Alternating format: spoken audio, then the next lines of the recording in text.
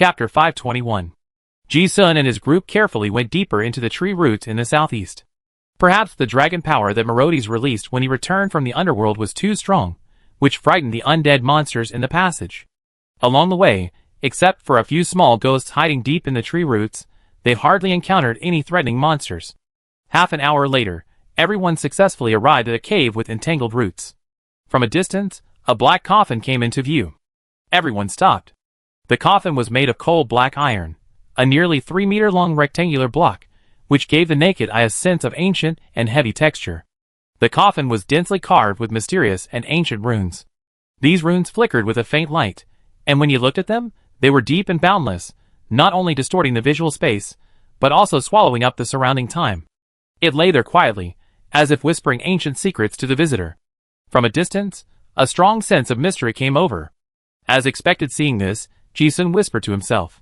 He had seen two similar coffins before. One was on the Neon train, which was a coffin that could nourish the soul, and the other was in the Orlan royal family, which was known to have the effect of warming the flesh and blood. Although the spells on the iron coffin pointed to different directions, the style was exactly the same. It was the first time for Bonnie and the others to see this magical coffin. When they learned from Ji-sun that this was the relic of the previous mirror space, they couldn't hide their curiosity. But before they could get closer to check, Ji-sun quickly reminded them, "Everyone be careful, don't get close to the coffin." Hearing this, everyone quickly stood still. Bonnie cast a questioning look. "What's wrong?" Ji-sun pointed at the armor fragments on the ground and said, "There are a lot of void winds and cracks nearby. People who don't have a high level of understanding of the laws of space can't detect any abnormalities at all. If they move forward another 10 meters, it will be like walking into a minefield, and life and death are unpredictable." After hearing this, everyone suddenly realized and secretly felt lucky that there was a teammate who was proficient in the laws of space in the team. So that's how the corpses and armor fragments on the ground came from. Just now I thought it was caused by some monster. The others stayed where they were, and Ji-sun walked over alone with the original rune of space. Ivan lay on his head and pointed out some space winds that Ji-sun didn't even notice from time to time. This walk took several minutes to walk just 100 meters. In the eyes of others, Ji-sun was like an acrobat who lost his balance while walking on a tightrope, with all kinds of twisted movements. But only he knew that this journey was like walking in a forest of blades. Because he was careful enough, he avoided the hundreds of fatal space cracks. It seemed that they were left behind when the space barrier was broken by the dead dragon Marodi's, and the divine magic collapsed. Fortunately, there was Ivan. After a narrow escape, Ji-sun walked to the side of the coffin. It was the first time he saw this mysterious black coffin so close. Ji-sun didn't know why, but after getting closer, he felt that everything around him was still. He turned around and looked at Qin Rushi and the others, only to find that it was not still. Instead, it felt like the space was distorted, and there was a feeling that the flow of time was different. Does the high-level space law distort time? Ji-sun thought of the time when he was trapped in that mysterious mirror space and time seemed to have an inexplicable connection. He knew that his current understanding of the law could not explain the time distortion phenomenon in front of him. Turning around, he asked the little girl lying on his head, "Ivan, do you remember anything?" Griffith once said that Ivan was snatched out of this coffin by her. This girl might be the spirit of the coffin. Or something. However, Ivan shook his head and yawned. "It just feels very familiar, like lying on a soft bed, very comfortable, want to sleep." Ji-sun listened to this, looked at the coffin in front of him, and fell into deep thought.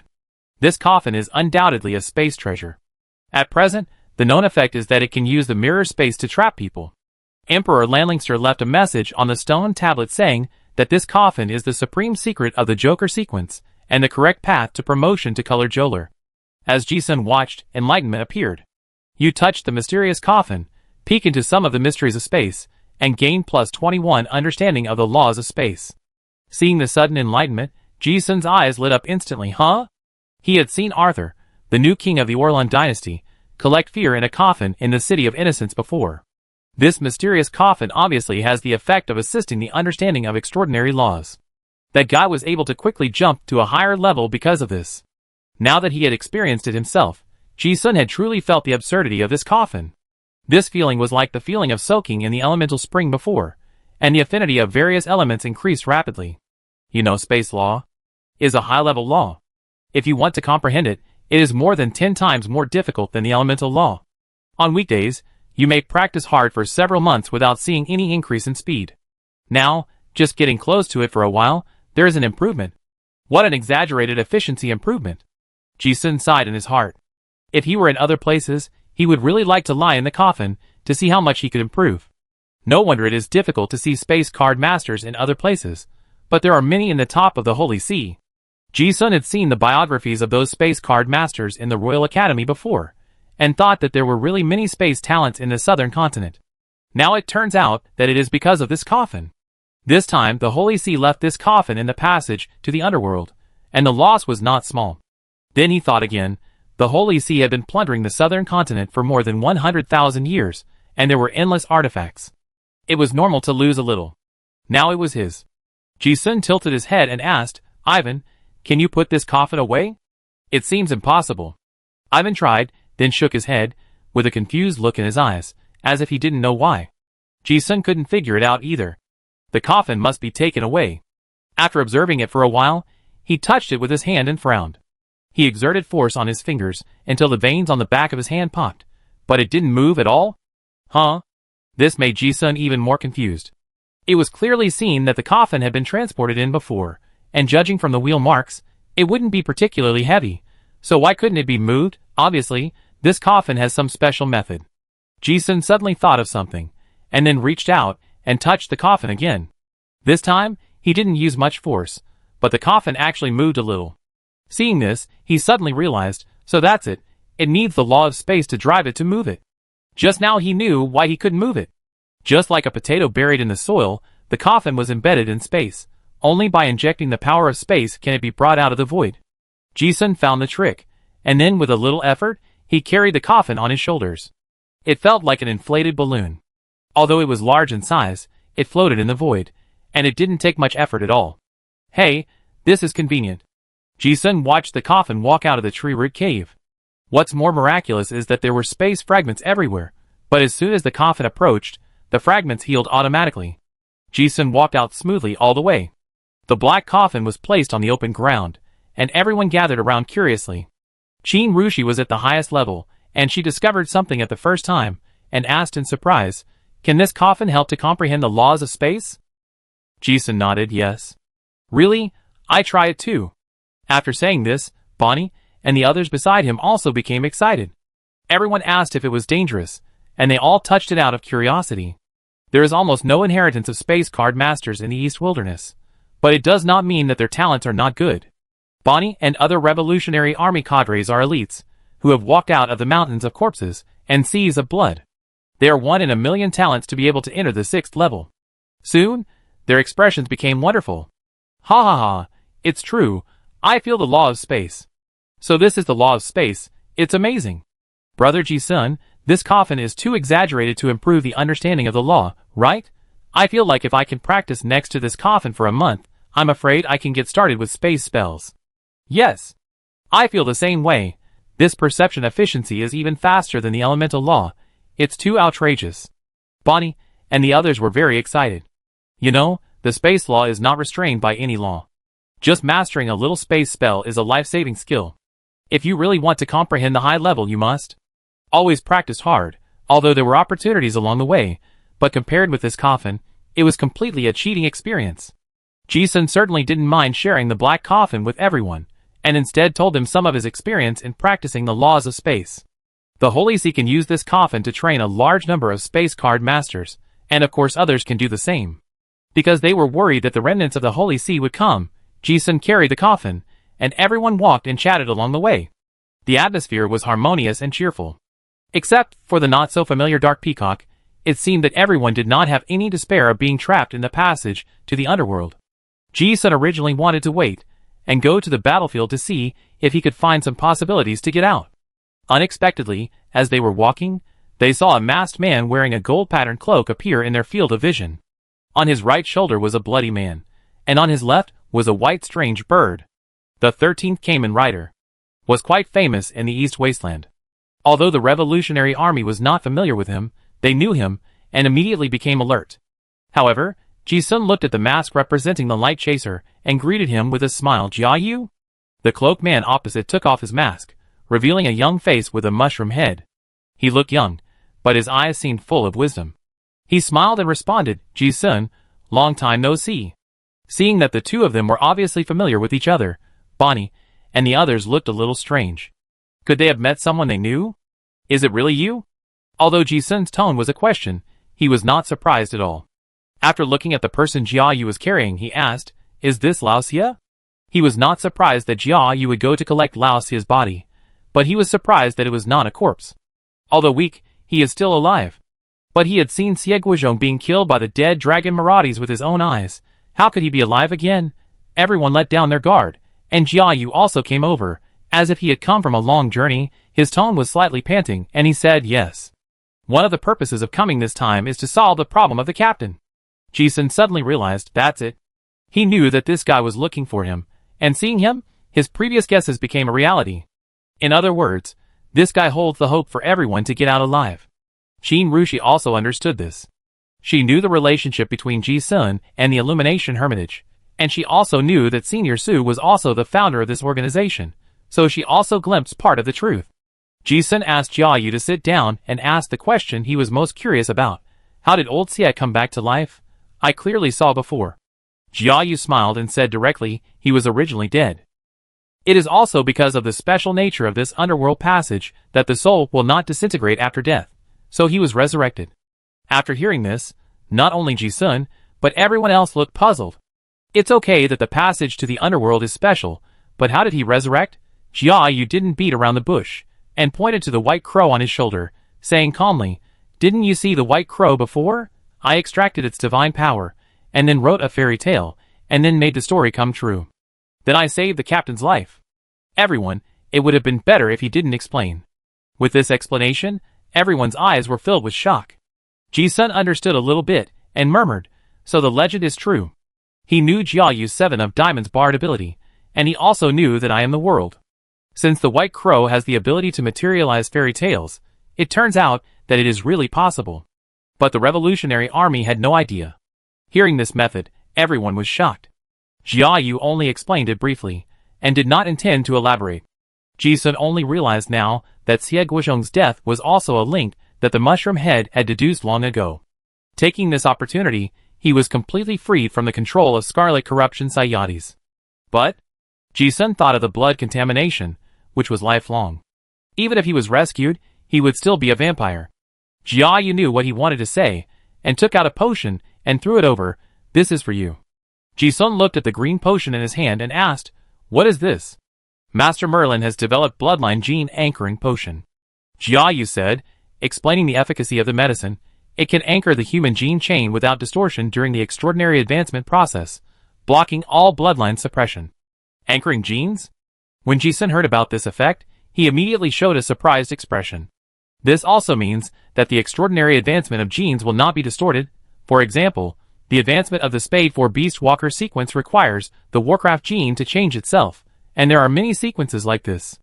The biggest risk of this type of sequence advancement is that the alien gene will contaminate the human gene chain and cause distortion. But now with this potion, it means that the human main gene can be anchored? Ji-sun thought quickly about the subsequent impact of this potion. This has a groundbreaking impact on the entire Card Master civilization. This also means that the difficulty of Card Masters in the Beast sequence will be greatly reduced in the future. This is awesome, and Jia Yu took it out at this time, obviously saying that this potion can block the suppression of vampire blood. In other words, if Xie Guizhong is injected, he still has the super physique of a vampire, but he is no longer controlled by the blood of the source Scarlet Corruption Cetis. If that's the case, then what about Dragonborn Card Masters? Wouldn't the billions of Card Masters in the southern continent be completely free from being enslaved by the dragons? Jia Yu looked at Ji-sun's surprised expression and said, "Yes. As you think, Master Merlin has tested it, and Dragonborn Card Masters can also be used." He then said, "But now there are not enough materials, and the quantity is small, so there are only a few finished products. They are still for the vampires and Dragonborn." "Oh! Master Merlin also asked me to say thank you to you.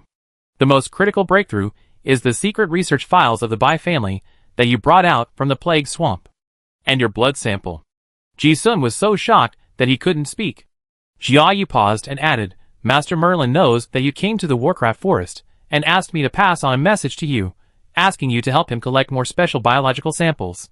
Ji-sun listened to the thoughts in his mind scattering like a volcanic eruption. Master Merlin did something earth-shattering without saying anything. Ji-sun has always known that Master Merlin has been researching this topic, and he provided a lot of materials and information, but he didn't arrive first. The old man was so awesome that he actually researched it. This potion really needs to be mass-produced. This is a blockbuster that can overthrow the regime of the Arel Empire.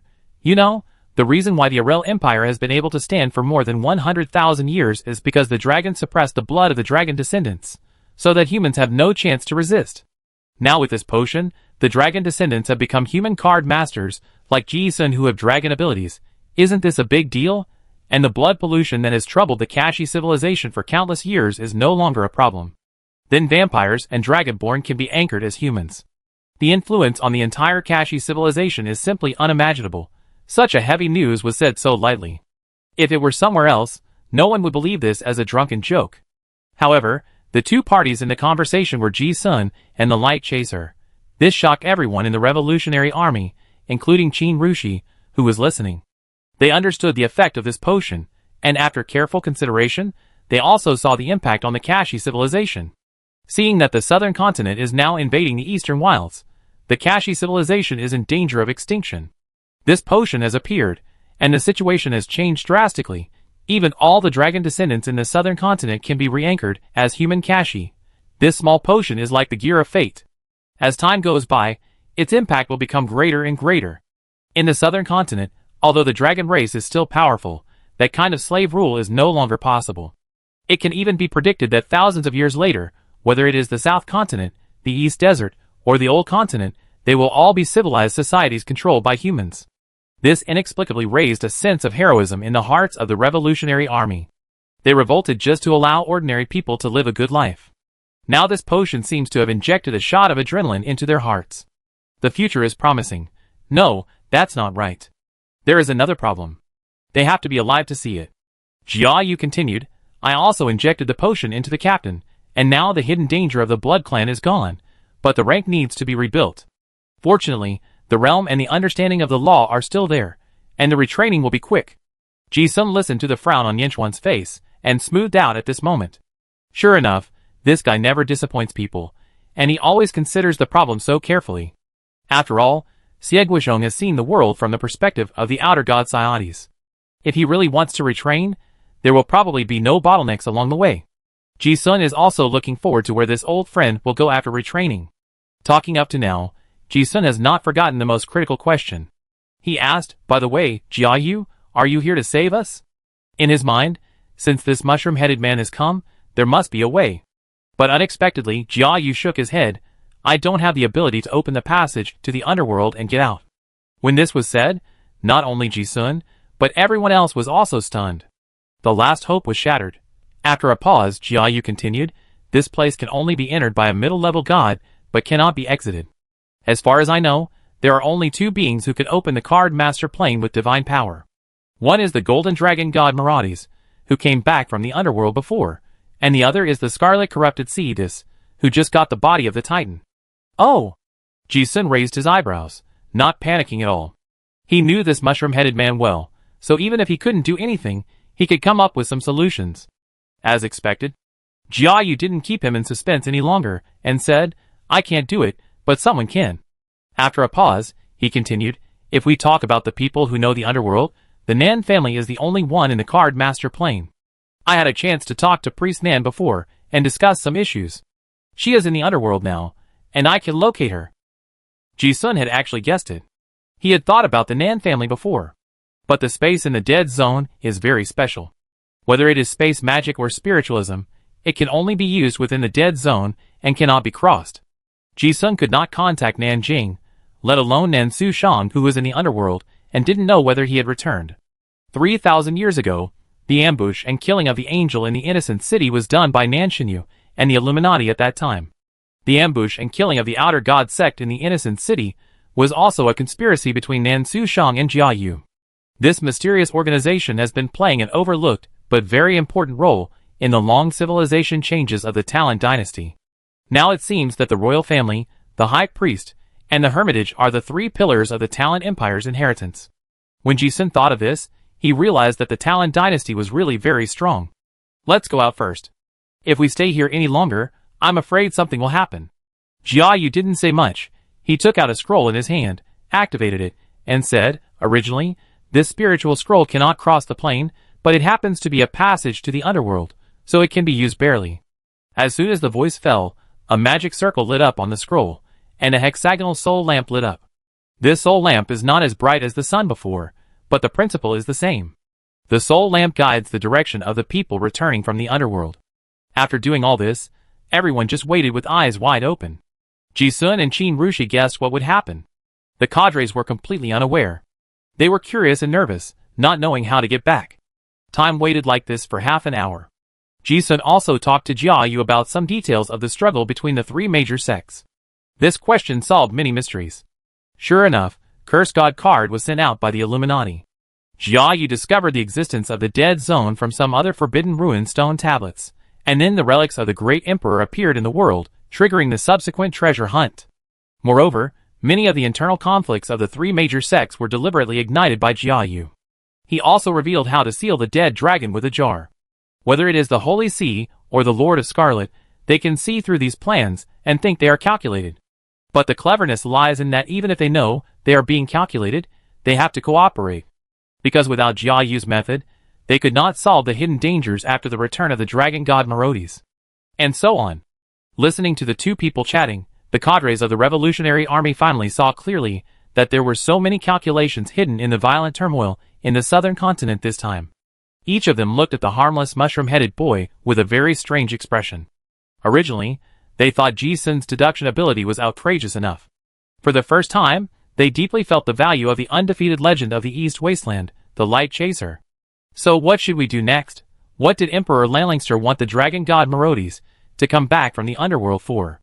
I haven't completely deciphered the contents of the stone tablet yet, but I guess it should be used as material. And it seems that the turmoil in the southern continent is beneficial to the Kashi civilization. Ji-sun and Jia Yu were still chatting. At this time, they suddenly heard a train whistle. Ji-sun, Jia Yu and Qin Rushi all knew what was going on and looked into the depths of the fog. Bonnie and the others on the side widened their eyes, as if to say, there is a train here? Before everyone pricked up their ears to confirm whether it was an auditory hallucination. At the end of the field of vision, in the fog, an ancient steam train slowly approached. At this time, Jia Yu looked at Qin Rushi again and said politely, when we get on the train, we will have to ask Miss Qin to help change the ticket permissions. After all, none of us have tickets. Qin Rushi nodded, yeah. Ji-sun raised his eyebrows and glanced at the mushroom-headed man, who always had a smile on his lips. Sure enough, this guy had thought of everything long ago. Chapter 522. The ancient steam train roaring from the underworld is the neon train that the Bai family has guarded for generations. The last time Ji-sun and Qin Rushi went to the Bai family headquarters in Jidao City, they found Nan Suzhang imprisoned on the train. Afterwards, Ji-sun and Qin Rushi got off the train, but the abolished high priest of Orlan borrowed Qin Rushi's authority and went to the underworld. Ji-sun didn't expect that the chance encounter at the beginning would become a life-saving straw. The neon train in front of him was like a small boat in the sea. It was determined by the signal sent by Jia Yu and then drove over. Woo woo woo.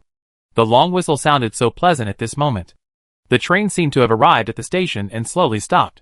Ji-sun and Qin Rushi had both taken this kind of ghost train before, and their expressions were calm as usual. But Bonnie and several Revolutionary Army cadres were stunned when they saw the steam train that appeared in the underworld passage. There really is a train in this ghost place? This is not a train. Ji-sun can now roughly guess that this steam train is actually the manifestation of the mysterious black iron coffin in the carriage. It should be what people think it is.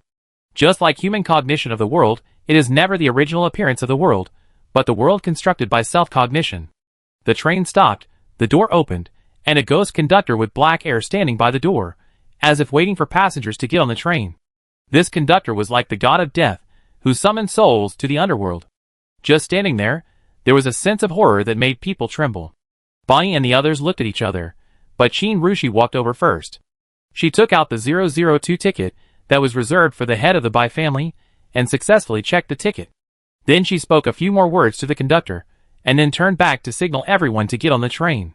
Jia Yu looked at her with his eyes narrowed into a line, and walked over with great interest, saying as he walked, "Thank you, Miss Qin.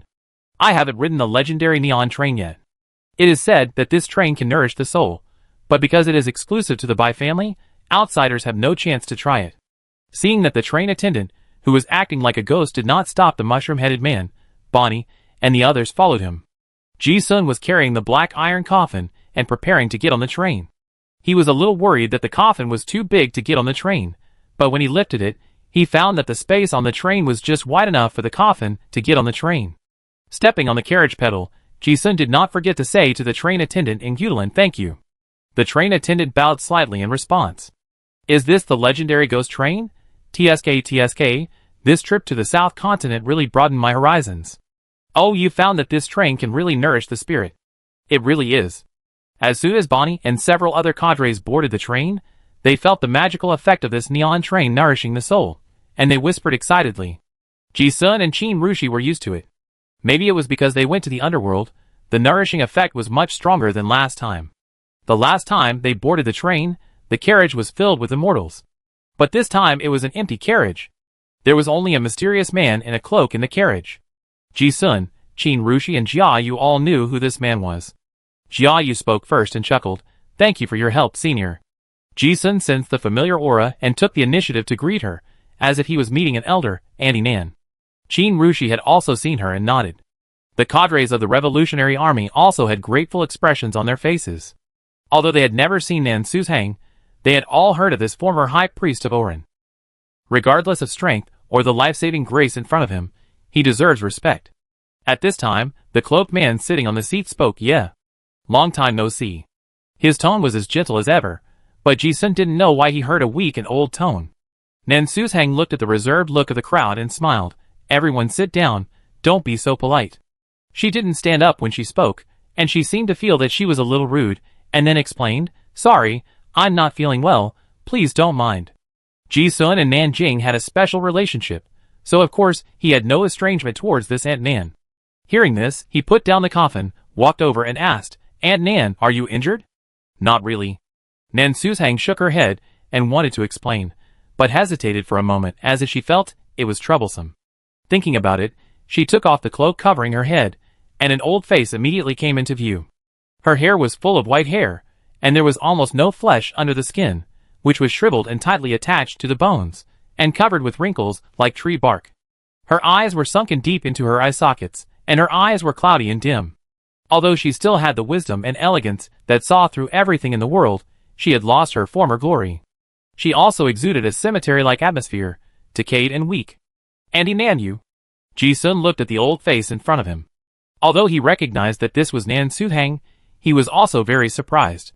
How could the once familiar and charming beautiful woman become like this? Qin Rushi and Jia Yu, who were watching from the side, frowned slightly. "I can't think of what happened to make the senior become like this. After all, in the East Wilderness, Gongwu might be the best in combat power, but when it comes to magic, even Jia Yu admits that no one can match him." Nan Suzhang herself looked very calm and explained, "The underworld is different from the card master's plane, and the speed of time is also different. I went to a dangerous place, and was contaminated by the air of the underworld, so this happened." As she said this, she looked at Ji-sun and others who could not hide their worried eyes, and comforted them. "It's no big deal. This is the fate of the high priest lineage. I have accomplished what I wanted to do, and this price is completely worth it. Don't stand, everyone. The way back is still long. Take Ji-sun's seat. Come, sit next to me." The people in the carriage were not ordinary people. They all understood this sentence. In Nan Suzhang's words, there was no regret for himself, only the unshakable faith. After listening to this, Ji-sun walked over and sat next to Nan Suzhang. He knew that this elder had something to tell him. Qin Rushi and Jia Yu sat opposite. The others sat in other seats. Woo woo woo. At this time, the train whistle sounded again, and the train started slowly. There was a rapidly flowing fog outside the window, and it was completely unclear where the outside was. Ji-sun asked, "Aunt Nan, what happened?" He knew that Nan Jing had been to the underworld, and it seemed that there was no negative impact. How could this Aunt Nan lose half of her life after going there? Well, that dusty history still needs to be known to people. Nan Suzhang sighed after hearing this and then said, "It's not worth talking about, but since you want to know, I tell you. But it's a long story." When he started, the atmosphere was like an old man or an old woman telling stories to the children beside the fireplace. Nan Suzhang slowly narrated, "Back then, the Terran Empire was about to collapse because of the ravages of the 7 Lords of Natural Disasters. The royal family prepared various means to save the situation, including the idea of using faith to restrain faith pollution. My Nan family ancestor, as the high priest, was in charge of almost the entire plan. The ancestor chose the Plum Blossom Q Moonlight Queen sequence of the then Queen Montini, and artificially created the divine leakage, which is the god pointed to by the Silver Moon sect of the East Wilderness, the Lord of Dreams and Joy, Arachne. This opening began with various secrets of the last few decades of the collapse of Terran 3,000 years ago. Jia Yu seemed to have known this history for a long time. His eyes were distant and deep, and there was no strange color. Ji Sun and Qin Rushi also knew some fragmentary information. And this time, he heard the dusty history from the inheritor of the high priest lineage, and the shock was beyond words. At first, faith was used to restrain the pollution of the outer gods. It did work at first. The 3 outer gods, Elemental King Lagros, Scarlet Corruption Cetus, and Source of Plague Takpara, were sealed one after another. However, the empire was already in a state of collapse, and wars continued. Monliad, the Lord of Wars, could no longer stop the trend of collapse. Especially since His Majesty Crosa was attacked by the Tyrant Source card, he insisted on governing and made many mistakes. Later, the Xinhua project was created. There is one Xinhua in the East Wilderness, and it is also the most important one. In the beginning, the imperial residents who migrated to Innocent City were temporarily given a chance to breathe because of the isolation of the Abyss Rift. But as time went on, problems gradually emerged. Without external enemies, the belief in the Moon God is no longer restricted. My Nan family ancestors realized that the belief of the Moon Queen is completely uncontrollable. If they really stay, not only the royal family, but also the future Card Master civilization will no longer exist. Later, my Nan family's ancestors worked with the Illuminati to completely resolve the disorderly expansion of the Silver Moon sect. But that battle was a loss for both sides. My Nan family and the Illuminati lost their elites, and my ancestor was also seriously injured. Moreover, the hidden danger of faith pollution cannot be eliminated at all. In order to completely eliminate the influence of the moon goddess Arachne, all books were burned and history was artificially cut off. Even in the royal family, the information about that period of history has been sealed for thousands of years until now. Although the moon goddess was sealed, the loss of control of the divinity of the Club Queen Source card has not been resolved. The first master of my Nan family knew that the Silver Moon believers would definitely make a comeback in the future, so she laid out a 1,000-year plan. The source of everything is still on that Club Queen Source card. It was the carrier used by the great god, who once created the Card Master civilization to seal the power of the demon god, and it is also the only means to completely restrain the moon goddess Arachne. When Ji-sun heard these words, he had already connected all the fragmented information in his mind. When the moon goddess Arachne escaped from the bondage of the source card, it was impossible for her to be sealed back and become the mark of the human demon. At that time, the moon goddess was in a high position and had the fortune and all the power of faith of the Talon dynasty, so there was no condition to subdue her. Then the last high priest Nan Xinyu thought of leaving this method to future generations. After 3,000 years of sealing, the power of the moon goddess Arachne has been exhausted to the extreme. Now is the best opportunity to seal her. Ji-sun, Qin Rushi and Jia Yu all fell silent after listening. Bonnie and the others in the back seat were so shocked that they didn't know what to say. They only then knew how the powerful Tarun Empire collapsed, and how the Kashi civilization and the Orlan dynasty in the East Wasteland came into being. Nan Suzhang finished the history of that period in one breath, as if it had consumed most of her energy, and the fatigue between her brows became increasingly difficult to hide. As she spoke, she took out a scroll and a sealed secret box, and said to Ji-sun and the other two, "This secret box was left by my Nan family ancestor. I can no longer leave the underworld, so I give it to you." Ji-sun looked at the box in front of him with a solemn expression. Hiding things in the underworld is indeed the safest and most secure. No one can find it except the people of the Nan family. He knew without guessing that the secret box contained the source card of Queen of Clubs. Just like those spell pottery jars conceal the outer gods, this source card is also the biggest restraint of the moon goddess Arachne. Seeing this thing, Ji-sun also saw that the East Wasteland, which had been controlled by the Silver Moon sect, finally had hope of breaking through. Nan Suzhang did not say anything more, but used his mental power to convey the method of using the things in the secret box. Ji-sun frowned after hearing this. It is a method, but it is not easy. But before he could think about it, Nan Suzhang lowered the scroll again and said, "You should have heard from Xiao Nan that the inheritance of my Nan family is very special. I ask you to hand this scroll over to Xiao Nan. Ji-sun had heard from Nanjing before that the inheritance of the high priest's lineage is blood initiation.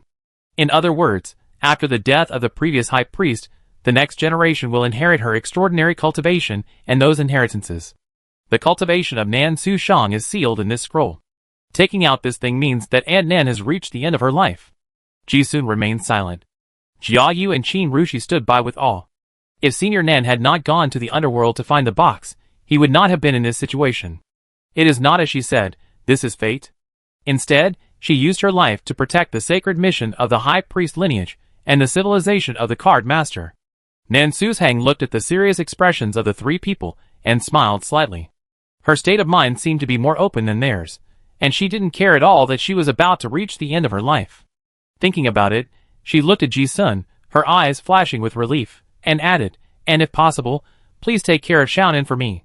That girl is too kind and innocent. Many things always make people worry. I am afraid she will be very sad. She is not only a high priest, but also a mother. After explaining the business, she talked about her most beloved daughter. Ji-sun listened to this and only responded lightly, yeah. Seeing that he agreed, Nan Suzhang smiled with relief.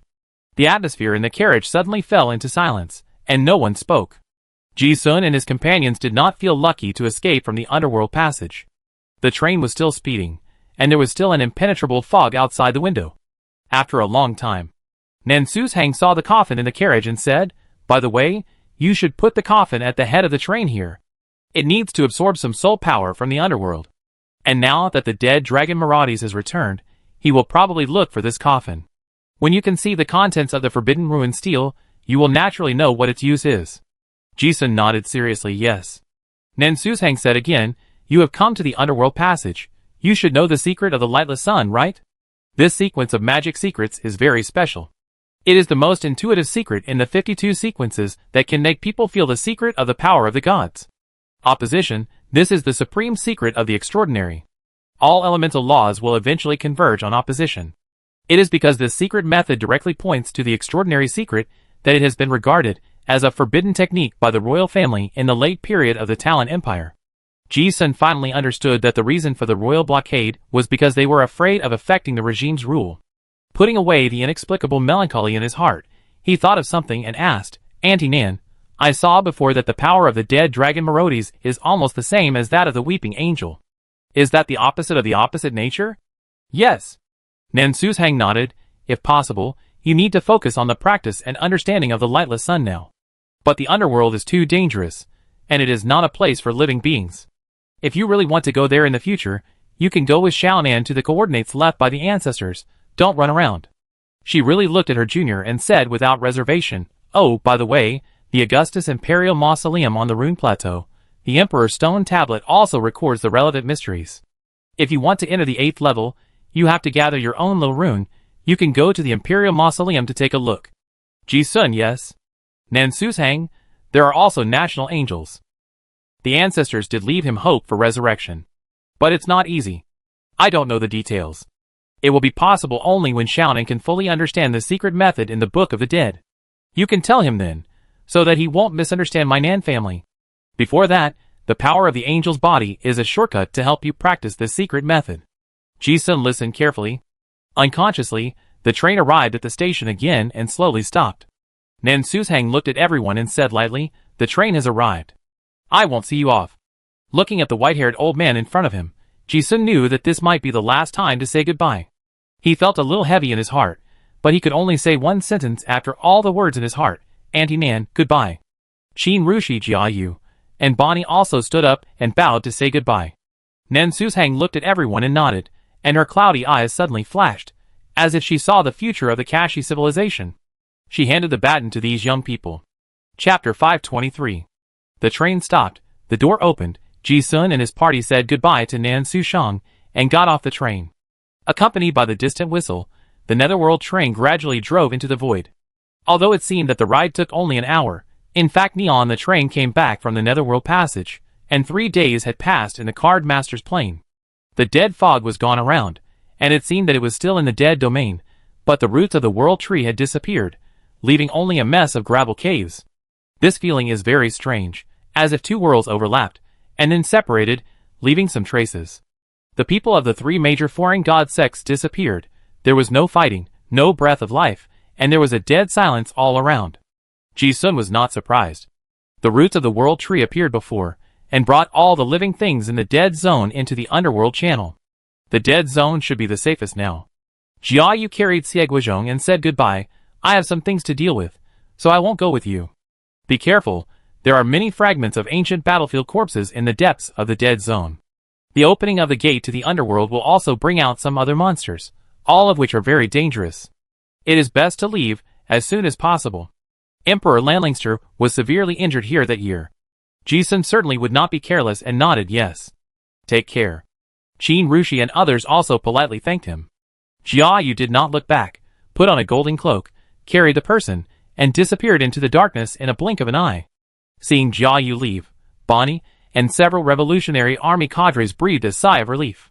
Although the mushroom-headed man did not show any sense of oppression, everyone felt as if they were chess pieces on a chessboard, and no matter how they moved, they would be controlled by the chess player. As expected of a light chaser, he is as powerful as the legend says. But he is still young. He is young, but he is also powerful. Those eyes gave me the feeling that all secrets could not be hidden, and no matter what he did, he would be seen through. TSK, who would have thought that the southern continent made such a big fuss this time, and it turned out that the Illuminati was secretly arranging it. Ha ha, the three major sects were all calculated into this, and the means were really clever. From this point of view, the coups in the East Wilderness also had the shadow of this organization. This organization is really mysterious. Who cares? They saved us and are friends of Brother Ji-sun. We owe them a favor. When there is a chance in the future, our revolutionary army will repay them. Yeah. We actually got out alive. Hee, this is really the most unforgettable experience in my life. If I can get out alive, the story of this exploration of the dead zone can be told to my descendants for 100 years. Before, everyone was optimistic about the almost certain death in the underworld passage. Now that they were out, the atmosphere suddenly became relaxed, and everyone was joking with each other. Ji-sun glanced at the dark peacock beside him. He had met Nan Suzhang on the train before, and they communicated something with their mental power. After getting off the train, Peacock was in a bad mood. Ji-sun said, Miss Bai, come with us. I'm going to the old world to find my friends, and it's a good opportunity for us to go together. He didn't use the tone of a question, but rather a greeting from a friend. Peacock listened to this and pondered for a moment. After so many years, she was the only dark peacock left in the dead zone. She was the only one in the tribe. Now that the dead zone had undergone a major change, she was a little confused, and didn't know what to do in the future. She had previously communicated with Nan Suzhang, and learned a lot about the fateful bond between her family and the Nan family. It seemed that finding the contract master was also the only bond and sense of belonging, and she had a strange feeling in her heart that she had never had before. Peacock hadn't figured out that she would be tied to humans in the future, but looking at Ji-sun, she still responded, yeah. Ji-sun looked at her and agreed, and responded with a faint smile. There were signs of collapse everywhere, but fortunately, the tree roots penetrated the rock wall and made some passages. Ji-sun and his group walked along and basically confirmed that they were on the 16th floor. Although there was an ancient ruin on this floor, and there might be a lot of good things, they didn't dare to stay for long and walked all the way up. After walking for a few hours, the concentration of elements around them became inexplicably high. Ji-sun immediately realized that they had come to the moon well. Although the seven-color rainbow was no longer there, and the spring water had been used by Xie Guizhong to activate the roots of the hell tree to extract and dry up, Ji-sun's photographic memory still allowed him to recognize the gravel on the ground that had been dyed into various colors by the elements. They were the stones in the moon well. Look, there are elemental veins here? These are not elemental veins. They are just some ordinary stones dyed by elements. Ah, this is too extravagant. How rich an element must be to leach out this kind of stone that is comparable to a low-grade elemental vein. There is no such good thing in the East Desert. After Ji-sun said it was the moon well, everyone showed a shocked expression. Although this stone is not valuable, there are too many of them, and they are everywhere. If you really want to talk about the value, it is simply a mountain of copper coins. The Revolutionary Army has always lived a hard life, and it is rare to come across a place where there is money everywhere. Bonnie and the others walked along the way, picking up some elemental stones with great interest. If the storage space was not insufficient, everyone would really want to move all these colored stones away. Ji-sun didn't care much. He still had a lot of rainbow spring water in his storage space, so these stones didn't mean much. He walked along the way, observing all the way, trying to find the whereabouts of the two Liang elves. He didn't know whether the previous incident involved the two elves. Soon, he saw the familiar moonlight. Although it was faint, Ji-sun and Qin-ru were very familiar with this moonlight. They walked over, and saw the moon hanging high in the sky. This was not a real moon, but a naturally formed elemental spring. At this moment, it was no longer as bright as before, but dim. The colorful waterfalls and springs around them had dried up, and there were gravels everywhere. Ji-sun called out, "Korra, Nina." The cadres also knew that Ji-sun had raised two elves, and they also helped to call. The moon well was very large, so everyone walked along, picking up stones and calling along the way. Just when Ji-sun thought that the two elves might have encountered an accident, he suddenly saw two colorful streams of light flying over from the darkness not far away. Looking closely, they were the two elemental elves, Korra and Nina. However, their appearance at this moment was different from what they had seen before. Although they were still only the size of a thumb, the elemental power on their bodies was extremely strong, and there was a moon-like light lingering all over their bodies. The most bizarre thing is that a golden halo formed by natural elements appeared on their heads, like a crown. When Ji-sun saw this scene, his eyes were also stunned. Isn't this the symbol of the Queen of Elements in the classics? Wherever they passed, the two elves dragged a long rainbow behind them. They flew over and said in surprise from a distance, "Mr. Ji-sun." Ji-sun looked at the elves flying happily around him and asked, "Are you all okay?" "Korra, I'm fine. When we came out of the moon, we found that something had happened in the secret realm. Then Nina was afraid that you were in danger, so we went to look for you." "Nina, yes. We have been looking for you for many days, and we thought you." The two elves chattered about their worries. It turned out that they were in the Moonwell Elf secret realm, and were blessed by the elves, and were not pulled into the underworld passage. So they were not only fine, but also worried about Ji-sun's safety. Ji-sun also breathed a sigh of relief after hearing this. "You have been promoted to the Elemental Queen?" Korra pouted, "There's still a long way to go. It was originally possible, but the power of the Moonwell was suddenly drained." Nina said excitedly, "Wow, Mr. Ji-sun, you don't know that I got the inheritance of the clan spirit in the Moonwell. Elemental elves are not like humans, who have complicated intrigues. They are innocent. Now that they meet, they happily share their gains with Ji-sun, their only human contract friend." The two elves also feel very happy, sitting on Ji-sun's shoulders, one on the left and one on the right. Suddenly, Korra thought of something. "By the way, Mr. Ji-sun, we have a gift for you." Nina also said mysteriously, "Didn't we say before that we will repay you?" "Oh!" Ji-sun raised his eyebrows. When it comes to this topic, the scene of signing the contract appears in his mind. The two elves said that when they return to the forest, they will compensate for the expenses of eating and drinking. This was also the intention of Ji-sun when he signed the contract at the beginning. "But now I don't care about the harvest. This time it's big enough. It's fine as long as the two little guys are fine." The two elves said, and flew happily to the moon. Ji-sun had tried it before. The moon is just a ball of light. It has no substance when humans touch it. But the two elves said that it is the secret realm of the elves. Ji-sun also knew that it was a place that only elemental elves could enter. Qin-ru and the cadres were also very curious about what gift the elves would give. In a blink of an eye, they brought out a fist-sized stone from the moon. Ji-sun didn't care at first, but when he looked closely at the colorful spiral patterns on the stone, he was immediately shocked. Could it be? The stone was too big, and the two elves had a hard time looking at it, and it fell down before it flew far. Ji-sun was quick-witted and caught the stone. He immediately felt something was wrong and said in surprise, "It really is." The reason why he could recognize it at a glance was because he had a space primordial rune stone in his hand. This one is something similar. Original rune stone elements detailed explanation. The rune stone formed naturally in the moon well contains powerful elemental energy. Holding this item greatly improves the efficiency of releasing elemental spells, improves the power of spells, and greatly increases the perception of elemental laws and affinity with all elements. This stone is the physical embodiment of the laws of the universe condensed to the extreme. There may not be a second one in the world. He never expected that the two elves would come up with such a big surprise. Compared with the value of this stone, the cost of raising two elves by Ji-sun before is probably less than 1/1000th of it. Qin-ru knew the origin of this thing. She also looked at the stone in surprise, and then looked at Ji-sun. The value of this stone is inestimable. For almost any card master, it is an auxiliary treasure for extraordinary practice. However, the two elves didn't care at all, and fell on Ji-sun's shoulders again. They looked at Ji-sun without saying anything, thinking that he was not satisfied with the gift. "What's wrong, Mr. Ji-sun? Is this elemental stone bad?" "No." Ji-sun shook his head and asked, "Do you know this is the original rune stone?" Although he didn't mind receiving some gifts, he didn't want to cheat the two elves. Korra didn't understand why his expression suddenly became so serious. "I know.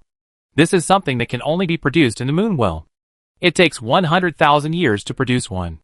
After hearing this, Ji-sun realized that they knew about this thing, and said, "This rune stone is inestimable." However, before he finished speaking, Nina interrupted and said happily, "It is because it is precious that I gave it to Mr. Ji-sun." Ji-sun looked at the expressions of the two elves, and didn't know what to say. They were giving it to him sincerely, and if he refused, he would feel inferior.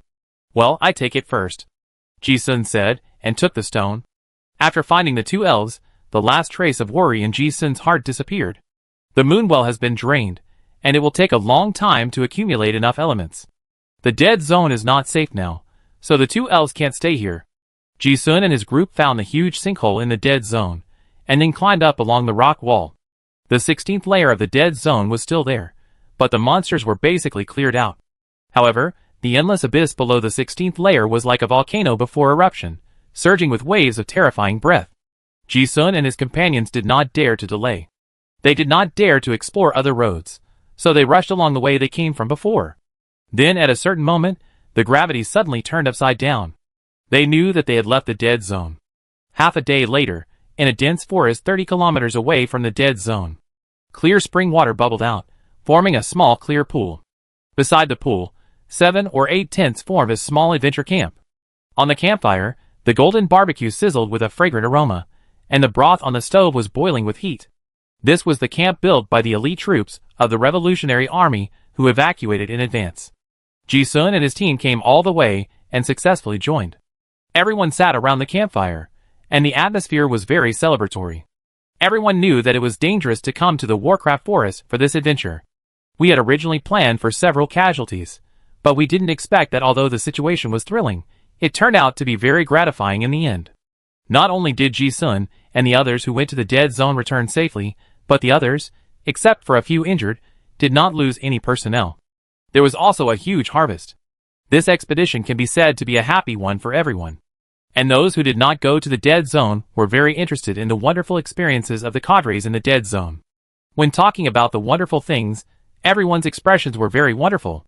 Don't you know that the legendary moon well at the root of the world tree is full of elemental stones, and the passage to the underworld is full of evil spirits?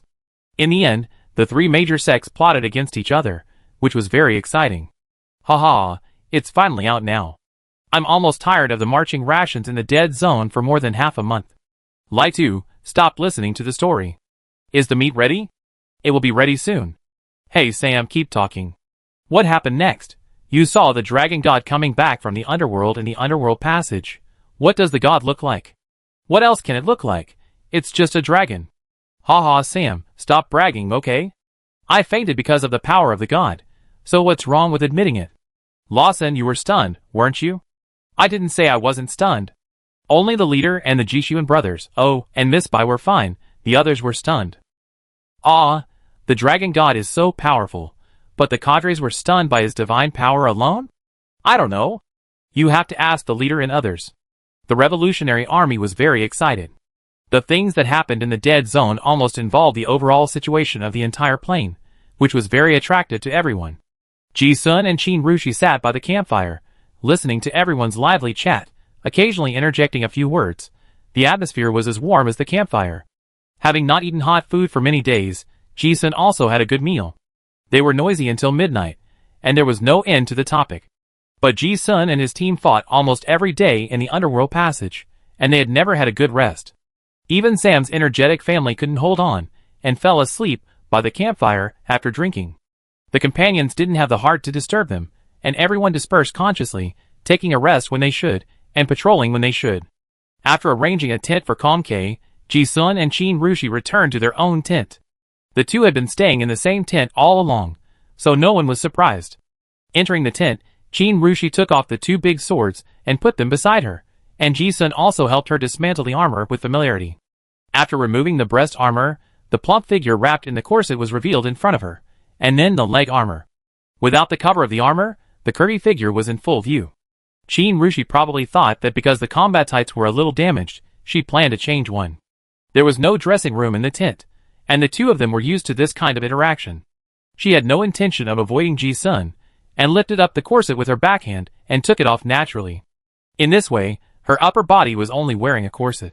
But because there was no coat to cover her, her too big chest was particularly obvious, and the vest could not restrain it, so it swayed a few times. Ji-sun was about to sit cross-legged and meditate as usual, but he took a look at it for some reason, thought it was beautiful, and looked at it a few more times with interest. His mind suddenly recalled the scenes in the elemental spring water of the moon well.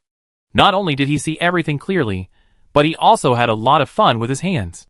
Well, it felt great. But before, he just went with the flow, and it was a little fun to move his hands in the hot spring. Besides, there was the succubus secret method of the charming Mrs. Mist.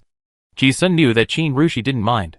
But speaking now seemed to destroy the delicate atmosphere of getting along. Ji-sun just watched. Qin Rushi certainly noticed the gaze, and just as she was pulling her tights down to her knees, large areas of her fair skin were exposed to the air. Because she was sideways, she caught a glimpse of Ji-sun's gaze, raised her eyebrows slightly, and hummed a teasing tone. Ji-sun was caught in the act, but he didn't hold back. Instead, he praised, "Every time I see Aunt Qin's figure, I feel it's super great." Hee. Qin Ru smiled without comment. She took off her pants and started to change into a new one. While putting on, she didn't forget to spit, "You are really getting more and more unrestrained." Although she said this, she didn't mean to hide it at all. The tights were like stockings, slowly rolled up, from the calves to the thighs, and then wrapped up the entire slender legs. The upper body was cool, and the lower body was graceful, really beautiful. Ji-sun simply held his chin with his hand, looking at the mountains and ridges, and the trembling swaying. Qin Rushi ignored him, put on his clothes again, raised a slight smile at the corner of his mouth, glanced, "Can't see it now?" Ji-sun also responded with a helpless expression of shrug. The two of them were very tacit about this kind of spiritual communication. Originally, Ji-sun was ready to restrain his restless mind, but Qin Rushi seemed to be in a good mood. He climbed on the soft camp bed and said casually, "Since you have nothing to do, can you help me rub my shoulders? After wearing armor for a few days, my muscles are stiff." During their rest time, they would occasionally massage each other to relieve body stress. Ji-sun listened and agreed okay. He walked over, sat next to Qin Rushi, and stretched out his hand to massage her shoulders. The spell power was poured in, unblocking the meridians, and he could indeed feel the slightly stiff muscles. Qin Rushi felt comfortable, and occasionally let out a slight hum from his nose. In the small tent, both of them enjoyed this leisurely and relaxed relationship. Although separated by clothes, the soft and elastic skin felt very clear between the fingers. Ji-sun pressed along the back, distinguished the traces of the vest, and then went all the way down. From the shoulders down, to the waist, and then to the perky buttocks. Just because of lying down, Qin Rushi's figure exuded a different kind of charm, with undulating peaks and ridges, and the touch was unusually resilient. The relationship between the two is like this. After touching, it is natural to touch again. Ji-sun couldn't let go, and needed it a few times. The legs and buttocks of the melee card master are so tight and resilient, and they feel great. Qin Rushi closed her eyes. Of course she didn't know what was going on, and said unhappily, "Don't touch me randomly, press it well." Ji-sun laughed, but didn't restrain himself. Instead, he praised, "I just found that Aunt Qin's legs and buttocks feel great. Before, in the elemental pool, I almost played with a pair of honey pomelo, but I didn't do it too recklessly. Now that I have a chance, I just give it a try." This is very explicit. He pinched it as he spoke. Qin Rushi listened and felt the big hand being wanton, but still didn't open his eyes, only said, "You guy." Ji-sun smiled but didn't say anything. The atmosphere was subtle and harmonious, and neither of them felt anything wrong. Ji-sun used the spell power to clear the meridians along Qin Rushi's body, from the calf back to the back. The most important meridian in the human body is near the heart, and he also pressed it emphatically. But Ji-sun was not as rigid as before, and wandered around without any scruples. Qin Rushi also noticed the hand on his side and snorted him. Ji-sun did not hesitate to say what he meant. It's not easy to press through the combat uniform. Heh. Qin Rushi chuckled after hearing this. She understood the meaning of this, and said casually, "Then take off your clothes?" Ji-sun raised his eyebrows and said, "Is it okay?" Qin Rushi said indifferently, "Why not? It's not like you haven't seen it before." As he said that, he raised his body in a cooperative manner, so that Ji-sun could get it. Oh! Ji-sun smiled slightly. It was always pleasant to get permission. He didn't hesitate to lift the tights from his waist. Chin-Ru cooperated and raised his upper body and hands again, and then pulled it off. Ji-sun put the clothes on the side of the bed and moved to his waist. Chin-Ru knew what he was going to do, and teased, "Is it inconvenient to wear pants?" "Yes." Ji-sun said that he had already started. Chin-Rushi then opened her eyes and glanced at him, looking at the serious expression, rolled her eyes. She didn't say anything, but slightly lifted her hips to make it easier for him to start. Ji-sun pulled the tights around her hips, and saw the marks left by the panties, with a smirk in his eyes. He hooked his fingers and pulled, and the snow-white skin was completely exposed to the air. There was no cover at all. Chin-Rushi felt a cool breeze, and knew what happened without looking back. She didn't stop him, nor did she look at Ji-sun. She just muttered to herself, "You guy." There was only a vest on that beautiful body. Ji-sun reached out, and Chin-Rushi raised her hand lazily, and let him pull it off. Although the two of them had stayed in the same tent many times, there were many times when they changed clothes and exposed their private parts. But it had never been like this, completely naked. Perhaps because she was used to it in the element pool before, Chin-Rushi didn't feel uncomfortable even if she was naked. She just teased, "Is it convenient now?" "Yeah." Ji-sun responded with a smile. "This is really convenient now. Without the obstruction of clothes, the massage is really unimpeded." The previous technique was repeated, from the shoulders and neck, along the spine to the waist, and then the big hands stayed on the warm and elastic hips for a while. Chin-Rushi closed her eyes throughout the whole process, and didn't say a word. She only occasionally felt that some sensitive parts were being teased, and the corners of her mouth would rise slightly. At some point, Ji-sun's hand was on the side of the ribs again. It seems that he wants to wrap the honey pomelo with his hands, but after all, it is not very convenient to lie down. Chin-Rushi certainly felt the burning sensation, and she didn't know what she was thinking about. She smiled inexplicably and asked, "How about I lie down?" Ji-sun, "Okay." Chin-Rushi turned over and lay down. The massage had never been done from the front. Chin-Rushi's beautiful face was completely free of the shyness of a little girl. She just looked at Ji-sun, who was doing it freely, with a gentle and indifferent smile on her face. Ji-sun also looked at the smile on her face, and his hands were no longer satisfied with her flat belly, but climbed up the mountain. After a while, Chin-Rushi's originally heroic brow showed a little softness, and she joked, "Is it convenient now?" Ji-sun nodded and looked up and down at the plump and unobstructed beautiful figure. In the tent, there was an ambiguous and charming spring scene. Ji-sun enjoyed the bone-eroding tenderness. As she pressed, Chin-Rushi asked, "Do you want to try the succubus secret method?" Ji-sun knew that she didn't mind, but he was a little surprised that Aunt Chin would take the initiative to say it, and asked back with a hint of joking yes. Chin-Rushi seemed to think about it seriously, and said calmly, "Well, it seems that there is nothing wrong. Just think of it as helping you suppress the pollution." "Okay." Ji-sun's expression instantly brightened when he heard it. In an instant, the tent was filled with boundless spring scenery. Chapter 524. A Good Night's Sleep. In the morning, Ji-sun opened his eyes, and felt a warm touch around him. This scene was so beautiful that it seemed like a picture that would only appear in a dream. After a moment of confirmation, he realized that it was not a happy dream. It was a real touch. Chin-Rushi slept soundly, with a green marching blanket draped around her waist, and her fair skin exposed to the air. Because she was lying on her side with her hand as a pillow, her round chest was squeezed and deformed. But it was not flat, and it still looked like a full ball from the side. Her face was tilted to this side, and Ji-sun opened his eyes and looked at her, so he looked at her a few more times. The more he looked, the more he found it pleasing to the eye, and the corners of his mouth inexplicably raised an arc of appreciation for beauty. Because she was asleep, Chin-Rushi's heroic spirit belonging to the Valkyrie between her eyebrows was completely restrained, giving people a gentle feeling. This is a side that outsiders have never seen, and only Ji-sun can see. As he looked, his eyes were slightly fascinated. Ji-sun lay on his side, with one hand on the plump but still tight waist, and felt a wonderful touch of delicate and smoothness. Recalling the beautiful scene of last night, enjoying the tenderness. What is the feeling of being plump? Well, it is the feeling of the body sinking into the clouds. No matter what posture, there will always be gentle skin touching. Even though he had a great time last night, Ji-sun also felt excited when he thought about it. As he was watching, he found that the eyelashes on that beautiful face blinked.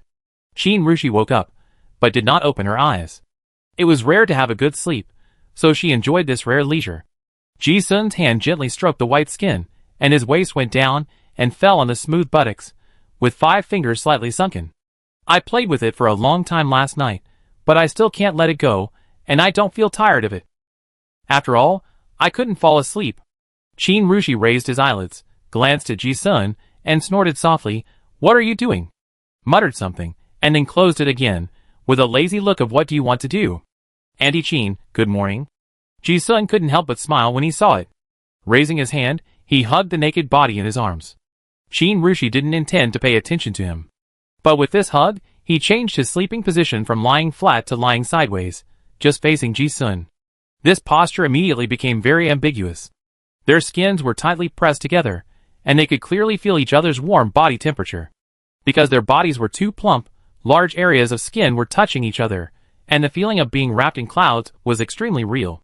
Qin Rushi felt Ji-sun's enthusiasm, and finally dispelled the last trace of sleepiness. She opened her eyes, and a hint of anger appeared in her shining eyes. But she didn't say anything and let him do it. "I tried it last night, but I didn't feel any shame. It was just early in the morning, and the sound of friends getting up could be heard outside the tent. I thought to myself that the time seemed to be inappropriate." Neither of them spoke, quietly enjoying this leisure time. The side-hugging position was just right, and Ji-sun's hands could play with her without any obstruction. This action made Qin Rushi finally unable to hold back and spit. "Do you like it so much?" The relationship between the two now does not completely need any taboos. Ji-sun said bluntly yes. As he spoke, he kept moving his hands and added in her ear, "I thought Aunt Qin had a great figure when I first saw her, and I feel it even more now. I just looked at her before. Now I feel it for real." The hot air blew into her ears, and Qin Rushi felt a little itchy. Her eyebrows raised slightly. "Did you have lustful thoughts when you were in Innocent City?" Ji-sun, not entirely. "I just thought Aunt Qin was really beautiful. And I couldn't beat her at that time. I had lustful thoughts, but I didn't have the courage." He. Hearing this guy's shamelessness, Qin Rushi rolled her eyes slightly and said, "No wonder Chi-Chi always said some weird things at that time. You are really bold." Thinking back to the first time they met in Wuzue City, in Honglu. At that time, she was already a legend, and this guy was just a junior card master. After many events, many dangerous situations, and adventures together, looking back, they realized that their relationship had become so close. As Qin Rushi thought about it, a faint smile bloomed on her cheeks, and her beautiful eyes were full of smiles. Ji-sun also became more and more dishonest. But Qin Rushi not only did not stop him, but reached out and lifted her hair to make it easier for her restless hands. Qin Rushi also enjoyed the feeling of being alone with her, which was more intimate than before, and it was pretty good. Suddenly, she felt the spell spirit getting hotter, and thought about asking, "Is the succubus secret method so effective?" "Yeah. It's really good." Ji-sun half-joked, but he thought it was really good. The succubus secret method taught by Mrs. Mist was tried by the two of them last night, and it was indeed very powerful. Originally, even a supernatural being would feel exhausted after the intense pleasure last night. However, after using the secret method, not only did both of them feel refreshed, but even more rare was that the fusion of their bodies also brought about the exchange of supernatural characteristics. Before, Qin Rushi used a mortal control technique to let Ji-sun realize his own supernatural realm, which was a spiritual exchange, and the succubus secret method had the same effect. In the fusion of the body, the two of them clearly sensed the supernatural energy of each other's body, and under the fusion, they actually improved each other. And Ji-sun also clearly sensed that this also had a miraculous effect on suppressing his witch distortion. "I have tried it many times before, and no matter whether it was physical pleasure or mental illusion, it was really no match for the effect of this succubus secret method." Of course, the most important thing is that Qin Rushi is this close friend, who is in harmony with her body and mind. Which, TSK, how can it be compared with this gentleness? At this moment, Ji-sun felt that his straight man's will was as hard as steel. "You?" Suddenly, Qin Rushi seemed to notice something and frowned slightly. A rare blush appeared on her beautiful face, and she couldn't help but say, Hey, it's almost time, okay, it's getting late, don't let everyone laugh at you later." It was rare to see her so embarrassed. Ji-sun pretended not to know and asked, "What?" Qin Rushi knew that Ji-sun was deliberately doing something bad, so she suddenly turned over and looked at him, her beautiful eyes shimmering faintly. "Let's talk about it later. I have to get up now." Although she didn't mind everyone knowing about her relationship with Ji-sun, she still had to maintain some leadership in front of her friends. Ha ha ha. Ji-sun looked at that pretty face and smiled brightly. In fact, after getting familiar with her, you will find that Qin Rushi's personality is not cold. It's just that she doesn't talk much on weekdays, and coupled with the Valkyrie sequence's inherent murderous and heroic spirit, she gives people a feeling of indifference and difficulty to get along with. Privately, she is actually gentle and dignified, thoughtful, calm and indifferent. Even though some of the bold postures during the intimate last night, she didn't think it was inappropriate at all. Although she didn't actively cooperate, she didn't reject it. Of course, only Ji-sun has experienced this gentleness, and only he has seen the charming side of the Valkyrie. Qin Rushi rolled her eyes at him, turned over and sat up, picking up the clothes beside the camp bed. Ji-sun just watched the curdy figure being covered by the clothes little by little, as if appreciating the most beautiful work of art in the world. In the morning, the Revolutionary Army got up one after another to clean up the camp. The purpose of coming to the Warcraft Forest this time has been exceeded, and everyone's face is full of joy of harvest. Not only did they harvest a large number of key materials for entering the 7th level, but also a large amount of other materials. This will allow the Revolutionary Army to quickly recruit some 7th level strongmen in the future, and the funds needed for the large army will also be settled. The only drawback is that they didn't find the materials Qin Rushi needed. Although they got more than expected 8th level materials, they didn't match Qin Rushi's career sequence. After discussing, they decided to go back first. 8th level materials are hard to come by, and even experienced mercenaries may not come across them for several years. The reason why Ji-sun and his team were able to harvest so much this time was entirely because of the special nature of the dead zone. Now that the dead zone has undergone a major change, there may be some monsters in the nearby forest that are impossible to resist, and the risk of staying for a long time is uncontrollable.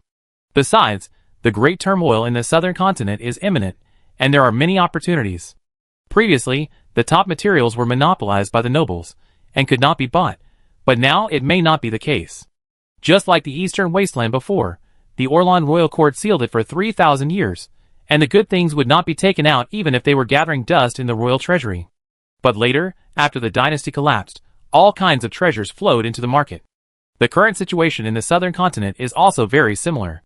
The Holy See has ruled the southern continent for more than 100,000 years. Although there have been turmoil in the royal power, it is still the dragon god Iral and the Holy See that are in control in the final analysis. But it's different now. The dead dragon Merodes has returned from the underworld, and the good days of the Holy Church are over. Ji-sun has not forgotten that the Holy Son of the Heavenly Dragon was generous with his artifacts. You can imagine how many good things are in the treasury of the church, the 3 royal treasuries, and the hands of the nobles. The war will inevitably make those good things circulate. When I talked with Jiayu before, that guy concluded that this great turmoil would definitely cause the dragons at the top of the plain food chain to suffer. If I go back now, maybe I can get some top-level materials in the auction house. After packing up the camp, everyone set out as usual. They did not plan to go deeper, but planned to slowly return to the city. In the forest, a group of people walked with their bags on their backs. Just like before, nothing special. Sam and his friends were still telling their friends the legendary stories that they had not finished telling last night. Ji-sun and Qin Rushi walked in the middle of the team. Bonnie, as the team doctor, was also beside them. As they walked, the poison master girl suddenly whispered, "Ji-sun, how did you rest last night?" Ji-sun tilted his head to see the teasing in her eyes, and said casually, "Not bad." Oh. Bonnie smiled slyly. She and Qin Rushi were best friends, and she had a good relationship with Ji-sun, so she didn't shy away from it at all. Others couldn't see it, but as a team doctor, she could see that the rosy glow on Qin Rushi's face was not just due to the high blood pressure. Ji-sun knew she saw it, but he didn't change his expression. Qin Rushi was just one step ahead, and when she heard it, she raised her eyebrows, but didn't turn around, and a hint of helplessness appeared between her eyebrows. In a blink of an eye, nearly 2 months had passed. Ji-sun and his group finally walked out of the monster forest. Originally, the return journey would not take so long, but because of the changes in the dead zone, many monsters were driven out, including top-level monsters. This changed the original location of the monster tribe, and the information Ji-sun had also become random. So their journey was quite bumpy, and they were attacked by monsters several times. Of course, the result was a close call, and the monsters were all turned into materials. After Ji-sun and Qin Ru soaked in the moon spring, their strength increased dramatically. Originally, the two of them could easily kill the 8th level monster together. Besides, there was Peacock in the team. They walked along the way, fighting and killing along the way, and the journey was not boring. Finally, on this day, they saw the Titan Mountains from a distance. Beyond the Xiangjin Sentry under the mountains, it was the giant spirit city. Seeing the tall Titan Mountains from a distance, the Revolutionary Army was also happy. This means that they have truly walked out of the Warcraft forest alive. The previous harvest has finally landed firmly in their pockets. Ha ha, we are out. Oh, after staying in this wilderness for several months, we can finally go to the tavern to have some fun. Yeah. The last time I came to Giant Spirit City, I stayed for one night. This time I can relax. Everyone seemed very excited, and their pace quickened a bit. However, Ji-sun and the team suddenly stopped with a stern expression while walking. Qin Rushi was keenly aware of the serious expression and asked, "What's wrong?" This made everyone alert. They had seen Ji-sun's ability along the way. Every time he had such a serious expression, it meant something big was happening. However, after waiting for several seconds, Ji-sun didn't say anything. His eyes were slightly unfocused, and he stood there in a daze. Bonnie looked at him and said, "It seems that he has suffered a mental shock, but it doesn't seem to be a big deal." As she said this, she felt a little uncertain again. After all, Ji-sun is very strong. How could he be fine even though he was mentally shaken? Bonnie tilted her head and asked Qin Rushi, "Chief, do you want to inject him with medicine?" Qin Rushi suddenly thought of something when she heard this and said, "No. I know what's going on. Just wait." Although everyone was puzzled, they also stopped and spread out on guard. Sure enough, after waiting for a while, Ji-sun scattered people's focus, and his eyes not only became clear, but also gave people the feeling that they were full of stories. Huh? Ji-sun let out a long breath, his eyes focused, looking at the faces staring at him curiously. Qin Rushi asked, "What happened?" Ji-sun sorted out his thoughts, not knowing where to start, and just said, "There really was a coup in the South Continent." Hearing this, everyone showed a puzzled expression. Didn't we know this before? Why did Ji-sun suddenly say this? Ji-sun has a shadow clone who has been in the Royal Academy, and only Qin Rushi knows about this. The clone is only a first-level card master now, and his strength is very weak. His daily work is to study and read books at the Royal Academy, and to go to Juling City to inquire about news. Under normal circumstances, everything about the shadow clone will be fed back to the main body. However, due to the limitation of his own strength, Ji-sun and the clone can only perceive 10 kilometers at most. In other words, he and the clone have been disconnected for the past few months. Just now, when the distance was close to Juling City, the consciousness of the clone returned to the main body. But because the clone has learned a huge amount of knowledge in the past few months, and there is countless intelligence, too much information has poured into the main body's sea of consciousness, and the brain cannot digest it for a while, so Ji-sun was shocked on the spot. He also understood why Old Man Su fainted when he saw the stone tablet in the moon well. He almost fainted because of his memory of several months, not to mention that the stone tablet contained Old Man Su's memory of endless years. Not long after, everyone walked outside the giant spirit city. Looking at the broken city wall, everyone's expression became very strange. The wall of the giant spirit city was built for the dragon clan. Each brick weighed dozens of tons, and was enchanted. This kind of city was unheard of in the East Wilderness, and even artillery could not break it. However, in front of us, the southern city wall and the gate were destroyed, and there were traces of dragon breath burning everywhere, and the city wall was still light. In the distance, the magnificent Jian tribe at the foot of the mountain was even more dilapidated. That was the former Royal Academy of Arel. Now it has become a ruin. Sam screamed, "Fuck, what happened? Warcraft attacked the city." Seeing this, everyone realized what Ji-sun had just said. Although they didn't know how Ji-sun knew it, everyone knew that he knew it in advance. Looking at everyone's eyes, Ji-sun's expression was also very interesting. He had just digested the explosive news brought by the clone. After organizing his words, he said, "This is what the dead dragon Maraudis did. 2 months ago, Maraudis escaped from the dead zone and flew all the way to the giant spirit city. The city's defense system was automatically activated, and the manic dragon god destroyed the city wall with a breath of dragon breath. However, he was not interested in the ordinary residents in the city, but went to the dragon god Arel. As it happens, there is a statue of Arel in the Royal Academy, and it still has his aura. The dead dragon Maraudis went straight to the academy. Before the teachers and students of the academy could figure out what happened, they suffered a devastating blow. Most of the teachers were loyal to the Holy See. After receiving the order, they used the magic tower and barrier of the academy to prevent the counterattack.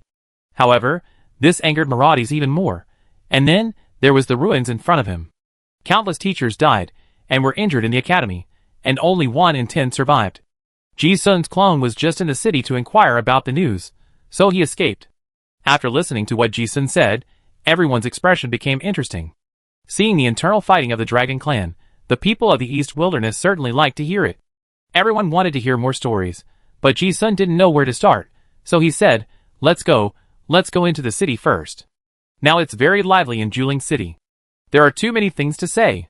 For example, the Royal Academy was destroyed, and all kinds of treasures, extraordinary books, inheritance secret books, and materials in the academy were snatched and flowed out. Now in the black market, as long as you have money and channels, you can get any good things, including those who once needed a lot of points in the academy to exchange for the 52 magic secrets. Coincidentally, Ji-sun's clone is one of the most well-informed people in Juling City. Chapter 525. Oh, how come there are more people in Juling City than last time? Yes. And did you notice that the streets were full of knights of the Holy See last time, and there were no official armies of the 3 kingdoms? Yes. It's strange. And the feeling of Juling City now is like the first time I went to Innocent City, with malicious eyes all over the streets. Brother Ji-sun, what's going on? Ji-sun and his group walked into Juling City, and they realized that they thought the city was also destroyed when they saw the city wall destroyed, and the Royal Academy turned into ruins, and many people must have escaped. But unexpectedly, the city became more lively than before. Not only were there several times more people than before, but it became very chaotic. The streets were crowded with people. In addition to adventurers, there were also a large number of guys with weapons and bad intentions. Ji-sun certainly knew what happened. 2 months ago, the dead dragon Marodies attacked the giant city, destroyed the Royal Academy, and established a branch of the Holy See. The city no longer had an actual ruler. Moreover, the incident of Arel's sneak attack more than 100,000 years ago, which led to the metal dragon ambushing and killing Emperor Lanlingster, resulting in both sides suffering losses, had already been exposed. This also completely ignited the conflict between the metal dragon and the colored dragon camp. The Silver Dragon Kingdom immediately announced its support for the dragon god Marodies, and some nobles of the Red Dragon Kingdom also defected. Now the 3 kingdoms are fighting each other very fiercely. Oh, there is also the Scarlet Cult.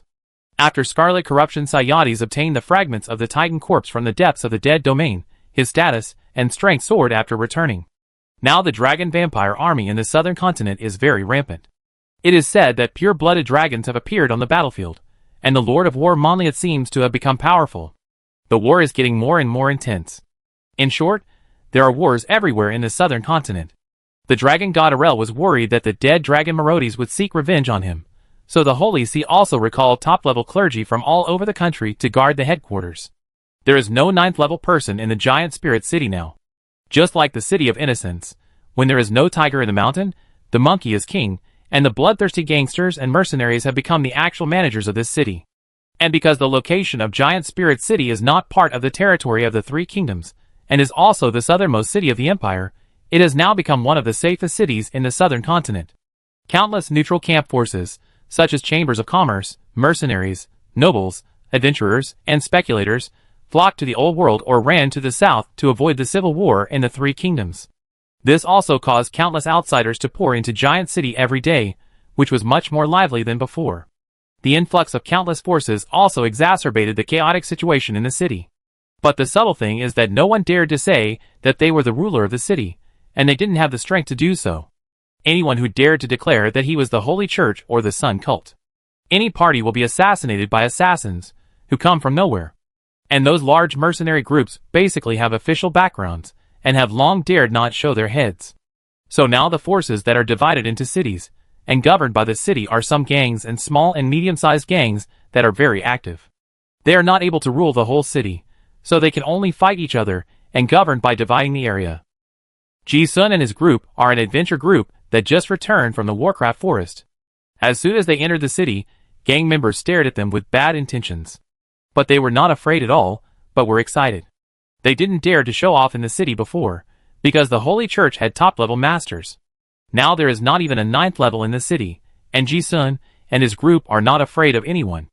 If someone is really blind and wants to cause trouble, they don't mind giving it back to these local gangs.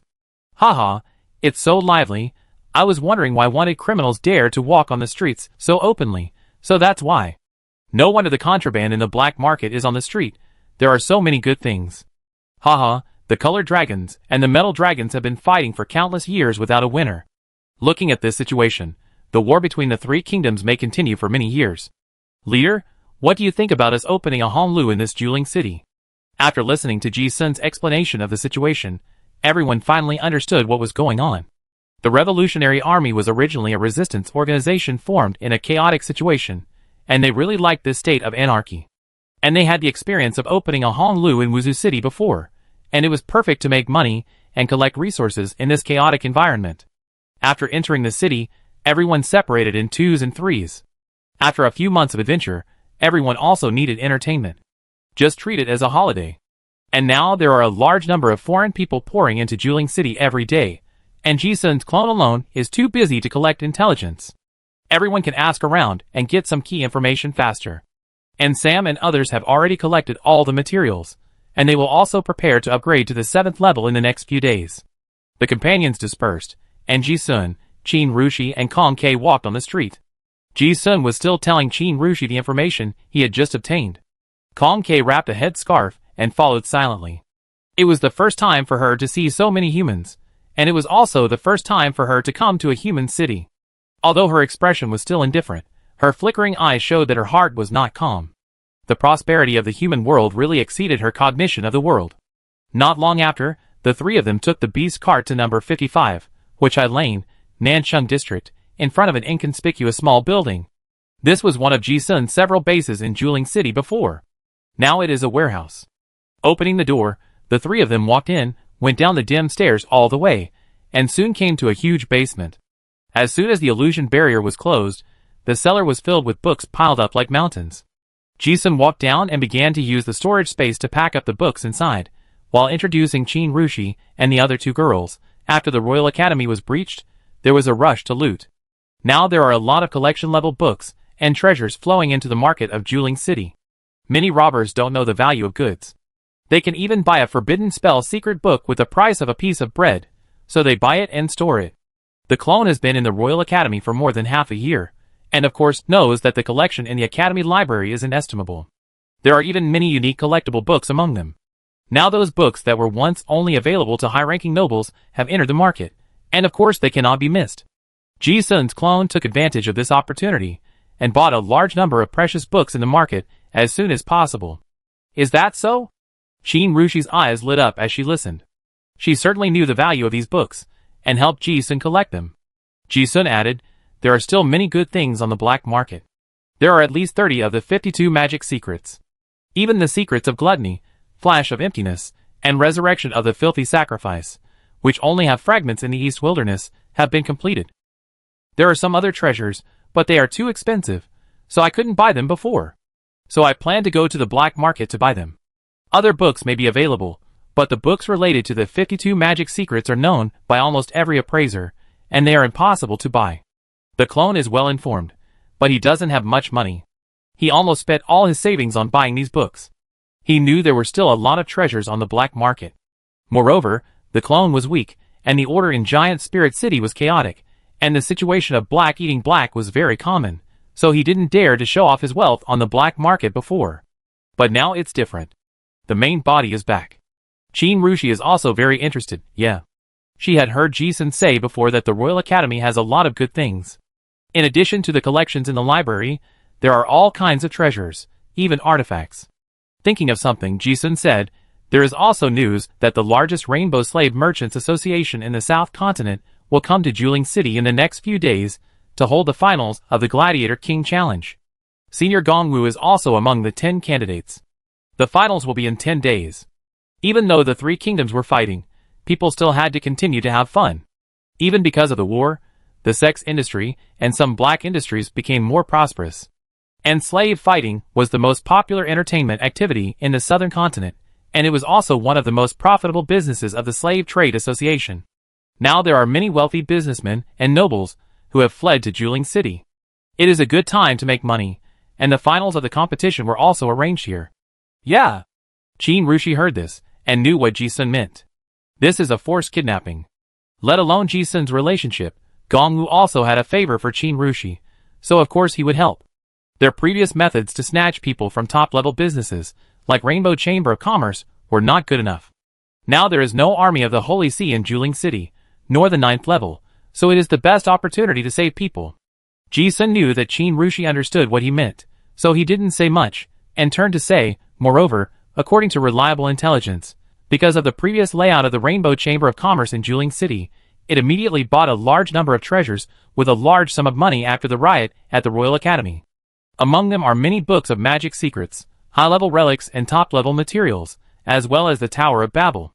It is hard to say what the most powerful treasure in the Royal Academy is, but if we talk about the most important one, Ji-sun thinks that this Tower of Babel can definitely be ranked in the top 3.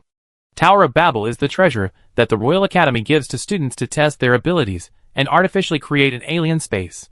And it is also part of the treasure house of the gods of the Talon dynasty. The value of this thing cannot be treated with the eyes of ordinary treasures. When the clone was first destroyed in the Royal Academy, he had been keeping an eye on the whereabouts of several treasures in the Academy. After asking around, he found out that some of the other treasures were gone, but he happened to know that the tower fell into the hands of the Rainbow Chamber of Commerce. And he was one of the few people who knew the whereabouts of this treasure. Oh! Qin Rushi was also very interested. If this thing is really obtained, it will not only be a treasure, but also have great significance for the entire Card Master civilization. Not long after collecting the books in the warehouse, Ji-sun and the other two came to the black market in the sewer of the North City of Juling City. Although many stolen goods are now sold openly, the truly valuable things are still in the hands of the local tyrants in this sewer black market. Without the guidance of acquaintances, outsiders can't even find the way, and the local tyrants won't really take out the good stuff. Ji-sun is very familiar with the black market. He used a clown mask to become a broker named Kunlun. This was one of the disguises he created before. Qin Rushi and Kongke played the role of the financiers who hired him. Walking into the black market, the small wooden buildings on the rock wall are all lit with dim magic lights to welcome guests. There are many people coming and going, and each shop has many mysterious customers. Ji-sun also found that there are indeed many unfamiliar faces in the market, but the shops are still the same. Although there are many outsiders, it is not easy to take root in the black market. It takes time to establish a safe and stable supply channel network. The clone had come to the black market to inquire about the news and to show his face before. Ji-sun and the other two were not troubled by the gangs mixed in the black market along the way. The three of them entered a small house with owl magic shop scribbled on the template at the door. This is the most popular shop in the black market. The longer it is open, the wider the source of goods will be, and the more good things will be there. There were only 2 people in the shop, an old woman with eyes like an owl, and a young apprentice. Ji-sun shouted to the old woman as soon as he entered, "Old witch, a guest is here." Looking at Kunlun, the old woman looked at Qin Rushi and the others silently. "Hey Kunlun, long time no see." This is the code word of the black market, which means to ask who the guest is. Ji-sun's role is just one of the many small brokers in the black market. Usually, such a small role can't know any distinguished guests, and the old woman didn't pay much attention to it. But he didn't say anything, and said directly, "This is a distinguished guest from the north." Heh. The old woman chuckled, neither looking up nor looking down on him, just looking at Qin Rushi and asked, "Do you have any needs, sir? Since it was brought by Kunlun, the things in our store will definitely satisfy you." These words expressed a strong sense of confidence. Qin Rushi did not hesitate and directly took out a bag of magic cores, and threw it over. "Money is not a problem. Just take out the good stuff. This is to verify the capital. It is also the rule of the black market. Only when the funds are revealed, will the old people in the black market show good stuff." And she also discussed this with Ji-sun. The character is set as an outsider chamber of commerce, who comes to buy goods and wants everything. The old woman picked up the bag on the counter, and took a look. The gleam in her eyes flashed and disappeared, and suddenly changed into a smile. "Oh dear guest, you have come to the right place. I just got a batch of good stuff." A guest who can easily take out a 6th level magic core is already a distinguished guest. As she said this, she touched the storage ring in her hand, and several boxes were placed in front of her, smiling and saying, "Look." Qin Rushi opened the box and saw a relic ring, a 6th level dark gold undead material, and a book, all of which were considered fine products. But her expression was very calm, even a little disappointed, and she said casually, "That's it?" This sentence, "That's it." The old woman did not feel humiliated, but realized that she had met a real big customer. She had been in the black market for so many years, and her ability to read people's expressions had already reached perfection. Although the female customer in front of her had her face covered, the calmness in her eyes was not something she could pretend. This person was not the manager of a big business, but a noble family, or even a royal family. Qin Rushi tilted her head to look at Ji-sun, pretending to provoke him. If that's it, there's no need to watch. Seeing that her employer was leaving, the old woman panicked. Ji-sun also persuaded at the right time. Hey madam, can you take another look? I can guarantee that this shop is the shop with the most complete goods in the black market of Juling City. There are many good treasures. As he said, he looked at the owner with a flattering expression, as if he was afraid that his commission would slip away. Right, old witch? Hearing this, the old woman also nodded repeatedly. Yes, yes, yes. Qin Rushi certainly knew that there were good things in this shop, but he also showed an expression of being interested, and said straight to the point, top relics, magic secrets, and the collection of the Royal Academy. As long as you can ship them, money is not a problem. As she spoke, she took out another bag. This time, there was not only a 7th level magic core, but also some high-level energy crystals. The old woman took it and looked at it, her pupils obviously widened. With such a casual attitude, he must be a big customer. This is the routine in the black market. Both parties have to test each other before they can really buy good things. Originally, the words Qin Rushi said, such as, the collection of the Royal Academy, would make people wary. But now it is different. Many nobles in the black market come for those things. The collection of the Royal Academy is something that all 3 royal families covet, otherwise they would not send their children to school every year. But before, because of the Holy See, no one dared to covet those collections. It's different now. Although you can't buy it openly, there are many people who buy it privately. When the old woman heard it, she quickly signaled the apprentice beside her to close the shop curtain. Wait a moment, I get you a catalog list. This shop is not big, and it's impossible to keep all the treasures on you. Only when you take out the list can you really get the good stuff. Qin Rushi looked at the list the old woman handed over, and his expression became interested. He asked, are all the things on this list? Ji-sun also took a glance, and there were indeed a lot of things on the list. What are they? The magic secret spell of the Singer sequence of Club 7, the War God Unarmoring of the Holy Dragon Iron Guard sequence of Spade 6, the Ignorance of the Paladin sequence of Spade 3, the Unforbidden 100 of Clubs sequence of Gravedigger, and the 52 magic secret spells. Ji-sun saw 6 of them, not only the magic secret spells, but also the secret book of Fire Dragon language forbidden spells, Ziritha's top-level mystery spells, 72 legendary card refining formulas, and original template of Spade 8, which Ji-sun was very familiar with. These are the high-authority collection books of the Royal Academy. These are top-notch books that could not be bought outside. Ji-sun certainly knows why there are so many books. It is hard to say about other treasures, but the 52 magic secrets, except for the original copper plate, are unique, and the other texts can be copied. It was not copied before because of the ban of the Holy See. Anyone who dares to copy the things of the Royal Academy will be sent to the gallows. But now there is no such taboo. If these guys in the black market got it, they must have copied it through various channels. In this way, the unique product becomes a copy, and its value is definitely greatly reduced. But Ji-sun and his friends came here for the secret method, not for collection. Of course, the cheaper the better. In addition, there are some high-level ancient relics such as armor and weapons in the catalog. I have to say that just this catalog is enough to make people jealous. Qin Rushi looked at it and nodded with satisfaction, pointing to the catalog on the top, and said directly, this, and this, I want all of these. Quote a price. She didn't list them one by one, but cleverly skipped some. Some were because they already had them, so there was no need to buy them again. Also, they wanted to let this person know that they had them, so that they would be more sure that she was a big customer, and not someone who came to make trouble. Sure enough, when the old woman heard this, the last trace of doubt in her eyes disappeared. With a smile on her face, she quoted, since you want so much, I won't waste time. The magic secrets cost 1 million gold coins, and the other classics cost 100,000. If you use magic cores or energy crystal cores to settle the bill for this batch of 30,000, you can get a 20% discount. Qin Rushi raised his eyebrows slightly when he heard this. Qin Rushi also understood that it would be cheaper to settle with magic cores. Now that the war is going on, magic cores are strategic materials and more valuable than gold coins. But so cheap? You know, the 52 magic secrets are treasures for any card master, but they are only 1 million? This is the price of buying a better relic on ordinary days. Qin Rushi also guessed that it was a replica, and said calmly, I will settle with magic cores. But it will be 50% off. Oh, your price. The old woman wailed. If you really want it, 30% off is the lowest. Ji-sun knew that the 50% off was really low, and helped to say, yes. Dear guest, you don't know that I brought you to the owl shop, and the price is definitely the best in the black market. The old woman thought Ji-sun was helping her. After all, the selling price was high and the commission was also high, so she hurriedly said, yes, yes, yes, I can guarantee that what you buy from me is definitely the lowest price on the black market. The unified price is the monopoly power of several old local snakes in the black market that has been operating for so many years. Channel suppliers must also comply, otherwise no one in the black market will accept his goods, and he will not be able to sell anything.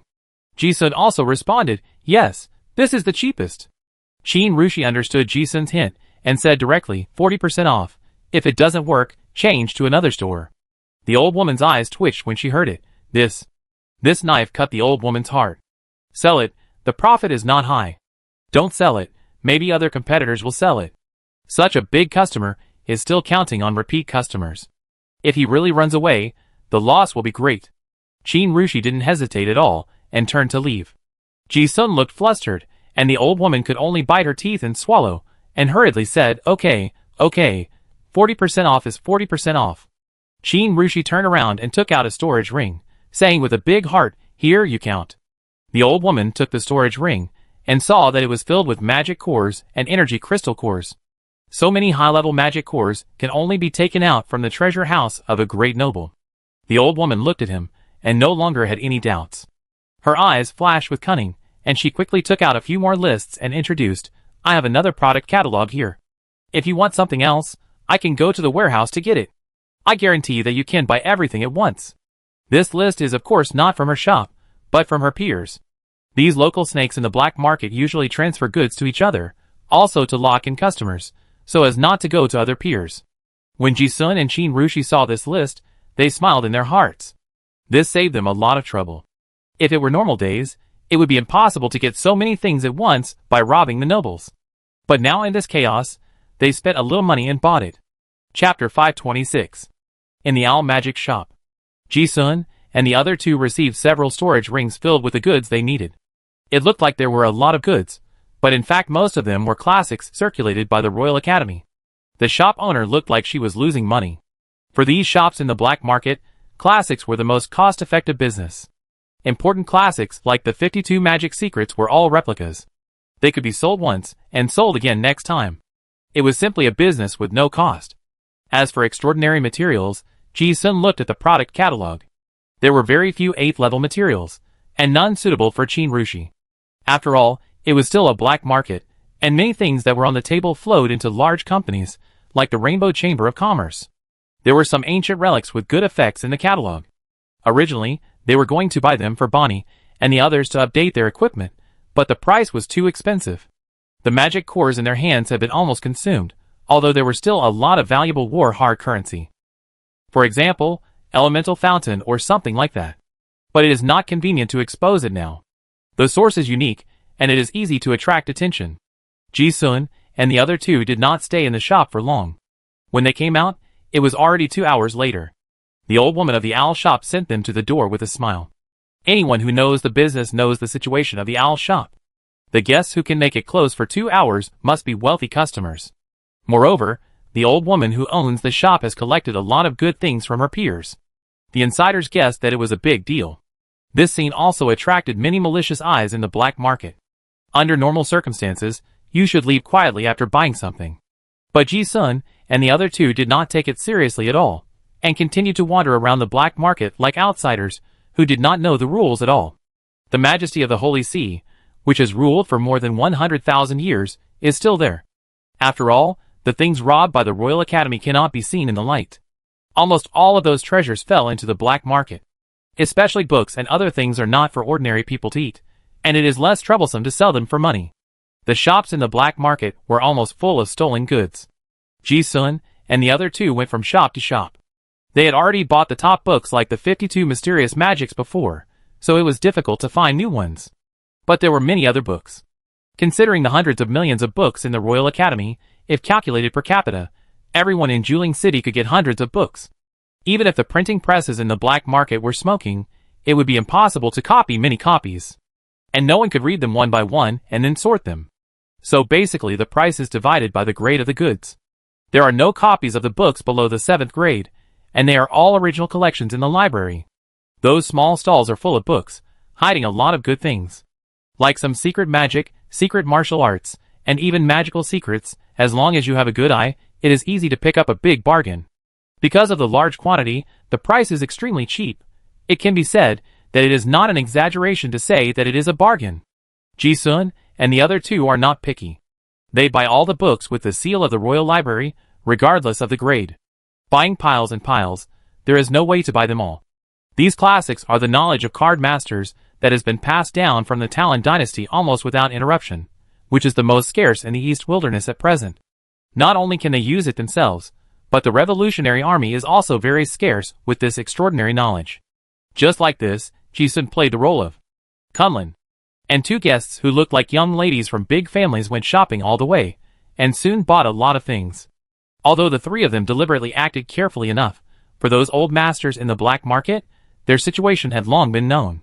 Ji-sun estimated that Qin Rushi and the other two had been labeled on their foreheads by some people: nobles, stupid, rich, and strong. Just as Ji-sun and the other two left the black market. On the rock wall, several cloaked men in black watched the boat the three people took leave, their eyes full of greed. Hey, where did this fat sheep come from? How dare they be so bold? Dare to come to the black market, it seems that they have some strength. I just asked the old witch. The two asked for 8th level materials, probably 7th level card masters. Judging from the momentum, they might be military personnel. I guess they are purchasing from some large legions in the north. The magic cores they brought out are very new, and only large legions can get so many.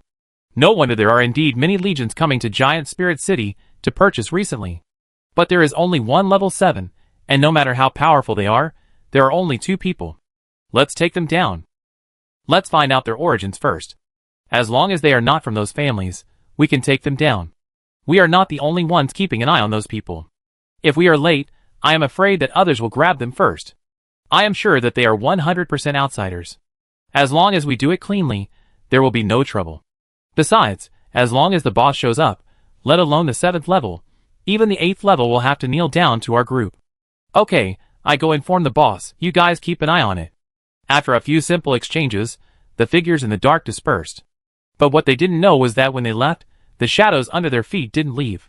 Ji-sun and the other two didn't take the way they came, but, carefully enough, rowed their boats to leave through the dark river. The dark river is narrow, and it's easy to find out if someone is following you. This is a well-established safety route in the black market. Ji-sun was rowing, and at this moment, Peacock suddenly discovered something and warned softly, "We are being targeted." She was an 8th level monster lord, and of mythical blood, so she was very sensitive to malice. She just felt like she was being targeted by a hunter in the forest. Yeah. Ji-sun listened without any surprise, and smiled and signaled that it was okay. Qin Rushi didn't say anything either, because she guessed what Ji-sun was going to do. But Peacock didn't have the complicated thoughts of humans, and she didn't understand why she didn't kill the malicious guy. Ji-sun looked at Kong K's puzzled expression, and thought about explaining, they are a gang, and there are people behind them. Wait until they all come together, and then deal with them. Kong K listened to this, and said nothing more. After all, the humans who followed her could be killed at the flick of a finger, and there was nothing worth noting. Ji-sun still rowed leisurely. Qin Rushi thought of something, and asked with interest, where did those people behind come from? They were not discovered by conventional means, which means that the people who followed them were not weak, at least level 6, and had relics with hidden auras. This must be a large professional gang. She was not surprised at all. There are no fools who can survive in the black market. The other party knows what they bought, and dares to follow them. Their strength is not just a petty thief. Ji-sun nodded yes. They should be the 40 thieves. 40 thieves? Shinru didn't know much about the situation in the southern continent, so she asked, is it famous? It is indeed not small. Ji-sun said, this thief group robbed caravans near the giant spirit city and adventurers in the monster forest. They have been active for decades, and have not been wiped out. They are quite powerful.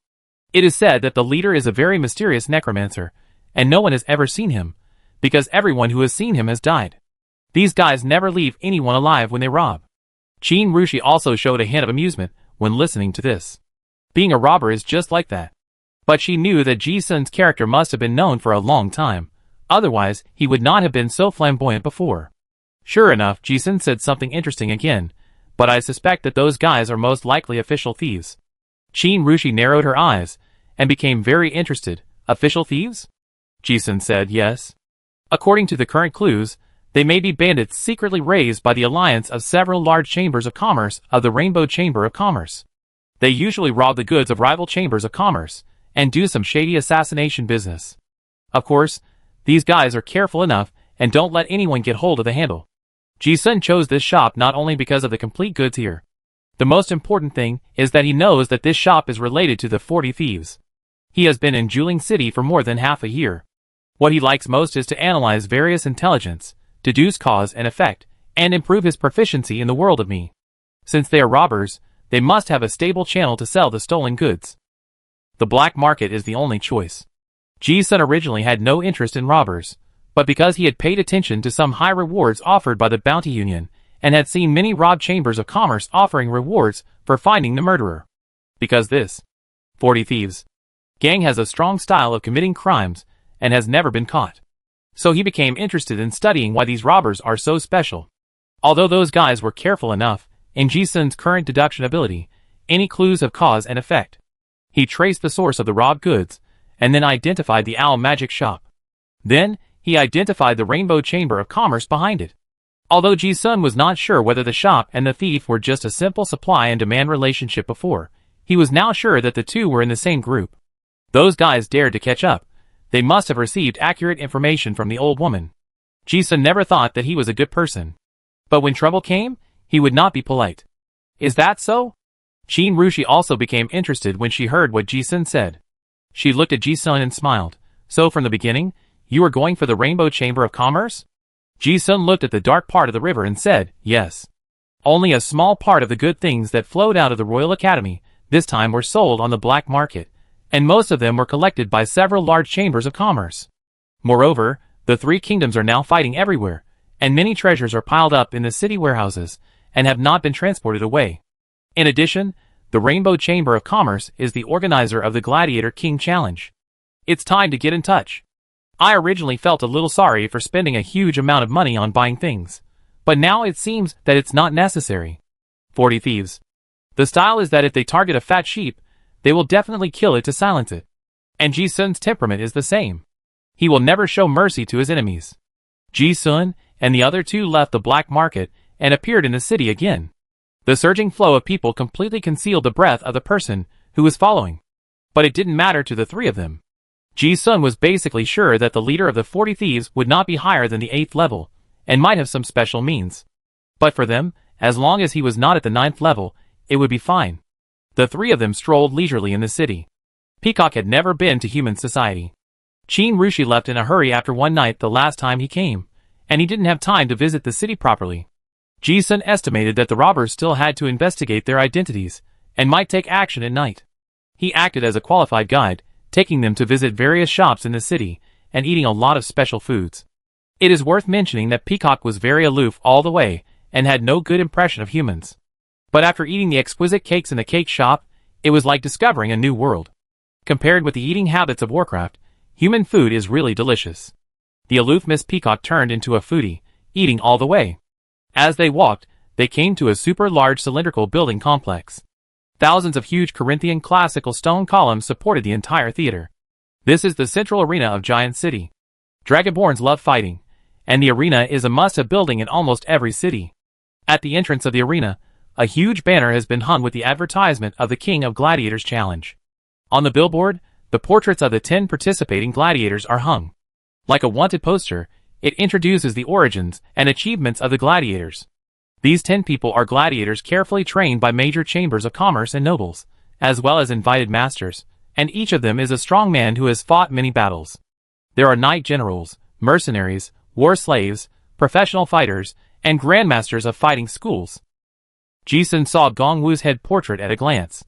The following introduction is that he is the founder of the Tyrant Fist School, a 7th-level Qigong master, proficient in the magic secret method of gluttony, and has a record of 93 consecutive wins, 7 draws and 1 loss. The introduction is very detailed. Ji-sun looked at the number of 93 wins, and knew that Gong Wu had fought many fierce battles during his time in the southern continent. But why did he draw 7 games and lose 1? Among the same level, is there anyone who can beat that old man? The others are even more impressive. Just looking at their profiles, they are stronger than Gong Wu, with more than 100 wins, some draws, and few losses. If we really talk about fighting skills, I'm afraid there are few who can compare with professional gladiators. Even Ji-sun, looking at the profiles of those people, has the urge to try and participate in the competition. This is a rare experience. Ji-sun knows Gong Wu's character, and being able to fight against masters is one of his pursuits. Previously, in the East Wasteland, it was because there was no opponent that I chose to practice in seclusion. Ji-sun also planned to save people after this competition. However, after looking at the odds, Ji-sun suddenly realized that there might be something wrong with this fight.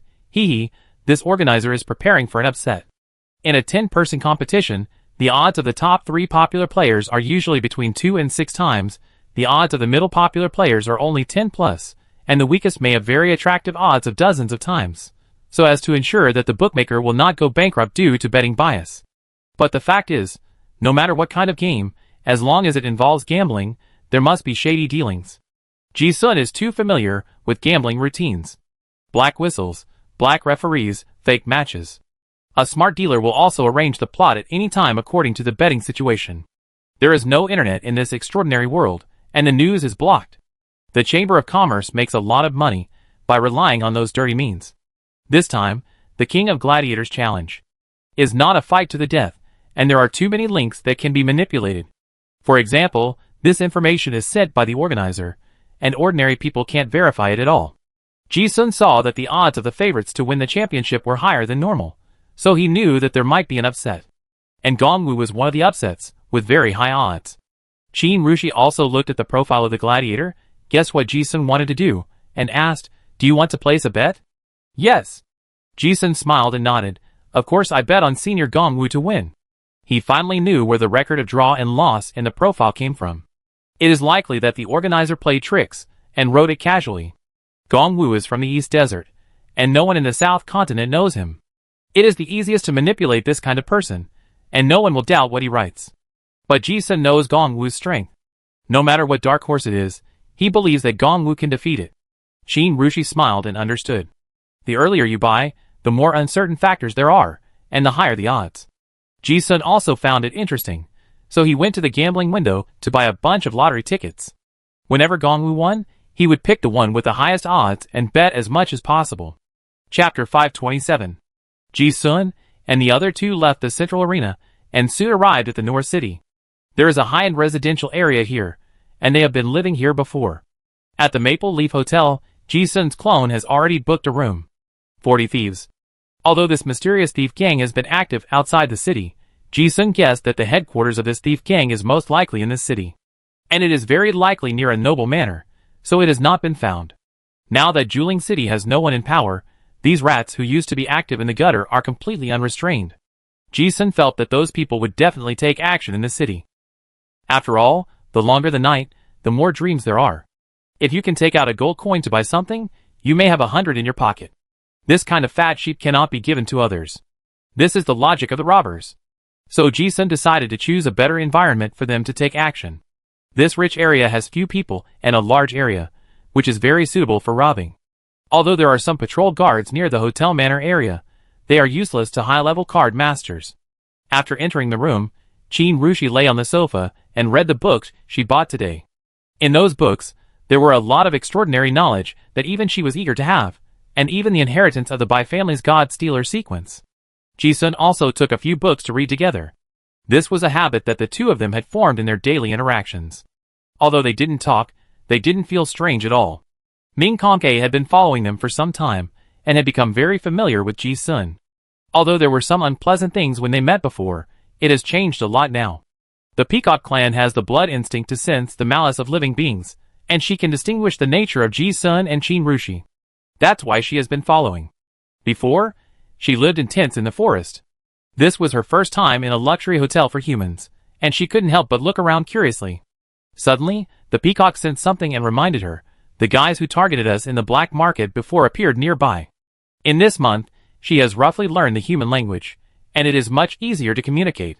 Ji-sun raised his eyebrows and nodded, saying indifferently, "Yeah." It was a deliberate opportunity for the thieves. It's not strange if they come, but it would be strange if they don't. Qin Rushi knew Ji-sun's thoughts, so she was not surprised. But Peacock still didn't understand the complicated twists and turns of humans, and asked, "Those guys are ready to kill, so why don't you do anything? It's not urgent now. They should go to the hotel to confirm our identities before they take action," Ji-sun said firmly. "When you go out, your identity is given by yourself." The room was opened by the clone as a servant, and the emblem of a wealthy border marquis in the north was inadvertently revealed. This also matched the behavior of sweeping goods in the black market, so that the thieves were sure that they were the nobles who came to buy. 40 thieves. This kind of official thieves dared to rob any family that was not related to the financial sponsor behind them. As he said, thinking of something, Ji-sun looked at Kong K and said with a smile, "By the way, Miss Bai, don't take action when the time comes. Just follow Aunt Qin and run." Afraid that she couldn't act, he reminded her. "Run?" Peacock rolled his eyes at him. She didn't want to make a move yet. But she didn't understand why she had to run. She knew clearly how powerful the two humans in the house were. Those sneaky guys outside the house were not a threat. Ji-sun knew that her thinking mode was still the law of the jungle. He organized his words and said, "Well, it's a bait for fishing. We want to catch the bigger prey behind those thieves." After this explanation, Peacock's crystal eyes turned, and he finally understood it. He didn't forget to complain, "You humans are really cunning." Ji-sun smiled, and had no rebuttal. Although the intelligence of high-level magic beasts is not low, they are really no match for humans in intrigue. The three of them stayed in the room for a while, and as if they were tired and wanted to rest, the magic lights in the room went out. Ji-sun sat cross-legged in meditation. His current identity is the housekeeper's accompanying guard. While Ji-sun and the other two were resting, a group of people had gathered in a house not far from the hotel. These people had fierce looks on their faces, and each of them looked like a bad person. Second leader, it has been confirmed that those guys are Marquis Herman's men. The Herman family that owns several gold mines on the border of the Black Dragon Kingdom. No wonder they are so rich and not from a big family. Now that their identities have been confirmed, let's get ready to act.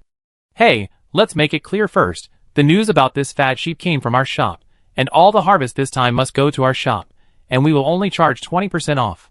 Old woman, aren't you too greedy? We usually charge at least 40%, and you can make at least 40% by reselling it. We brothers do the murder and arson, and you just resell it, and you can make most of it? It's different this time. It's hard to meet such a fat sheep, and the news is more valuable than anything else. After all, we are also at risk. If we are exposed, I, the old woman, will bet on the reputation of the shop. Haha, when have we brothers failed? Don't worry, the boss is in the city, and there will be no accidents. After waiting for an hour, the manor outside suddenly became completely silent. Even the chirping of insects and birds was silent. Ji-sun, who was meditating, suddenly opened his eyes and murmured, "Is it finally here?" He looked out, and saw that it was already pitch black outside. It was indeed a professional gang. The grade of this closed barrier was not low. It was obviously a high-level relic. Ji-sun was thinking, and suddenly he noticed that a stealth assassin had entered the house. He suddenly shouted, "Sir, be careful! 40 thieves. They never leave anyone alive during every robbery. They are ready to kill people first." Qin Rushi and Kong K had already discovered it, but they did nothing. Because Ji-sun had already rushed to the side of the transparent figure, in order to prevent people from seeing the way, he did not kill him. He raised his hand, and 2 cards flew out, spell Flame Thorns. It was just an ordinary 7th level spell. In an instant, the whole room was suddenly filled with flames, and a large piece of flaming vine suddenly flew up on the floor. Because it covered the entire room, the invisible assassin was caught off guard, and revealed his figure. Ji-sun raised his hand, and threw 2 more secret fire bombs over. However, a magical scene took place, and the assassin seemed to be testing him, and had been prepared. At the moment of being bound, his body became transparent like a ghost again, and 3 fire bombs passed through his body. Ji-sun narrowed his eyes when he saw this spell, Ghost Stealth. It turned out to be Ghost Hand Moradin. He was very familiar with the information of Giant City, especially those celebrities, who were always on the wanted list. This guy was also a ruthless person, who killed people without blinking an eye. He was elusive with his Dead Soul Stealth spell, and had not been caught yet. Ji-sun thought that this guy was very clever, but now, he saw that he was a member of the 40 Thieves. The legend of the 40 Thieves said that the 40 main players in this gang were all high-level card masters above the 4th level, and each had his own field of expertise. Ji-sun was not interested in killing a 6th level assassin. Instead, He shouted at Qin Rushi and the others, "Sir, we are trapped by the barrier." "Let's go!" Qin Rushi said, as he threw his cloak over himself, covering his entire face. Calm K was the same.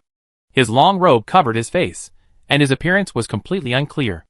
Not everyone is as good at acting as Ji-sun, especially when facing such a weak enemy. It is difficult for the two women to act panic. Fortunately, their faces were covered, so it was not so easy to reveal flaws.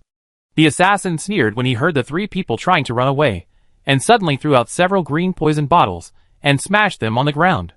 The poison gas in the bottles has a strong nerve paralysis property and can slowly penetrate the magic shield. Ji-sun tried it a little and immediately felt the burning and numbness of the skin and laughed in his heart. It's really professional. This kind of toxin is considered top-notch. Even if a 7th level card master comes into contact with it, he will be in great trouble, not to mention being poisoned to death. Thinking of this, Ji-sun took out a card in his hand, pretending to be Domain Fire Disaster. The best way to deal with poison is to use a domain. The universal domain can decompose everything, so it is no problem to simulate a simple flame domain. As soon as Ji-sun unfolded his domain, he led Qin Rushi and Kong K to rush out. As soon as they went out, several black lights pierced through instantly. Looking closely, they were 5 spell crossbow arrows. TSK, the 7th level breaking magic arrow? What a good thing. Ji-sun was not surprised at all, but instead identified the standard magic breaking equipment of the Holy Dragon Legion of the Holy Sea with interest. Each of these things is worth 100,000 gold. Although they may be cheaper on the black market, 5 of them is a huge investment. It can break the energy in magic, and it is a sneak attack. The 7th level fragile skin is easily hit. From the assassin throwing the poison bottle to drive them out of the room, just now, Ji-sun guessed that they would encounter a trap. But this level of magic breaking crossbow arrows is really useful against ordinary 7th level, but it is completely useless against him. Ji-sun originally did not do anything. This crossbow arrow could not break his current energy, but at this moment, his character is a fire card master, so he did not reveal too much. Schwa. With a sharp sound, he used all his means to block 4 arrows, but 1 crossbow arrow pierced his shoulder. Qin Rushi was used to it and rushed out. There was some confusion in the peacock's crystal eyes. How could this thing hurt the guy? Ji-sun was like a prey trapped in a trap, with a reckless idea of rushing out of the barrier. As soon as he was hit by the arrow, several sword chi attacked him. When Ji-sun saw the sword chi, he knew it was the 7th level. The sword chi was very strange. When it slashed over, it not only broke the wind, but also had a feeling of pulling out the soul. A demon sword? Ji-sun immediately realized that this situation could only be caused by something strange in the weapon. He quickly used the flame field to condense a shield and block the sword energy. However, his soul trembled slightly. Ji-sun's soul strength was completely unaffected, but this sword was enough to shock an ordinary 7th level warrior for a moment. He wanted to see who the enemy was, so he pretended to be frozen. In the blink of an eye, he saw a masked man holding a black sword in his hand rushing out from the darkness and slashing at him. Ji-sun immediately recognized this famous sword Go Sword Chi Yihan Wubian, which was listed in the Southern Continent Top 100 Evil Weapons list and ranked 82nd in the past 100 years. Oh, this gang really has some good stuff. Ji-sun had seen those evil weapons in the library before and paid special attention to them.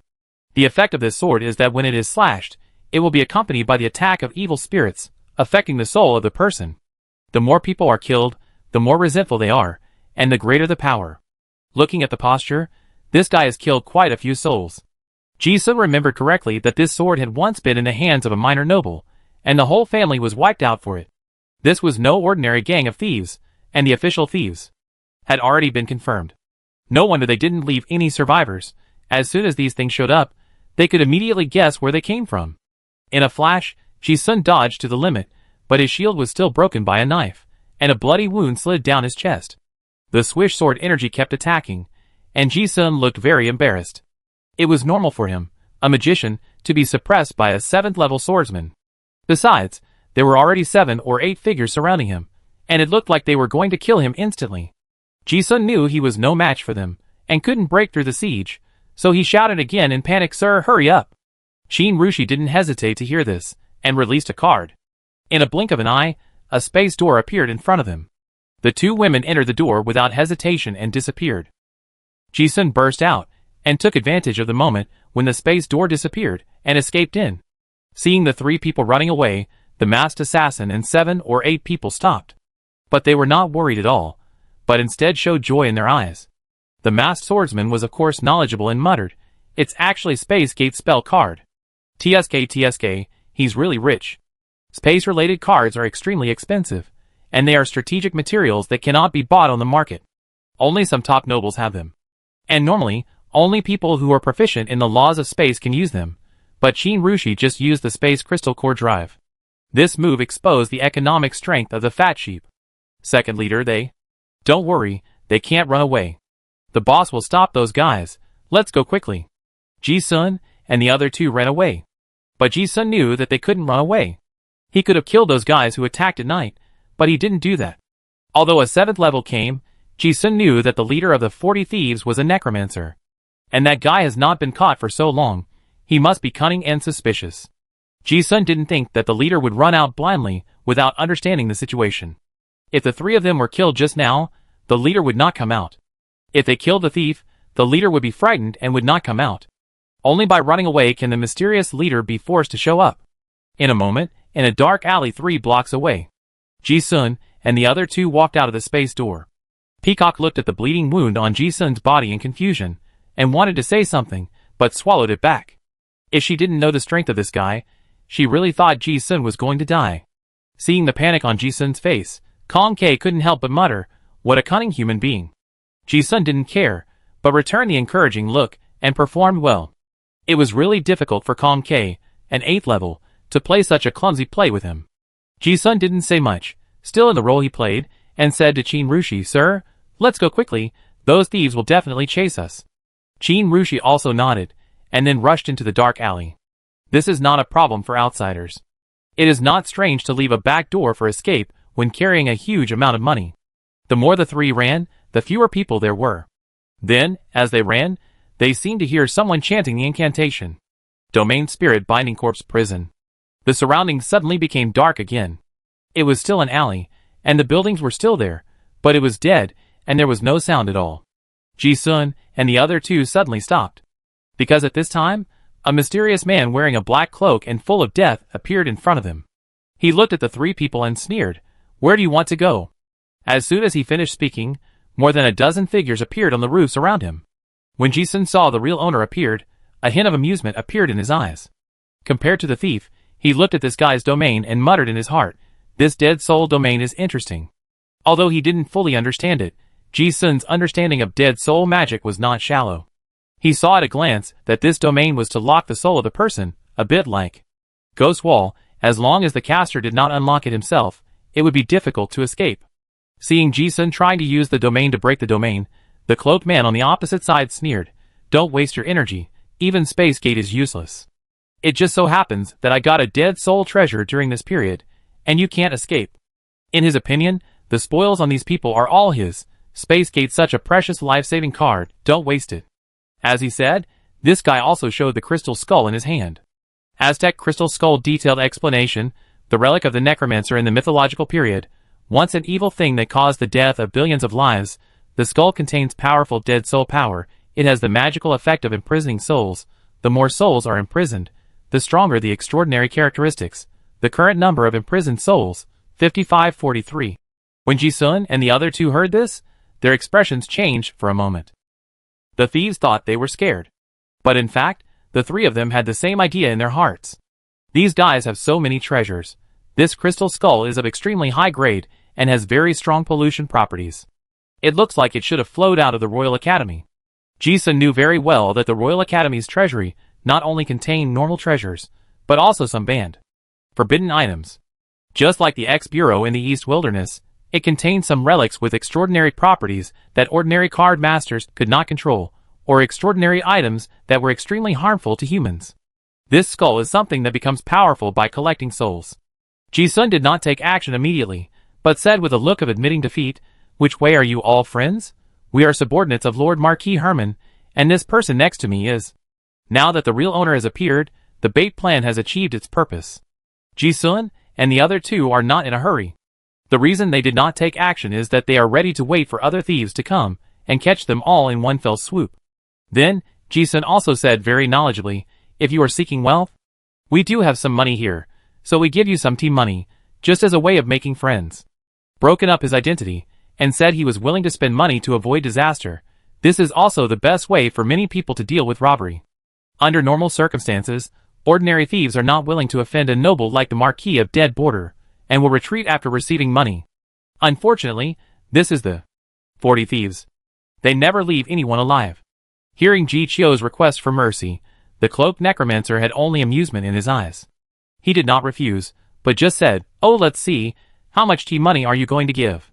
Ji-sun pointed to the storage ring in his hand and said, "All of these can be given to you." He knew that this guy was waiting for his accomplice. This was in the giant spirit city. If he really risked his life with this 7th level fire spell, it would make a lot of noise, and they might suffer a lot of losses. The best way is to wait for the 7th level swordsman, who attacked before to come, and then surround and kill him quickly. The necromancer didn't even look at the storage rings, but said, "Okay, I agree to your exchange. You can leave now. But if the 2 people around you want to leave, they have to pay enough ransom." Ji-sun knew that this guy was stalling for time. But for a necromancer, soul searching is a basic skill, and it is easier to ask dead people about any secrets than living people. Ji-sun originally wanted to chat a few more words, but in a blink of an eye, he heard Peacock beside him say, "The guy from before is here." He completely lost interest. Turning around, Ji-sun looked at the cloaked man, suddenly laughed awkwardly, and said directly, "No wonder you are so shameless. It turns out that you are the Earl of Wushan in East City." As soon as these words came out, the necromancer who was calm just now trembled obviously, as if he was shocked why someone revealed his true identity, "You." Ji-sun looked at this guy's reaction, tutored, and lost interest. It's not that he really saw the face of the cloaked man and recognized him. But he recognized the weapons and abilities of several gang accomplices nearby and deduced their identities. People have social circles, and through the identities of several people, the brain screened the complex network of connections in Giant City, which was enough to deduce this. 40 thieves. Who is the leader of the gang? Ji-sun immediately locked onto the Count of Wushan. No one expected that the nobleman was the leader of the bandits. Of course, this was a poor nobleman without a fiefdom. The cloaked man heard his identity being revealed and immediately realized that something was wrong. But he couldn't figure out where the 3 guys in front of him got the confidence from. The second brother could force them to flee, and now that he took action, these guys can still survive? Could there be other helpers? The cloaked man was in a state of confusion for a while. However, the cold light in his eyes became stronger and stronger. Now that his identity was exposed, escaping would bring endless troubles. The 3 people in front of him must die. He stared at Ji-sun and asked, "Are you coming for me?" At this juncture, no matter how stupid he was, he knew that tonight's events were a trick. Ji-sun didn't want to say more. "I originally wanted to ask you a few questions. But I guess you won't say it if it's just like this." The 3 people didn't continue to pretend. That kind of indifference made these murderous thieves feel like their breathing was stagnant. The cloaked man had a bad feeling in his heart, but after all, he was a bandit who killed many people, so he was not afraid at all. "I know you may have some tricks. But this is in Giant Spirit City. Do you really think you can do anything to me?" With the treasure in hand, he was very confident that even if an 8th level came, he might not be able to do anything to him. Besides, there were only 3 people in front of him. A strong dragon cannot suppress a local snake. In Giant Spirit City, there are not many simple people in the black market. Once the commotion gets out of hand, he will be in trouble, but he can easily call his friends to kill these guys first. Ji-sun listened to this, and seemed to think about it seriously. "That's right." Then he said, "Then I ask you 2 questions. If you answer them, I let you go." "Oh!" The cloaked man heard that there was room for negotiation, and his eyes flashed with cunning. In his opinion, the other party might not be very sure of negotiating at this critical moment. Thinking of this, he secretly made a subtle hint to his men, "Kill." Ji-sun seemed not to notice, and asked the first question directly. "The one who betrayed us was the old woman in the black market." The cloaked man thought for a moment, and said with a smile, "Yes. It's no big deal to admit it now. They are all dead anyway." "Oh!" Ji-sun was not surprised. Then the second question, "Where is the treasure house of the Rainbow Chamber of Commerce?" As soon as these words came out, the cloaked man's expression changed drastically. Being recognized by others was already very puzzled. He really couldn't understand why the guy in front of him knew his relationship with the Rainbow Chamber of Commerce. However, just as the voice fell, a pitch-black long sword slashed towards Ji-sun's neck from the void. Covered by the death energy of the domain, the ghost sword Qi Yihun Wubian came silently. The two had used this move to kill many masters together, without a single mistake. This time, it was no different. The fat sheep did not react at all, and the knife chopped directly on his neck. Hit! The swordsman was delighted. This knife would definitely kill him. However, just as the relief in his heart appeared in his eyes, his expression changed instantly, turning into endless astonishment. With a sound of clang, sparks flew in front of his eyes. He actually watched his knife cut sparks on the guy's neck. Chapter 528. Ji-sun had only speculated before that these 40 thieves had something to do with the Rainbow Chamber of Commerce. Now, looking at the reactions of these guys, he confirmed this. That was enough. The dark ghost knife on his neck slashed on the bronze skin, creating some sparks. Ji-sun raised his eyebrows slightly, and glanced at the masked swordsman next to him, who was full of astonishment. I have to admit that after experiencing it, these guys' killing methods are really good. They are cruel and decisive. This Ghost Blade Black Knight Soul Bladeless has the effect of shocking the soul. Once it is close to the target, the soul of the target will be shocked by the wrong soul on the blade, and will instantly lose control of the body. The shield and the chi will be out of control, which is enough to separate the body and the head. No wonder this 40 thieves has been rampant for so many years, and has not been wiped out. They are indeed quite powerful. Just this second in command, with a ghost knife in hand, is not something that an ordinary 7th level can deal with. Unfortunately, Ji-sun is not an ordinary 7th level. His soul strength is far beyond that of ordinary people of the same level, and his divine power is largely immune to negative mental states. Moreover, his physical attributes had increased dramatically in the moon well before, and he also inherited the secret method of the universe from Emperor Landlingster. This knife was still a little lacking. The proficiency of the Supreme Tyrant body is no longer what it used to be. The sharp and tough cut on the skin only left some superficial marks. The injuries on the shoulder armor and chest that were pierced by the magic-breaking crossbow arrow when he was acting before were also healed in the blink of an eye. Since he had already made his move, he would not give the enemy a second chance to make his move. At the moment when the swordsman was stunned, Ji-sun grabbed with one hand. He only heard a metal touch sound, and his right hand with the black magic glove, wrapped in the extremely condensed chi, grabbed the blade. It was the first time that someone dared to grab his ghost sword with bare hands, and the swordsman was also very surprised. What kind of monster is this? But no matter how surprised he was, this guy's agility attribute was also very high, so he decisively abandoned the sword and ran away. As long as he pulled away and continued, he still had a chance.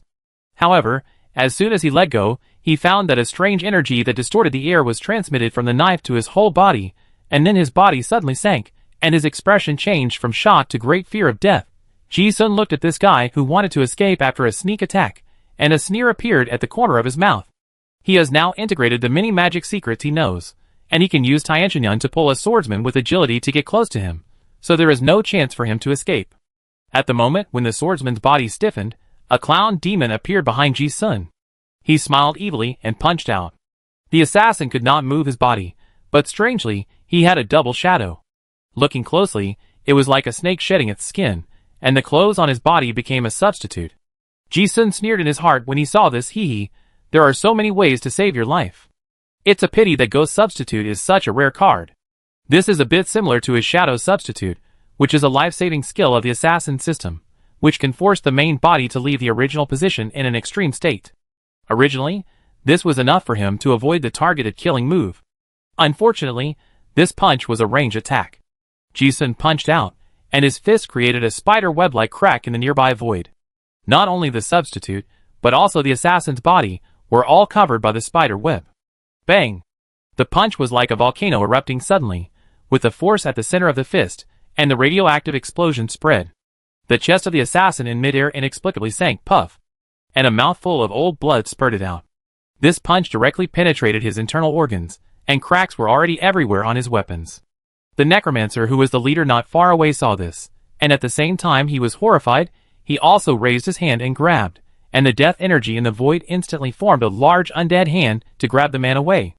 Ji-sun looked at it, and raised his eyebrows, his right hand still holding the knife, and his left hand and left claw suddenly grabbed, and the swordsman, who had just been flying backwards, suddenly formed a reverse arch and pulled back in the opposite direction at a high speed. Snap! With a sound, like a magnet, Ji-sun's hand tightly pinched the assassin's neck. Without waiting for the enemy to struggle, he turned around and looked at the necromancer in a devilish and provocative manner, then exerted force provocatively. With a crisp sound of bone cracking, The swordsman's neck broke in his hand. Ji-sun's style of painting also changed suddenly. From the fat sheep who begged for mercy just now, he turned into a murderous joker. The surroundings were quiet all of a sudden. The sound of bone cracking was so crisp that everyone could hear it clearly. 40 thieves. The second-in-command's sneak attack was unexpected. But he died very quickly. No one would have thought that the second-in-command, who was already a top swordsman, would be killed in a single encounter. It was so fast that the core thieves felt it was unreal. They were chasing these 3 fat sheep and fleeing in a panic. How come? The fat sheep turned into tigers in the blink of an eye? The necromancer was shocked and frightened when he saw this. Fear comes from the unknown. Just now, the fat sheep in front of him. The means used to kill people were completely beyond his cognition. This necromancer was the leader of the thieves and also the Count of Wushan. How much knowledge did he have? If I was not mistaken, in that moment of fighting just now, I saw several kinds of magic secrets from a card master. The supreme dominant body, the fall of the gods, the undead curse, and the gluttony were not affected by the ghost sword. There must be a top-level secret method in the spiritual aspect. How could a card master practice so many magic secrets at the same time? The necromancer was scared to death. Even the 8th-level card masters he had seen before had not given him such a weird feeling. And when he saw the phantom of the clown demon god, the terrifying divine power actually suppressed his soul fire and shook. Who was this guy? What? Subordinates of Marquis Herman. Were all fake.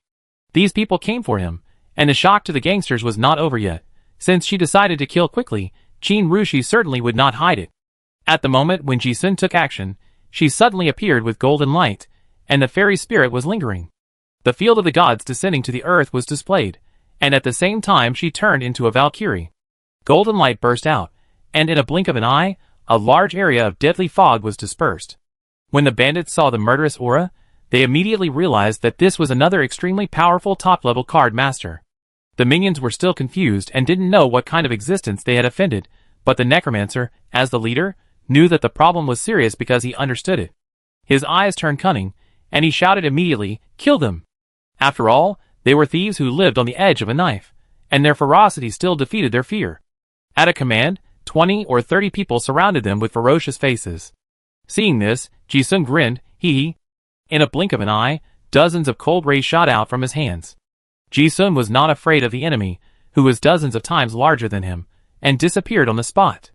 These guys were well-equipped and vicious. If they really wanted to kill people, they were more difficult to deal with than the well-equipped regular knights. He liked these vicious guys. Killing them gave him a different kind of pleasure. And Qin Rushi was not idle either. She saw that the necromancer wanted to escape, so she stepped into the air and slashed at the guy with a big sword in her hand. Swish! Qin Rushi cut the cloaked wizard into 2 pieces with one sword.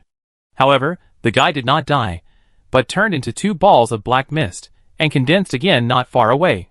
The necromancer felt Qin Rushi's terrifying strength, and suddenly changed his attitude, and hurriedly said, "Sir, stop! Your methods are not weak, but you should know that in a short time. A true master can actually see the opponent's strength as soon as he fights." Originally, he wanted to say that he was confident that he would not be killed in a short time. If he really fought, it would attract other people in the city and both sides would suffer. Neither side could kill the other quickly, so there was room for negotiation. However, before he finished speaking, Qin Rushi slashed again with his sword, but the result was the same. The necromancer stood up intact. Seeing this, Qin Rushi muttered to himself, "Immortal body?" Just now it was just a test, and now the situation has been confirmed. The top-level necromancer has almost abandoned all physical weaknesses. In the domain Spirit Binding Corpse prison domain, as long as there is enough dead energy, it can be infinitely restored. Besides, there is the Aztec crystal skull. This undead treasure is blessed. Even if an 8th-level card master comes, the Count of Wushan feels that he can remain invincible. This is also the reason why he feels that there is still room for negotiation. If it really drags on, neither side will benefit. Damn it! Do you really think I'm afraid of you? Seeing his body being cut off for the second time, the necromancer was furious. Undead Scourge.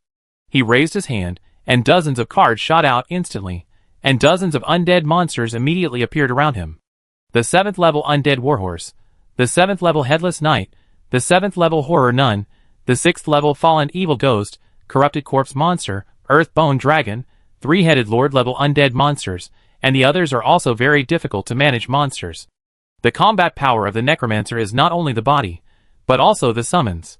They can summon a large number of undead creatures to fight for them. As long as they are well prepared, they can even have a steady stream of monsters. After so many years of accumulation, this thief leader has already collected enough undead summons. This is a dead army that is enough to destroy a medium-sized city. Originally, he summoned these dead monsters to let the 3 people in front of him know his confidence. Now he alone can fight against dozens of times more enemies. He is not afraid of fighting, but he thinks it is unnecessary to lose both sides. If possible, he is even willing to spend some money to solve the problem. However, what the thief leader never expected was that the Valkyrie in front of him did not follow the routine at all. Qin Rushi looked at the necromancer in front of him summoning a bunch of spiritual objects, and his eyelids slightly raised, although he also felt that some of the lord-level monsters were indeed a bit tricky. But it was not surprising. After all, when I talked to Ji-sun before, I guessed that the leader of this 40 thieves was a necromancer. Qin Rushi did not give the enemy any chance to talk too much. The power of the spell on her body suddenly surged, and she chanted softly, "Immortal Law 10,000 immortals descend." In an instant, the shadows of the demon god Horagos and the ancestral fairy Baichio appeared behind her. Qin Rushi's current strength is not afraid of a group of undead monsters, but if she wants to kill them quickly, she must do her best. In a blink of an eye, the 10,000 immortals lamp in her hand flashed with spiritual light, and a large amount of misty fairy air rose up. In a blink of an eye, all kinds of strange and bizarre fairies showed their figures. A one-on-one battle suddenly turned into a group-on-group battle. However, seeing this scene, the necromancer and the thieves were all staring. The immortals had recovered most of their spiritual power in the moon spring before, and were nourished in the underworld passage. They were now terribly strong. With thousands of immortals by his side, Qin Rushi's momentum suddenly rose to a level that made the bandits feel terrified when they looked up at him. Not good. This is the immortal secret technique of the god stealing by family. The necromancer immediately realized that something was wrong. He showed his trump card, and before he could hold his head high for long, his opponent showed such an outrageous magic. Instantly, the arrogance in the heart of the necromancer disappeared, and there was only endless regret. Damn it, how could he provoke such a group of guys, damn it, why didn't he observe more and act blindly? In fact, what this guy didn't know was that it wasn't that he was not careful enough. It was that the fat sheep he thought of had already calculated before entering the black market. It's not unfair to end up like this. And if this guy knew that he was facing a higher combat configuration than the heavenly dragon saint, Teresa, he might be glad that his death was not so painful. Qin Rushi was in full swing, chanting the spell, the 8 directions god statue of the immortal law and void. In the huge dead realm, snakes, insects, crows, foxes, bears, tigers, cranes, and various immortal statues as high as 100 meters guarded the 8 directions and imprisoned this area. Now even if the necromancer wanted to run, he couldn't. Before the necromancer could do anything, Qin Rushi cast a spell again. Immortal spell Fire of the Ghost Tomb of Tindu. Immortal spell The Great Flame Dog contracts the buried soul. In the sky, ghost fires that specifically burn undead creatures fell like raindrops. The spiritual creatures that were originally still aggressive were burned and howled in an instant. The spell was completed instantly, and Qin Rushi once again swung the great sword wrapped in the spirit of immortals and rushed forward. The necromancer's face changed suddenly, and he knew that he had no choice but to fight to the death. The crystal skull in his hand glowed darkly, and countless red ghosts also jumped out and bit Qin Rushi. The battle instantly became fierce. Ji-sun planned to get rid of those minions first. But there was a little surprise. He estimated the strength of this group of bandits, but he could not calculate the external objects. The fact is that these 40 thieves were equipped too well, and they obviously had a batch of good things from the Royal Academy's treasury. In the battle, even Ji-sun suffered some minor losses. Fortunately, these guys are not of high rank, and the treasures in their hands can't be used to their full potential, otherwise it would be really troublesome. It seems that these guys should be the gang that got the meat in the first wave when the Royal Academy was destroyed. After all, they are professional gangs, and they know better than ordinary people where there are good things. Thinking of this, Ji-sun also acted more ruthlessly. Just like thieves see them as fat sheep, he sees these thieves as fat sheep too. With so many good things on them, there must be more in the warehouse. While Ji-sun was killing people here, Qin Rushi was also fighting the necromancer there. But because of the equipment, the battle was more intense than expected, and it would take longer to end. Ji-sun originally didn't want Peacock to help. After all, the intrigues of humans were not suitable for her as a lord. However, as the fight went on, white feathers like sharp arrows suddenly appeared in the sky. It completely extinguished the bandits' last hope of delaying until reinforcements arrived. Peacock still took action. These days, Ji-sun gave her another piece of Titan Godhead fragment, so that her bloodline power and strength have skyrocketed. A man who eats from others should be grateful, and a man who takes from others should be grateful.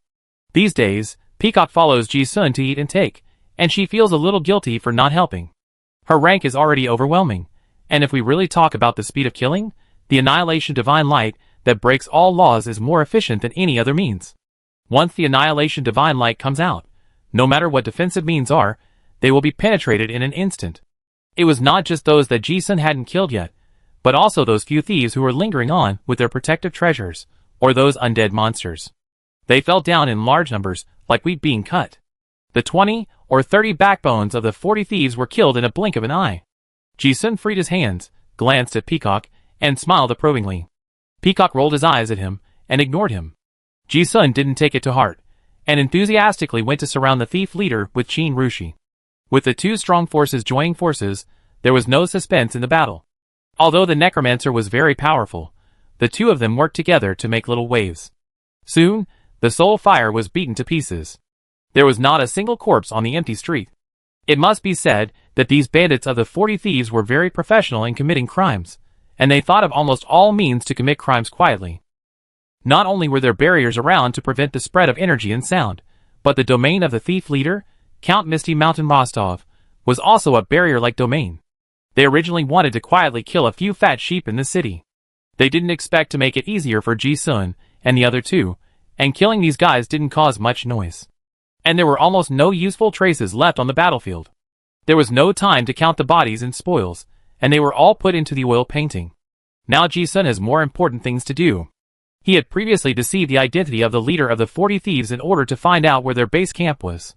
A thief gang that has been active for decades must have a lot of treasures in its hands.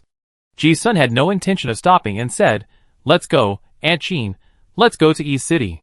Qin Rushi nodded, and a hint of anticipation appeared on the corner of her mouth. It has been a long time since I felt this kind of fun of counterattack after being robbed. Just after Ji-sun and his friends left, some patrolmen also came to the dark alley. But they didn't care after they didn't find anything unusual. Half an hour later, at number 115 Tulip Avenue, East City. At the door of a luxurious manor, 3 people in cloaks got off the carriage. As soon as they reached the door, the leader lifted his cloak, revealing a middle-aged face with a goatee. It was the Count of Fog Mountain Rostov, disguised by Ji-sun with a clown mask. Although this impoverished count had no territory, he was really wealthy. The manor was quite large, and there were also special stables and servants' quarters. The guard saw Ji-sun's appearance, hurriedly opened the door, and said respectfully, "Mr. Count." Ji-sun didn't pay much attention and walked straight in. Qin Rushi and Peacock, who were covered with cloaks behind him, also followed him in. After walking a few steps, the housekeeper of the mansion came to meet him in a hurry. Although he was a little surprised why the Earl came back from outside the manor, he didn't dare to ask more. After entering the manor, Ji-sun lifted his cloak, but didn't give the servants any chance to see through him. He said directly to the housekeeper, "Now you ask all the people in the mansion to go to the dormitory and wait. I will arrange something later." "Yes, Lord Earl." Although the housekeeper was confused about what he was going to do in the middle of the night, he didn't dare to question it. He turned around and greeted the other servants in the manor. Ji-sun and the other two walked straight into the luxurious mansion. They sent the servants away, of course, to find the secret treasure house of the 40 thieves. Count Wushan was the best disguised identity. Hiding the treasure in the manor would not be suspected at all. After killing the guy, Qin Rushi also tried to ask the immortals to search his soul, and got some fragmentary information. But the soul search of the top-level card master is very troublesome, and takes a long time. Especially for the card master with a strong soul, like the necromancer. So in such a short time, they only know that the treasure is in the manor. The rest is not a problem. If it is a treasure house, it must be in the hidden space. According to the cautious character of 40 thieves, it must be difficult to find. Now the gang of thieves is almost wiped out, and perhaps it has attracted the attention of certain forces, and they can't stay in the mansion for long. But Ji-sun has another cheat. As soon as he walked into the room, Ji-sun patted a sleeping girl in his pocket and asked, "Ivan, help me see where the hidden space is." She could sense any spatial anomaly. As expected, Ivan, who was sleepy, crawled out of his pocket, and was put on duty before he could figure out what happened. After eating a few cakes, The girl pointed Ji-sun and the other two to the ground.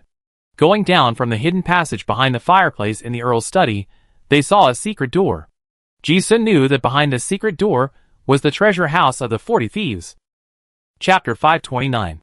Oh, interesting. This is actually an ancient magic safety door. Ji-sun stopped 2 magic-breaking crossbow arrows that were just shot at his face with one hand. Just when the 3 of them walked to this place, they triggered the mechanism. These 2 crossbow arrows are enough to kill most of the intruders. But for the 3 people who had expected it, it had no effect at all. Not only was Ji-sun not surprised by the mechanism, but he had an interested smile on his face, and said, "This is a relic from the Alterac era. The forging technology has been lost now. I didn't expect to see it here. It was probably dug out from the tomb of some great noble. TSK, what a good thing. In terms of rarity, it is even better than some 5th level relics."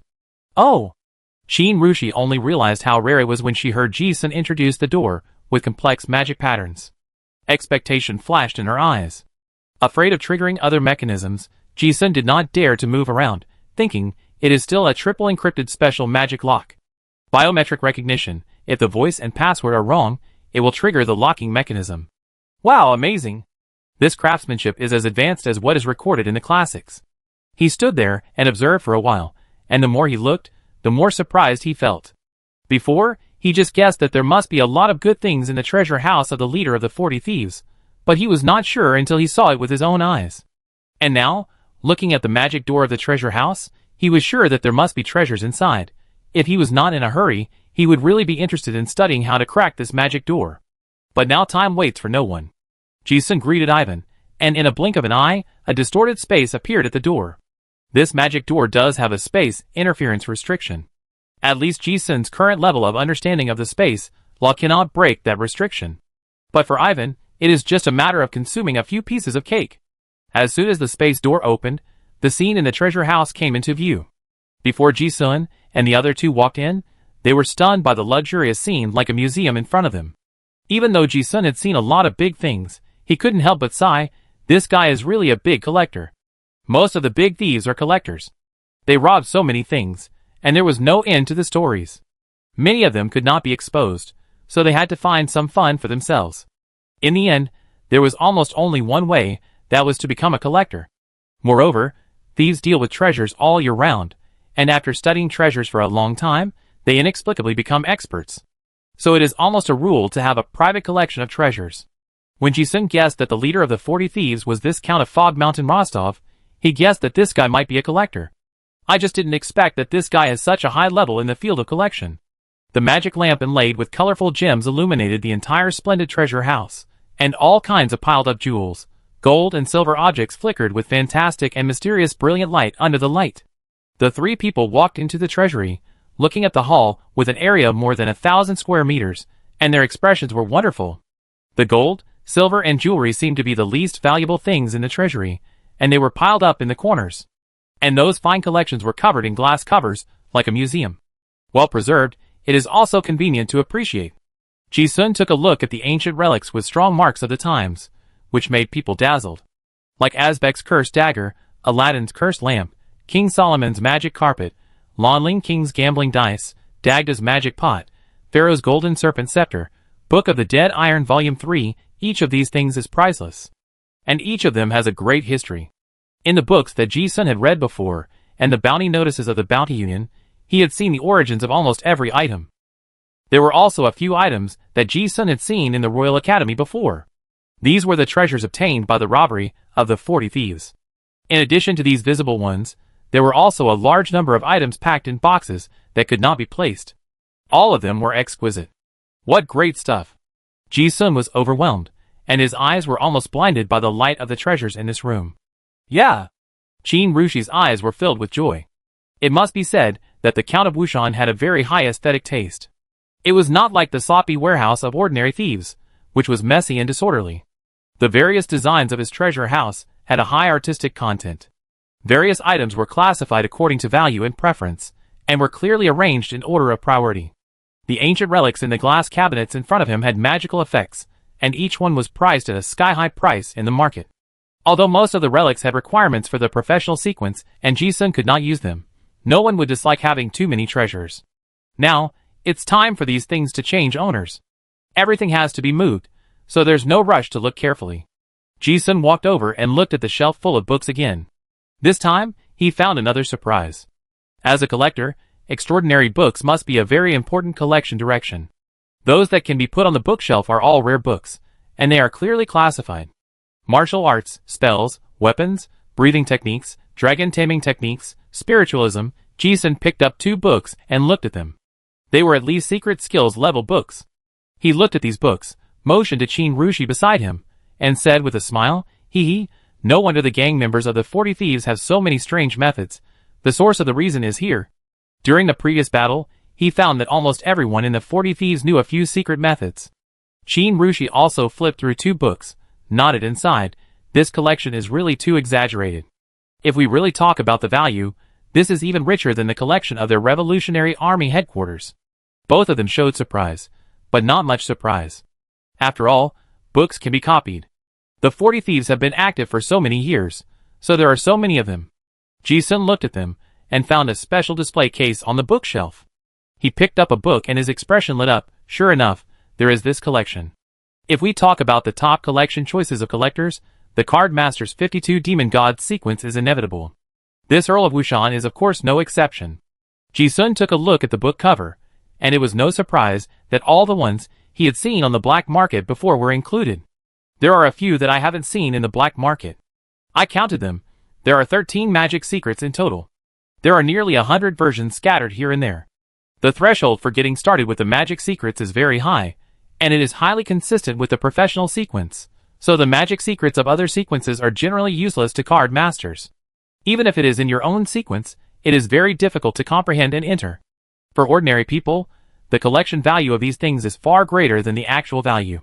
The same is true for the Count of Wushan. But for Ji-sun, it was a good thing. Joker had a high affinity for all sequences, and as long as he was given time, he could slowly learn it. What surprised Ji-sun even more was that he saw 2 boxes in the most conspicuous place. He opened the box, and found 2 broken copper plates inside.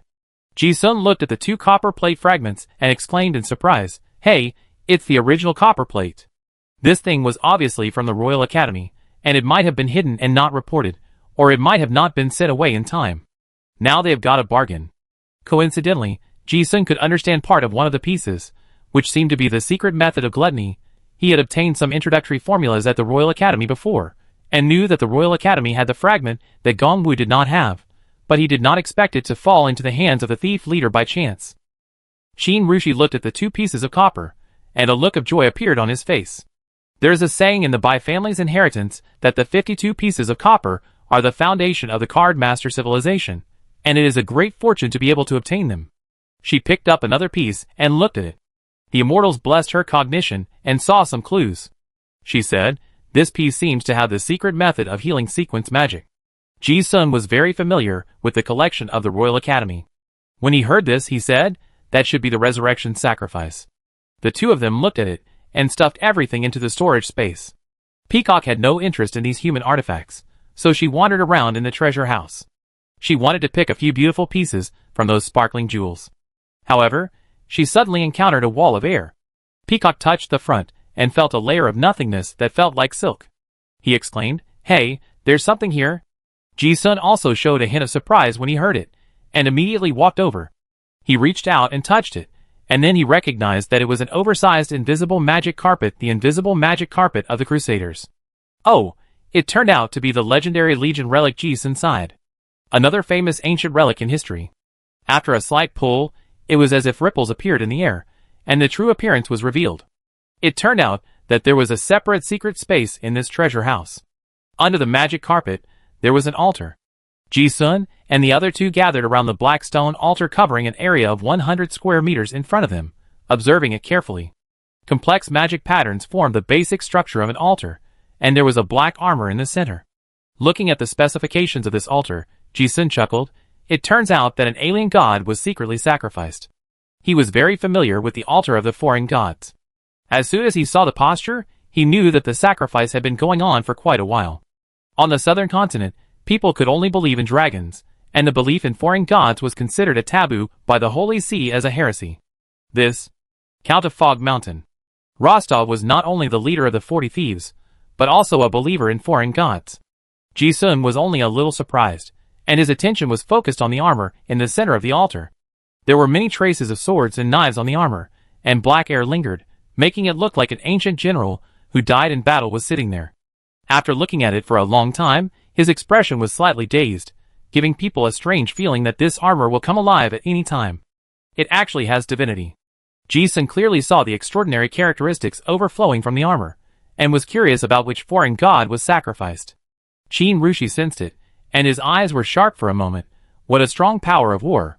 Hearing this, Ji-sun showed a hint of realization and said, "It seems to be directed at the Lord of War, Monlian." Looking at the armor, he also thought of some information about this foreign god. Monlian, the Lord of War and Disaster, was one of the culprits of the collapse of the Talon Empire 3,000 years ago. At the end of Talon, he wanted to go to the Augustus Mausoleum to steal the treasures of the Augustus royal family. However, he was severely injured by the palace master, who guarded the mausoleum using the mausoleum prohibition. Later he fled to the South Continent. This history was told by the old senior, who was guarding the spirit. It seems that the Lord of War and Disaster did not have a good time in the South Continent, and could only quietly collect faith for countless years. These 40 thieves might be the believers he supported. Qin Rushi also agreed with this idea.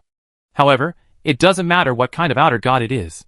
Qin Rushi looked at the armor, his eyes sparkling, and said, "The divinity on this armor contains very strong laws of war, which is just right for me. The laws of war can only be understood by using one's life on the battlefield to feel the flow of laws between life and death. Now this armor has it ready, and it is condensed into divinity. This is simply a rare treasure for J-War sequence card masters. As long as they are not afraid of contamination, they can absorb it directly. And Qin Rushi's God Stealer sequence is not afraid of any contamination from the outer gods." Ji-sun also laughed and said, "Haha, divine substances are indeed good things." He had grown rapidly by poaching from the Silver Moon sect before, so of course he knew the benefits of these divine substances.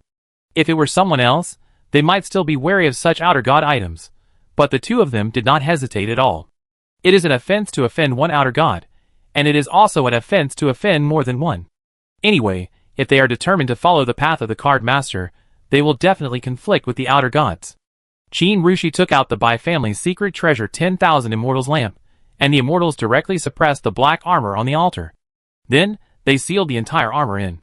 Ji-sun was sorting out the rune stones on the altar that contained powerful magic, and his thoughts were rapidly scattered in his mind.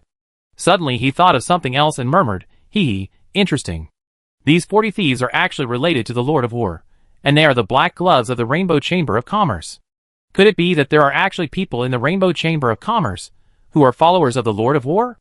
Qin Rushi also expressed his own opinion, saying, "It is very likely. The Lord of War needs a large-scale war, and it is impossible for him to just support a few small bandit gangs and leave it at that." "Yes." Ji-sun nodded. He remembered that old Xia had said before that this foreign god had a big plan. He originally came only to find treasures, but he didn't expect that he seemed to have triggered some surprises. It seems that the Lord of War also has plans and layouts in the giant spirit city. There were constant surprises in the treasury, and Ji-sun and the other two didn't look carefully, and soon emptied the treasury. When leaving, Ji-sun didn't forget to go out and lock the magic door. In this way, even if someone came, they couldn't open it. Once this kind of magic door is locked, it may take 10 days or half a month to open it. And those people didn't expect that the treasury was intact, and the things inside had been emptied long ago. The most important thing is that the news that Count Wushan is a believer of the outer god will be delayed as much as possible. This way, there will be less trouble. Ji-sun and his team can't stay in the city for long. 10 days will be perfect. The three of them left the manor in a swagger. Before leaving, Ji-sun didn't forget to tell the housekeeper that he was going on a long journey. He estimated that the leader of the 40 thieves was the Count of Wushan. Few people knew this disguised identity. And he didn't leave any clues when he killed people before. In this way, some people who are familiar with Count Wushan might really think that he was going on a long journey. Originally, there was no need to go through so much trouble. After all, their plan was to leave Juling City after rescuing Gongwu. But in Ji-sun's deduction, he always felt that the Lord of War Disaster might do something big. It would save a lot of trouble if the tail of the matter was tidied up. They were not afraid of the outer god, but it would be best if they could not get involved for now. After dealing with the Earl of Wushan, Ji-sun and the other two went to East City without stopping. He did not forget that he was killed this time by the black market's owl magic shop. The old woman betrayed her. It was much easier to deal with this guy. Although she was a shopkeeper in the black market, she also had a strong armed force around her. But her identity was much easier to investigate than the 40 thieves. Ji-sun had been in the black market for more than half a year before, and had already figured it out. The clone kept watching her, and didn't give her a chance to escape. He went straight to her house, and dealt with her. Then it was another happy spoils collection session. Ji-sun and his gang not only took back the things they had paid for buying things before, but also looted the warehouse of the gang behind her. Unfortunately, the black market is mostly about circulating goods, bought and sold immediately. The inventory cost is very high, and the good things have been sold, so it is impossible to accumulate too much. Although I have made a small fortune, it is much worse than the collection of Count Wushan. There are no surprise items. However, it is probably for some major forces in the war. The warehouse has a lot of strategic materials such as magic crystals and spell cards. Qin Rushi's revolutionary army is just suitable. It can be regarded as another small wave of wealth. The facts were just as Ji-sun expected. After they left, unidentified people went to check the scene of the ambush, the Wushan Manor, or the old lady in the black market. Unfortunately, Ji-sun and the other two did it too cleanly, and no one could guess what happened. Moreover, a large number of outsiders poured into Juling City every day, and gangs fought each other every day, so it was normal to ambush and silence people. No one knew whether this was an accident, or what the situation was. And 40 thieves. It was another notorious gang. Even the Rainbow Company, the financial sponsor behind it, did not dare to make it public.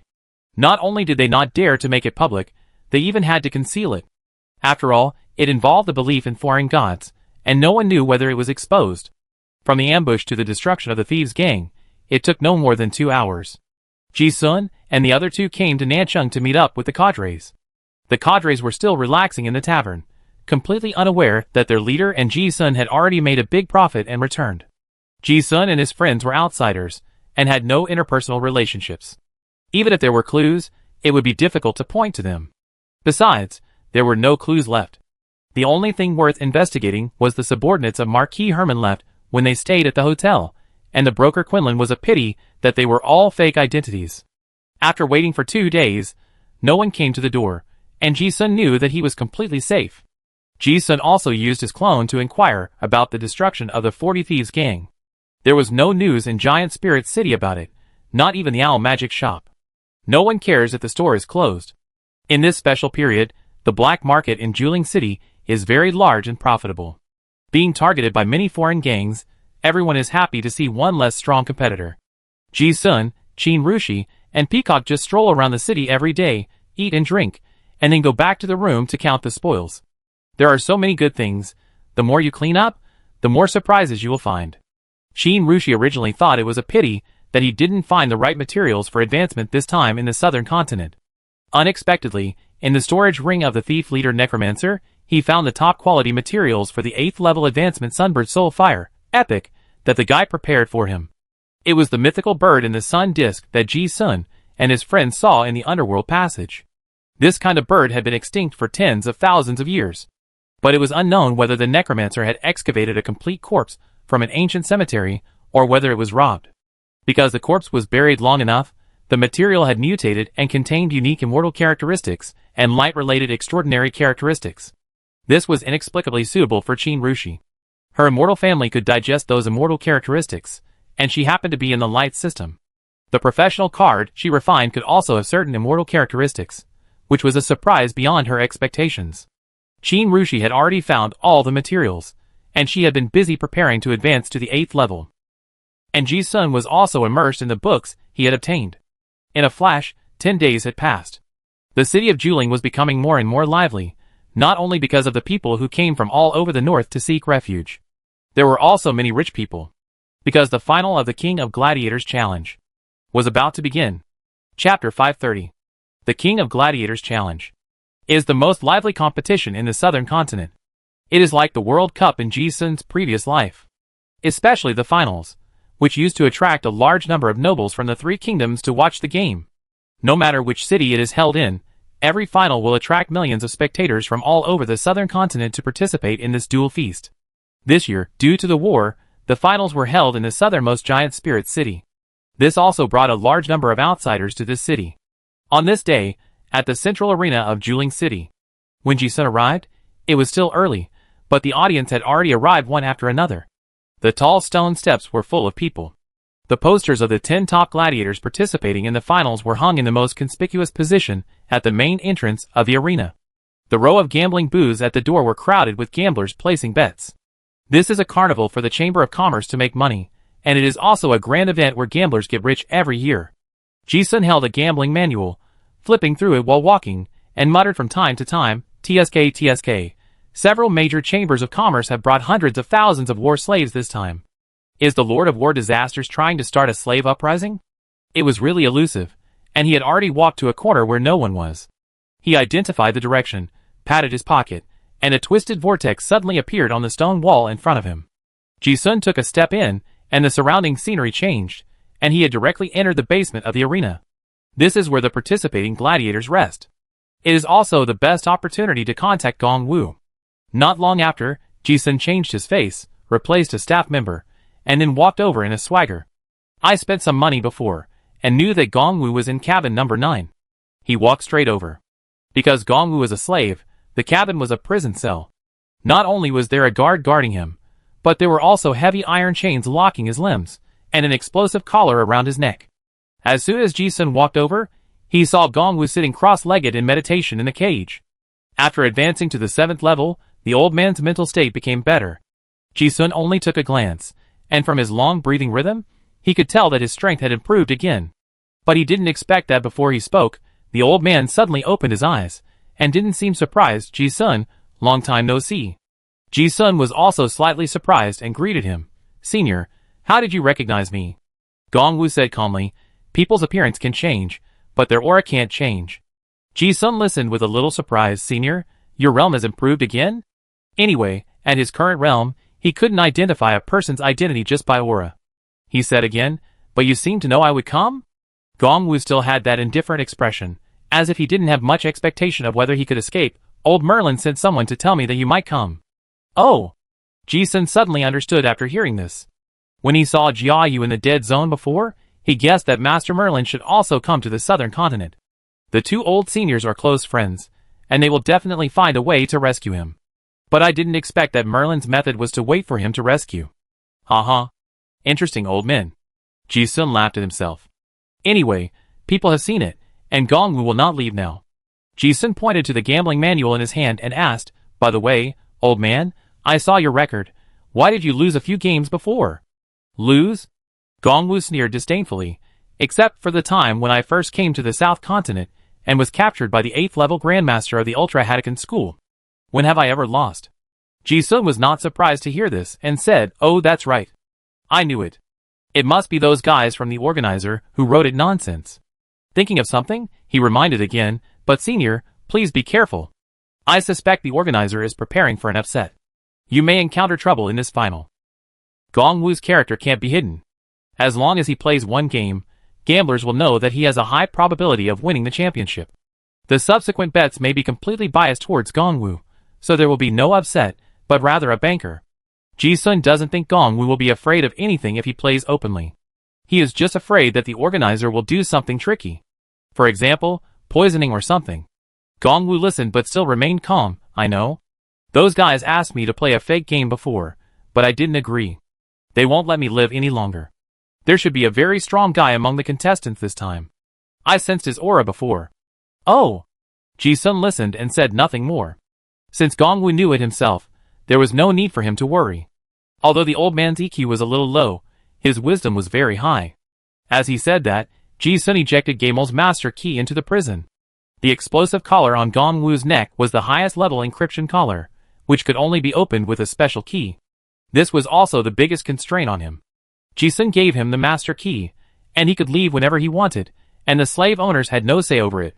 Gong Wu's hands and feet were bound by chains, so he didn't catch it, but the card flew to him, and was controlled by a breath of air, and hidden in the dark.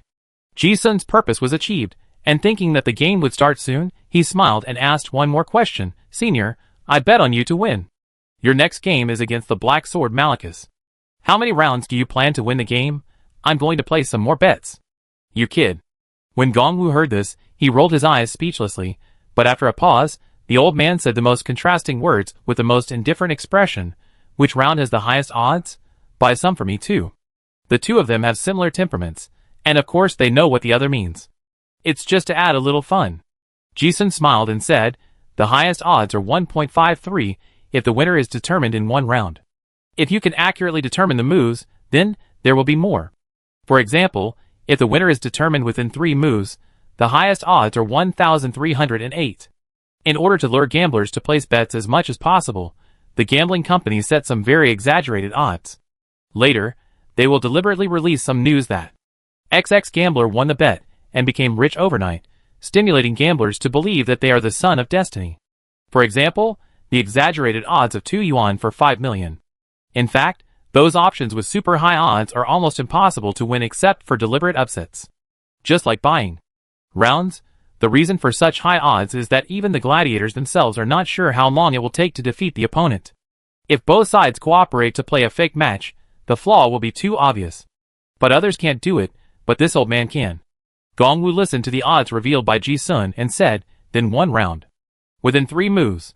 Hearing this, Ji-sun raised his eyebrows. Although he didn't doubt it in his heart, he said, hee senior, do you look down on your opponent so much? I have studied the record of the Black Sword Malachus. The highest winning streak is 72 games. He is proficient in the wind sword and is good at the fast sword style. As he said that, he deliberately provoked him in a joking tone, old man, can you do it? It's not that Ji-sun doesn't believe in Gongwu's strength, but he is afraid that the old man doesn't know who his opponent is and misjudges his opponent's strength. After all, those who can make it to the finals are all practical masters selected from thousands of people.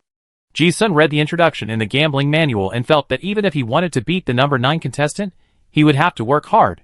Although Gongwu is stronger, he hasn't seen him for a long time, and he doesn't know how strong this old man is.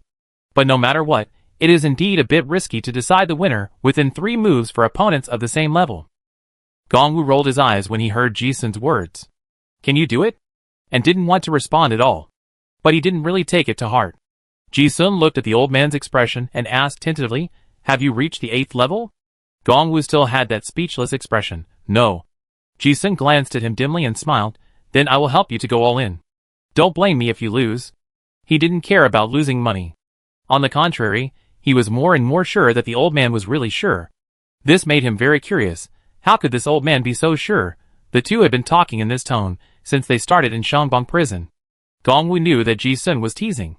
But the old man was so hot-tempered that even though he knew that this guy was joking, he was still very annoyed by his questioning look. Originally, he didn't want to explain more, but Gongwu looked at Ji-sun's increasingly hateful look, and finally said leisurely, I have entered the Holy Realm. This is just right. Ji-sun is very familiar with this old man, and he never hides his confidence. However, after a moment of hesitation, he realized that he seemed to have heard an unfamiliar word. Ji-sun's eyes widened, and his brain finally digested the words. What? You have entered the realm of martial saint? Gongwu, the arrogant old man, snorted coldly, and did not repeat it. Ji-sun looked at it, and his whole expression became wonderful. Just now, the all-in was a joke. Now, damn, full bet, blow up the dog village. Ji-sun was really surprised that Gongwu actually broke through that realm. Above the Grandmaster of Martial Arts is the Saint Realm. Ji-sun has seen this realm. But that was in Griffith, the 9th rank leader of the Rebel Dragon Army. Saint Realm. It is hard to say what it is. It is a general description of a transcendent who has reached a certain supreme realm in his own field.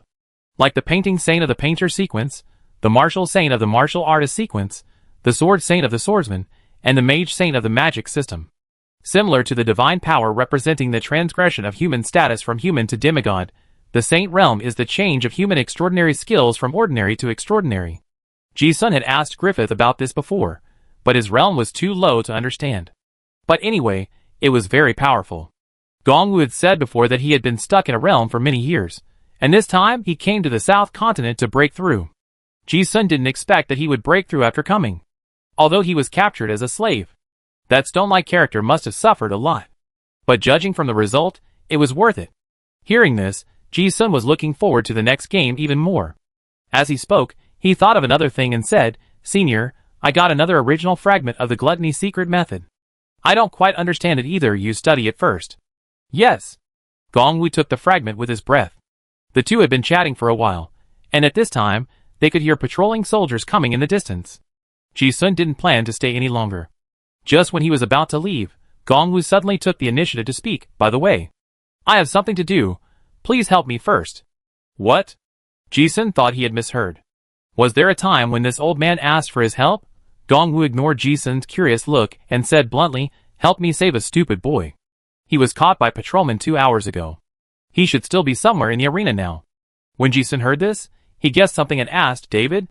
Gong Wu was also curious. Have you seen him? Ji-sun, yeah. We just happened to meet before. The boy was caught as a slave, and I took care of him later. As he spoke, his expression was a bit strange. I did give some pointers to David before, and later gave him some money to go out and gain experience. I didn't expect the guy to come back again after all the twists and turns. It sounds like he came to save his teacher, and then got caught. Gong Wu muttered, I said that kid didn't have my pointers. How come his strength improved so much? As he spoke, he seemed to have a look of disdain on his face. That stupid kid's mind is far worse than yours. He's just stupid. Just thinking about saving people, not thinking about how to let outsiders easily contact the gladiators. He is not good at scheming, nor is he good at disguise. He doesn't know how to deal with the slave collar, but he just came here. As a result, he was caught as soon as he arrived. Uh-huh. Ji-sun listened and laughed. Okay. He seemed to see the boy knowing that he was in danger, but still came to save people without hesitation. The clone is very familiar with David, and of course he knows that the guy and Gong Wu are almost the same mold. He has excellent talent in martial arts, but his emotional intelligence is indeed a bit low. But it was because of that stubbornness that he foolishly came to save his teacher. Ji-sun left the cage. He went to the betting station to buy a lottery ticket first, and then mixed in the team to go to the stands. The central arena is very large, and can accommodate more than 200,000 spectators. After entering, there was a huge crowd of people, and the noise was extremely noisy. But even so, tickets for the finals were still hard to come by. He spent a high price to buy more than 20 tickets on the black market. When Ji-sun came to the stands, Qin Rushi and the cadres had already arrived. Seeing Ji-sun coming, they greeted him warmly, and had already reserved a seat next to Qin Rushi. Ji-sun sat down, and Qin Rushi asked, Is the matter done? Ji-sun nodded yes. They didn't say much, and smiled at each other tacitly. The cadres came to watch the battle, because this level of battle is a very good reference for their current rank. After not seeing each other for 10 days, the cadres have changed a lot. Ji-sun sensed the unstable aura of Bonnie beside him, and asked curiously, Bonnie, have you advanced to the 7th level? Because he was already familiar with it, he could sense what this unstable aura after advancement represented. Bonnie nodded yes. Originally, I wanted to comprehend the power of God before advancing, but later I thought that I didn't have that talent, so I just advanced with the myth potion. Anyway, my career sequence specialization direction is poison, so it's better to advance as soon as possible. Now that I have advanced, I can take the plague fruit I got from the Warcraft forest bit by bit. Her tone was also full of joy.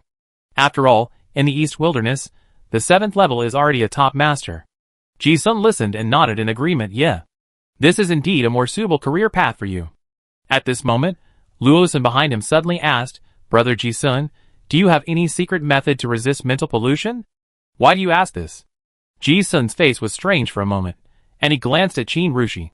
His secret method to resist distortion is the succubus secret method, but he definitely can't tell it. I thought these guys were joking with me, but Luosin said seriously, I'm afraid that Wu Lu will have to use it when the time comes. When Ji-sun heard this, he turned to look at Qin Jianwuliu, who was silent. Looking at the long sword wrapped in linen on his waist, he knew why. Before, the 40 thieves were almost wiped out, and a lot of spoils were obtained. Among them, the relics were not very useful to Ji-sun, so some were distributed to the cadres. And the ghost sword Qiyihan Wubian was of course given to Qin Jianwuliu. Although this sword is considered to be the best sword, it is also very evil. Ji-sun certainly knows the danger. However, since Qin Rushi dared to give this sword to Qin Jianwuliu, he naturally had some considerations. After all, Qin Jianwuliu had gained a lot in the previous trip to the Dead Zone, and he was also the cadre who had the greatest hope of realizing the power of God. Ji-sun had not paid much attention to it before. Now it seems that there is indeed a small problem. The ghost sword has already become spiritual, and there are thousands of evil spirits who want to get the sword's recognition, which is not easy. If the sword's heart is not firm enough, it is likely to be contaminated. Originally, Chen Jianwulia did not care, but when he saw Ji-sun and Qin Rushi looking over, he complained to Luosun, "There is no good or evil in weapons, only the human heart is evil. The evil spirit of this ghost sword can nourish my sword spirit. As long as I don't seal the devil, I will be able to comprehend the divine power." That's the truth. Ji-sun also thinks it's okay. But looking at the black energy on this guy's forehead, now is obviously the most dangerous time. If you are not careful, you will not be able to suppress the evil spirit on the ghost sword. Luosun said again, "What if you are deformed?" Chen Jianwulia seemed to have already looked down on life and death, and said very calmly, "Then die." Everyone was speechless, but when Ji-sun heard this, the uncertainty in his eyes disappeared. Without this kind of awareness of risking everything, it is indeed very dangerous. But once these words were spoken, people saw the swordsmanship that would rather break than bend. He had to walk the path he chose alone. Ji-sun and Qin Rushi had both come this way. They listened without saying much, just nodded in approval. Before the game started, Ji-sun and Qin Rushi were also chatting. The cheers in the arena rose and fell like a tide, as if they were not affected by the current unrest in the southern continent. Qin Rushi knew that Ji-sun had met Gong Wu, and asked, "By the way, what did Senior Gong say?" Ji-sun, "Nothing. The old man just wanted to find a master to fight." It was just confirmed from the intelligence dealer that this time, the major chambers of commerce brought hundreds of thousands of war slaves to Juling City for auction. There may be more later. Qin Rushi blinked and guessed something. "Oh, you mean the slave riot?" There was no sudden uprising. It was only the inevitable result of years of suppression. War slaves are mostly prisoners on the battlefield. The most scarce resource for conquering cities is this kind of slave cannon fodder. They have strong combat power, and do not need training. They can be directly pulled to the battlefield. But because of this, once these well-trained slaves lose control, they are also extremely dangerous. Ji-sun nodded. This was the situation deduced before, yes. But this time, the war slaves are sent to the front line, and the mortality rate will be extremely high. Once there is a chance, they will inevitably riot. So from all the clues, there should be a slave riot in Juling City. Qin Rushi was thoughtful. This is in line with the will of the Lord of War. However, Ji-sun looked at the lively venue in front of him and underestimated, "I hope the riot will be later. After all, I bought a lot of lottery tickets. At least wait until I redeem the prizes." Hearing this, Qin Rushi glanced at him and smiled slightly. After waiting for a while, the duel began. The draw had already determined the order of the games, and there were 5 games today. The game between Gong Wu and Black Sword Malachus was the last one. Chapter 531. Before the finals began, there were some warm-up matches. Most of them were fights between rookie gladiators and monsters. Although the contestants were not high-level, the scene was extremely bloody and exciting because it was a death fight, and it was also very entertaining. Hundreds of thousands of spectators cheered and shouted in the central arena, and the sound resounded throughout the city like a tide. In the stands, while watching the game, Ji-sun was still distracted by studying the gambling manual in his hand. It was printed with detailed battle tables and odds. Most of the gladiators are melee, and there are very few magic card masters. The 10 contestants competing for the King of Duels are all melee. Flower Sword Filmer vs Blind Assassin Sephiroth, Iron Fist Tech vs Barbarian Ball, Silver Eye Tyrannosaurus Rain Root vs Blue Knight Kona Boss, Giant Moradin vs Iron Wall Gwyneth, Tyrant Fist Gong Wu vs Black Sword Malachus. All 10 finalists will play in today's game, and Ji-sun is also observing who the strong guy Gong Wu mentioned before is. The Revolutionary Army members nearby were also very excited. Especially since everyone had recently returned from the monster forest, they all had money in their hands, so they placed small bets for fun. "Sam, what did you buy? I feel that the 4th level monster 2-headed dragon-scaled wind tiger in this match is very powerful, and the gladiator may be eaten." Of course, it's the match with Senior Gong Wu. Since Senior Gong Wu is bound to win, why buy these matches? Anlos, you won't buy someone else, right? Of course I also bet on Gong Wu. It's just that it's the last game, so we have to wait. Hey, how long do you think it will take for Senior Gong Wu to win? I bet within 300 moves, and the odds are over 20. Ah, who can tell for sure? Anyway, I bet on winning. Although the odds are lower, it's a sure win. Yeah. Seeing Ji-sun studying the betting manual, everyone thought he was studying the odds. Suddenly, Bonnie asked, "By the way, Ji-sun, you've been studying that manual, what did you buy?" After hearing this, the cadres all cast curious glances. After returning from the monster forest, the cadres of the Revolutionary Army now have an inexplicable blind obedience to Ji-sun's judgment. Almost everything he judges is correct. Besides, they also know that Gongwu is Ji-sun's boxing teacher, and he must know some details better than them. Everyone is also very curious, like gambling, which depends on luck, whether he can predict it accurately. Ji-sun listened to Bonnie's question and originally didn't plan to say anything, because he placed the bet not only to win money, but also for a little calculation. But seeing that everyone was so excited, he responded, "I also bet on the old man." Bonnie said with a gloomy face, "Ah, of course I know that you bet on Senior Gongwu to win. I'm asking, what is the odds of the bet you bet on?" Ji-sun glanced at her, raised his eyebrows slightly, and said, "The winner will be decided within 3 moves. The odds are 1,308. I bet 10 million gold coins." "Oh!" Bonnie hadn't reacted yet. Everyone was stunned in unison, as if their brains hadn't digested what they had just heard. But the next second, after the cadres pondered for a moment, the pupils of the eyes suddenly dilated, staring at Ji-sun's face, as if they had heard it wrong, or this guy had said it wrong. Even Qin Rushi, who was standing by, had a hint of surprise in her eyes. Although she knew Ji-sun's plan, she was also full of disbelief when she heard that. Within 3 moves. The winner can only be decided within 3 moves if there is an absolute gap in strength. However, the 10 finalists are all top gladiators selected by the nobles and the Chamber of Commerce. They are all 7th-level masters with hundreds of battles. Their strength and combat experience are first class. Normally, there is no way such a big gap can appear. Bonnie reacted. She looked at Ji-sun with eyes full of disbelief. "Ah, you bet on 3 moves? And bet 10 million gold coins?" The cadre's eyelids also jumped. You have to know that the higher the level of the card master, the more determined he is, and he will never be dominated by the emotion of gambling. So although they also bet, they are just a few hundred gold coins for fun. Ji-sun's chips of 10 million gold coins are simply incredible. If he really bought the terrifying odds of 1,308, wouldn't it mean that he would have to have more than 3 billion gold coins? This is already a terrifying number. Although the several sponsoring chambers of commerce are rich enough to rival a country, it is estimated that more than 3 billion is enough to empty a small part of the total prize pool of this gambling. Although it was not enough to bankrupt the banker, with the payouts from other people's bets, it would definitely empty the family's coffers. Looking at the expressions of the crowd, Ji-sun nodded again, "Yeah." After saying this, everyone was silent. If it were someone else, they would definitely not believe it. But since Ji-sun said it, it must be true. Moreover, since he dared to bet like this, he must have known. Inside information, that game, Gongwu must be able to quickly defeat his opponent. Ah, did Senior Gongwu advance to the 8th level? Bonnie muttered to herself, but immediately denied her thoughts. That's not right.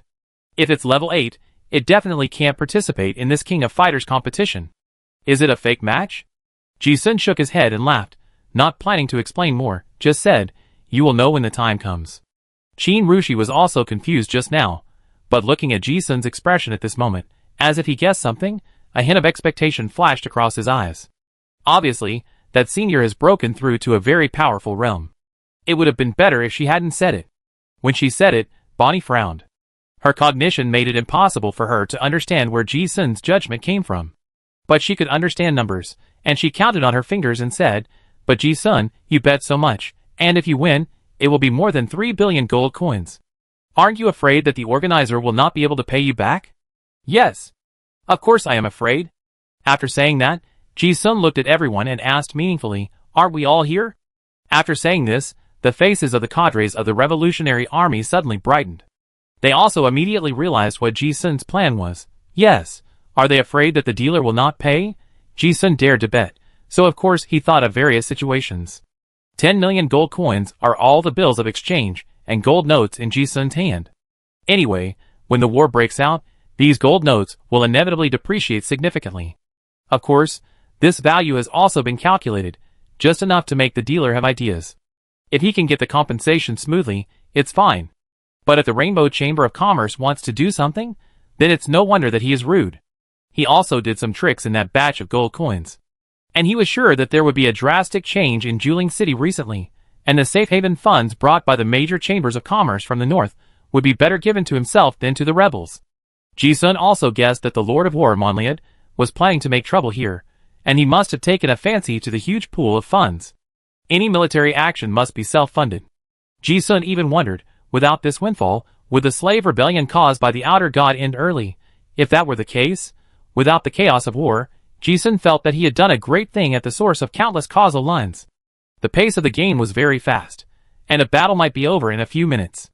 In the 5 warm-up games, 3 were won by the gladiators, and in the other 2, the gladiators were torn into pieces and eaten by monsters. Then it was the finals. The first match was between Flower Sword Filmer and Blind Assassin Sepher, and it was very exciting. A light swordsman and an agile assassin, both of them were card masters specializing in agility, and their moves were dazzling. One sword energy was like a rainstorm on the stage, and the other's figure was like a ghostly black wind. The two sides were similar in strength, and there was no restraint in their professions. They were both practical masters, and the fight was hard to tell.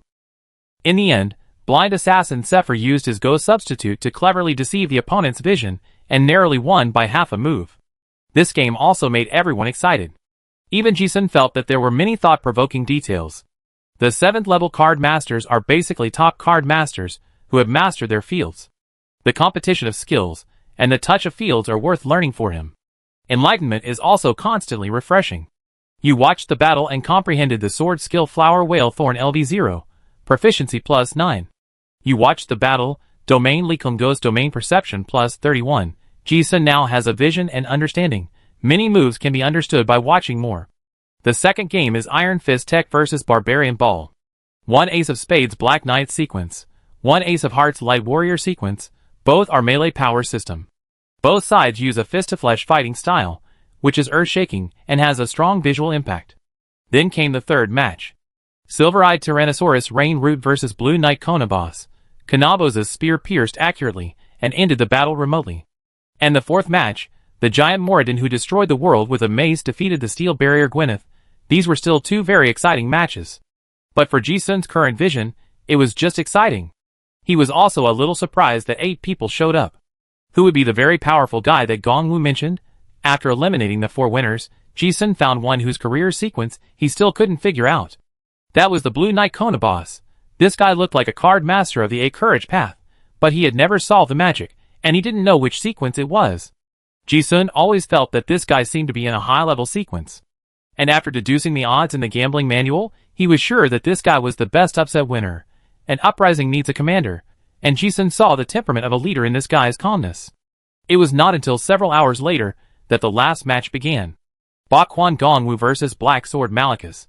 Gongwu's odds were slightly lower than Malachus's, and the audience in the stands also saw Malachus more. On the ring, the staff were driving the slaves to bring huge slabs of stone and replace the floor tiles destroyed by the previous battle. The gorgeous cheerleaders in front of the stands were dancing passionately. In the audience seats, the bookmakers were doing the last round of sales for the day. The gamblers were also analyzing and discussing and placing bets. Hey, who are you betting on? I know Malachus. He was a famous magic swordsman 10 years ago. He was born as an orthodox knight, and his sword skills are solid. He can break heavy armor with a wind blade slash. It's hard to say. The Qigong Master's curse power is endless. I guess it will be another fierce and protracted battle. If the winner can't be determined in a short time, the Qigong Master's winning rate will be a little higher. Yes. So I bought the position of 500 moves to determine the winner. The odds are much higher than betting on them themselves. What's so hard to say? I've watched Malachus's matches before. His sword power is very powerful. He can end the fight with just a few sword strikes. He won't give his opponent a chance to drag it out. Qigong Masters are cloth armor professions. Can they block the sword power with their bodies? Trust me, go all in Malachus. Ji-sun listened to the analysis of the audience on the distant ring. His eyes were slightly distracted. I don't know what he was thinking. Most people thought this was a protracted battle, or that Gongwu would lose. After all, according to the gambling manual, Gongwu's record was not outstanding compared to others. Only Ji-sun and his group firmly believed that Gongwu would win. And the organizers knew it. This was a match that was intended to create an upset. Soon, 2 fighters entered the arena. The first to enter the arena was Black Sword Malachus, who was holding a 2-handed sword and wearing full armor. This man was the defeated leader of the knights, and was originally a nobleman with an unparalleled temperament. As soon as he entered the arena, the whole person was like a sharp sword unsheathed, revealing his sharp edge. Black sword. Black sword. Black sword. The audience also erupted in waves of cheers. In the South Road where martial arts are valued, this kind of star gladiator is very popular. On the other side, it was a bit mediocre. Bobby exclaimed nervously, "Look, Senior Gongwu is here." Everyone looked over. A little old man came out. Unlike his opponent, who was so sharp, Gongwu looked too ordinary. Not strong, not tall, and not aggressive. Perhaps he was used to being an old man, hunched over for most of his life.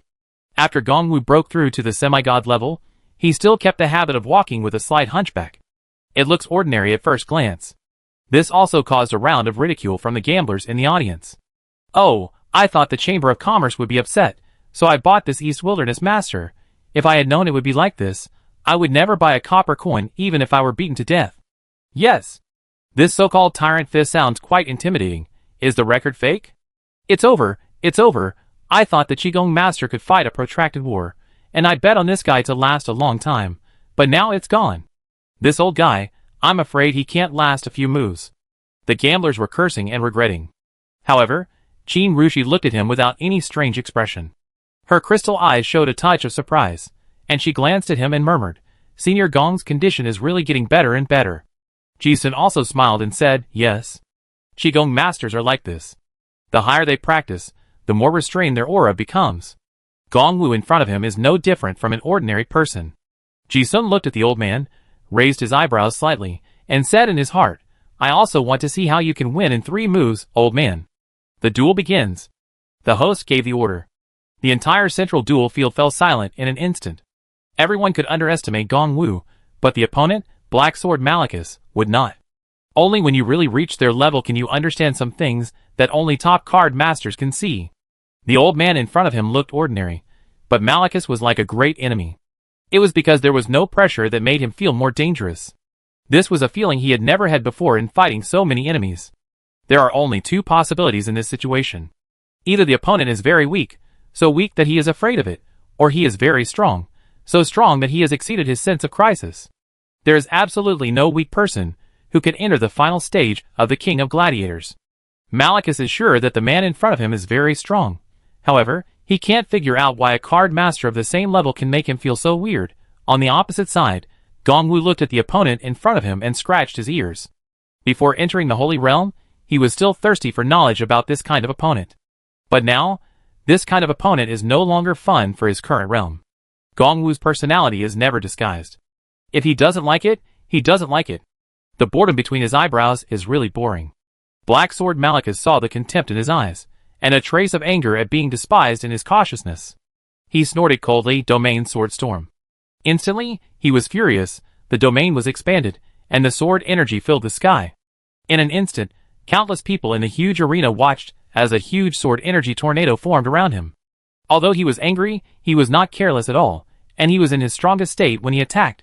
Gongwu looked at the sword energy field, as if he saw through the flaw at a glance, and muttered, "The sword energy is too scattered. It can be used against ordinary people, but it can't break my energy." Although the voice was small, the face of the Black Sword Malachus on the opposite side suddenly changed when he heard it. He wanted to take the initiative, but at this moment, he was horrified to find that the old man, who was standing there casually in front of him, did not have any flaws. It seemed that no matter where he slashed, he would not be able to hurt him. On the contrary, he exposed his weakness first. Black Sword Malachus held the hilt of the sword with both hands, in a dilemma. It was as if someone had cast a spell to freeze him, and he could not lift the sword no matter how hard he tried. How is it possible? Malachus was horrified. At this moment, he was puzzled and shocked. And the situation was in a weird stalemate. The two stood there. Gongwu looked at him, and raised his eyebrows slightly, and his eyes suddenly swept away the previous casualness and became fierce. It was this change in his eyes that caused Malachus's face to change drastically. Just when he thought the old man was going to attack, Gongwu reminded him, "I promised a certain guy that I would win quickly, so I can't stop. You should protect your heart and internal organs. Otherwise, I might kill you with this punch." As soon as these words came out, Black Sword Malachus's eyes widened, and he shouted, "You are too contemptuous of me. We are both at the 7th level, even if you may be stronger. How dare you humiliate others like this?" In the audience, the conversation was too far away to be heard, and the others didn't know what was going on. But Ji-sun understood and laughed. This old man has been a slave for so long, and his temper hasn't changed at all. He was familiar with the old man, straightforward and arrogant. Farts. Whatever he said must be what it is. This is really a kind reminder. But if it were someone else, they would just feel humiliated. Chin Rushi, who was watching from the side, couldn't help laughing and shook her head slightly yes. Before the audience could wonder why the stalemate had occurred. Gongwu on the stage also pursed his lips, as if to say, I have reminded you anyway. He did not say any more nonsense, his eyes were stern, and he shouted softly, domain empty godly appearance. In an instant, everyone seemed to hear a sudden roar, like a tide. Looking again, the old man suddenly had a strange phenomenon, and the black energy was burning like a flame. The protective energy of a general Qigong master is burning close to the body, but the black energy on Gongwu's body is separated by a vacuum layer of nearly 1 meter on the surface of the body. With this outburst, Gongwu's temperament suddenly surged, like a god of death descending. The face of Melixta under the iron helmet on the opposite side changed drastically in an instant. However, in this scene, most people in the audience could not understand what happened at all, nor did they realize how amazing it was. However, the faces of the top card masters on and off the stage changed drastically. Only they knew that this vacuum flame chi was the manifestation of the extreme condensation of chi. As the opponent, Melixta also saw it, and said anxiously in his heart, how is it possible? How could this guy have such a terrifying aura? He then realized why the old man said that his sword energy could not break this aura. It turned out that it was not arrogance, but the truth. However, the fact did not give him time to think about it, and he saw the old man on the opposite side disappear on the spot. Above, Malachus raised his head suddenly, and saw that figure directly broke through his sword energy field and appeared right above him, raising his hand to make a punching gesture. In the face of this situation, Malachus would have chosen to chop down with his great sword, a head-on confrontation that would not necessarily benefit anyone. However, at this moment, he looked at the domineering figure of it in the sky, and the fear deep in his soul was aroused, and he instinctively raised his sword to make a blocking posture. Faintly, as if a certain sentence echoed in his ears, he unconsciously mobilized his magic power to protect his heart. Gong Wulun covered his face, and his fist that had been accumulated for a long time burst out like an arrow from a bow. Ba Quan Gang Hu. As he said, he wanted to end the fight quickly, and would not hold back. In an instant, the terrifying energy accumulated on his fist, and condensed into a 100-meter-long tiger that burned like a black flame. The tiger condensed into a shape, like a god or demon, with a terrifying pressure that people could not look directly at. This punch condensed Gong Wu's martial arts realm. Unparalleled domineering, looking down on the world. Ji-sun had seen this move before, but this time, he was also shocked when he looked at the tiger that seemed to come alive. This power reaches the gods. So, this is the holy realm. Gong Wu punched out, and the sound of the explosion was like a tiger's roar. Bang! With one punch, the gushing fist force turned into a wave of air under the tiger's feet, smashing down fiercely. In an instant, the picture seemed to enter a slow-motion moment. The speed of the fierce tiger's descent was not fast, and it was eating away at the sword energy field bit by bit. And the black sword Malachus below raised his sword to block, and his face under the mask was already pale. Ordinary audiences could not understand what happened, but they heard the click, click, click. The crisp sound resounded throughout the arena.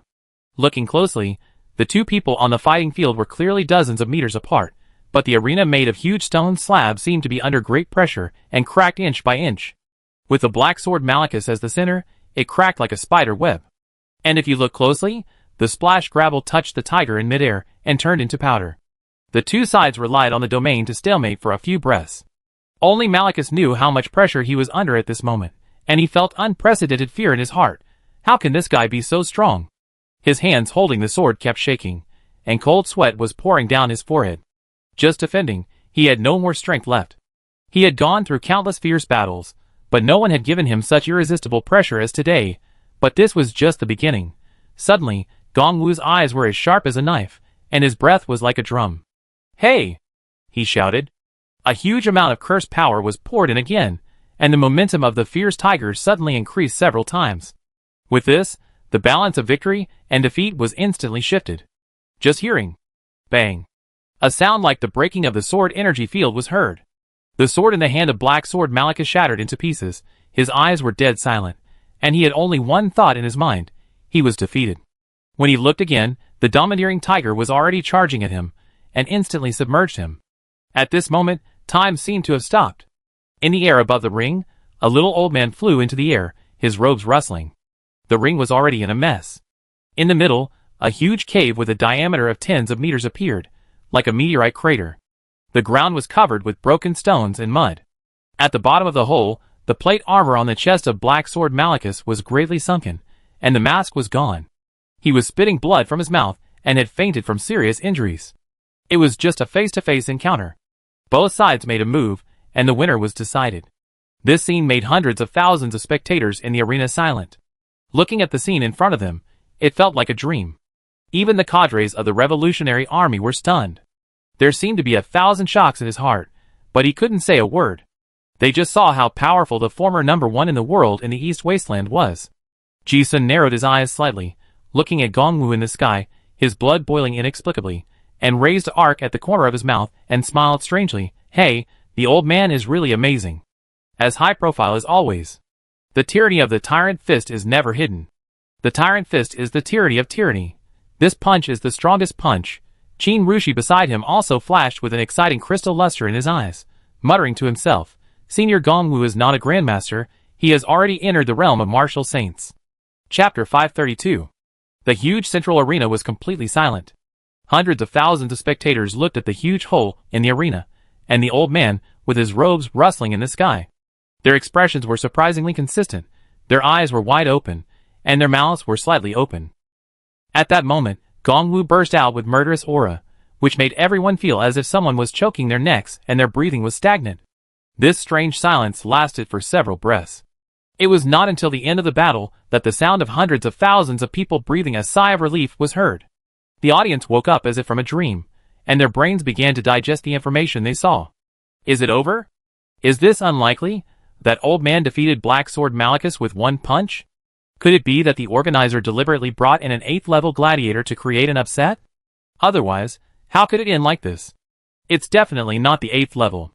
Not everyone can understand the power of Gong-woo's punch just now.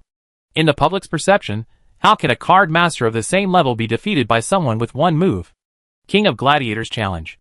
It has been held countless times in the southern continent, and the audience is not stupid. Although some small competitions may see a huge gap in strength between players. But this is the finals. It is a regular competition, not a sneak attack, and there is no equipment gap. How could he lose in one move? In this situation where the expectations are so different, the only possibility they can accept is fake match. But at this moment, there is no dispute. Even people who don't understand martial arts know that this is not a fake match. The old man in the sky was emitting a strong aura like a flame, which was so domineering that people dared not look directly at him. The armor of Malachus lying in the pit was smashed and his life or death was unknown. Could this be a fake match? In the stands, the expressions of the Revolutionary Army gradually changed from shock to great joy. This match was just a gladiatorial contest for others, but it meant something different to them. Gong-woo was the world's #1 martial artist representing the East Wasteland. This was a contest between the East Wasteland card master and the master of the South Continent. Gong-woo won, and the cadres were excited from the bottom of their hearts. But they knew Gong-woo would win, and they never expected that he would win the game in this way. Bonnie and the others had heard Ji-sun tell them the results of the guessing before, but they didn't dare to believe it. Now seeing it with their own eyes, the cadres all had malicious smiles on their faces. Bonnie shook Ji-sun's arm and said excitedly, "Ah, Ji-sun, you won?" "Yeah." Ji-sun smiled, his eyes narrowed slightly, and looked at the VIP rooms in the audience. "That's more than 30 billion gold coins. I don't know if those dog dealers can take it out. But compared to the prize that he will definitely get, Ji-sun is more interested in Gong-woo's demon-like aura. He didn't understand Gong-woo's realm of martial saint, but he understood some of the tricks from the punch just now. He has seen the same move Bakwan Gong-woo twice, but with different effects. It's like the same knife, one is blunt, and the other has been sharpened to the extreme. The sharp edge is revealed. Unlike the astonishment of hundreds of thousands of spectators, the heads of several major chambers of commerce, who are the co-organizers of this gladiatorial contest in the VIP box, are not surprised. In box #1, several Chamber of Commerce heads wearing gorgeous clothes are watching the game with relish. The leader is a fat man with a mustache, and all 10 fingers are covered with various gem rings.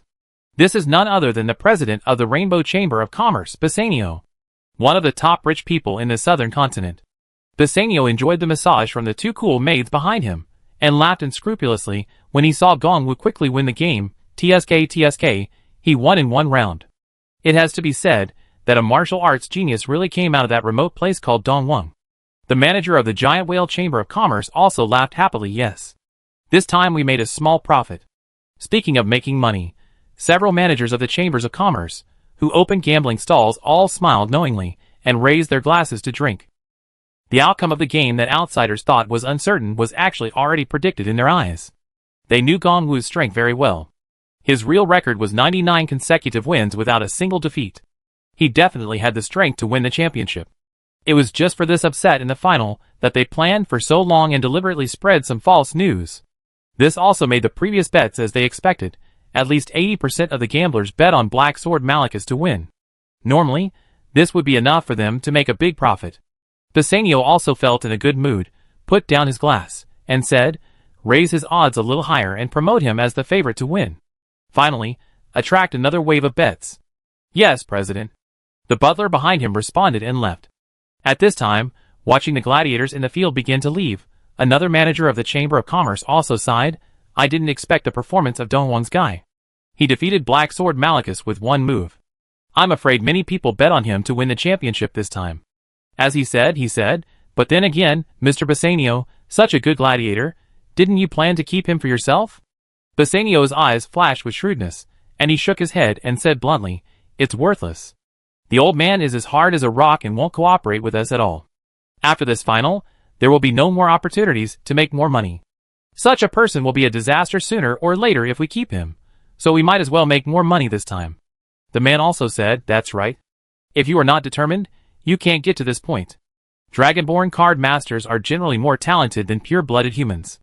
The last thing the southern continent lacks is genius. As slave traders, they have seen too many gladiators with outstanding talents. But those who don't obey are worthless, and they are all dealt with without exception. At this point, the manager of the Giant Whale Chamber of Commerce also expressed his concern, but this guy is a bit too strong. Mr. Bassanio, can the Blue Knight Konabas you arranged win? Bassanio said calmly, don't worry. Konabas is a top-level strongman of the J sequence. He will not lose. Besides, I won't let that old guy go to the ring like this. As they said this, everyone understood what he meant and smiled knowingly. However, before the Chamber of Commerce bosses could be happy for long, the door was knocked hurriedly, and the housekeeper's anxious report came. Master, it's not good. The housekeeper who had just walked out walked in anxiously with several gambling vouchers. Bassanio frowned and said dissatisfiedly, what is so worthy of panic? The housekeeper didn't care about his impoliteness, and pointed to the remittance slip and said, someone bet 10 million gold coins on the victory of the man in Dongwon. Because the amount was so large, the old butler stuttered a little. Bassanio frowned slightly when he heard 10 million gold coins, but he didn't take it seriously. It's a big deal if you bet on it. There are always people betting on underdogs every time you gamble. It's nothing strange. Taking into account the odds, the maximum compensation is tens of millions of gold coins. Compared with the profit this time, it is a normal compensation expenditure. Other Chamber of Commerce managers in the room also felt that this amount of compensation was not worth mentioning. However, what happened next was that they were frightened by the butler's words and broke into a cold sweat. The old butler knew that he was too flustered and didn't explain clearly, so he added in a hurry, it's the 10 million gold coins. The odds are 1,308. If they win, we have to pay more than 3 billion what? Bassanio slammed the table, and his fat body stood up in shock. He thought he had heard it wrong, and repeated, someone bet more than 10 million gold coins and won the highest odds? After hearing this, the other Chamber of Commerce managers in the room also had a bad feeling. If that's the case, all the cash they earned from this gladiatorial contest might not be enough to pay the compensation. The old butler also had a very ugly expression, and he carefully confirmed, yes, the actuary just confirmed that someone bought the match between Bakwing Gongwu and Heijin Malachus, and the winner will be decided in 3 rounds. After saying this, the huge VIP room fell silent. Bassanio widened his eyes, thought for a moment, and felt something was wrong. But, won't bets exceeding 500,000 gold coins be reported? How come you only know it now? The old housekeeper held up the gambling betting pad, and said with an ugly expression, there were 43 bets in total, and each time it did not exceed 500,000 gold coins. After hearing this, a group of Chamber of Commerce bosses instantly understood. Someone took advantage of the loophole. Ji-sun was very clear about some internal rules of the gambling industry. Bets exceeding 500,000 gold coins would be paid special attention and reported to the management. He didn't want to cause trouble in advance, so he bought the 10 million bets at dozens of betting stations. Originally, This was still considered a heavy bet at a high odds.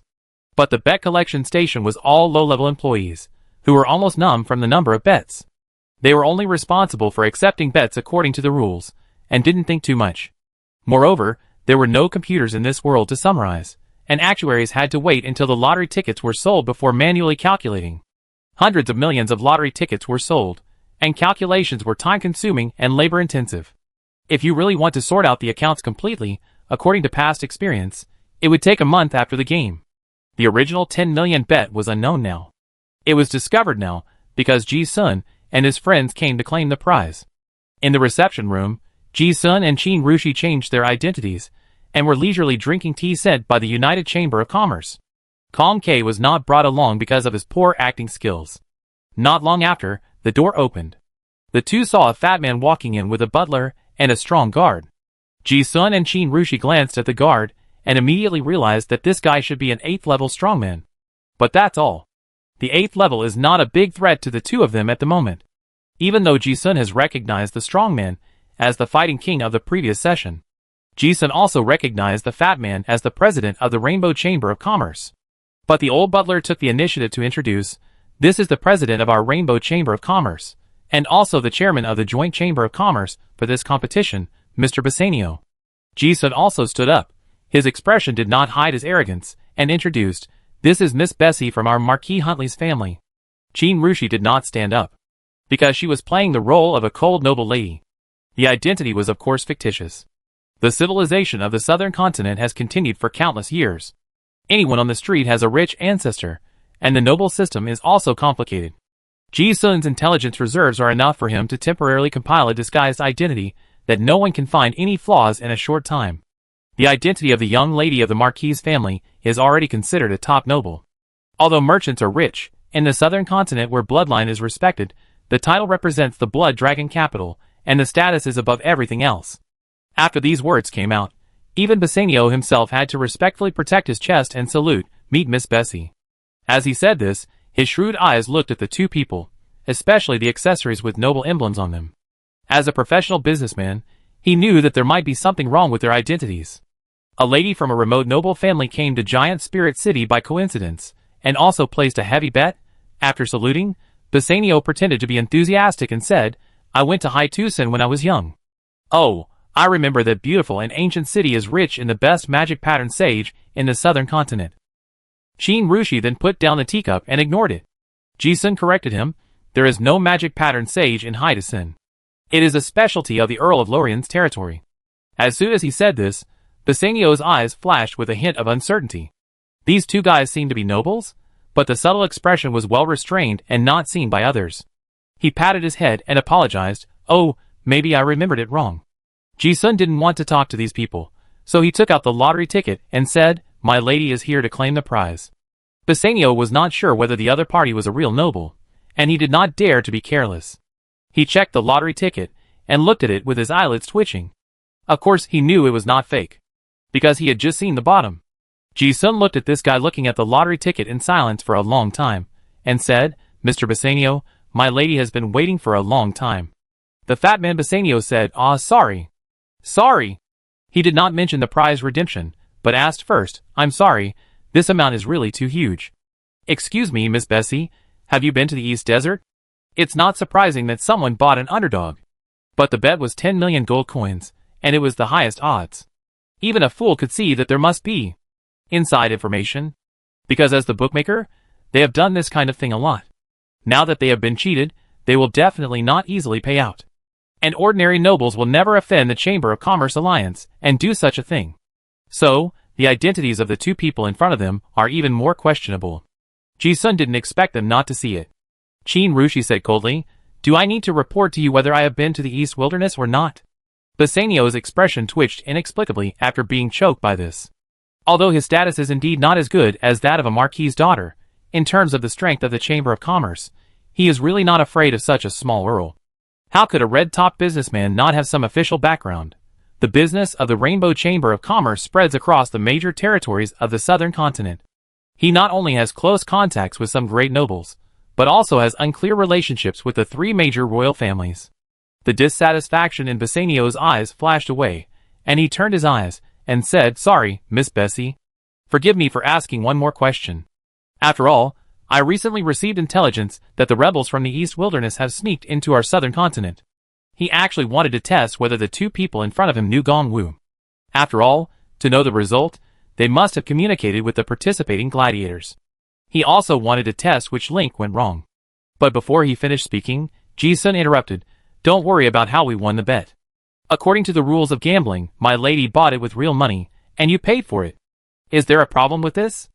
Bassanio's eyes also showed a hint of murderous intent, and he said awkwardly, "That's no problem. It's fine for a noble lady to ignore him, but a servant dares to do that?" Before the fat man could think about it, Ji-sun said coldly, "Don't think I don't know that your gambling manual has falsely reported Gong Wu's record. Coincidentally, my lady has watched his duel match in person. This makes the cause and effect clear. If you have watched the match before, you may be able to see some details." Bassanio also conceded that this statement might be true, but he always felt that there was something wrong. After all, the King of Fighting League was an event of the Chamber of Commerce Alliance. What he couldn't understand was that a marquis dared to offend them to death. They didn't mind some great nobles winning a little, but the 300 times multiplier of 10 million gold coins was obviously to offend them to death. Are they really nobles? Aren't they afraid of revenge from the Chamber of Commerce? Before coming, Bassanio had thought of various responses, but now looking at the two people in front of him, he felt that he couldn't say anything. Ji-sun urged again. Bassanio was a smart man after all. With a turn of his eyes, he immediately said to the butler beside him, "You are responsible for redeeming the prize for Miss Bessie." Then he said to Ji-sun and the others with a humble expression that hoped for understanding, "But miss, you know, this money is not a small amount. We, the organizer, have to prepare it, and the actuary has to settle the accounts before we can settle. Don't worry, you will definitely get it tomorrow morning at the latest." Ji-sun and Chin-ru walked out of the VIP room. They were not surprised that they did not get the money. They could not get it today. They would not get it tomorrow. The arena was already full of outsiders wandering around for sightseeing. The most talked about thing among people was the upset match today. The two of them mingled in the crowd, walking slowly, not paying any attention to the eager eyes behind them. Although they did not get the money, Ji-sun had a bright smile on his face. As he walked, he said, "It seems that the guy from the Rainbow Chamber of Commerce has the intention to kill me. If it were any other day, 3 billion gold coins would not necessarily make the Chamber of Commerce Alliance take a gamble. But it is different now. In the past, if someone killed a top noble like the Marquis, not only the noble group, but also the Holy See would chase him to the ends of the earth. Now the South Continent is in chaos, with metal dragons and colored dragons fighting each other, and it is normal for a few nobles to die in the war. Besides, there is no Holy See in Giant Spirit City now, and it is a disorderly area, so it is perfect for the thieves to eat the thieves." Ji-sun felt that if he were in the other party's situation, he would not easily pay the money. After all, this money is a reserve for the riot. Chin-ru nodded and said yes. Ji-sun asked, "By the way, Aunt Chin, did you sense anything?" Chin-ru nodded slightly and said, "The fat man and the 8th level guard just now both had the belief fluctuations of the Lord of War disaster. God Thief, the sequence is very sensitive to the belief fluctuations of foreign gods. The most important purpose of the two people coming to redeem the prize before was to confirm some information." When Ji-sun heard this, the arc of his mouth became more and more weird. It is indeed so. From this point of view, the gladiator Blue Knight Kona boss is the divine body of the Lord of War, Monlian. I thought that guy has a leadership temperament. After getting accurate information, the deductions in his mind became clearer. Chin-ru also said, "Yeah. If I guess correctly, that guy is also from the warpath. And he is J of Diamonds War Commander. This is a rare sequence. Card masters of high-level sequences often have some unique characteristics. This is the first time Ji-sun has seen a card master of this sequence. War Commander, it sounds very decent, but the demon behind this sequence is Digios, the god of war, mutiny, killing and riot. A natural leader, the protagonist of all kinds of riots. This sequence believes in the Lord of War and disasters, which is almost a perfect match." Chin-ru knew Ji-sun's plan, thought about it, and asked, "But although it is basically certain that there will be a slave riot in Juling City, it is not certain when it will happen. What should we do tonight? Once we get rid of the killer, it may attract the attention of the Lord of War and disasters in advance. Then let those people riot in advance." Ji-sun had certainly thought about this problem. They were not afraid of assassins, but they were afraid of killing people and causing other chain troubles. The riot would definitely not be small. Although the Revolutionary Army was strong, it was definitely not a good choice to fight head-on. And Ji-sun had never thought of being the protagonist of this riot. His main purpose was to save Gongwu, and now it had been achieved. There was also a secondary purpose, which was to get his prize money back. He had left some space tricks on the gold coins before, and now he roughly knew the location of the treasure house of the Chamber of Commerce Alliance. But a place like a treasure house must be heavily guarded. Only when there is chaos, it is the best opportunity. Besides, there may be more than one treasure house. It is better to wait for an opportunity. Qin Rushi listened and said nothing more. It's good that you have an idea. Ji-sun and the other person wandered around in crowded places, so that the killer would not attack in public. As they walked, the clone replaced the original body, and Ji-sun had already sneaked into the arena. If he guessed correctly, the slave army had already met the conditions for a riot, and now they were waiting, perhaps waiting for the tens of thousands of slaves to be escorted to Juling City later.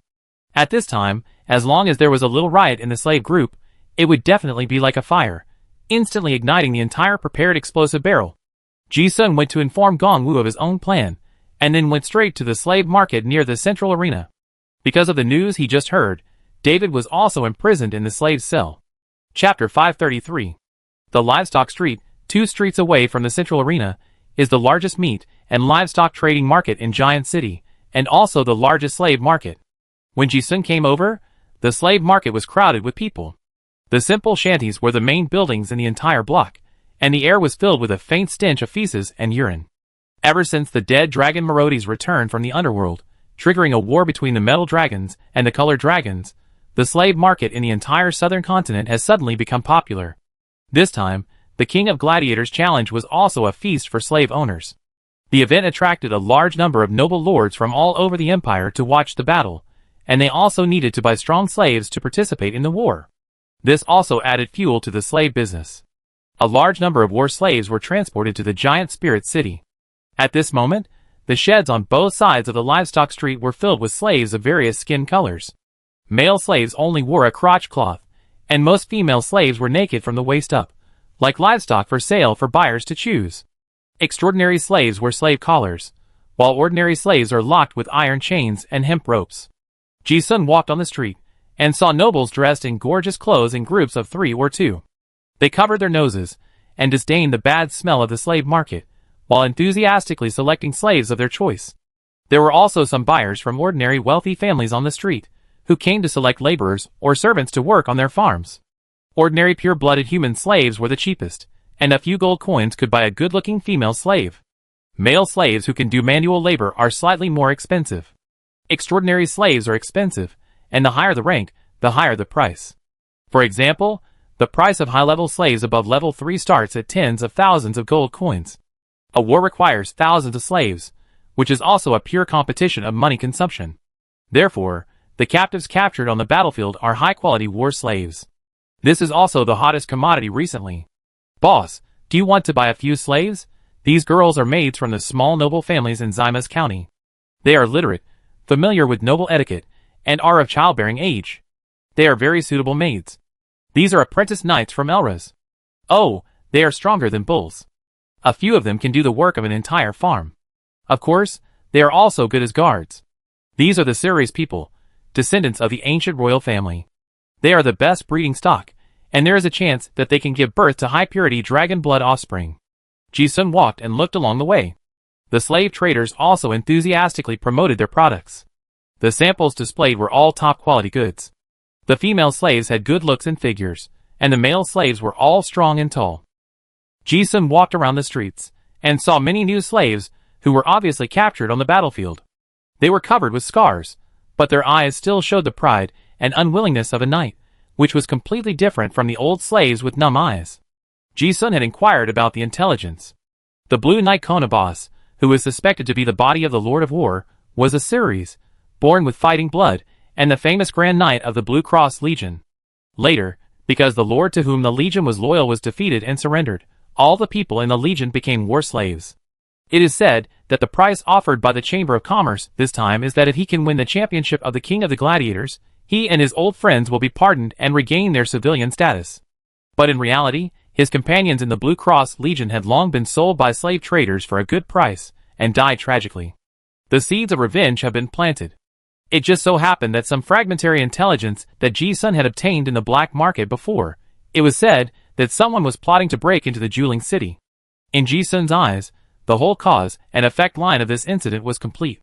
It was buried long ago, and it gradually emerged today after a long time.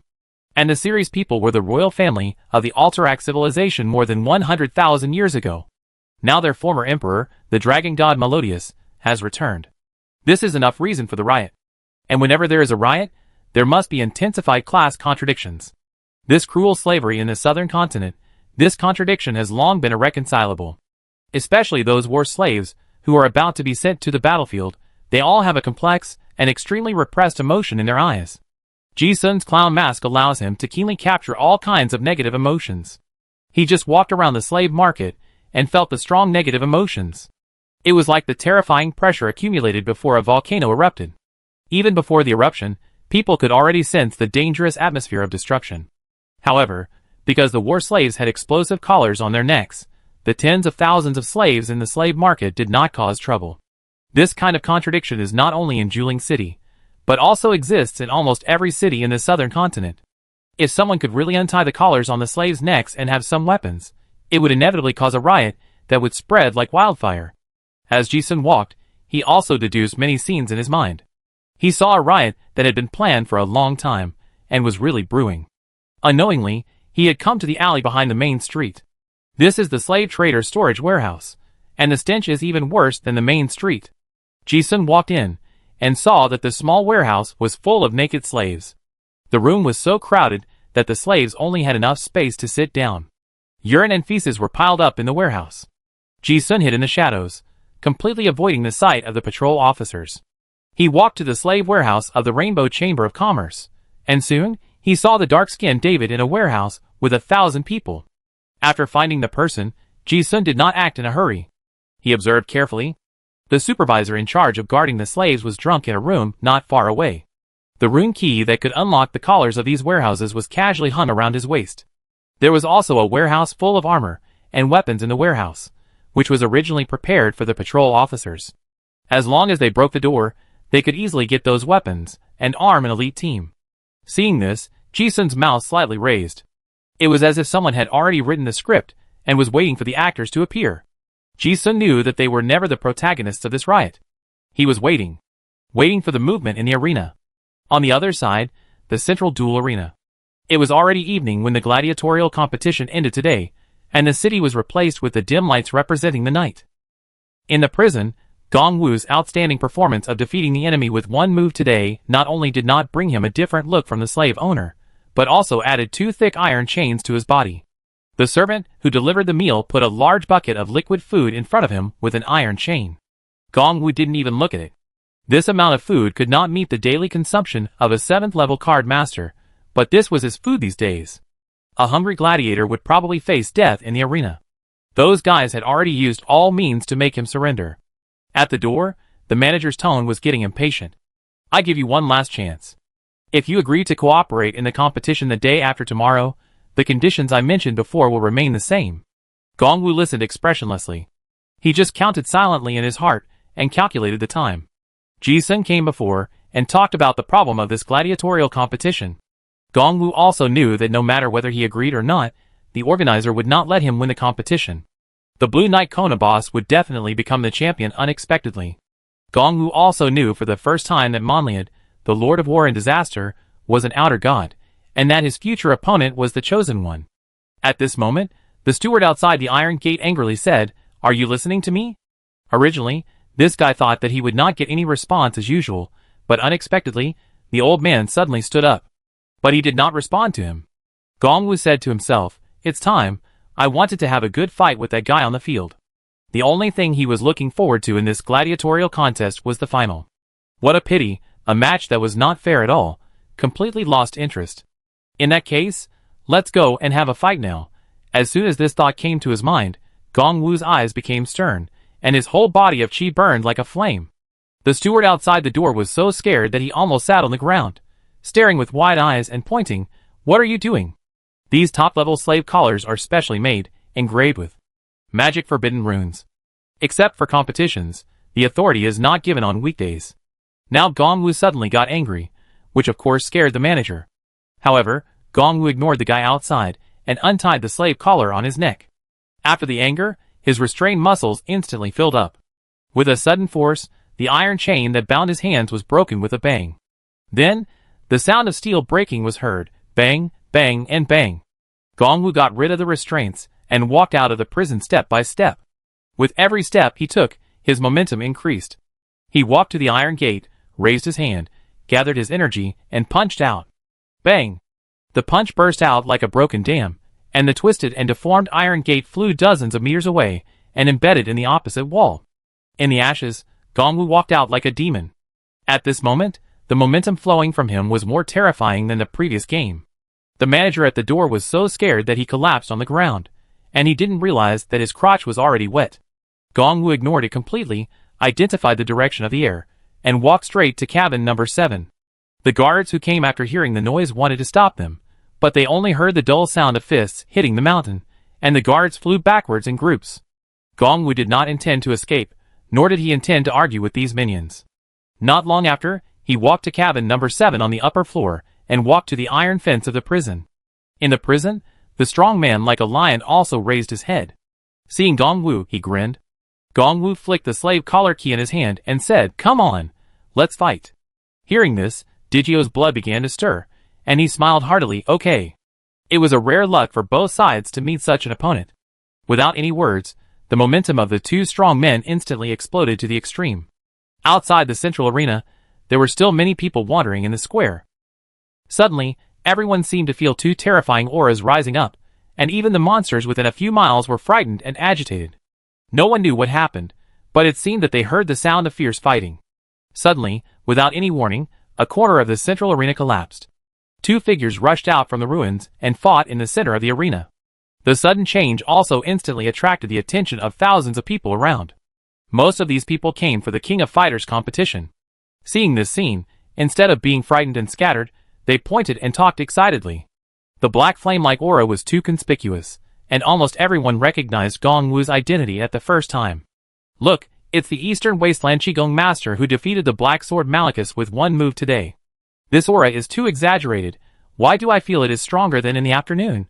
Also, who is it that forced the old man to fight desperately? Hey, isn't that the Blue Knight Kona boss? This guy is so strong? Oh my goodness, I thought that the Eastern Wasteland Qigong Master had already won the title of King of Gladiators this time, but I didn't expect that there was such a strong man hidden among the gladiators.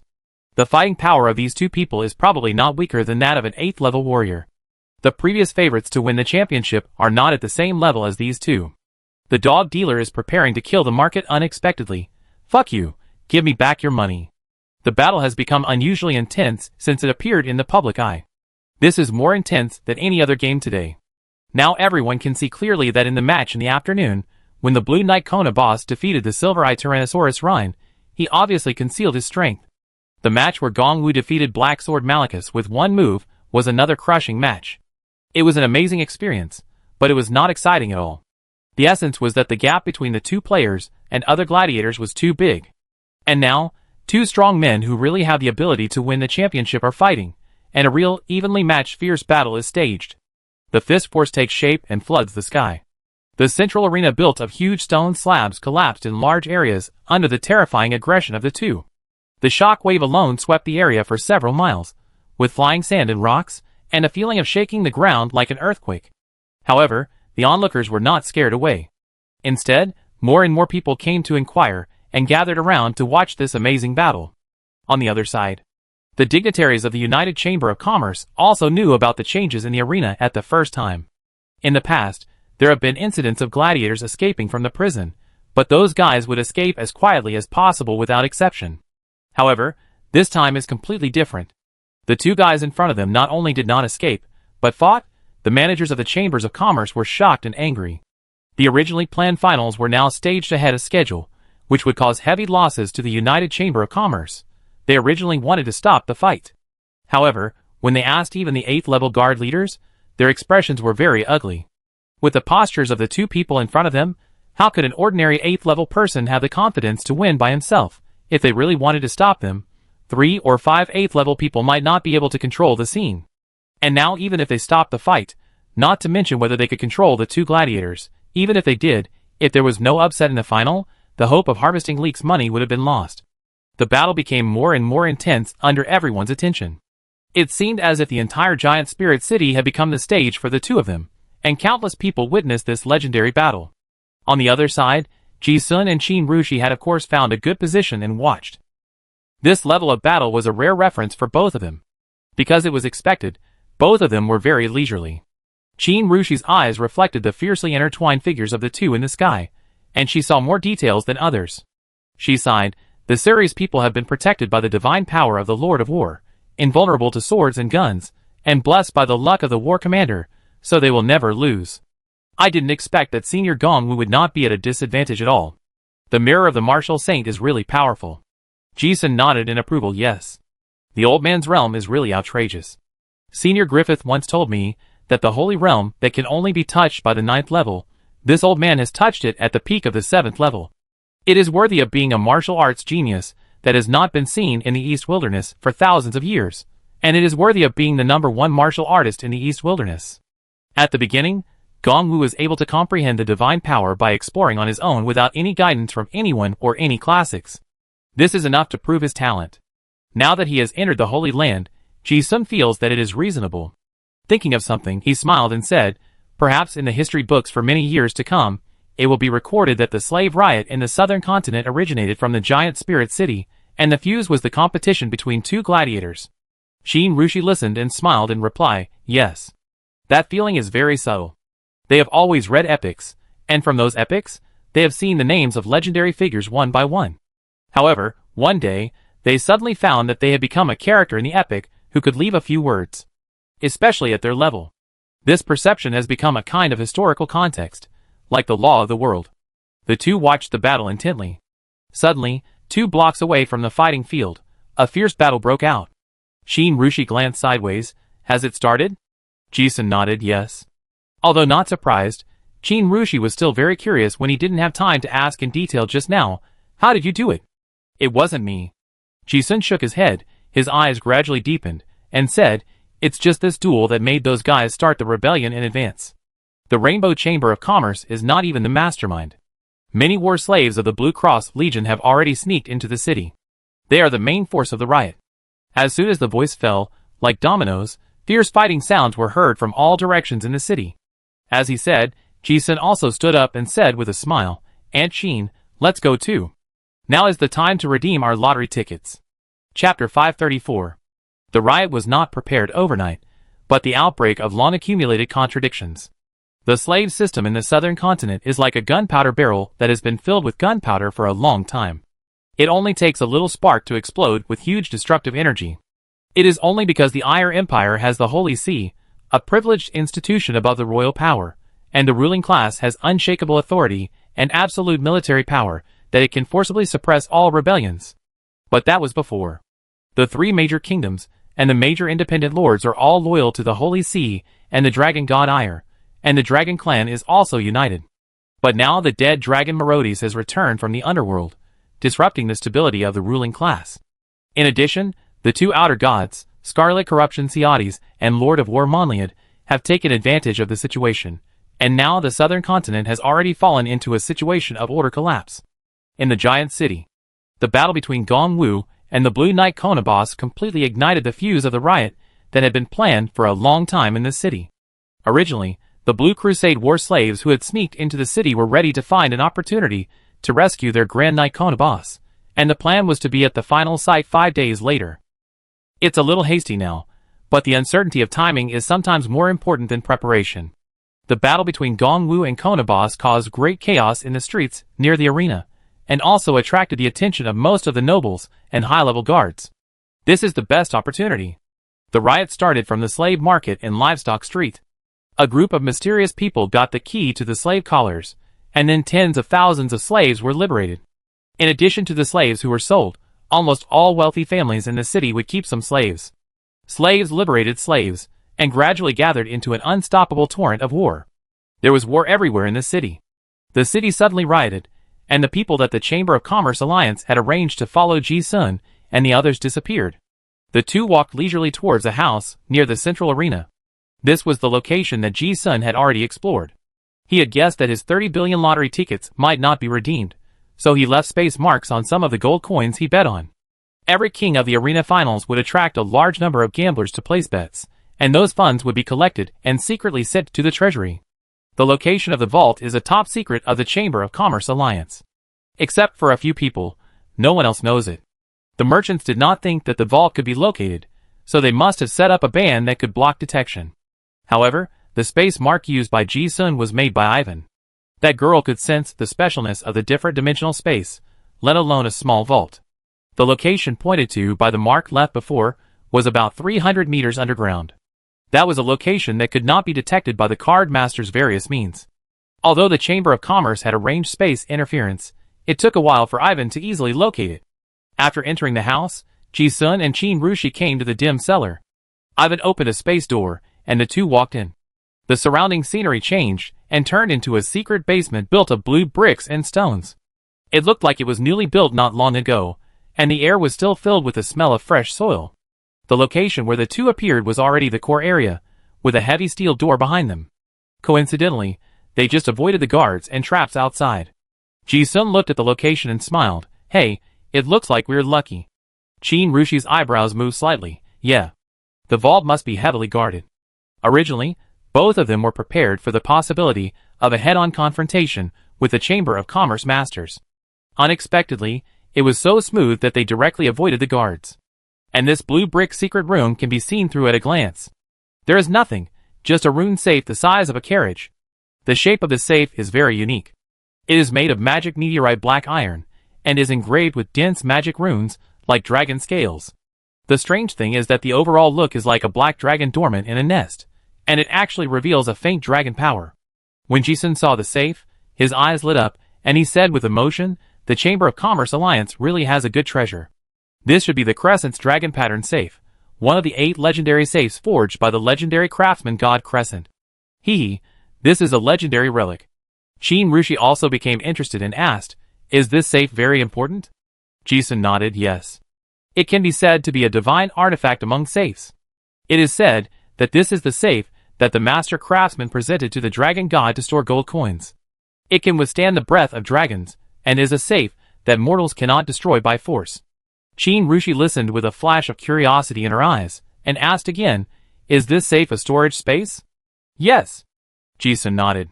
The most common storage space is the storage ring, but the largest storage ring he has seen is only the size of a small house. There are also some storage bracelets, belts, and so on. Generally speaking, the larger the volume, the larger the space. This carriage-sized safe was the first time the two of them had seen it, and they studied it with great interest. It goes without saying that there must be a huge space in this cabinet. Ji-sun and the other person were both high-ranking, and after just one look, they gave up the idea of violently breaking the safe. The legend in the books was not written, but it was true. They could not see any possibility of breaking this thing below the god level. Moreover, there were many traps here, and the slightest movement would trigger the alarm. The most peculiar thing was that there were 4 thick iron chains around the safe, locked on the wall. Ji-sun took a look and felt that this feeling was very familiar. Suddenly, something came to his mind, and a smile rose at the corner of his mouth. This safe is really foolproof. Not only can it not be broken, it can't be moved away. This iron chain is not an ordinary iron chain, but also a high-end one with space confinement runes. Looking at the 4 iron chains fastened to the wall, generally speaking, if the wall is dug open, the entire safe can be moved away. But in fact, the 4 iron chains lock this space. Just like the mysterious black coffin that Ji-sun got in the underworld channel before, it cannot be moved at all without mastering the high laws of space. The two are almost the same principle. It seems that the master craftsman Crescent may have seen the mysterious black coffin and got some inspiration. In this way, the cabinet cannot be violently destroyed or transported away, and it is absolutely flawless. Yes. Qin Rushi also nodded in approval. The Chamber of Commerce Alliance has set up such a vault here, and almost no one can steal it or rob it. But the expressions of the two did not show any embarrassment. Ji-sun did not intend to find any key to crack the complicated combination lock. He just patted Ivan. The space restriction of this treasure house is the most exaggerated one that Ji-sun has ever seen except for the black coffin, but it is still as useless as paper in front of this girl. He opened a space window and took a look. As expected, the vault was filled with gold and silver coins, jewelry, crystal cores, and various securities. Not to mention 3 billion, tens of billions are more than enough. The golden light was so bright that it almost blinded his eyes. With so many gold coins, it might take Ji-sun and his two people several days to move them, and they didn't want to make trouble. Ivan opened the space lock on the 4 chains and swallowed it in one gulp. It just so happened that this crescent's dragon pattern safe was also a good thing, so he took it away together. Of course, the moment the space lock was touched, an alarm sounded outside the iron door. However, before the guards opened the complicated iron door and came in, Ji-sun and the others had already left the space passage again. Only the empty blue brick stone room was left. In a flash, Ji-sun and the others appeared on the street again. The Chamber of Commerce Alliance also discovered the theft of the vault at the first time, and was obviously panicked. The Chamber of Commerce executives, who were watching the excitement just now, also led their guards to look for the thieves in a hurry. Ji-sun and Qin Rushi were the two perpetrators, but they were strolling leisurely on the street. Not far away, the fierce battle between Gongwu and Kona Boss was still going on. One was blessed by divine power and blessed by military disasters, and seemed invincible, while the other had endless curse power and continuous energy. Both sides were excited again. This was destined to be a protracted battle. The two men destroyed most of the arena, and then fought from the street to the end of the street. Large pieces of buildings collapsed, and the entire block seemed to have become their arena. Although the fight was fierce, they deliberately avoided the crowd. The crowd became more and more excited, and cheered from time to time. Ji-sun looked at the battle in the distance, and some thoughts gradually appeared in his mind. He murmured to himself, if the old man hadn't appeared, I'm curious about how this slave riot would have started. Did Cornabos win the championship, discover the deception of the Chamber of Commerce, and kill people, causing a riot? Or did the Blue Cross Legion appear in advance, causing a riot? Or fate made the old man appear in the arena, and it was destined to start like this? The more Ji-sun thought about it, the farther his thoughts drifted. Fate is like a grid on a chessboard. The chess pieces move step by step, and each step brings them closer to the end of the game. There are countless complex ways to move the chess pieces on the chessboard. There are also countless results. But it seems that there are none. When the result is determined, looking back at the game, it seems that there is only one way to move. It's like a person's life. It seems that there were many forks in the road that could be chosen, and each one could lead to a different life. But in fact, when you walk to the end of your life and look back, your life has only one choice. There will be no possibility of any assumptions. Otherwise, it would not be you. Gongwu's appearance caused the riot to come earlier. Then, there are no other assumptions. This is fate. Ji-sun suddenly realized that they might not be the ones who changed the course of history, but they were already in the course of history. If you can't jump out of the chessboard, you can only follow the lines on the chessboard to the end. God level? Ji-sun vaguely realized something. I am the world. When I practice to a high level, it points to the law of fate. Unconsciously, the proficiency of this magic secret method on the panel has improved a lot. He thought of a lot, but the more he sorted out, the more confused he became. He waved away the turbid thoughts in his mind, and suddenly raised his mouth slightly, sighing, the law of fate is really unpredictable. Hearing this, Qin Rushi also looked thoughtful. He walked, and suddenly, Bonnie's voice came from the communicator, Leader, we found a secret treasure house of the Rainbow Chamber of Commerce, which looks like an armory. However, there is a group of very strong guys here, come quickly. Ji-sun and the other man looked stern, looked at each other, and instantly disappeared from the street. What force is it? I don't know. It's not a regular army, but it's not a slave either. They are mysterious, and they seem to have planned to take advantage of the situation. Where are you? In the West City Leather Street, Adventurers Market. Try not to cause conflict. Wait for us to come. Yes, Leader, Uncle Dong has already set his sights on it. I didn't dare to use the communicator before, but now I don't have many scruples. In the communicator, Qin Ru was efficiently exchanging information with the cadres. This was also one of their plans. At the beginning, Ji-sun and Qin Ru had planned the entire plan. The Rainbow Chamber of Commerce has more than one treasure house. The riot must require support from supplies and weapons and equipment. Since it has been confirmed that the president of the Rainbow Chamber of Commerce is a believer of the Lord of War, then they must have been prepared for this riot. Not only the Rainbow Chamber of Commerce, but even the treasure houses of the entire Chamber of Commerce Alliance and other nobles are the targets of this war disaster.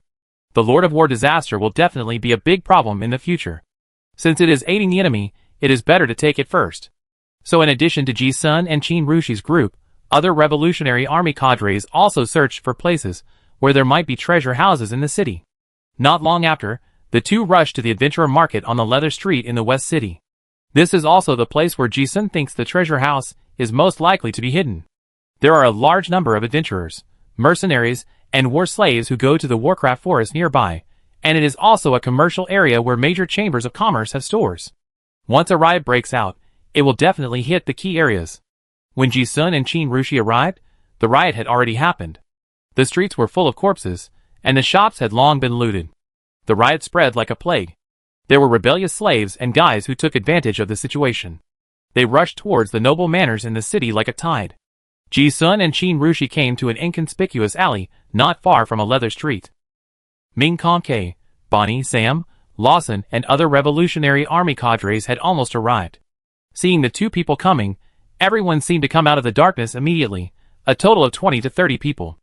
This large-scale armed conflict is not new to the Revolutionary Army. As soon as Qin Rushi arrived, the cadre in charge of intelligence reported, at 12 o'clock, about 100 meters away, there is a secret underground warehouse of the Rainbow Chamber of Commerce.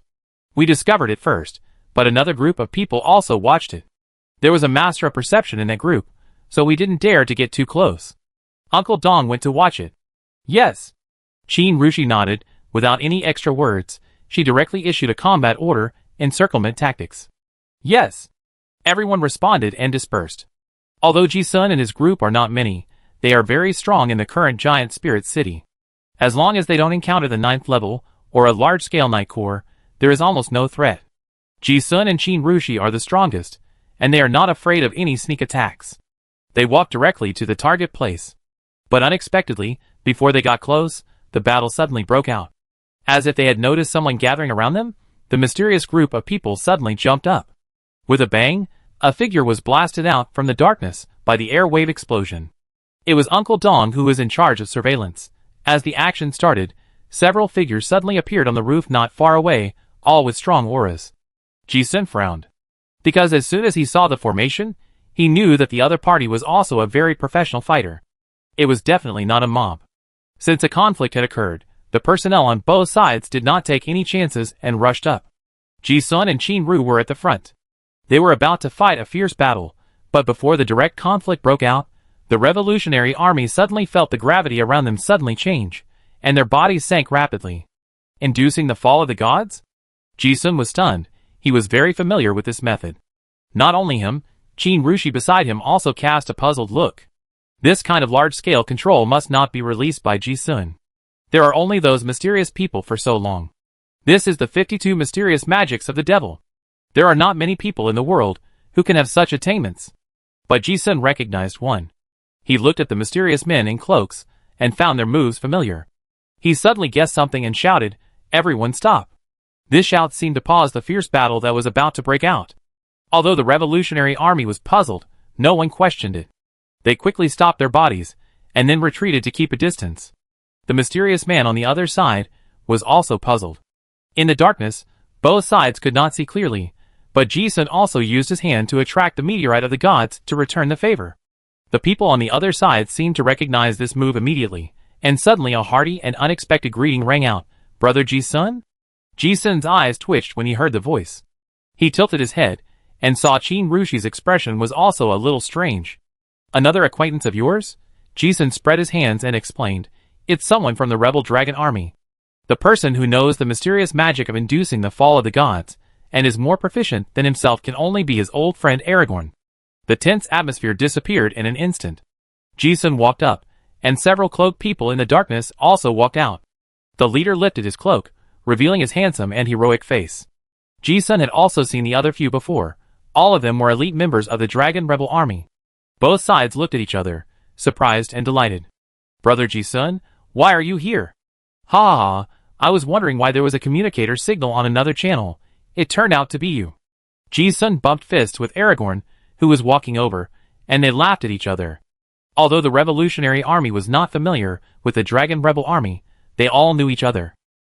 After the two sides introduced themselves, they realized that they were acquaintances. Because of Ji-sun, they immediately became no strangers.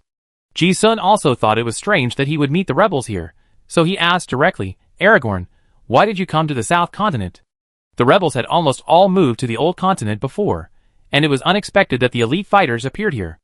Aragorn also thought it was a coincidence, and explained with a smile, we got the news that the South Continent was going to have civil unrest, so we came here in advance. Then we happened to know that Monliant, the Lord of War, would cause trouble in Giant Spirit City, so we came here first. Oh! Ji-sun understood immediately. He almost forgot that Chujio was one of the members of the 13 Knights of the Illuminati Hermitage. The Return of the Dead Dragon Merodes was operated by the Illuminati Hermitage, so they must have first-hand information. And Jiayu must have guessed the situation of Monliant, the Lord of War, and it was normal for him to make arrangements in advance. In the past, all kinds of rebels in the southern continent were suppressed by the Holy See, and even the strong rebels, like the Dragon Rebels, still had no room to survive. But now it is different. This chaotic situation is an important period of great changes. Moreover, Master Merlin has developed the bloodline gene anchoring potion. Dragonborn and vampires will no longer be bound by bloodlines. This is simply the right time, right place, and right people. In an instant, Ji-sun had thought of a lot in his mind. Aragorn said, and was also surprised, ha ha ha, I didn't expect that we could meet here. Ji-sun also smiled and nodded. They looked at each other and smiled tacitly. Both sides had the same idea. They were all here for the warehouse supplies. Aragorn didn't treat Ji-sun as an outsider, and said directly, this is an armory of the Rainbow Chamber of Commerce. The intelligence from the leader is that this was specially prepared by the followers of the Lord of War for this riot. The Outer God will become a big problem in the future, so we plan to make trouble first. At least we can't let the Outer God become so easy to become powerful. Yes. Jishuan and the others also meant this, and both sides understood this. Since they are our own people, it doesn't matter who goes to this warehouse. And the rebel dragon army is not here just for some supplies. Aragorn looked at Ji-sun, and noticed that his aura was completely different from before. The moment of confrontation just now made him feel numb. Moreover, there are not just one but 3 people in the team in front of him. Aragorn glanced at Qin Rushi and Ming Kong-Kei and thought of something. He said to Ji-sun with great interest, by the way, Brother Ji-sun, it's a good thing to meet you. There is a place I suspect is the Altar of War. We are not absolutely sure to take it down. Let's discuss and see if we can do something. Altar of War? Ji-sun was suddenly enlightened when he heard it. No wonder he felt that the riots in the city were spreading at an alarming speed. It turned out that the Outer God was really the one who took action. Chapter 535. The Revolutionary Army and the Dragon Rebel Army met, and with Ji-sun as the middleman, there was nothing to be shy about. Ji-sun used space means to break the magic door that originally required a key, and saw a warehouse full of weapons and equipment. This instantly ignited everyone's enthusiasm. Is this the standard armor of the Black Dragon Royal Army? How many sets are there? 8,000 sets? 10,000 sets? Ha ha, the Rainbow Chamber of Commerce must have some connections, and they can get so many of these things. Look, there are so many breaking arrows here, and these boxes are full of Legion spell cards. I'm afraid there must be hundreds of thousands of spell cards, and the rank is not low. How many materials are needed to make them? The armor and equipment are all brand new. I guess they were tampered with when they were in the Source Workshop. TSK, they are well prepared. If the rioting legions in the city have this batch of equipment, this riot may be impossible to deal with. There should be more than one warehouse like this in the city. Let's clean up this one and go to other places quickly. Giant Spirit City was once a territory directly under the Holy See, and was also a throat fortress to the Warcraft Forest.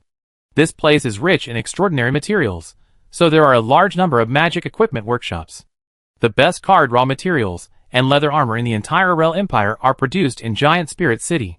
It seems that the Rainbow Chamber of Commerce has been planning to provide equipment to the rebels a long time ago. Rows of sets of Sub-Dragon scales and magic steel forged armor are neatly placed on the shelves, reflecting cold light under the lights. Spears, shields, swords, battle axes, cards, these are all high-quality equipment for the 3 royal legions. It is taboo to even have a set of armor on the market, but now, these things are piled up in front of everyone. The Revolutionary Army and the Dragon Rebel Army have their own regular legions. They are very clear about the value of these equipment and the huge role they can play in the future. Although they are not useful for top card masters, for large legions, this is definitely first-class quality equipment. In a battle at the legion level, there is no need for any ultimate spell cards, only quantity is needed. Even a very common fireball, if released by 10,000 people together, is enough to have the effect of a forbidden spell. In Ji-sun's eyes, he saw that the impact of these equipment on the riot would be infinitely magnified. With this batch of equipment, almost no one can stop the riot in Juling City this time. Those noble manners and wealthy businessmen still have a large amount of equipment in their hands, and they are bound to be looted. Once the war is ignited, the riot will grow like a snowball, and it will be out of control. When Ji-sun thought of this, he had already seen the big plan of the Lord of War, Monlian. Ji-sun and his team had now removed some of the firewood from the fire that was about to ignite. Originally, both groups thought that the other side was an enemy and wanted to fight for the ownership of this batch of war resources. Now both sides did not mind at all, and even gave way to each other, and quickly looted all the spoils together. Everyone left quickly, because they had a more important place to go. Aragorn, are you saying that there is an altar of the Lord of War in the city? Yes. The Lord of War, Monliad, has been targeted by the Holy See for many years, and he does not have many followers. Now he needs war to quickly collect the power of war, so he needs a large enough riot to activate people's inner belief in war. Before coming here, the leader told me to pay special attention to the leader of this riot. It may be the body of the Lord of War. Then I may know who it is. Who? A gladiator, the Blue Knight Konabas. The former royal family of Ceres. As for intelligence, the rebel dragon army, which has been operating in the southern continent for 3,000 years, knows much more than Ji-sun. Moreover, the mysterious organization of the Illuminati Hermitage is behind the rebel dragon army. Once the intelligence of both sides was summarized, the whole context of the incident was quickly sorted out. They chatted while running. Ji-sun and his friends were not opposed to the slave uprising, and even had a positive attitude towards this movement to liberate the poor at the bottom. But this time it was different. The Lord of War was not aiming to liberate, but to cause a civilization-destroying turmoil. The huge giant city was already full of raging fires, corpses could be seen everywhere on the streets, and there were groups of armed thugs who were extremely excited. Some were newly liberated slaves, but most were ordinary civilians, mercenaries and adventurers. More and more people joined the riot. Their eyes were red, and they were excited. Watching the raging fires in the city, watching the faces of the nobles who were usually high and mighty filled with panic, and then turned into corpses, the wealth in the house was at your fingertips, the order was in chaos, and the class collapsed. This feeling gave the participants of the riots a morbid pleasure. It seemed to have aroused the most primitive demons in people's hearts, giving people a highly inflammatory psychological suggestion. It seemed to be saying that as long as you kill, you can easily get everything. Killing, revenge, brutality, greed, lust, without restraint, the demons in people's hearts were infinitely magnified and released by some mysterious force. Holding a sharp weapon, the killing intention arises. This is the power of faith that the Lord of War needs.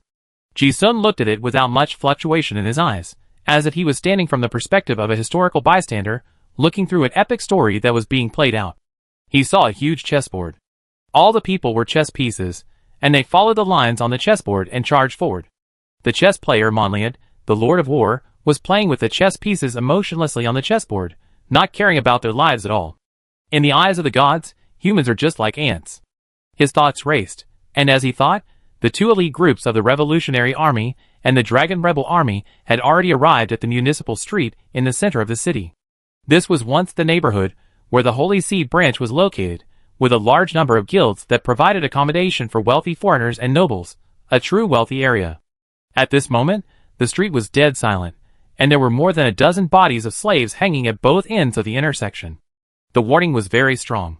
The nobles had their own guard corps, and some high-ranking nobles had top-level guards, and everyone knew that they were not easy to provoke. At this moment, the nobles had organized their guard corps and were patrolling the street. So the riot had not spread here yet. Aragorn stopped and pointed to a house not far away and said, "It's that small building. We had been following a few believers of the war disaster before, and they live there. And judging from the riots in the city, this is most likely the center of the outer god altar. The riots have just started, and the sacrifices have not yet taken shape. If it is later, it will be hard to say." Ji-sun nodded yes. He sensed that there were indeed several powerful forces in this block, most likely 8th level. And the patrol teams were very well equipped. If there was a head-on conflict, Ji-sun's group might not be able to gain an advantage. Those believers were also very smart. They put the altar here. Even if they were discovered, once a conflict broke out, they would be immediately blocked by the guards in the rich area. Aragorn and his men didn't do anything before because of this reason. But now Ji-sun is here. Aragorn knows that Ivan is with him. And the two groups of people will be together. Even if they encounter the 8th level guards, they will not be afraid. The patrolling guards are very professional, and there is no need to think about it. The possibility of sneaking in quietly is almost zero. The Revolutionary Army and the rebel leader are not familiar with each other, and it is impossible for them to cooperate tacitly for a while. But both sides have absolute trust in Ji-sun. Ji-sun knew this, and he didn't hesitate at all. He acted as the commander and directly expressed his thoughts. We, the 7th level ones, will rush in directly and destroy the altar. The others were on the periphery to attract the attention of those people. Qin Rushi, yes. Aragorn, yes. The leaders of both sides nodded, and their respective teams also dispersed. Ji-sun's tactic was to simply and violently break in, but this was also the most effective method. He had dealt with the believers of the outer gods many times. These people were not very strong, but one very troublesome thing about them was that they could summon the will of the outer gods to descend. So Ji-sun's plan was not to give those believers of the outer gods time to react, and to kill them as soon as they entered, without giving them any chance to call on the gods. After several top masters discussed it, the battle plan was completed in an instant. Ji-sun used cakes to wake up the sleeping Ivan again. When the space door opened, a group of people filed in. On the other side of the space door was a large basement. In the center of the basement, an octagonal altar full of mysterious runes was arranged, like a broken pagoda. Ji-sun was familiar with the style of the divine pattern on the altar. He had seen it in the treasury of Count Wushan before. It pointed to the Lord of War disasters, Monlian. But not as complicated as this. On the altar in front of him were hundreds of broken swords that looked like they were found from battlefield ruins. The glittering magic patterns looked more like flowing blood, full of killing and bloody breath. To the naked eye, it looked like countless heroic spirits of soldiers were fighting on an ancient battlefield sand table. At this moment, a group of sneaky guys in red cloaks were fiddling with something at the 8 corners of the altar. Who are you? Before those cloaked men could react to what was happening, Ji-sun and his men had already started without further ado. As Qin Rushi entered, the shadow of the immortal behind him appeared, and the spell was instantly completed. Immortal spell Forbidden God Domain. The God Stealer sequence has its own unique way to deal with the outer gods. With one hand of immortal spell, it directly banned the connection between the outer gods and the altar. The expressions of those cloaked men changed, and they had already sensed that their connection with the gods had been cut off. Just when he was about to do something, his body suddenly sank. Mystery Steel Solidity. It was Aragorn who took action. He slapped the ground with both hands, and at the same time as Qin Rushi took action, he activated the spell that had been prepared long ago and triggered the terrifying gravitational field, directly imprisoning the 8 cloaked men in place. Aragorn's attainment in the secret method of attracting the gods to fall may be the best in the world. With the sneak attack, the space near the altar has been confined like steel. Ji-sun, who is not affected by gravity, just teleported away. Bang. Bang. 2 punches. Then, puff. Puff. 2 explosions. In an instant, the heads of the 2 cloaked men exploded into a ball of blood mist. Aragorn and Qin Rushi also rushed in, and the 3 of them joined forces to kill 4 more people in a blink of an eye. Finally, the 2 reacted and wanted to resist. They were instantly wrapped in a layer of divine shield, and immediately activated the cards in their hands to contact the gods again. However, at this time, dense white feathers flashed in the distance and directly penetrated the divine shield, causing the 2 people to freeze on the spot. The one who attacked was the Dark Peacock. These days, although he is still cold and arrogant, he is not shy to help Ji-sun occasionally. Ji-sun and Qin Rushi are familiar with Peacock's methods. However, Aragorn looked at the 2 cloaked men who were killed instantly, and his eyes widened. He was very surprised. What kind of trick was this? The 2 men had already put up a divine shield just now. It was not easy for him to deal with them. How could they be killed instantly? Looking at the 8 corpses in front of them, several people also breathed a sigh of relief. These foreign god believers are strong and powerful. The 2 strongest ones are also level 7, and they have the blessing of gods and treasures. If they really fight hard, they will not be able to take them down in a short time. Luckily, Ji-sun and others joined forces, and the guy's tricks were useless, and he died on the spot. It went smoothly as expected. After observing for a while, there were no other living people in the secret room. While Ji-sun and his companions were collecting the spoils from the corpses, their eyes all fell on the altar in the center of the room. The blood mist lingering on the altar condensed into a twisted shape like a rune. This was the law of war that was visible to the naked eye. Qin Rushi frowned as he looked at it and explained, This seems to be a legendary large-scale divine barrier poker game Sparta's Uprising. It is said that this is the best promotion ceremony for the J of Clubs War Commander sequence. The Riot Uprising can allow the card master of this sequence to quickly understand the mystery of the Law of War, and it also has the blessing of luck. Yes. Ji-sun listened to the name and searched for some fragmentary information in his mind. He was not surprised. He had guessed that the Blue Knight Cone boss of the Blue Cross Legion was the chosen one of the Lord of War disasters. Then this time, the slave uprising in the giant city was probably a promotion ceremony specially prepared for that person. It may even be promoted directly to a very high rank. Qin Rushi looked at the altar and pondered for a while, his expression slightly solemn, and said, "This ceremony has begun and cannot be stopped. Once the war begins, it is impossible to stop, and there must be some results. This is the method of the outer gods." Is that so? Ji-sun fell into deep thought after hearing this. He seemed to see a big hand above his head, moving a chess piece, and the beginning of a big game of chess. Just this small move, the chessboard has been set on fire, and millions of people in the whole city will die here. Numb, cold, heartless, unfathomable mystery. Ji-sun has actually seen some of the methods of the gods, and he uses the rules of the universe. This is a force that mortals cannot stop. This slave uprising is not a sudden event, but an inevitable result of the development of slavery for countless years. As the two were thinking, they heard the sound of fighting outside. It should be that the people outside discovered something and started fighting. Ji-sun was thinking. Suddenly Aragorn, who had been checking around the altar, confirmed something and said in surprise, "This altar is actually the base of the Tower of Babel?" Ji-sun was also surprised when he heard it, and confirmed, "You mean, this is the half of the Tower of Babel of the Royal Academy?" "Yes. It is likely." Aragorn nodded, took another look at the divine pattern on the altar, and said, "The leader reminded us before that when we come to Giant Spirit City, we should pay attention to the whereabouts of this treasure. She said that this treasure is an octagonal broken tower, engraved with rune symbols of space, time, elements, fate, war, order, prophecy, and ruling 8 divine patterns. I just observed it, and they all match. The high level of the rebel dragon army has a complete inheritance of the Terran Palace, and they have seen many treasures of the Terran period." Hearing this, Ji-sun's eyes also showed a hint of surprise, and after observing it, it was true. He had heard that the Babel Tower had fallen into the hands of the Rainbow Chamber of Commerce before, but he didn't expect to see it here.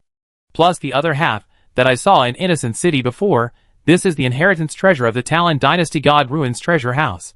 If this treasure is obtained, it can be used to artificially create a certain degree of controllable different dimensional space, which can be a weapon to continuously cultivate excellent card masters in the future. It is definitely a national weapon. Aragorn pondered for a while, and said, "It seems that these believers of the war disaster want to use the divine pattern rules on it to upgrade this riot to a divine artifact blessing, which is even more irreversible." Ji-sun also thought of this. But the problem also came. Now that the altar has been activated, even if they killed those believers, they can no longer reverse the situation. The riots seem to be following the original trajectory, getting more and more intense, and then the war and chaos will sweep across the entire southern continent. Ji-sun and the other two fell into deep thought. Watching the plan of the Lord of War Monliad succeed, they always felt that in addition to getting some spoils, they should be able to do something else. But facing the riots of millions of people in the whole city, the two groups of them combined could not change anything. The battle outside was getting more and more intense, and even the sound of bombs exploding could be heard. It seemed that some believers of the outer god outside had discovered the abnormality, and organized a noble guard corps, rushing towards the secret room here regardless of everything. The partners of the Revolutionary Army and the Dragon Rebel Army, who were responsible for covering, had to use bombs that would expose their identities. If they really had to waste time, they would not be able to hold on for long. Ji-sun knew they should leave. Without any hesitation, Ivan swallowed the entire altar.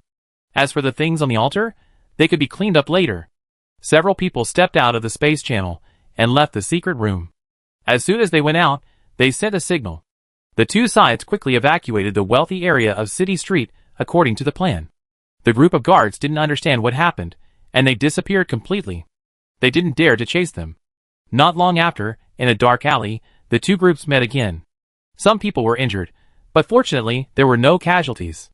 Originally, they were going to follow the original plan and take advantage of the chaos to take out other Rainbow Chamber of Commerce bases.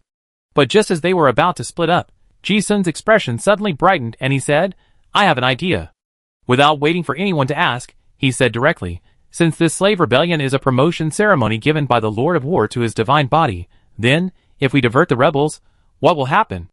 Upon hearing this, Qin Rushi and Aragon's expressions immediately brightened.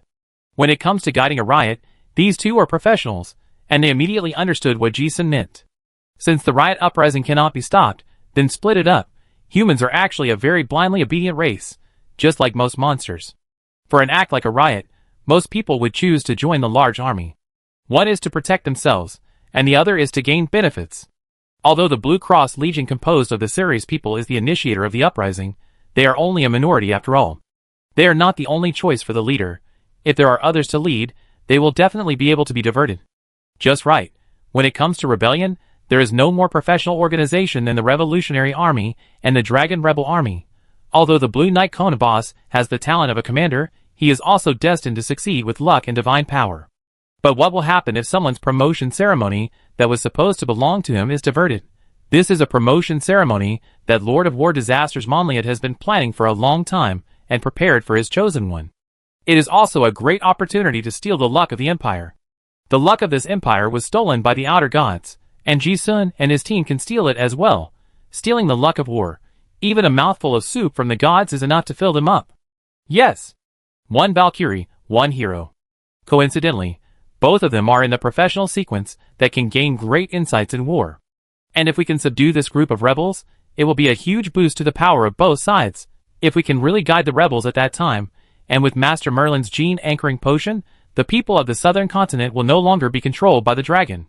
Whether it is the Revolutionary Army or the Dragon Rebel Army, they have truly become a powerful military force in the southern continent today. Qin Rushi and Aragorn agreed immediately after hearing Jisun's plan.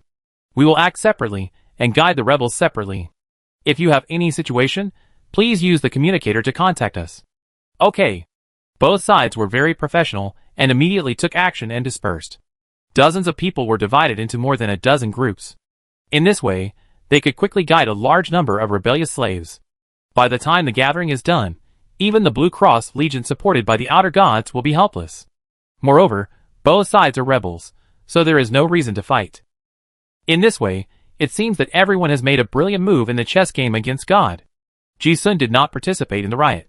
He had no experience in leading riots, and he could not help much if he went. Together with Peacock, he went to the battle area between Gongwu and Blue Knight Kona boss. Jisun felt that keeping an eye on this chosen one would be a very critical step. Just as everyone else was busy, he also wanted to look for other treasure houses of the Rainbow Chamber of Commerce. Chapter 536. There is a lighthouse in the northwest of the central arena. At this moment, 3 figures are sitting next to the lighthouse, watching the 2 figures fighting fiercely in the distance. The punches are like a torrent, and the explosions in the air can be heard clearly even from a few kilometers away. David, who is dark and thin, looks at the old man with unparalleled punches in the distance, clenching his fists, and his whole body trembles with excitement. He was rescued by Jisun just now, and he was very surprised that he would meet him again here. Later, when he heard that it was his teacher's request, he was even more moved and guilty. He clearly wanted to save his teacher, but he didn't expect that he could not help but was caught. Now, watching the exaggerated battle in front of him, David's blood was boiling. It was the first time he saw his teacher show his true strength. Looking at the boxing skills that were as high as the devil, the boy's heart was engraved with a shadow that could never be erased in this life. David glanced at Jisun, who was standing beside him with distant eyes, and finally couldn't help asking, Mr. Jisun, what is the current level of the teacher? Jisun raised his eyebrows and said lightly, level 7. Oh! David showed a hint of realization when he heard it. In the eyes of ordinary people, level 7 is already a top-level powerhouse. No wonder he is so powerful. But Jisun knew that he didn't understand, and added one more sentence, but the old man's level 7 is different from others. He has entered the realm of martial saint. Ah? David was confused and wanted to understand the meaning of this. Jisun didn't explain much, and said casually, to put it simply, in the field of martial arts skills, among humans, the old man has already stood at the top. Gongwu's realm was too high, even he could only understand a little, not to mention others. But thinking about it, Jisun still reminded him, look carefully, this is the real secret of Bakuan. Every move he made at this moment is a mystery. Being able to understand a little is not comparable to reading a lot of boxing manuals. David nodded seriously yes. Peacock did not speak, just silently watching the two figures in the distance, with a strange color flashing in his crystal eyes from time to time. When she met Ji-sun and Qin Rushi in the dead zone before, she was already very surprised by their outrageous fighting power. Now she met two more. The one with the power of the gods was fine, but the other Qigong master, the martial arts realm, was something she couldn't understand. The three of them watched the battle silently on the lighthouse. At this moment, fires were burning everywhere in Juling City, and the raging flames burned the whole sky red. The riot swept the city like a torrent, and no one could stop it. Brutalism, death, revelry, fear, greed, despair, countless excited emotions spread among the crowd like a plague. Fighting and shouting, crying and wailing. Corpses fell in a pool of blood, and the air was filled with a strong smell of blood. The human city, that seemed to be highly civilized during the day, has now turned into a monster forest full of primitive beasts. Peacock looked at the rioting crowd and said coldly, "You humans are so cold-blooded. Not only are you cruel to other races, you are also ruthless when it comes to killing each other." Ji-sun listened but did not deny it, saying calmly, "Yes. Humans are actually no different from other species of creatures." The voice became weaker and weaker, and it was meaningful. Not to others, but the thoughts in his mind also spread. There were not only bloody pictures in his eyes, but also threads of different colors were pulled out from those corpses. They were cause and effect. Countless threads gradually gathered into a torrent, and people were like gravel in the torrent, with no choice but to go with the flow. The riot was like a torrent, and it was getting more and more intense. From the perspective of a bystander, he saw the cause, the beginning and the future of a riot that would go down in history. At a certain moment, Ji-sun looked at the threads rushing in his eyes, and his soul seemed to be floating in the sky. It felt magical, as if the soul had escaped from time and looked down at the rolling torrent of history in front of him. Unconsciously, a layer of faint white light lingered around his body, and the whole person seemed to become translucent. He was standing there, but it seemed that he did not belong to this space, and he became illusory. At this moment, the law of war appeared in Ji-sun's vision, becoming clearer and clearer. David saw the strange phenomenon on Ji-sun's body, and thought that something was wrong with him. He quickly asked Peacock beside him, "Sister, what happened to Mr. Ji-sun?" Peacock took a look, and a trace of surprise flashed across his crystal eyes, saying, "He has understood the law of war. No one can retreat before the winner is decided." The duel between Gong Wu and the Blue Knight Kona boss lasted a whole day, destroying more than a dozen blocks before the winner was decided. Although the Qigong Master's spell power is endless, it cannot withstand the protection of the will of the outer gods. The riot in the giant spirit city was originally a feast specially prepared for the descendants of the series royal family to rise. Kona boss had the advantage of time, place and people, and he was destined not to fail from the beginning. Gong Wu did not lose a single move in martial arts, but he was ultimately defeated by the chosen one whose understanding of the laws of war continued to soar. Kona boss defeated Gong Wu, and with great luck, he led the old members of the Blue Cross Legion to guide the slave army to charge all the way in the city, unstoppable. This riot lasted for 5 days and 5 nights. Even though Qin Rushi and Aragon diverted nearly half of the rebels, the Blue Cross Legion had a deeper foundation among the war slaves. In addition, the strength of the Blue Knight Cornebos, the king of gladiators, was obvious to all, and there was also the secret help of the Rainbow Chamber of Commerce. He raised his arm, and called for a large number of war slaves to join his army. They did not distinguish between good and evil, and almost killed all the nobles in nearly half of the cities in the East City and the North City. The number of liberated slaves and incorporated noble legions increased to hundreds of thousands in a blink of an eye, and countless supplies were looted. It has become a trend. Lord of War Disasters Monlian. What is needed is enough soldiers and endless killing. If it weren't for the revolutionary army led by Qin Rushi and Aragon, and the rebel Dragon Army, which intercepted and split the two groups of troops and controlled most of the South City and West City, the rioting team might have chosen to massacre the city. The two groups of rebels had a brief confrontation in the city. But as Ji-sun expected, the rebels did not have enough motivation to be hostile to each other, and they did not fight after all. The slogan of Kanabos' team was slave liberation. They were justified in killing the powerful, but if they killed civilians and the rebels, the momentum representing justice would immediately split. For the war commander, he could definitely see the situation clearly. The Chosen One saw that he could not do anything to the Revolutionary Army and the Rebel Dragon Army in the Giant Spirit City, and he did not intend to waste time. With a wave of his hand, hundreds of thousands of slave troops marched towards the north. There were countless slaves waiting to be liberated in every city in the southern continent, and the source of soldiers was inexhaustible. Although the plan had a little accident, It still went on according to the original script. Since they left the giant city, it was destined to be an unstoppable war disaster. Day 6. South City, Dorn Hot Spring Hotel. This was originally a hotel for adventurers, but now it is in a mess. All the valuables in the hotel were looted, and even the brass magic lamp was dismantled by the thugs. Fortunately, this is the area controlled by the Revolutionary Army, representing merchant class. The property was not burned down by the fire. There were no more guests in the hotel, and the owner's family was nowhere to be seen. The messy hotel was empty. Ji-sun enjoyed the quietness of the ruins. Although the facilities in the room were robbed, the hot spring pool was still bubbling with hot water. Ji-sun lay leisurely in the spring water, closing his eyes and meditating. Suddenly, the door was opened. Ji-sun didn't open his eyes, just listened to the man closing the door, and then click, click. The sound of armor rubbing against each other was getting closer. As the man approached, a strong smell of blood came over. He knew who the person was and said, "Is it over?" "Yes." Qin Rushi put down the sword in his hand, and then listened to the dull sound of 2 iron boots hitting the ground. The situation in the city is basically under control. What remains is to re-establish a new order.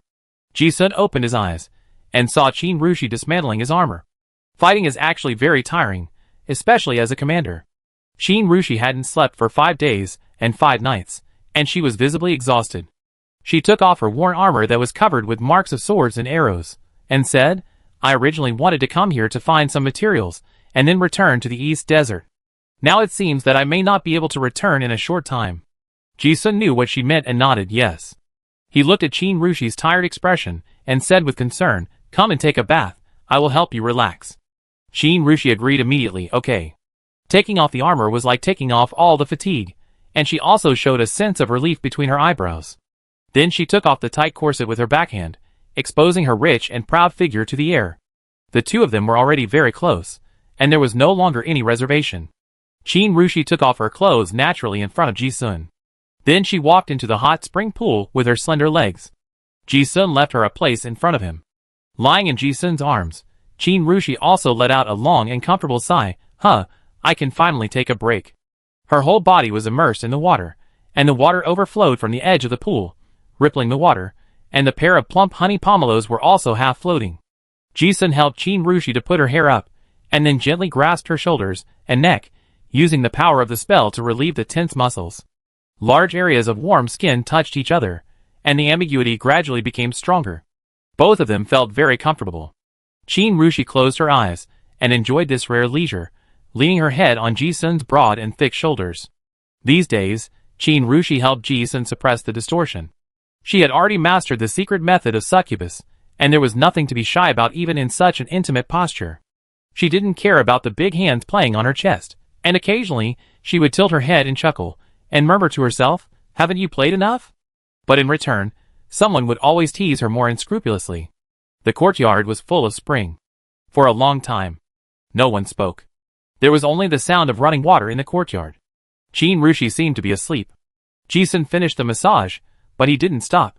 His hands gently stroked her skin, like a hand holding the graceful and undulating mountains, from high to low, from plain to quiet. A plump and well-proportioned figure, delicate and smooth. "I just can't let it go." The succubus secret method does not consume energy, but is a wonderful secret method of relaxation. Although Qin Rushi did not speak, she was very at ease enjoying the wonderful time they spent together. Lying on her back was originally a very ambiguous and embarrassing posture, and her beautiful figure was completely exposed on the water. Standing by the water, everything from top to bottom was visible. But there were only the two of them here, and no one else could see this beautiful scenery. Occasionally, Qin Rushi would move her hips to match Ji-sun's restless movements. The succubus secret technique not only allows physical communication, but also provides a wonderful experience of spiritual communication. Suddenly, she seemed to sense something and said in surprise, "Hey, I feel like your war law seems to have broken through." "Yeah." Ji-sun also said, "I have some insights these days." Hearing this, Qin Rushi said lazily, "Oh, that's right. The Lord of War deliberately created such a riot, and the war law has almost materialized into a torrent of laws that others cannot see, but you can definitely see it. The law of war is a high-level law, not something that ordinary people can comprehend." But she knew that Ji-sun could. Ji-sun hugged the beautiful body in his arms, and also noticed something, and said, "Aunt Qin, I feel that you have changed more. Yes.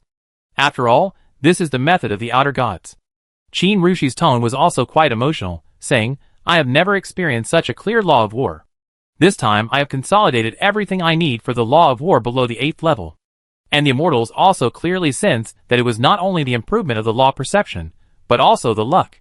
I stole the great fortune that the Lord of War was going to steal from the Arel Empire. She is in the Valkyrie sequence, so she is more sensitive to the laws of war. There is no war of this level in the Eastern Wilderness. Although this time is a riot, it is also a great opportunity for her. And she is not only a Valkyrie, but also a god stealer. She stole a lot of the rituals that the Lord of War arranged for his chosen ones. Qin Rushi added, if I continue to stay in the South Continent, this stolen dynasty fortune will become stronger and stronger. It just so happens that I have a great realization in the battles in the past few days, and I am ready to take advantage of the opportunity to advance to the 8th level. Oh! Ji-sun finally understood why he felt that Aunt Qin in his arms had a different temperament. Now, he immediately understood that this was a change brought about by the blessing of luck. Luck is a manifestation of the law of fate, which is very mysterious and almost incomprehensible and unfelt by humans. Ji-sun noticed a lot of classics, but still couldn't describe it clearly. Originally, he thought that luck was innate, or that some acquired factors caused the fluctuation of the causal line. But later I found that luck, like energy, seems to obey the law of conservation in a certain sense. Luck will not dissipate, but will only transfer. When a country weakens, another country will rise, or some heroes from the chaotic era will rise with the blessing of luck. Now that the luck of the Arel Empire has collapsed, there must be someone or a force that has taken over this luck. Now it seems that Qin Rushi has taken over part of it. Aragorn's rebel dragon army also got part of it. The two chatted about the law of fate for a while, and both felt it was very magical. Ji-sun also knew why Qin Rushi came to see him before she had finished her business outside. In addition to wanting to take a break and to say goodbye. And Qin's gentleness has always been revealed inadvertently. The two are already very familiar with each other, and there is nothing to be pretentious about parting for them. Being able to spend this little time together leisurely is already a rare enjoyment. Both of them understand each other's thoughts. Ji-sun embraced the plump body in his arms and said, in that case, Aunt Qin, won't we be separated for a long time?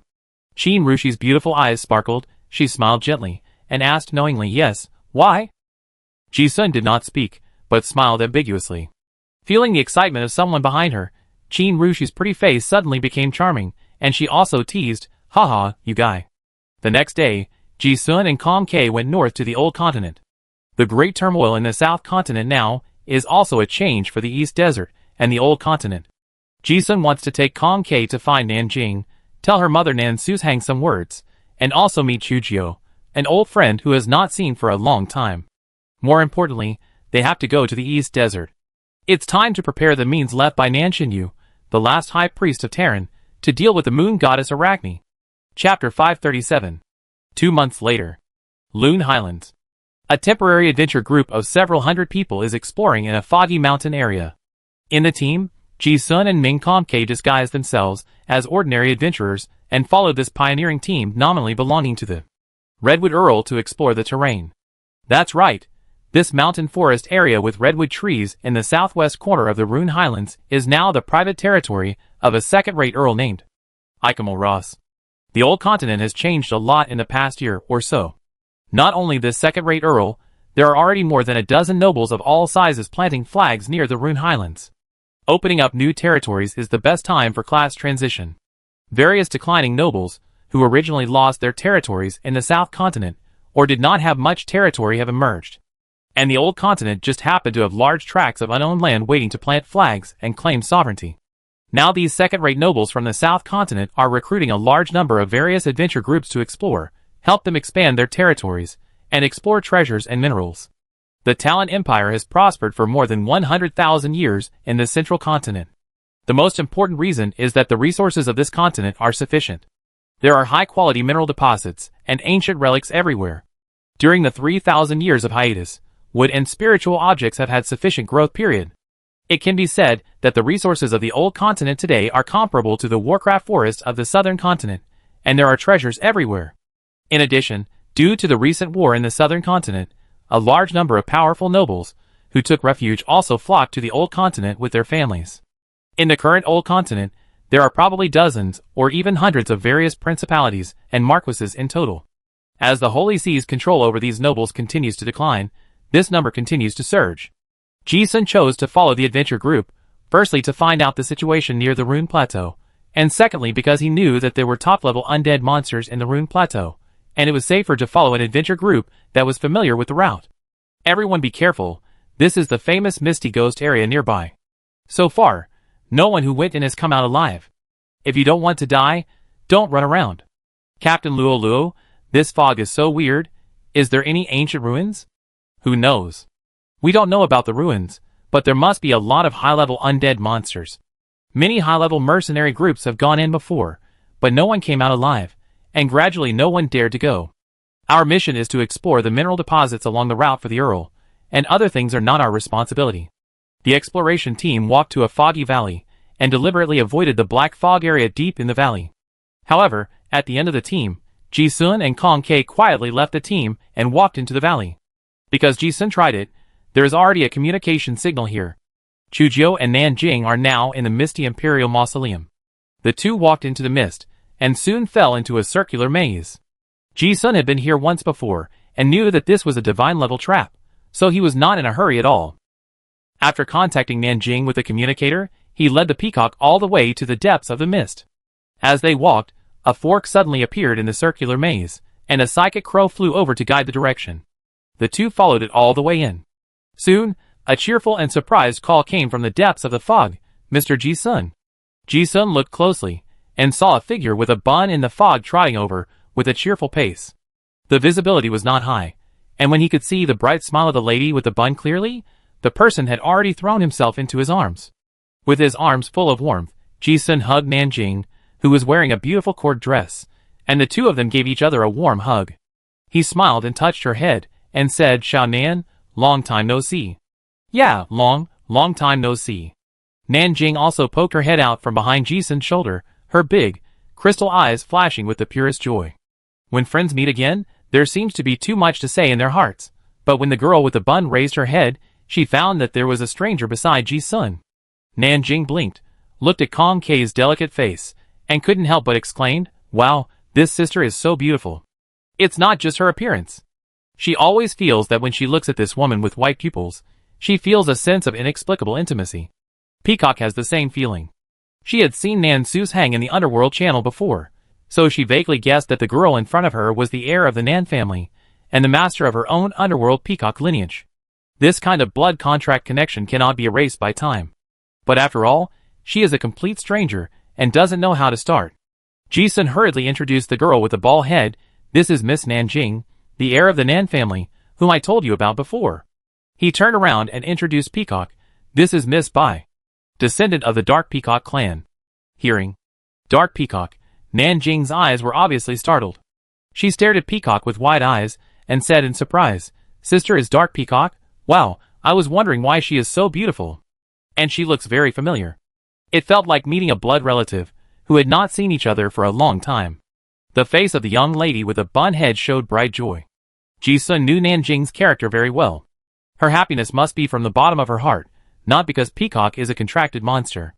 Although Peacock is a demon beast lord of divine beast bloodline, and is not familiar with humans, she is also extremely intelligent, and has the ability to see the good and evil of souls. She felt the kind of family-like intimacy from Nanjing, the master. Nanjing said excitedly, "Ah, Mr. Ji-sun, how did you meet?" Ji-sun said, "This is a long story. To be honest, the things in the dead zone, and the current complex situation in the southern continent cannot be explained in a few words." Nanjing realized that she was too excited. "All right, let's go to the manor. Sister Chujio is here too. It's been a long time since we last met, and she misses Mr. Ji-sun very much." As she said this, she excitedly held Ji-sun's hand with one hand, and Peacock's hand with the other, and walked towards the depths of the fog. Ji-sun knew that this was the tomb of the Augustus royal family. The last time he came here, there was only a dead tomb keeper who had lived for more than 3,000 years. The only ground building was a stone house built by the tomb keeper. However, this time, it was very different. As he walked, the fog that had been permeating the surroundings suddenly disappeared, and the vision became clear. Before Ji-sun's eyes, a beautiful manor with bright sunshine, chirping birds, and fragrant flowers appeared, The manor was shaded by green trees, and wild flowers of various colors were blooming luxuriantly on the lawn. There was also a clear blue lake. The sun was bright in the sky, the breeze was rippling, the lake was blue like scales, and a group of small fish were swimming happily in the water plants. The simple stone house was not seen, but a castle with beautiful stained glass was seen. This beautiful manor scenery made people feel refreshed. Even Ji-sun let out a sigh. He had seen many luxurious manors before, but this one was the most special. Changing the terrain and environment was very easy for high-level transcendence. Trees could grow very tall in a short time by promoting growth, and flowers, birds, insects, and fish could be raised and flourish. The huge lake only needed some small magic circles condensed by water elements. But what was special was that each embellishment was just right, like an oil painting, integrating the beautiful scenery into the visual field. Every detail exudes just the right amount of beauty. The artistic element of the manor design is very high. So high that it makes people feel like they are in a fairy tale world. Moreover, there are traces of the flow of various laws. It is obviously the work of a master. Nanjing beside him looked at Ji-sun in surprise and explained, "This manor was designed by Senior Griffith." Oh! Ji-sun suddenly understood. That's why. Griffith is a top art master in the painter sequence. No wonder this manor is so beautiful. Ji-sun and the other two were on the hillside, looking out, and happened to see a cold and arrogant girl with beautiful silver hair leaning against the window of the castle. Seeing Ji-sun coming, she nodded slightly, which was considered a greeting. Seeing Ji-sun, the corners of his mouth slightly raised, but he shouted loudly, "Chujio." She knew that Chujio's temperament was cold because of the sequence of White Queen. But it was because of the coldness that Ji-sun deliberately shouted loudly. This shout was not only heard by Chujio. The servants in the castle also heard it. They all leaned over to see who was here, and who could actually call Her Majesty the Queen by her name. Chujio felt a little uncomfortable being stared at by everyone, and a faint smile appeared between her eyebrows. She said and responded. Nanjing also laughed. "Ah, I haven't seen Sister Chujio laugh for a long time." Sure enough, she will only laugh when Mr. Ji-sun comes. Ji-sun smiled without saying anything. Every time he saw Chujio, he would always think of the scene when he first came to this world. Chujio was the first human he met, and also the first friend he had ever met. The Imperial Mausoleum was completely different from the dead air before, and the beautiful scenery of the manor made people feel happy. Before Ji-sun and the other two entered the castle, Chujio had already walked down. Originally, the three of them didn't need to be polite or receive them, but Peacock was a guest. And she was also an 8th level Divine Beast Lord. Chujio, a member of the Augustus royal family, also gave enough reception etiquette, and had people prepare a reception banquet long ago. Ji-sun heard that there were still hundreds of people in the castle. These were the descendants of the Terran court survivors, who had rebelled against the dragon army before. Originally, Chujio had never considered herself a princess, nor had she thought about it. But the court survivors recognized her as the blood of Augustus. They could not refuse, so they had this manner. Everyone served the king of Augustus' generation just like they did 3,000 years ago. Ji-sun had nothing to say about the loyalty engraved in the blood and the secret book of imperial enthronement. There was still some time before dinner, so Chujio and Nanjing took Ji-sun and the others to visit the castle. Everything in the castle was built in the classical royal style of Talon. It was also the first time for Ji-sun to visit such a luxurious mansion. It must be said that the royal family of Augustus was truly extraordinary. Even some of the ornaments in the corridor of the castle were genuine relics of the Talon royal family. But Ji-sun had no interest in these external objects. There was nothing more joyful than meeting old friends again. Chujio and Nanjing did the same, strolling and chatting. Recently, the nobles of the southern continent have moved to the central continent in large numbers, and many people have come to the Rune Highlands to divide the territory. Sister Chujio and I are just about to comprehend the Emperor's steel, so we came here to guard the Imperial Mausoleum. Ah, Ji-sun, you don't know how annoying those guys are. People break in every day. Some of them will dig holes in the ground. We can't show our faces yet, so we can only activate the protection ban. Otherwise, if outsiders know that this is the Imperial Mausoleum, trouble will continue. Chujio's extraordinary realm is getting higher and higher, but her temperament is getting colder and colder. Although Ji-sun did not feel alienated from her, she did talk less and less. Nanjing was like a cheerful elf, jumping and telling Ji-sun about the trivial things that happened recently. Although Ji-sun had guessed a lot before coming, he also found it interesting to listen to this bald-headed lady. Perhaps because the environment of this castle is too good, and they realized that Chujio and Nanjing are not bad people, The two elves Kola and Nina suddenly flew out of Ji-sun's pocket. Seeing the two elves with halos on their heads, Nanjing recognized this mythical creature and said in surprise, Elemental elves? No, elemental queens. Even Chujio's eyes lit up when she saw it. She practiced the law of ice, and was very sensitive to elements. She immediately sensed the specialness of the two elves. The two elves flew out, and the concentration of elements around them instantly increased several times. Yes. Ji-sun nodded and introduced, this is Cora and Nina, friends I met by chance when I went to the southern continent before. After going to the moon well to be baptized, the two elves are not elemental queens yet, but they are almost there. The two elves have been with Ji-sun for a long time. They know that he is surrounded by good people, and they are less hostile to humans. After listening to the introduction of them, the two elves said, hello. Nanjing, a psychic, has a natural affinity for all spiritual creatures. She looked at the two elves greeting her and grinned with cute little tiger teeth, responding, hello, wow, this is the first time I see your tribe. Then, she asked Ji-sun, by the way, Ji-sun, you didn't tell me how you met Sister Peacock. And you've been in the South Continent for so long, is there anything fun? Chujio was also very curious and glanced at her. Ji-sun was also happy to share his experiences with his two old friends. He said slowly, this all started from the giant spirit city in the South Continent. I originally went to the Royal Academy to comprehend the realm, but then the great Emperor's relics suddenly appeared, and then a treasure hunt was triggered. Cora and Nina were also kidnapped from the forest by adventurers at that time. This story took a long time. The three of them had unknowingly walked to an observation deck in the castle, where they could overlook a large area of grass and lakes, and could also see the warm sunshine. The breeze was gentle, and the faint fragrance of flowers filled the air. Hearing Ji-sun's experiences, Nanjing's pretty face showed waves of shock. Wow, so many things happened? Oh my god, I should have gone with you earlier. Chujio was more concerned about other things, and asked, you mean, the ancestor of Lanlangster fell in the dead zone? Yes. Ji-sun nodded, thinking that Chujio already knew this information. Now it seems that the two women didn't know. Jia Yu seemed to be waiting for him to come back and tell them this information. He said, the Emperor went to explore the depths of the Abyss Rift that time, and he must have been attacked and seriously injured by monsters.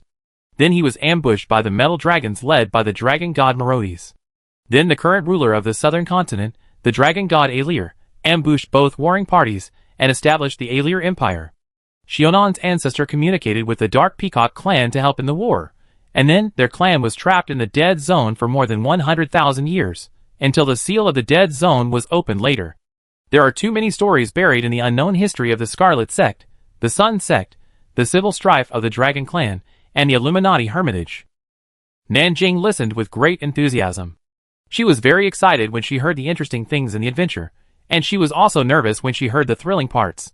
Ji-sun stopped talking about the Scarlet Lord summoning the clown blood clothes, and the three major sects left. Nanjing couldn't help asking, what happened next? The dead dragon Merodes returned from the underworld. How did you get out? As far as I know, the passage to the underworld is a one-way trip. If there is anyone in the world who knows the underworld best, it must be this lady with a bun. The reason why Ji-sun hesitated is because of this. But he still said, later, we met Aunt Nan. Nanjing was instinctively slow and had not yet reacted. Ah, you met Mother? Yes. Ji-sun said, Aunt Nan happened to be in the underworld before.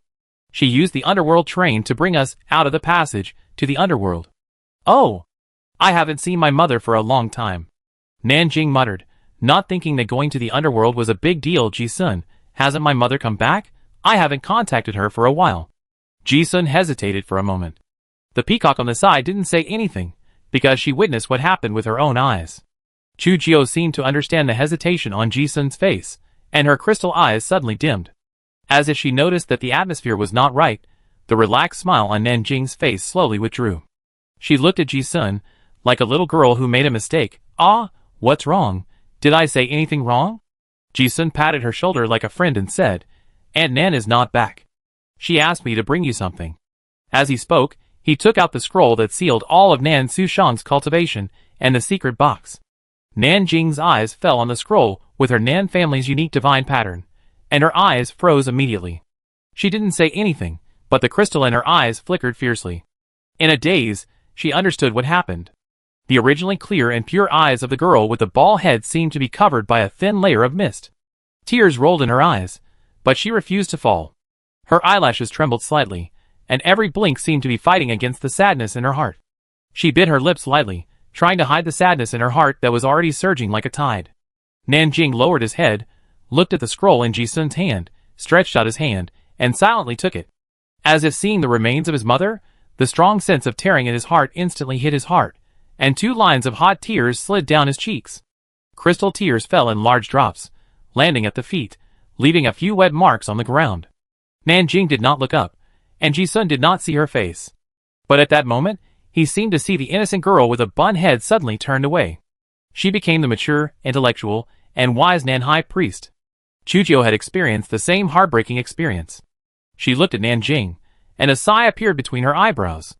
Ji-sun did not hesitate and hugged Nanjing. The girl with a bun head seemed to have found support all of a sudden, buried her head in his chest, and finally cried out. Chapter 538. Ji-sun had never seen Nanjing so sad before. In his impression, this girl with a bun always had an innocent smile on her face. Even when facing hardships, she seemed to be heartless and always faced them optimistically. But this time, the news that Ji-sun brought back made the girl cry like a tearful person. Nanjing was tired of crying, and seemed to have matured a lot in an instant. She only said, "Sorry, I need to take a rest," and left silently alone. Ji-sun and Chujio didn't say much. Some things, others can't help. Nanjing left and locked himself in the room. Peacock prefers sunny places. She likes this manner. There is no need to maintain human form here.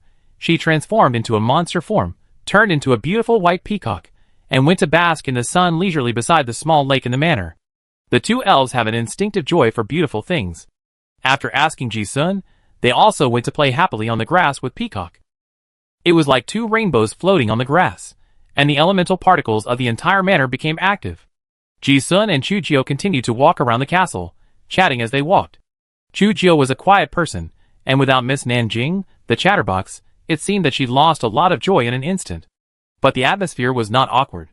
The 2 walked in the corridor of the castle, and they felt good even if they didn't talk.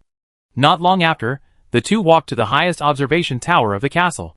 They leaned on the battlements made of gray stone, and overlooked the manor in front of them. There were many people in the manor.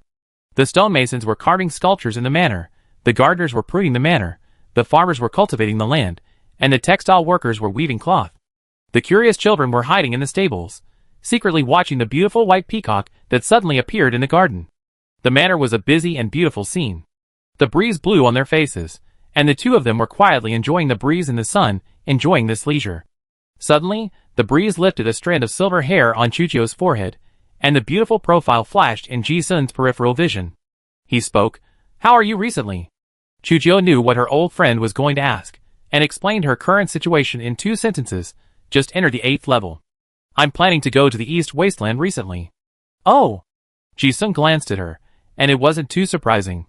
The rebel dragon army, and the secret book of imperial conferment strengthened Chujio's royal destiny, and with the inheritance of Augustus's ancestral mausoleum, it was not surprising that she could enter the 8th level so quickly. However, when he heard that Chujio was going to the East Wasteland, Ji-sun also knew what she was going to do. The Orlan Royal Court of the East Wasteland is the continuation of the Talon Empire. Not to mention that Chujio is the legitimate heir of the royal family of Augustus. Even her brother who usurped power and forced her mother to death should end that hatred. Chujio thought for a moment and asked, "How about you? Is the trip to the South Continent going smoothly?" Although we talked about the changes in the South Continent before, this was about Ji-sun's personal situation. Ji-sun also said concisely, "I comprehended the domain smoothly, and was promoted to the 7th level. This time, I also want to observe the Emperor's steel, and then prepare to be promoted to the 8th level." There is no need to explain too much between the 2 of them, just a few words will make it clear. Chujio listened to the coldness between his eyebrows seemed to be relieved, and said calmly, "You are still the same as before, and you have changed a lot every time I see you." Hee hee. Ji-sun smiled without comment. His promotion speed is indeed very fast, but it depends on who you compare it with. In front of this old friend, it is nothing. Chujio asked again, "By the way, have you found a suitable sequence for yourself? If not, I can help you check the treasury." Ji-sun, "I found it. Before, the Royal Academy of Arel was destroyed, and a large number of treasures were lost to the people. I just found a promotion sequence that suits me very well. During the riot in Juling City, a large number of Royal Academy treasures were lost to the people.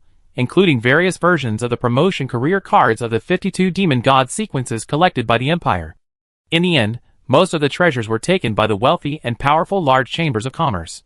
Ji-sun also took advantage of the chaos to intercept the treasure houses of several chambers of commerce. Those treasure houses that originally required great effort to open, he and Ivan were able to find them with one touch. Therefore, they obtained a huge amount of treasures. In the past 2 months, he has been counting the spoils. The amount was too large, and Ji-sun also found several 8th-level professional cards that suited him.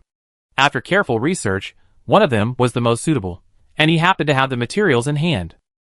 Hearing this, Chujio was also curious and asked, "A very suitable sequence?" She knew Ji-sun's Joker sequence, which could be said to be compatible with all 52 sequences, so of course she was curious about which sequence to advance to. There was nothing to be shy about with old friends, so Ji-sun said directly, "Diamond J Guisher sequence's 8th level professional card Guisher Wishwang." "Oh!" Chujio pondered for a moment, obviously knowing this sequence, and then curiously asked, "Have you comprehended the law of war?" You know, every comprehension of a high-level law is extremely difficult, which is why there are very few card masters in the 3 high-level sequences of J, Q, and K. It is almost impossible for a card master who does not grow up in a small army to touch this sequence. "Yeah." Ji-sun nodded and said, "Before in Giant Spirit City, the Lord of War Monliad gave his chosen body a promotion ceremony. By chance, I also got a glimpse of the mystery of the law of war."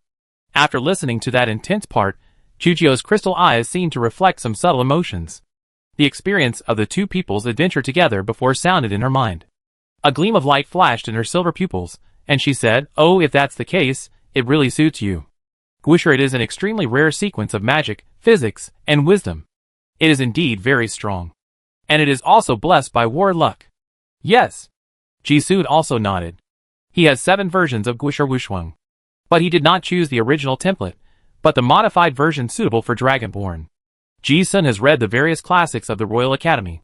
As long as the materials of this profession card are good enough, the effect is even better than the original template, and the upper limit is higher. He happened to have the materials in hand. The only trouble is that the refining conditions are also very high. Chujio was very sensitive to the change in Ji-sun's expression, guessed what he was thinking, and said directly, "You can go find Master Merlin." Hearing this, Ji-sun asked back in great surprise, "Master Merlin is here?" Chujio nodded, "Yes, in the laboratory. I went to the South Continent before, and after returning, I moved the laboratory to the Imperial Mausoleum. Now the South Continent is in war, the East Wilderness is also in war, and the Old Continent is reclaiming wasteland everywhere. No place is safe, and only the Imperial Mausoleum is a little stable. At least with the protection of the Imperial Mausoleum, card masters below the 9th level can only enter but not leave." "Oh, that's convenient." Ji-sun was still thinking about where to find Master Merlin to help with the refining, but he didn't expect to find him here. Thinking about the fact that Master Merlin is also a member of the Illumination Hermitage, it makes sense. Now it seems that this mysterious organization is the shadow guardian of the card master civilization.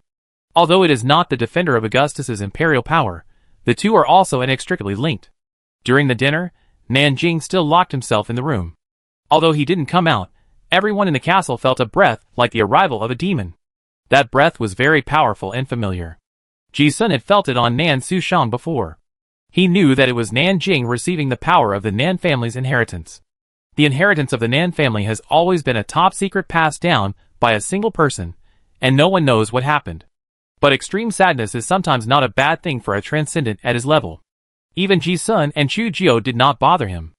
After dinner, Ji-sun went to the underground laboratory in the castle alone. Griffith was a 9th level expert who was proficient in the laws of space. She designed this castle by herself. There was a huge mysterious space under the castle. It was like a huge deep pit, with a dark stone staircase spiraling down along the stone wall. After going down for several hundred meters, we gradually saw the light. This was the most confidential place in the entire castle, with all kinds of prohibitions everywhere. Ji-sun certainly knew why. Master Merlin's research was very special and dangerous. The ban was to prevent external exploration, and to prevent the threat inside the laboratory from spreading out. The dim magic lamp illuminated a 10-meter range on the rock wall. After Ji-sun walked down, hundreds of high-tech instruments in operation came into view. An old man with frizzy white hair and sticky octopus tentacles behind him was concentrating on fiddling with something in front of the instrument. "Master Merlin?" Ji-sun walked down and greeted him with a smile.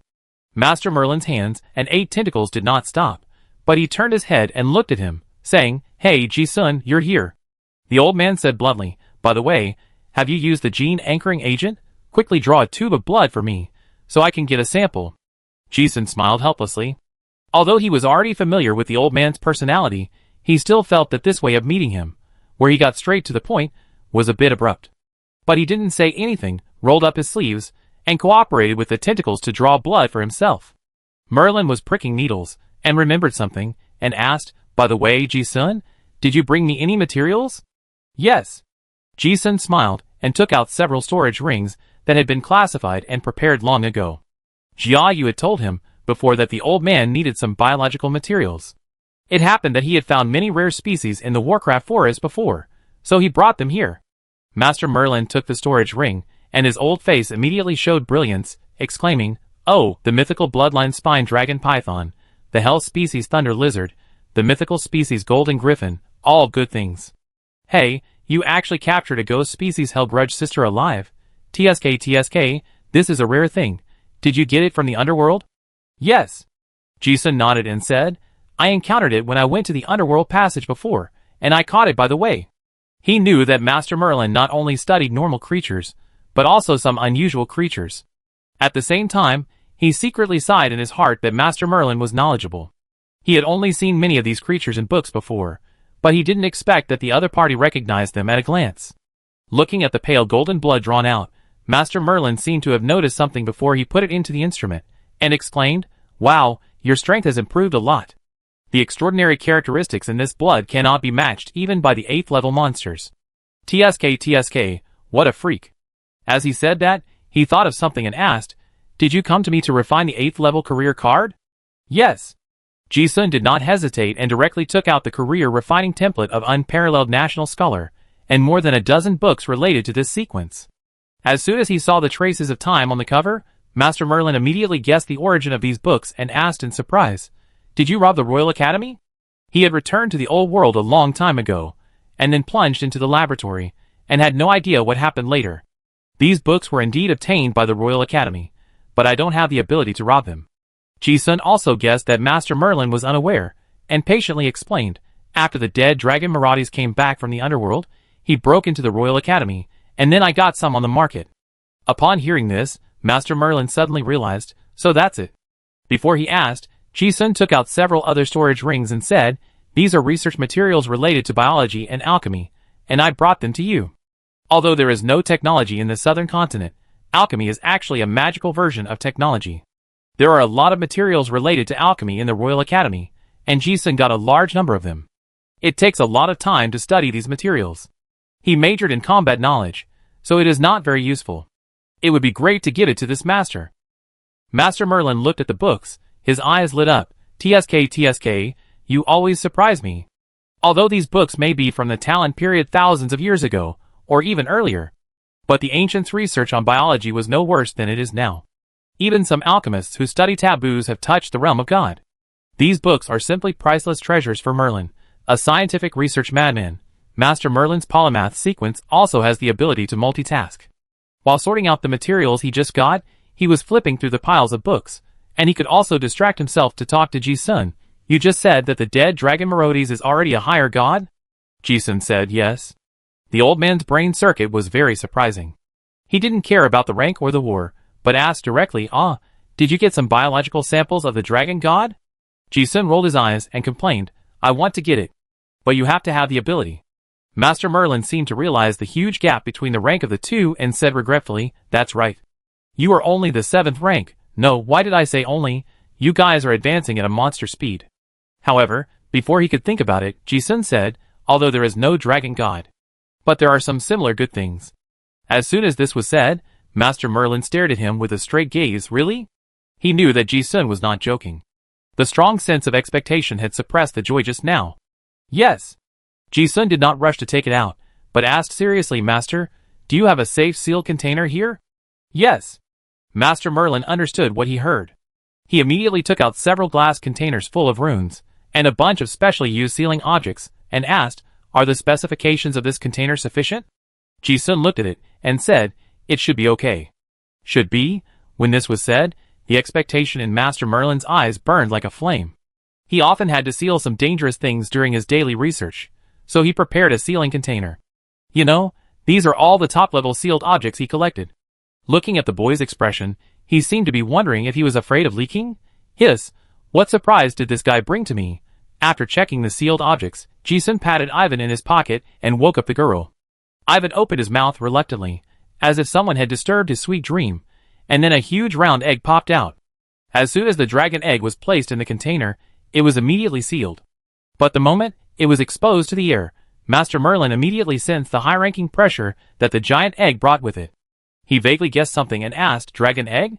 "Yes." Jason nodded and added, "It's most likely the egg of the dragon god." This casual remark made the research madman, who had seen countless strange creatures, widen his eyes. Dragon god? As he spoke, Jason also explained the origin of the item, saying, "This was found in the dead zone. It should be the eggs of the metal dragon gods that besieged Emperor Landlingster more than 100,000 years ago. I took a look and they are still active, but I don't know if they can be hatched. Forget about dragon knights.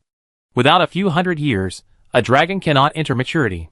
Ji-sun doesn't have such a long life to be a dragon knight. Only by giving it to Master Merlin for research can his value be maximized." Master Merlin felt an indescribable excitement in his heart, as if his blood was boiling. Ha ha ha, you could really give the old man a big surprise. This professional biologist saw the value of this dragon egg more than Ji-sun. He explained excitedly, "Do you know that according to historical records, the gene sequence of gods is completely different from that of humans? If you can understand the difference between the gene sequence of gods and humans, you can even find the secret of becoming a god from the genetic level." Oh! Ji-sun didn't understand, but it was not difficult to understand.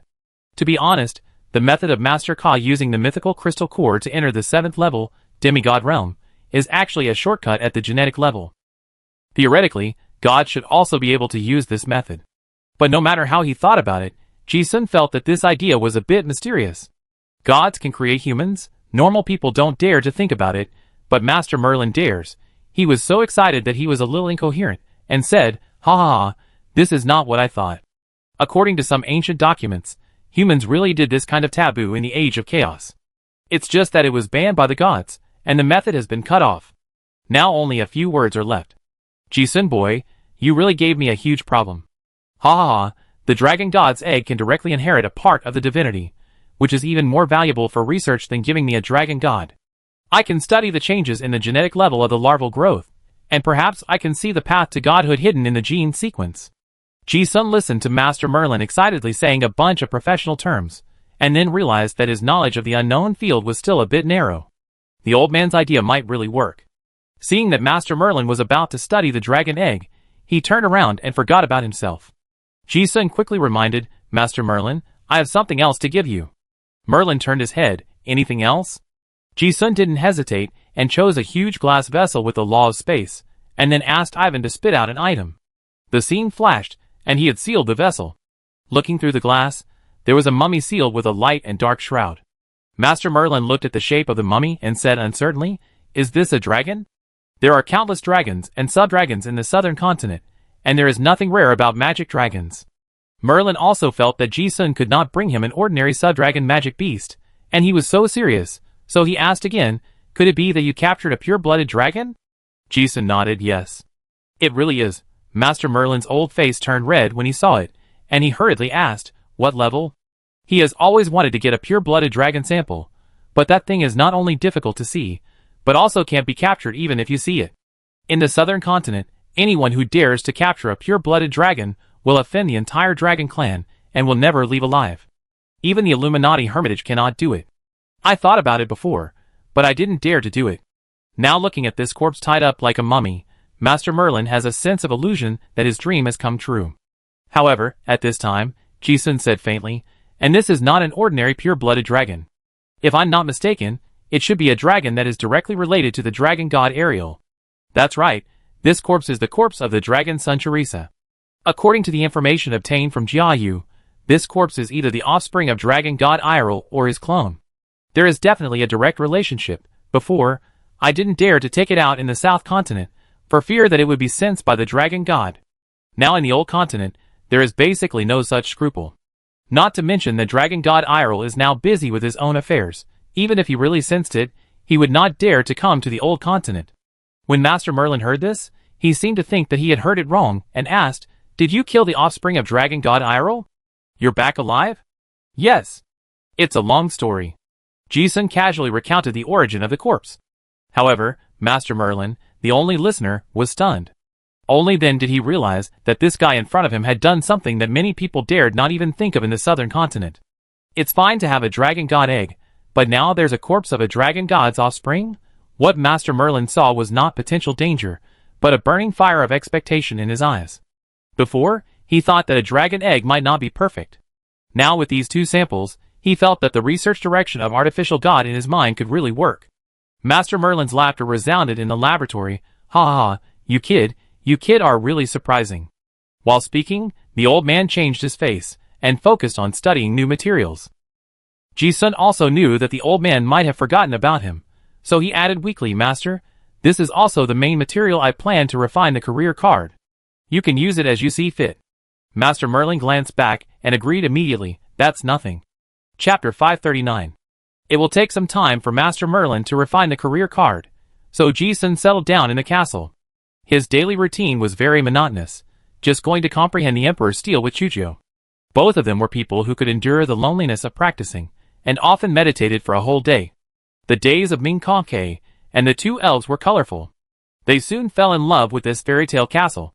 The attentive gardeners built a wooden house for them in the forest, the tailors sewed beautiful clothes for them, and the court chefs also prepared delicious food. Everyone was very friendly. Every day, in the beautiful environment, with birds singing and flowers blooming, their impression of humans has changed a lot. The two elves and the peacock quickly got familiar with everyone. Every day, apart from eating and drinking, they just basked in the sun leisurely, without any worries. Recalling the days with Ji-sun, they were either fighting or running for their lives. They seemed to be overwhelmed by these sugar-coated days, and didn't want to leave at all. Ji-sun also thought it was good for them to be happy. The only bad thing was that Nanjing locked himself in the room, and didn't come out. Ji-sun and Chujio did not bother them. 7 days passed in a flash. On this day, in a basement of the castle, in front of a tall black stone tablet, Ji-sun and Chujio were sitting cross-legged in meditation. Space Primordial Rune Stone and Element Primordial Rune Stone, two spiritual treasures, were shining between the two of them. With these spiritual treasures, Ji-sun certainly did not mind sharing them with his good friends. This secret room was the hut of the tomb keeper before. In addition to the stone tablet, there were also densely packed slabs of stone engraved with runes around. The Great Emperor's Steel, the great rune engraved by Emperor Lanlingster, is recorded on it. It points directly to the secret of communication with the gods. This was engraved by Emperor Lanlingster before he went to the southern continent. He engraved his understanding of the laws of the universe, and many of his experiences in practicing the 52 mysterious magics on it, because what he learned almost covered most of the 52 sequences of card masters. Even if it is not engraved, some common understandings can be found. So this is also a heritage steel that almost all card masters can get great opportunities from. In the past, the top card masters of the Terran dynasty were only rewarded by the royal family to come and observe the great Emperor's stone tablet when they had great achievements. And because of his relationship with Chujio, Ji-sun stayed here every day and never went out. Originally, the threshold for understanding the stone tablet was very high, but because Ji-sun and Emperor Lanlingster happened to be in the same Joker sequence. Now that he has advanced to the 7th level, he could also understand some of the inheritance content on the stone tablet. It just so happens that his domain of all things also takes the path of all-encompassing. This stone tablet means more to him than to others. In the secret room, it was quiet, with only the sound of even and long breathing. There was a lot of supercognitive content on the stone tablet, which even a photographic memory could not remember. While observing the stone tablet, Ji-sun used a carving knife to carve some thoughts on the blank Asgard stone slab. The carvings on it were not words, but crooked symbols. This was the ancient Tarun language and simplified dragon language. After returning from the Royal Academy of the Southern Continent, Ji-sun also mastered these two extraordinary languages. This is also his only means to record those supercognitive knowledge. But even so, it is very difficult. Often, Ji-sun has to record a whole page to explain a symbol on the stone tablet so that his brain can understand it. Opposite him, Chujio was also immersed in practice. She was surrounded by cold air. If it weren't for the slight rise and fall of her chest, she would be as cold as an ice sculpture. Ji-sun glanced at her from time to time, and felt that his old friend's realm had grown so exaggeratedly. Just the law level of the cold air, even if it was not deliberately aimed at himself, made people feel a stabbing pain like a needle. This is the law of ice blessed by the king's power, overbearing and dangerous, like the ruthlessness and indifference of the emperor. The whole secret room makes people feel that their souls are trembling because of the cold air lingering around her body. In Ji-sun's eyes, Chujio now really looks more and more like the Ice Queen on the throne. Just thinking about it, Chujio suddenly opened her eyes. She saw Ji-sun looking at her, raised her eyebrows slightly to indicate, "What's wrong?" Ji-sun raised a smile at the corner of his mouth, but didn't say anything. Chujio seemed to understand, and his eyebrows moved slightly. Although the two did not speak, the cold and icy air in the secret room softened a lot because of their gazes. At this moment, an owl flew in with its wings flapping. Ji-sun looked up curiously, and was also surprised that an owl would fly into the secret room. Chujio obviously knew who the owl was, and stood up. A magical scene happened right in front of him, and the owl turned into a beautiful and graceful woman in midair. It was none other than the leader of the Dragon Rebellion army, Griffith. Ji-sun looked at the person, and stood up to greet him. "Madam, I haven't seen this person in the past few days. I heard that she went to the nearby area to inquire about information." Griffith, wearing a black dress, still has the ultimate elegance. Although she is a witch, every time you see her, her charm that cannot be hidden is still eye-catching. Ji-sun couldn't help but think of Lon Lingster, who he had seen in the other dimension of the bandits of Black Crow Castle when he went to the southern continent before. She was really beautiful. They were all acquaintances, and Griffith didn't have the airs of a top master. She looked at Ji-sun, and her beautiful and wise eyes seemed to smile gently and teased, "Who are you comparing me with just now?" Ji-sun laughed and said, "I thought of Emperor Lanlingster. I have seen him in the witch period in the other dimension before. He is as amazing as you, madam." "Oh!" Griffith said this, her beautiful eyes were full of smiles. "You are really good at praising people. Being compared to that great emperor is the best compliment in the world." Ji-sun smiled but said nothing. Just as he was about to speak, Ivan, who was sleeping in his pocket, suddenly woke up, jumped out, and pounced on him affectionately. "Mother." Griffith hugged Ivan, who was like a koala, and touched her head lovingly. He turned to look at Ji-sun and said, "Ji-sun, this little guy hasn't caused you any trouble these days, has he?" Ji-sun said, "There is no trouble at all. On the contrary, little Ivan has helped me a lot." Griffith smiled and nodded, and she sat next to Chujio. The three of them seemed like friends, but Ji-sun saw that Griffith's sitting position clearly followed the ancient court etiquette. Ji-sun also saw that in the eyes of these Talon's remnants, Chujio was the only orthodox Augustus royal family. Griffith just sat down, and explained to Ji-sun apologetically the reason for his late arrival. "I encountered something in the territory of Earl Redwood that I had to deal with urgently, so I was delayed for a few days before coming back. I almost thought you left. Luckily I caught up with you." Ji-sun certainly wouldn't mind, and when he heard about the Redwood territory, he asked, "Madam, are you going to subdue those nobles?" "Yes." Griffith smiled slightly. As a minister, this was her duty. There are currently 18 noble territories near the Imperial Mausoleum, including 1 marquis and 17 earls. 2 of them were originally supported by our rebel dragon army. As for the rest, we have to send people to contact them now. This was said to Ji-sun, and also reported to Chujio. Ji-sun heard this, and thought to himself that it was indeed so. He had been very curious before, why there were so many nobles planting flags and occupying land near the Imperial Mausoleum. Later, he thought that it was also a very clever layout. A large number of nobles from the southern continent came to the central continent to open up wasteland. It is impossible to stop them, so just subdue them. If it is really done well, these independent lords will be the first batch of subjects of the future king. Those nobles near the Imperial Mausoleum are expanding their territories and recruiting people at the same time. It just so happened that the last time the rebel dragon army moved hundreds of thousands of people from the southern continent, scattered in more than a dozen territories around the Imperial Mausoleum, that would be of great use. In the south continent, there was a siege by the Holy See, so all arrangements had to be carefully planned. But in the central continent, there were no such concerns. Moreover, the gene anchoring potion developed by Master Merlin perfectly solved the most difficult problem of loyalty for the Dragon Clan. The rebel dragon army was professional in politics, and Ji-sun got a glimpse of the entire arrangement after listening to a few words. Griffith finished reporting on her work in a seemingly casual manner, and then she asked, "What happened to Xiaonan? When I came back just now, I felt that she seemed very sad. Her mother went to the underworld.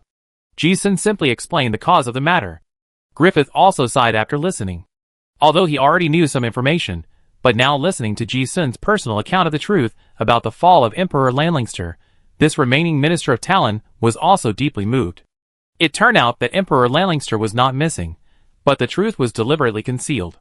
At least the death of the Emperor was known to the High Priest of Talon and Old Man Su.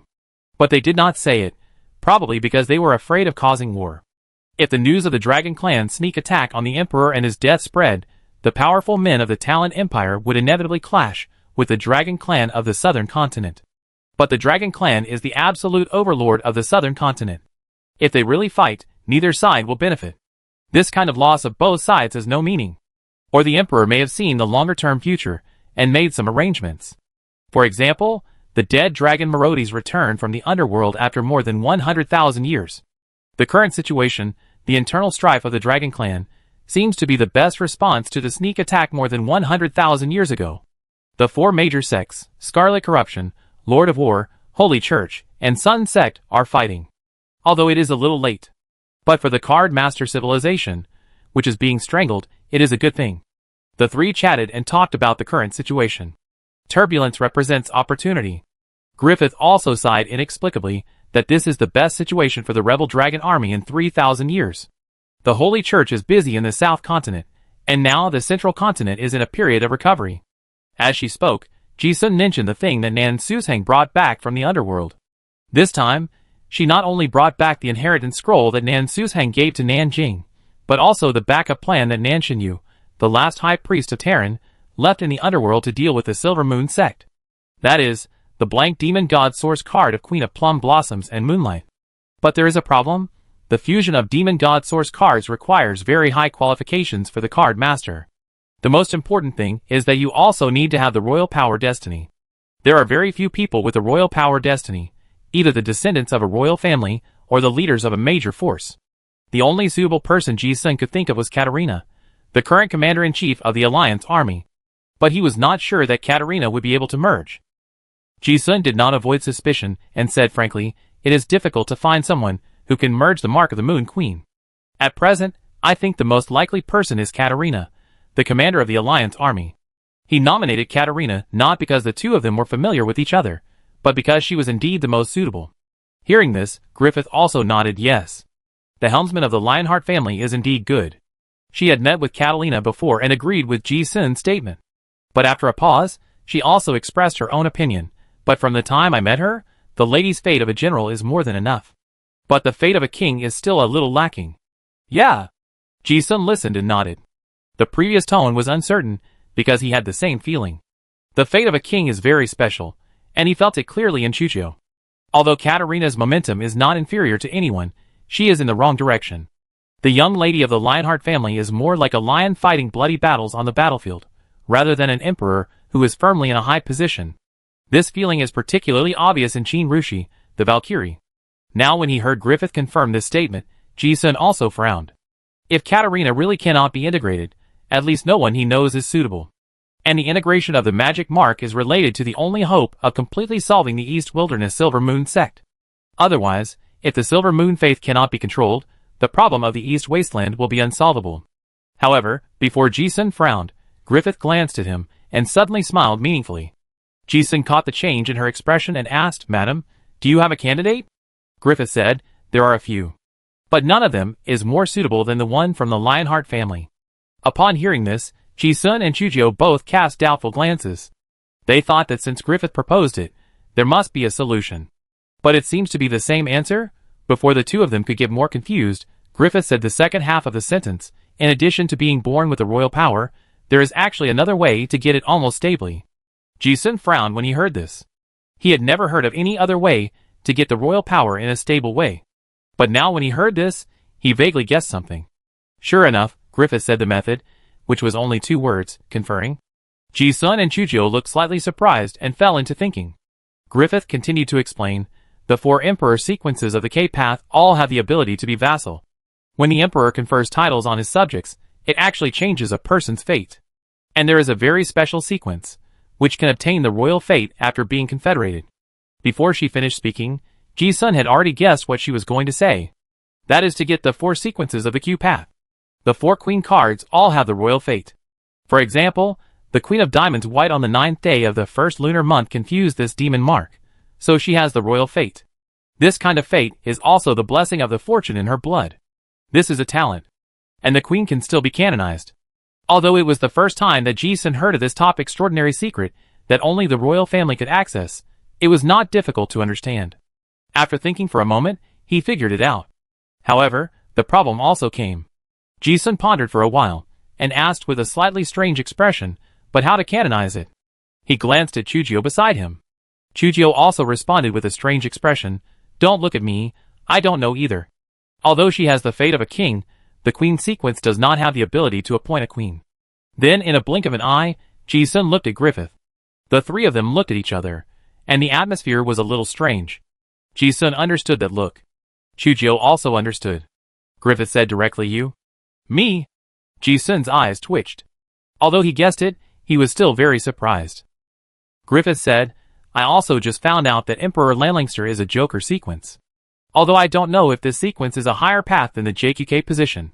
But from the current point of view, your sequence can perfectly match the 52 Demon God sequences, including the 4 Emperor sequences." What he said makes sense. Even Ji-sun thinks that he should be able to do it. If he can integrate the professional card of the K sequence, he can theoretically have the fate of kingship. But he feels that this situation is a bit dramatic. How can a tightrope walking clown actor sit on the throne? That picture makes people feel funny no matter how they think about it. Besides, Ji-sun never felt that he had that idea. Isn't it good to take risks? What's the point of being an emperor? Griffith indicated that he was also guessing and said, "I'm not sure about this guess. But you know if you try it." But she turned around and said, "And you should know that the secret book of imperial conferment is the vassal artifact refined by Emperor Lanlingster. The emperor can use it, so I think you can use it too." After listening to these words, Ji-sun's expression became a little strange. He remembered that he had written his name on the secret book of imperial conferment before, but the name was not displayed. No matter how you look at it, the Joker sequence is related to the royal power, and it seems to be possible. Chujio smiled when she heard this. Griffith, who was standing by, caught the micro-expressions of the two and smiled. "We will know whether it works after trying it." As for the fact that the secret book of imperial conferment is a treasure inherited from the Augustus royal family, Ji-sun did not think much about it. He was not interested in the royal power. Chujio was a good friend, so there was no need to explain, and she certainly would not take it to heart.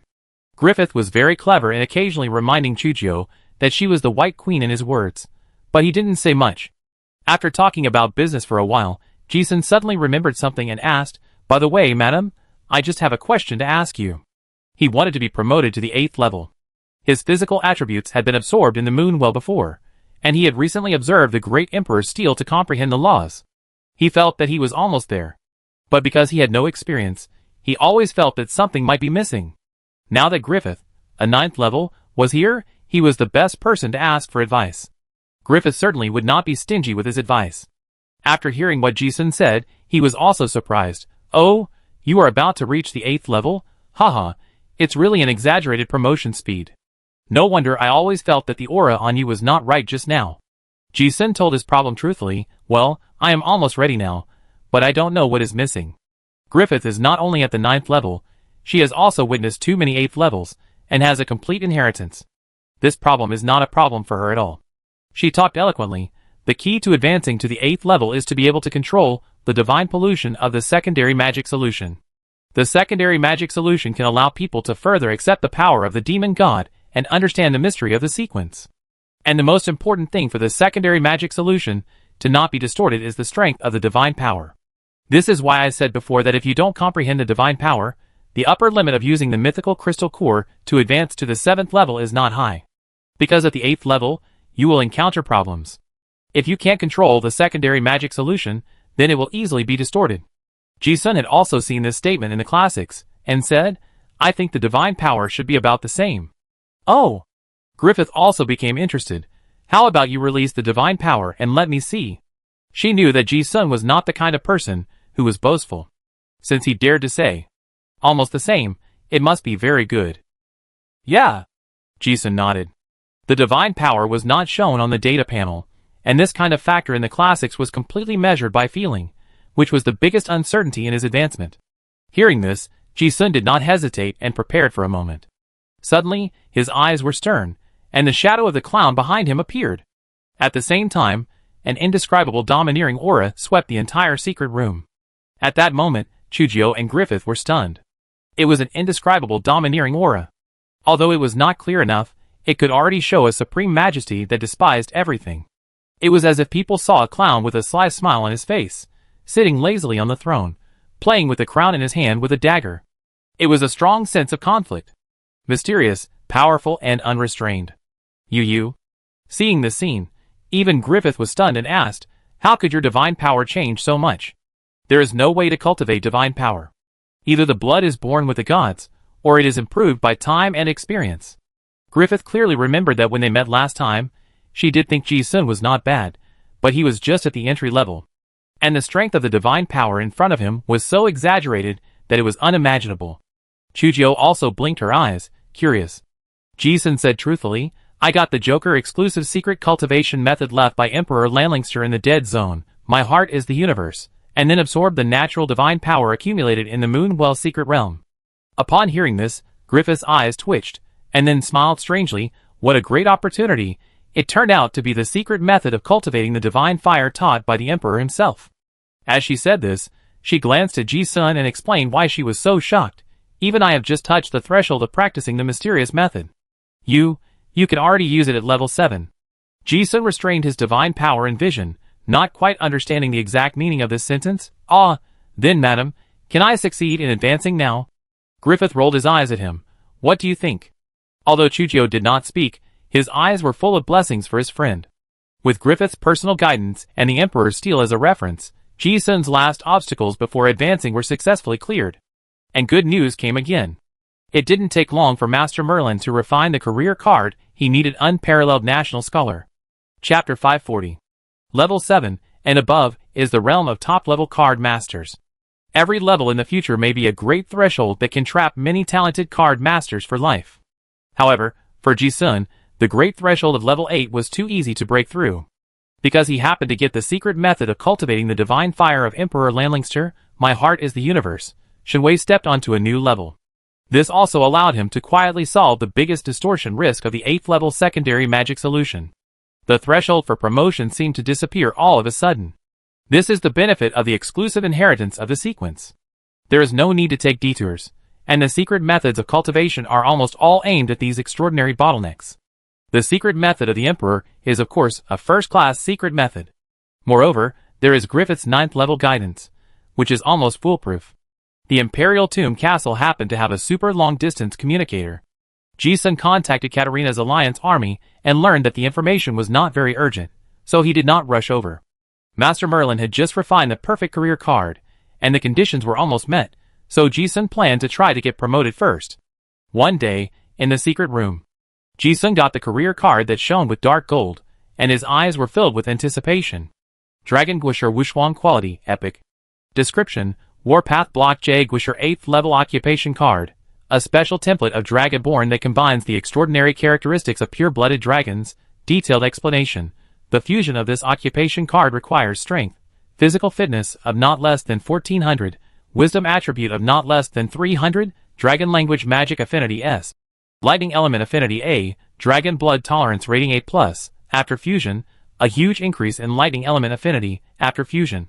Gwisher 3 items power, 33% increase in all attributes of flesh and blood, 33% increase in wisdom attributes, 33% increase in magic element attributes, and subsequent high continuous growth limits in the 3 directions.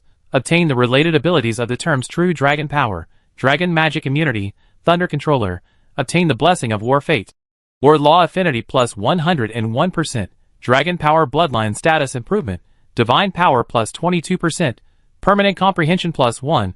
The main material of this occupation card is a pure-blooded dragon.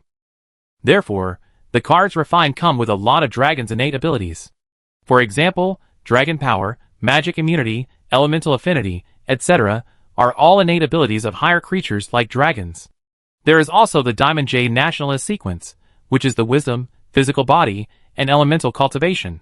It just perfectly matches the growth direction of the dragon's cunning, great strength, and magic bloodline. Even Master Merlin said that the dragon is almost the most suitable material for this sequence. Not to mention a dragon with the divine material inheritance of the dragon god Arel in its bloodline. It was because of such perfect materials that he was able to refine a career card with outrageous and terrifying extraordinary characteristics. In the secret room, besides Ji-sun, there were Griffith and Chujio. Seeing this card, even Griffith, who was at the 9th level, felt incredible. She couldn't help but sigh, "It's you, Ji-sun." Otherwise, if someone else came, the fusion of this career card would be almost 100% distorted. The fusion conditions of this career card are too harsh. Even I have never heard of it. The stronger the material, the better. Instead, it must be suitable for the card master's physical condition. Otherwise, it will be like a snake swallowing an elephant, and basically the body will be deformed and exploded to death. Generally speaking, the 8th level does not need epic materials, let alone the top-grade materials such as pure-blooded dragons. But Ji-sun not only used it, but also added Lord-level legendary materials such as Golden Skeleton of Undead Griffin and Soul Fire Embers of Arcane Skeleton King Layden. If he hadn't seen it with his own eyes, Griffith really couldn't believe that there was an 8th level card master who could fuse such an outrageous professional card. But after sighing, she thought about the Joker sequence of Emperor Landlingster, and she seemed to understand. Without such a strong career card, how could she have the strength to look down on everything in the future? Although Chujio looked at the side and didn't say anything, she couldn't hide her surprise in her eyes. She knew Ji-sun earlier than anyone else. The two of them walked all the way, and she also watched Ji-sun become stronger step by step to where he is now. It seems that every time this old friend is promoted, he will shock people. It's no wonder. Ji-sun listened and laughed. Then I leave it to you too. Although the castle is safe enough, there are people guarding it, so even if there are any accidents during the advancement process, they can be handled in time. This is the best promotion environment. Ji-sun didn't delay for long. The shadow of the demon god appeared behind him. After infusing the magic power, the extraordinary characteristics of the occupation card in his hand were slowly analyzed. At the same time, he murmured softly, "Joker's second solution." In an instant, the clown shadow seemed to come alive. The red, white and blue colors on his face became more and more charming. His eyes were full of strange smiles, staring at Ji-sun, conveying a kind of restless and dangerous atmosphere. The essence of magic solution is to use the power of the devil for your own use. Ji-sun realized the magic solution when he was at the 2nd level. It felt like watching the devil, that the extraordinary power in his body was pointing to through the bars of the prison. It allowed the card master to gain the recognition of the devil, and obtain the unique power of the extraordinary sequence. The devil mark card is like a fence, which is a protection. And second magic solution is like the card master walking into the cage, without the fence, facing the devil directly. The difficulty of advancing to the 8th level lies here. Although the demon mark will still restrain the god's divinity from taking over, you must also be able to withstand the terrifying extraordinary power that the devil infuses you with. And divine power is the most important factor in anchoring the human body and soul at this time. The moment the clown's phantom changed, the invisible momentum on Ji-sun's body suddenly burst out, as if it suppressed the power of the devil that was about to get out of control. But the gap is still huge. And the clever thing is that the extraordinary characteristics of the occupation card in his hand just flowed into his body and fought against the power of the devil. The human body is like the fulcrum of a lever, supporting a supernatural force that is much stronger than itself. This is the subtlety of the card master system. It is like lever counterweight, using the power of the 52 demon gods, integrating the supernatural properties of external objects to strengthen the body. In Ji-sun's current vision, he has a better understanding of the wisdom of the god who created the card master system. Using the demon gods as counterweights can always pry equal supernatural forces, making the card master stronger step by step. This is why every advancement is like walking on the line between life and death. Because this process is extremely dangerous. And the threshold of the 8th level is more dangerous than the previous 7 times. Looking at the two opposing terrifying forces lingering on Ji-sun, Griffith and Chujio on the side have very solemn expressions. Because they also saw that the dragon power on the occupation card is very resistant to being merged by a human. It is making the final resistance. And Ji-sun's body is the battlefield, and the two forces are fighting fiercely. A few days passed. Ji-sun and the other two have been in the secret room and have not left. Although Master Merlin used data to test that the probability of biological distortion was low, he was not sure about the demon and soul levels. Moreover, the professional card he was promoted to was too special, so there were many more risks. After all, Ji-sun might be the only card master who dared to use pure-blooded dragons as materials in tens of thousands of years. There was no example to refer to. Huge benefits mean huge risks. He could only rely on Ji-sun to resist. For several days, Ji-sun's body was in a cycle of destruction, self-healing, and growth. During this period, several small accidents occurred. Dragons are born with the status of demigods. Their arrogance over all creatures makes it impossible for them to be tamed by low-level creatures even if they become materials. The process of advancement is like a construction worker raising the height of a house, using heavy pure steel floor slabs and forcibly placing them on concrete pillars. The slightest mistake will cause the whole building to collapse immediately. Fortunately, Ji-sun has the special gene blood plague in his body that can fuse all different bloodlines. Griffith is there to stabilize his body, and Chujio is there to stabilize his soul, providing multiple insurances. After Ji-sun survived several crises that nearly killed him, his various bloodline genes began to slowly merge. Finally, after the 5th day, the terrifying aura in the secret room gradually subsided. It was like the most violent part of the storm had passed, and the rest was just the ripples. Griffith and Chujio both knew that he had succeeded in his promotion, and the worry that had lasted for a long time between their brows completely disappeared. Until the 10th day. The out-of-control aura that overflowed from Ji-sun completely dissipated. He opened his eyes and exhaled a long breath. Chujio and Griffith also opened their eyes from meditation at the same time, looking at the transformed Ji-sun with a little expectation. Having just advanced, the extraordinary power of the 8th level cannot be fully controlled. At this moment, Ji-sun gives people an indescribable feeling of strength. It feels like seeing a human-shaped dragon, and the pressure is like substance. Ji-sun is also very excited about the feeling of mastering such a powerful force. In the past, every time he advanced, his body has undergone huge changes, and this time he advanced to the 8th level, this feeling is particularly strong. Because stepping into this level, the physical body has officially entered the demigod level. Ji-sun opened his eyes, and nodded to Griffith and Chujio. This was to thank them for their protection, and for guiding the out-of-control supernatural power several times during the advancement process, which was a great help. Looking again, there was actually a 4th person in the secret room. Ji-sun was focused on the advancement before, and did not notice when there was a person wearing a cloak and not speaking in the secret room. Now seeing it, he was also slightly surprised. He didn't even notice it, but it was not strange. Because Ji-sun recognized that the cloaked man was Nanjing, who had locked himself in the house for a long time. Originally, the girl with the bun was in a very low mood and didn't want to go anywhere. But later, she knew that Ji-sun was advancing, and she was worried that Ji-sun would be in danger. So after she finished her inheritance, she came as soon as possible. She guarded silently for a few days. Ji-sun looked at Nanjing and greeted with a smile, "Xiaonan, you are here too." Normally, the girl with the bun would definitely respond happily when she heard it. But at this moment, she seemed to have no interest in anything, and only nodded softly, "Yeah." Several people in the secret room could see that she was in a low mood, but they didn't know what to say to comfort her. The only relative in the world passed away, and it was difficult to get over this kind of grief in a short period of time.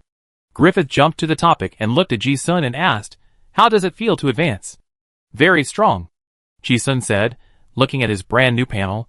Unparalleled nationalist as expected of a sequence of 3 series practitioners, all kinds of attributes have skyrocketed. Strength, physique and other physical attributes soared from about 1400 to 1800, and wisdom and the attributes of various elements also soared as expected. And because the comprehension of the law of rank promotion has reached a big step, the level proficiency of almost all magic secrets, spells and martial arts has been greatly improved. The 8th level is indeed a big threshold, and correspondingly, the strength has also been greatly improved. This time, Ji-sun's eyes have a clearer understanding of the laws of the world. This feeling of bursting power has invisibly given him a king-like temperament. The 3 women in the secret room all noticed it. Only Ji-sun himself didn't feel it. Griffith looked at him with a smile and praised, "Well, I think you are very strong too." She added, "At least I have never seen any 8th level card master with such exaggerated changes as you." Chujio's eyes were also full of relief and joy for Ji-sun's successful promotion, but she didn't say much. When they looked at each other, their eyes had already expressed their blessings. Nanjing stood silently aside, with his cloak covering most of his eyes. No one spoke, and the atmosphere was a little stiff. Griffith smiled and said to Ji-sun and the other 2, "Let's go out first. We have been in seclusion for a long time." It just so happens that Ji-sun has been promoted successfully, and everyone should celebrate. She greeted him, turned around, and walked towards the stairs. Chujio glanced at Ji-sun and went up the stairs first. Nanjing lowered his head and turned around to leave. Ji-sun followed, and then walked up the stairs side by side with the lady with a bun. Nanjing was wearing a cloak, with his head slightly lowered, his eyes downcast as if counting the steps. Ji-sun certainly noticed the changes in her. Before, he had not sensed the presence of another person, so he could imagine that the strength of this girl with a bun was already unfathomable. Chujio's strength was perceptible, but Ji-sun could not sense the bun now.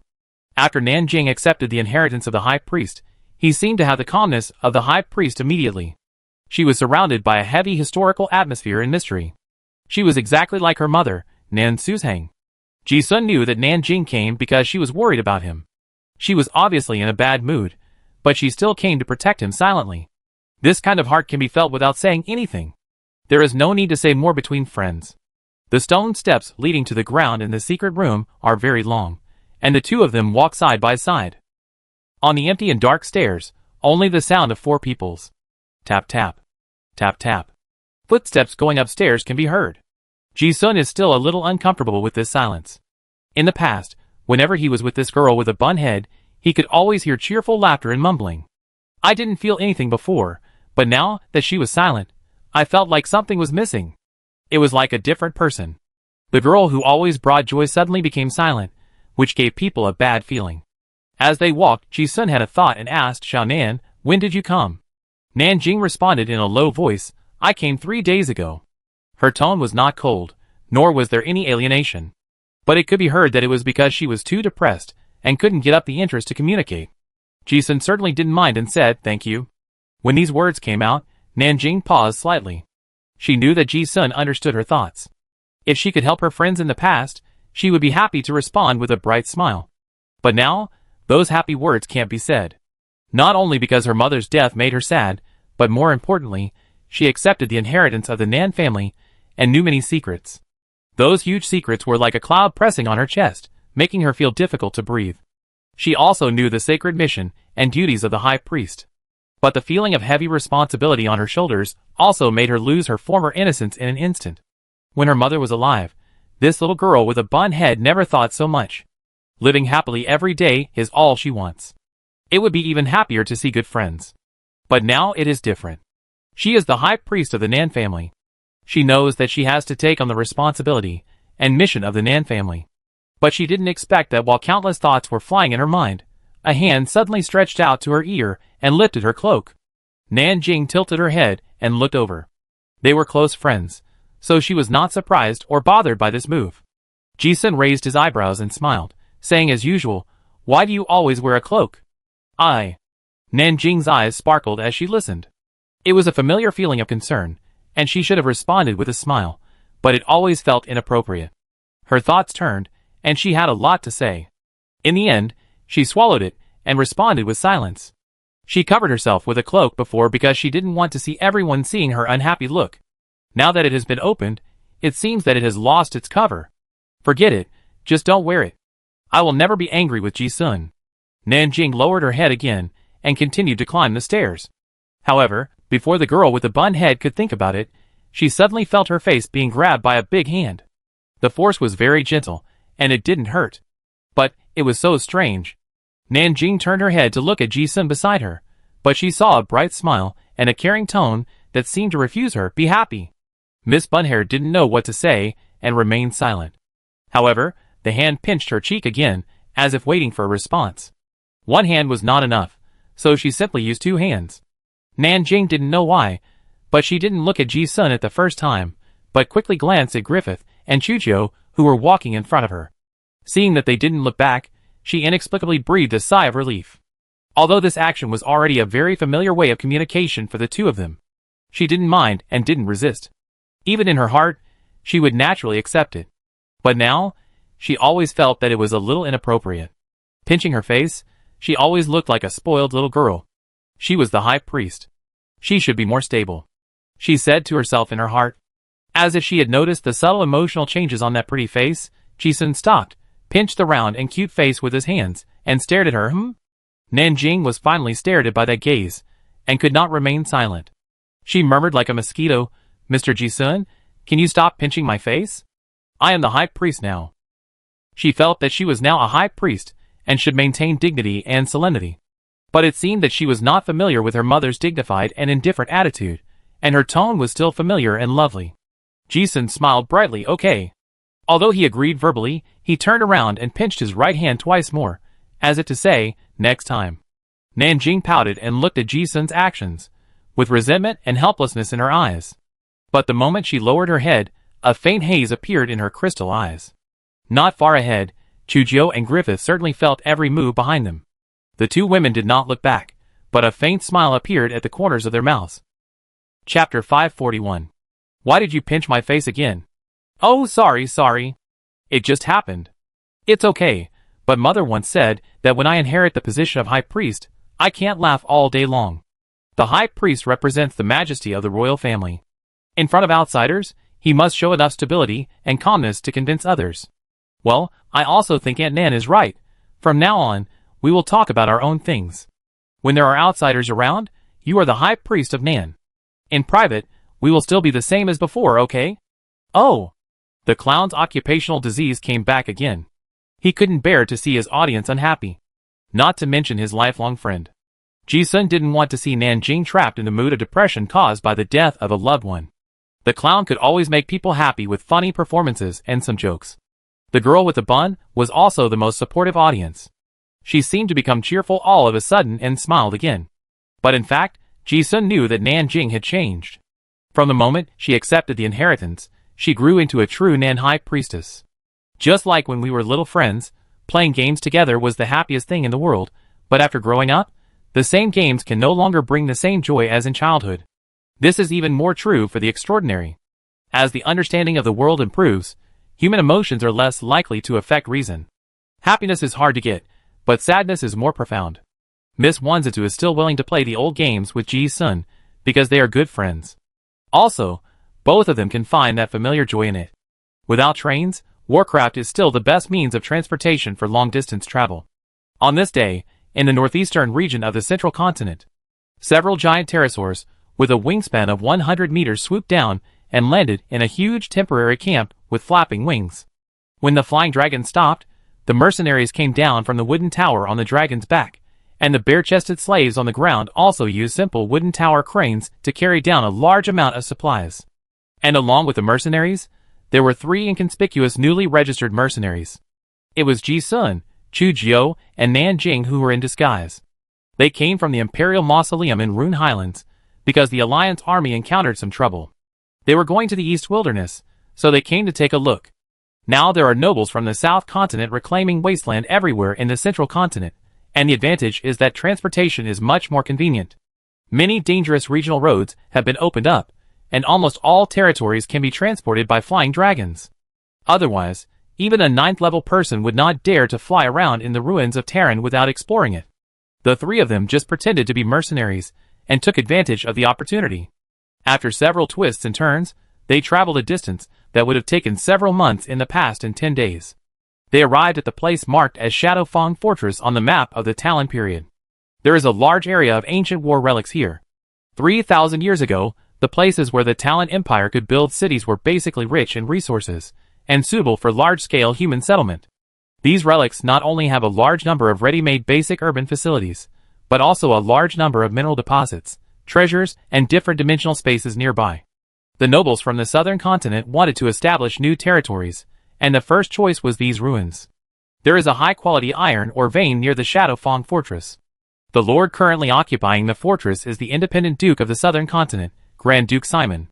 Coincidentally, when Ji-sun was in the Royal Academy, this Duke Simon was the mortal enemy of the Landon Principality where his clone served. Now that the southern continent has become one, these independent dukes have no constraints, and they have all come to the central continent to open up wasteland. The fortress has taken shape, the broken walls have been rebuilt, and stone houses have been built on the ruins.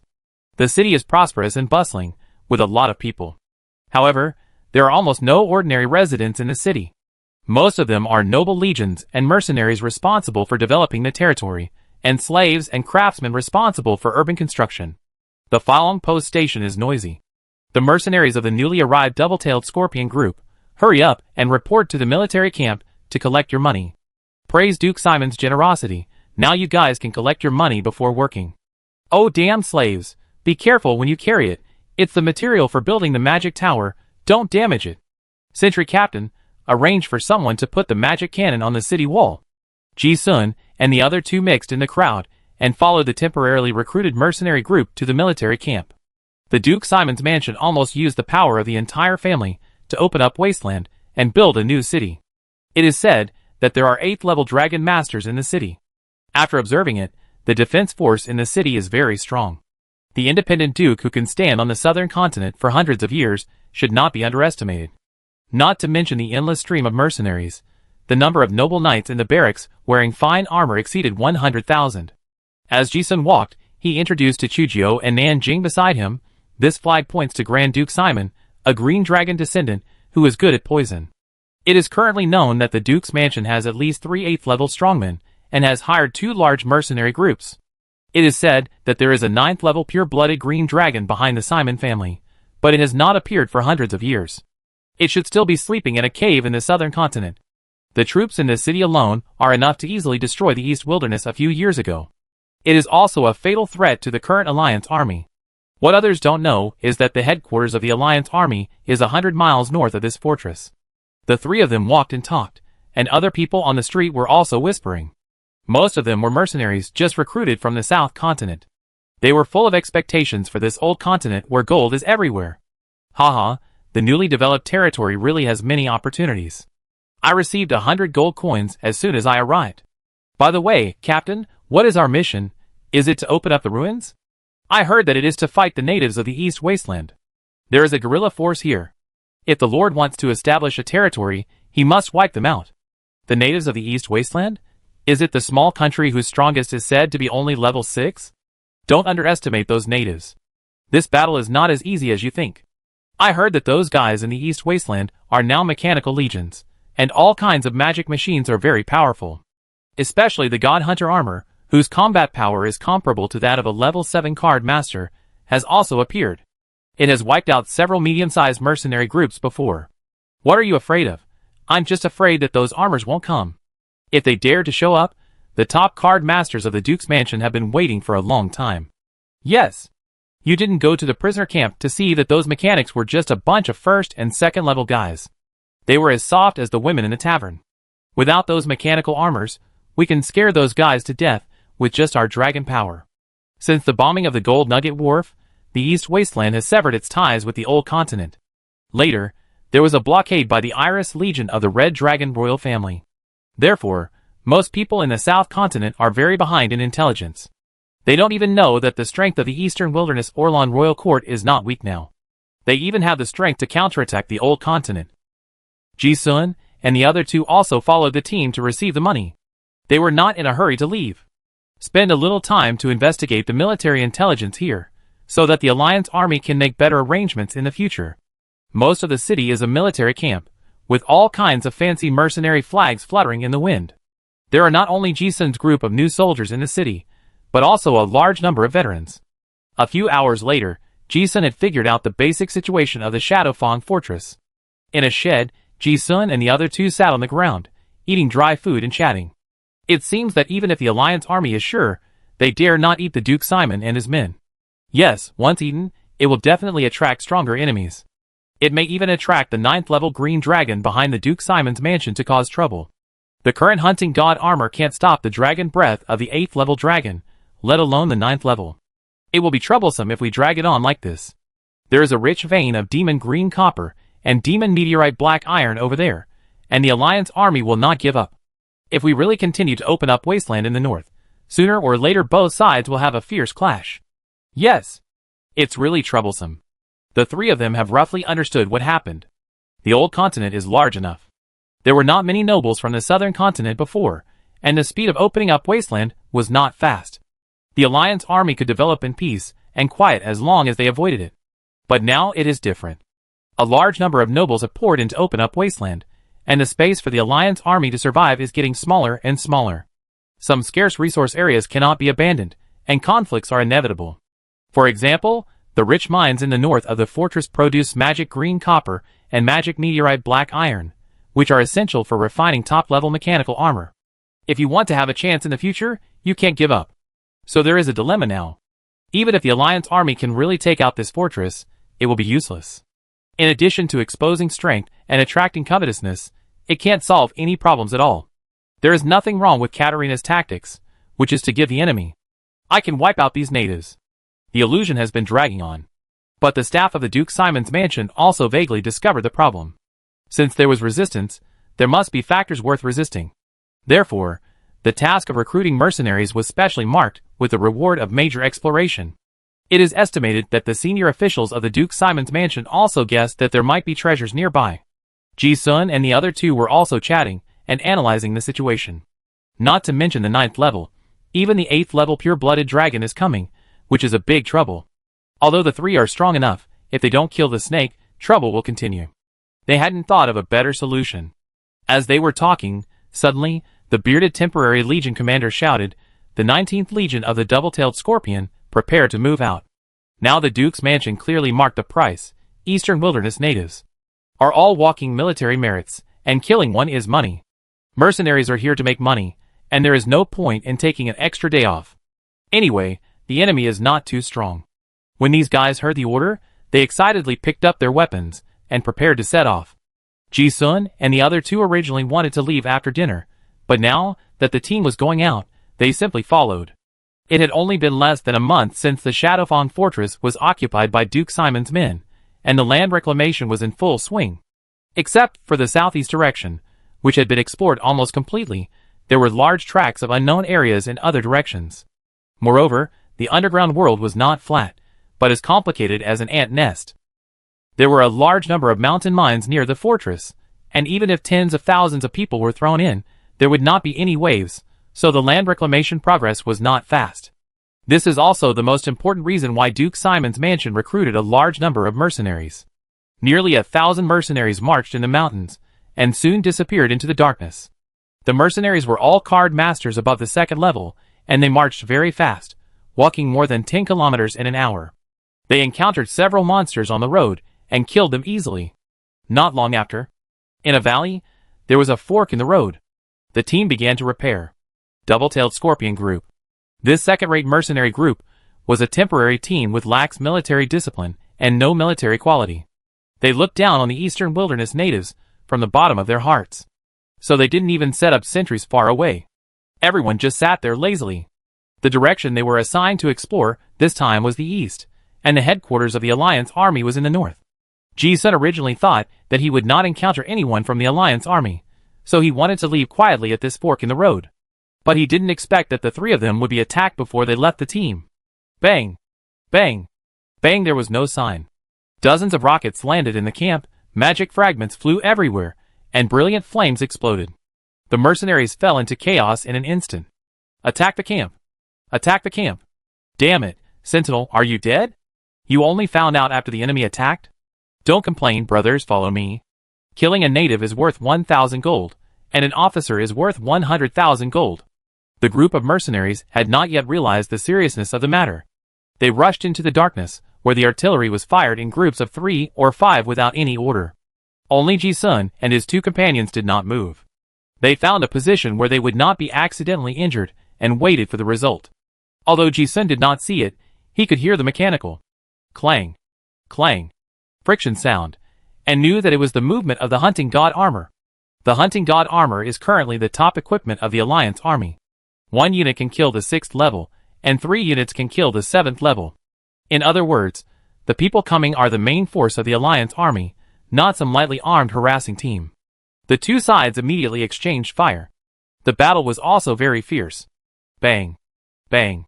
Bang! The sound of bombs exploding intensively rang out, and various colors of magic-breaking flames flickered, illuminating the entire valley. The artillery fire was followed by close combat. In the darkness, a group of tall mechanical armors holding various magic equipment also fought with a group of dragon mercenaries. A group of beast-like dragons faced the steel torrent, and the battle was fierce for a while. Most of the mercenaries had never seen mechanical armor before, and they were not afraid at all. After this charge, there was no turning back. What a big change! Ji-sun was also amazed. The southern continent was a completely primitive magic world. Now seeing the familiar steam machinery appear, He felt a sense of familiarity in his heart. Moreover, it was the first time he saw a mechanical army organized by the city army. At least 300 heavy-duty mechanical armors appeared in the field of vision. Among them, there were more than 10 hunting god armors. The number was still one. The equipment equipped with these mechanical armors also made Ji-sun's eyes light up. Flame Demon 3 Mechanical Light Sword, Steam Battering Hammer, Backley Magical Light Blade Military Version 2.0, Thor Impact Cannon, Pterosaur Steam-Powered Glider, Invisible Force Field Device, Climate Bomb, Ares Mechanical Shield. Ji-sun was able to recognize them because he had seen the blueprints of these mechanical equipment. Before, the three of them also obtained a large number of mechanical blueprints and thousands of enemies besieged the city, and later gave them to Song Kan's New World Mechanical City, among which were these peak mechanical equipment from the Talon period. Now it seems that it has been mass-produced. Pieces of mechanical equipment with different functions, coordinated tactics, and well-trained mechanics. The mercenaries were defeated in an instant.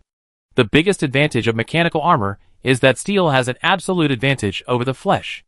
If the defense of the mecha cannot be broken, it will be a one-sided battle.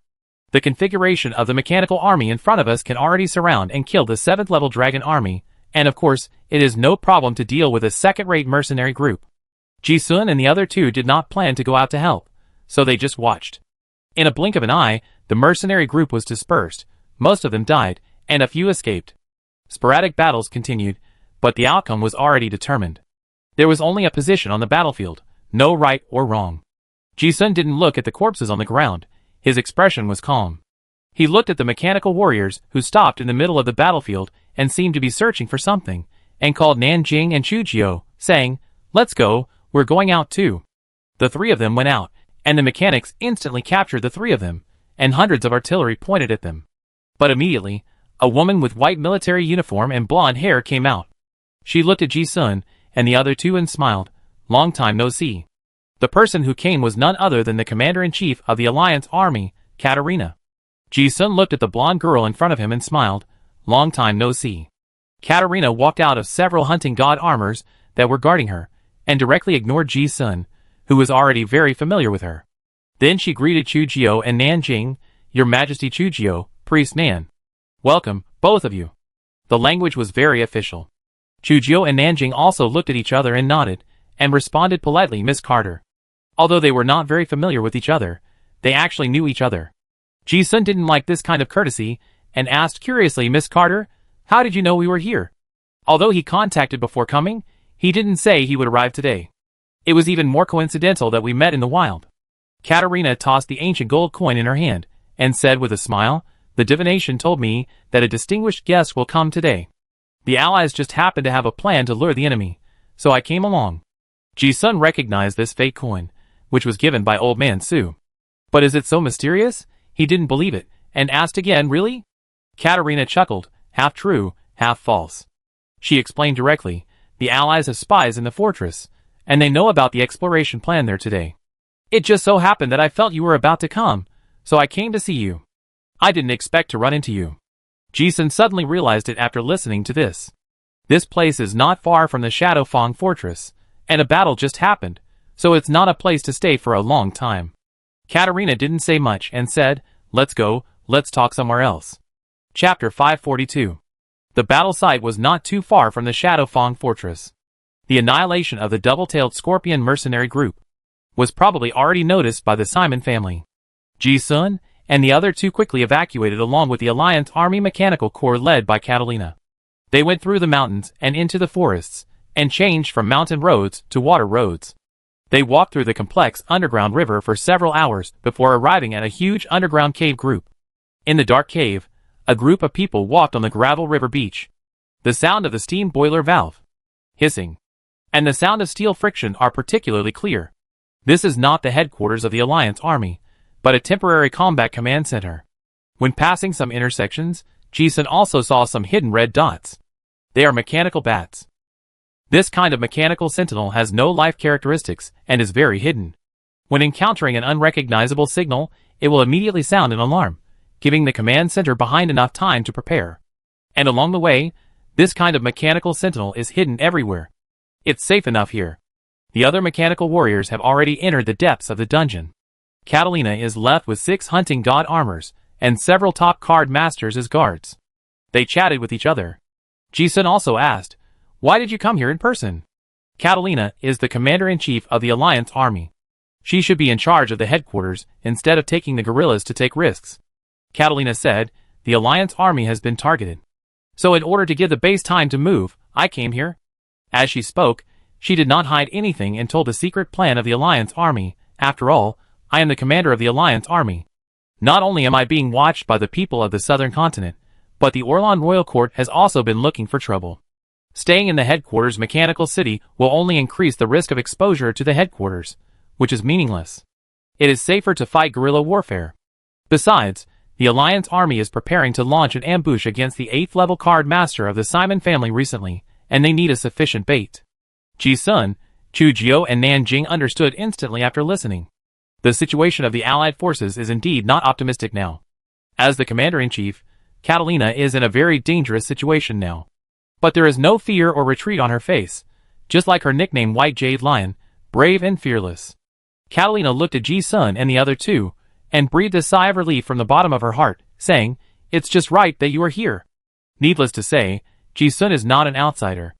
As for the Rebel Dragon Army, they have always been an alliance, and of course they will not stand idly by. The presence of 3 top masters greatly makes up for the lack of top combat power of the Alliance army. As she spoke, she glanced at Ji-sun and chuckled, "I feel like you've gotten stronger again. Have you advanced?" "Yes." Ji-sun nodded.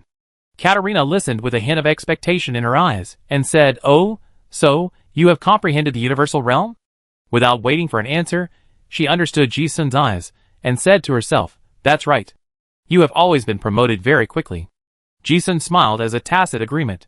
As they walked, Katarina told her plan, saying, "According to intelligence, one of the 2 8th-level mercenaries stationed at Shadowfang Fortress is the leader of the Dragon Wing Viper mercenary group, Poison-Side Zolas, who is recruited by the Simon family. He is good at poison and his body is not too strong. We plan to ambush and kill this guy. Once successful, at least in the short term, those people in the southern continent will be much more obedient. The intelligence is very detailed, and it is clear that a lot of effort has been put in. The Alliance army is no longer rootless in the old continent as it used to be, and is now considered a major force. At least if the 9th level Green Dragon is not counted, it is not much weaker than the Simon Duke's mansion." Ji-sun also understood. The previous ambush was not only to welcome them, but also to deliberately leak the location of the main force by using themselves as bait, in order to ambush and kill the top masters of the Simon family. But the 8th level Dragonborn is not so easy to kill. Ji-sun asked curiously, "Are you sure?" Katarina's eyes turned, and she said seriously, 30% kill, 70% serious injury. Ji-sun could hear the determination from the tone. Even if the 3 of them didn't come, this plan would definitely be implemented. The commander-in-chief of the Alliance army has made up his mind to win this crucial battle at a heavy price. This will give the Alliance army a long respite in the future. Katarina said, "We will temporarily command all 30 hunting god armors, as well as some special magic equipment." The result of the deduction by the general staff is that both sides can still be defeated. She said in a tone that was not so sure, "But no one in our allies has really fought against the 8th level card master, and we have no accurate concept of the combat effectiveness of the Dragonborn card master. We don't know how long the mechanical colonial suit of the God Hunter armor can hold out in a battle of that intensity. If it doesn't work, I will transfer another 20 God Hunter armors from the headquarters. But in this case, the cost may be a bit outweighed." Ji-sun listened and pondered for a while, and said, 30 God Hunter armors are enough. As long as the tactics are coordinated properly, it is fully capable of supporting that level of battle. He is very clear about the various parameters of the God Hunter armor, and after thinking about it in his mind, he came up with a positive answer. Katarina was delighted when she heard it. Really?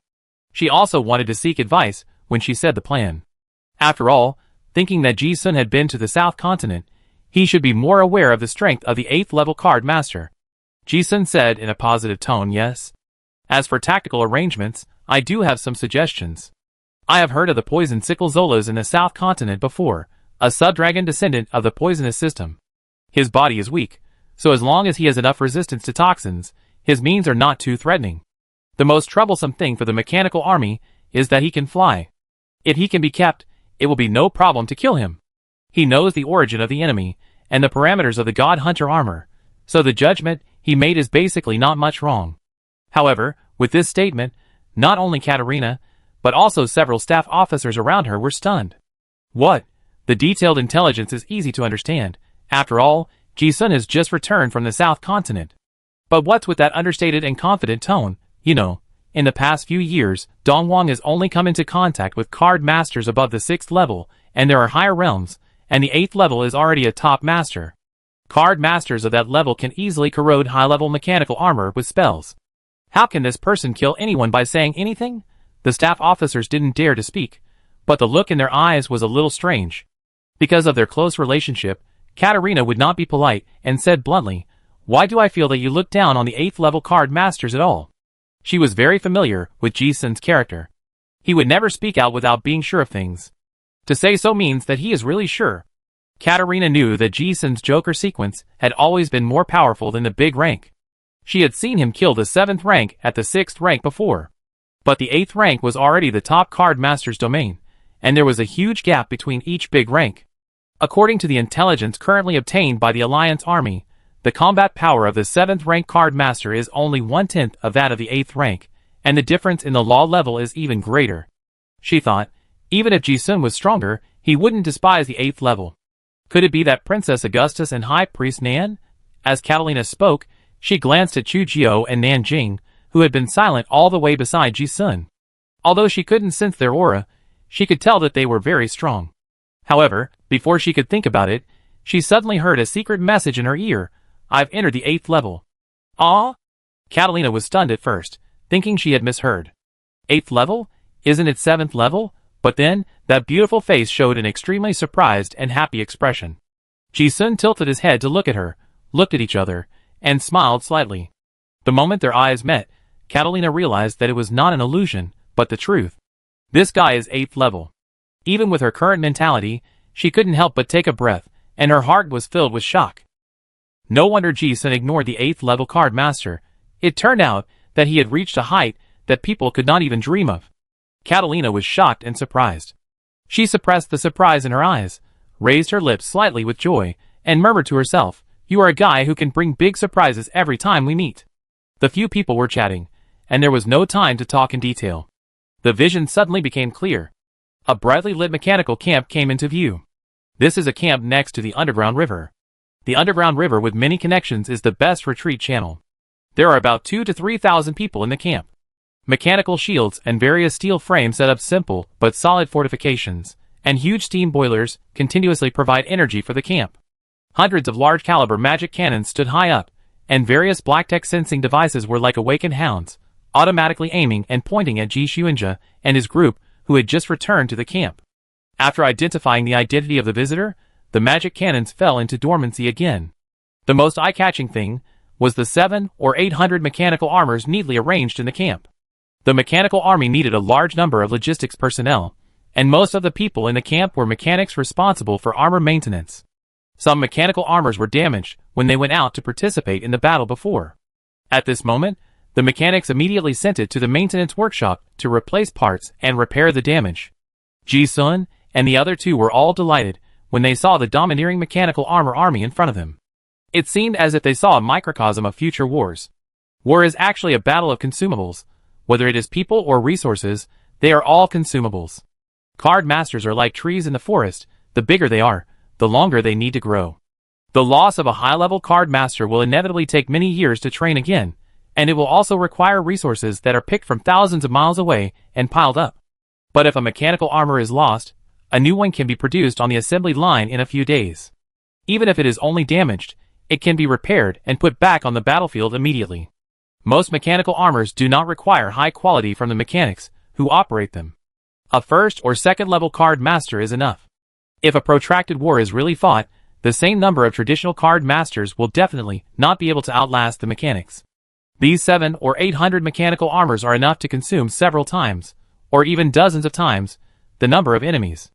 This is just a temporary command post of the Allied forces. The number of mechanical armors in the entire Allied forces is several times more. Catalina saw the surprise of the three people and explained, "Thanks to the support from the New World Machinery City, otherwise it might take several years for our Alliance army to have so many armors. What we lack most now is time." Ji-sun and the other two also nodded. Not only the steam machinery, they also saw the iron will of the Alliance army to survive in the cracks. Speaking, Catalina called, let's go to the camp. But the conditions here are a bit simple. Sorry to bother you guys. There weren't so many things to be done in the camp during wartime. Besides, Ji-sun and the other two came to see Catalina to discuss a top-secret matter, so of course everything was kept simple. The three entered the camp, and few people even knew about it, so they went straight into Catalina's commander's tent. Catalina knew that Ji-sun and the others came for important matters this time, so she didn't ask others to follow. But there were only 4 of them in the tent, but there were actually 5 people. Ji-sun and the other two clearly sensed that there was a stealthy 7th-level assassin following Catalina from the beginning. It seems to be a personal guard. Entering the tent, Catalina also noticed the momentary concern on Ji-sun's expression and took the initiative to say, he is the captain of my personal guard. She then explained the reason and said, now the Silver Moon sect has been trying to infiltrate the Allied command, so no one can meet visitors alone. Including me, the commander-in-chief. While speaking, she also pointed to the ancient relics in the tent that prevented the pollution of faith, shrugged and showed a helpless smile. Ji-sun also expressed his understanding. The Alliance army is an elite army, and it is unreliable without those rules. The assassin who was sneaking in was not only to protect safety, but also to guard against some potential threats of faith pollution. But the discussion this time must not be known to others. Ji-sun tilted his head, and Nanjing beside him immediately understood. He flipped the card in his hand and whispered, spell illusion of dream god. The spell was cast instantly, leaving no time for people to react. An invisible wave spread throughout the tent, and suddenly, behind Katarina's shadow, a female guard wearing an assassin's tights appeared.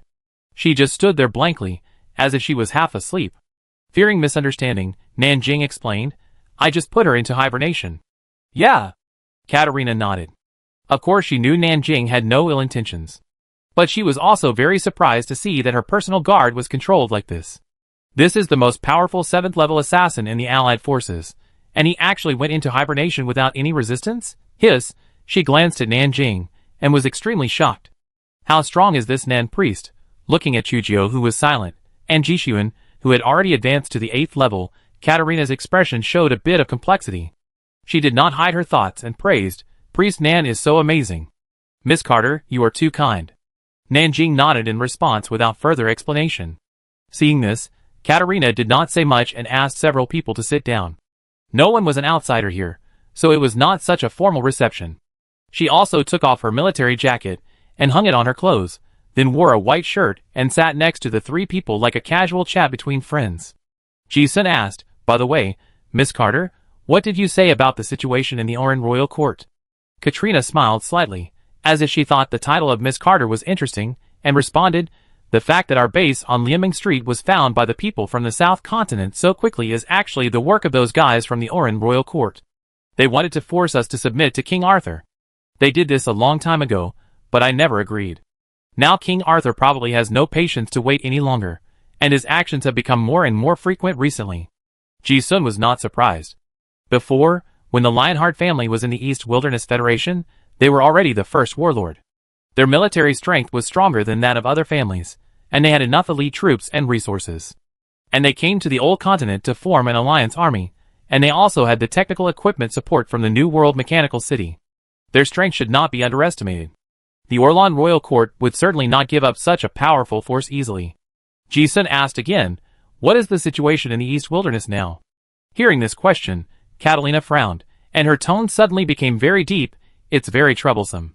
After a moment of silence, she elaborated, the Silver Moon sect has almost completely controlled the people of the East Wilderness. And it should be the illusion method of the moon god you mentioned before, Ji-sun.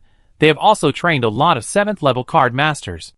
There are national resources, and the number of mechanical legions is also very large. But after all, there are world rifts blocking us. Although our alliance army has some minor troubles, the problem is not big. The Red Dragon Kingdom Iris Legion is the one that caused big trouble. It is said that the 9th-level Grand Marshal Andre tried to behead him, but he didn't find anyone, and hundreds of thousands of legions were deadlocked near the innocent city. With that, she described the situation in the East Wasteland in detail. The current situation in the East Wasteland is very special. Because of the Silver Moon sect, the entire East Wasteland has now become a kingdom of God. This puts the previously invaded Iris Core in a dilemma. They invaded the East Wasteland before for the rich mineral resources and population, as well as the advancement ceremony of the Grand Marshal. Now almost everyone in the East Wasteland is a Silver Moon believer, and they dare not keep any captives. Once the Iris Corps attacks the city, they can only choose to massacre the city. Kill everyone and leave a ghost town. Otherwise, there will be endless troubles. But such a massacre also led to fierce resistance and heavy casualties. And without slaves as miners, those mines cannot be mined even if they are occupied.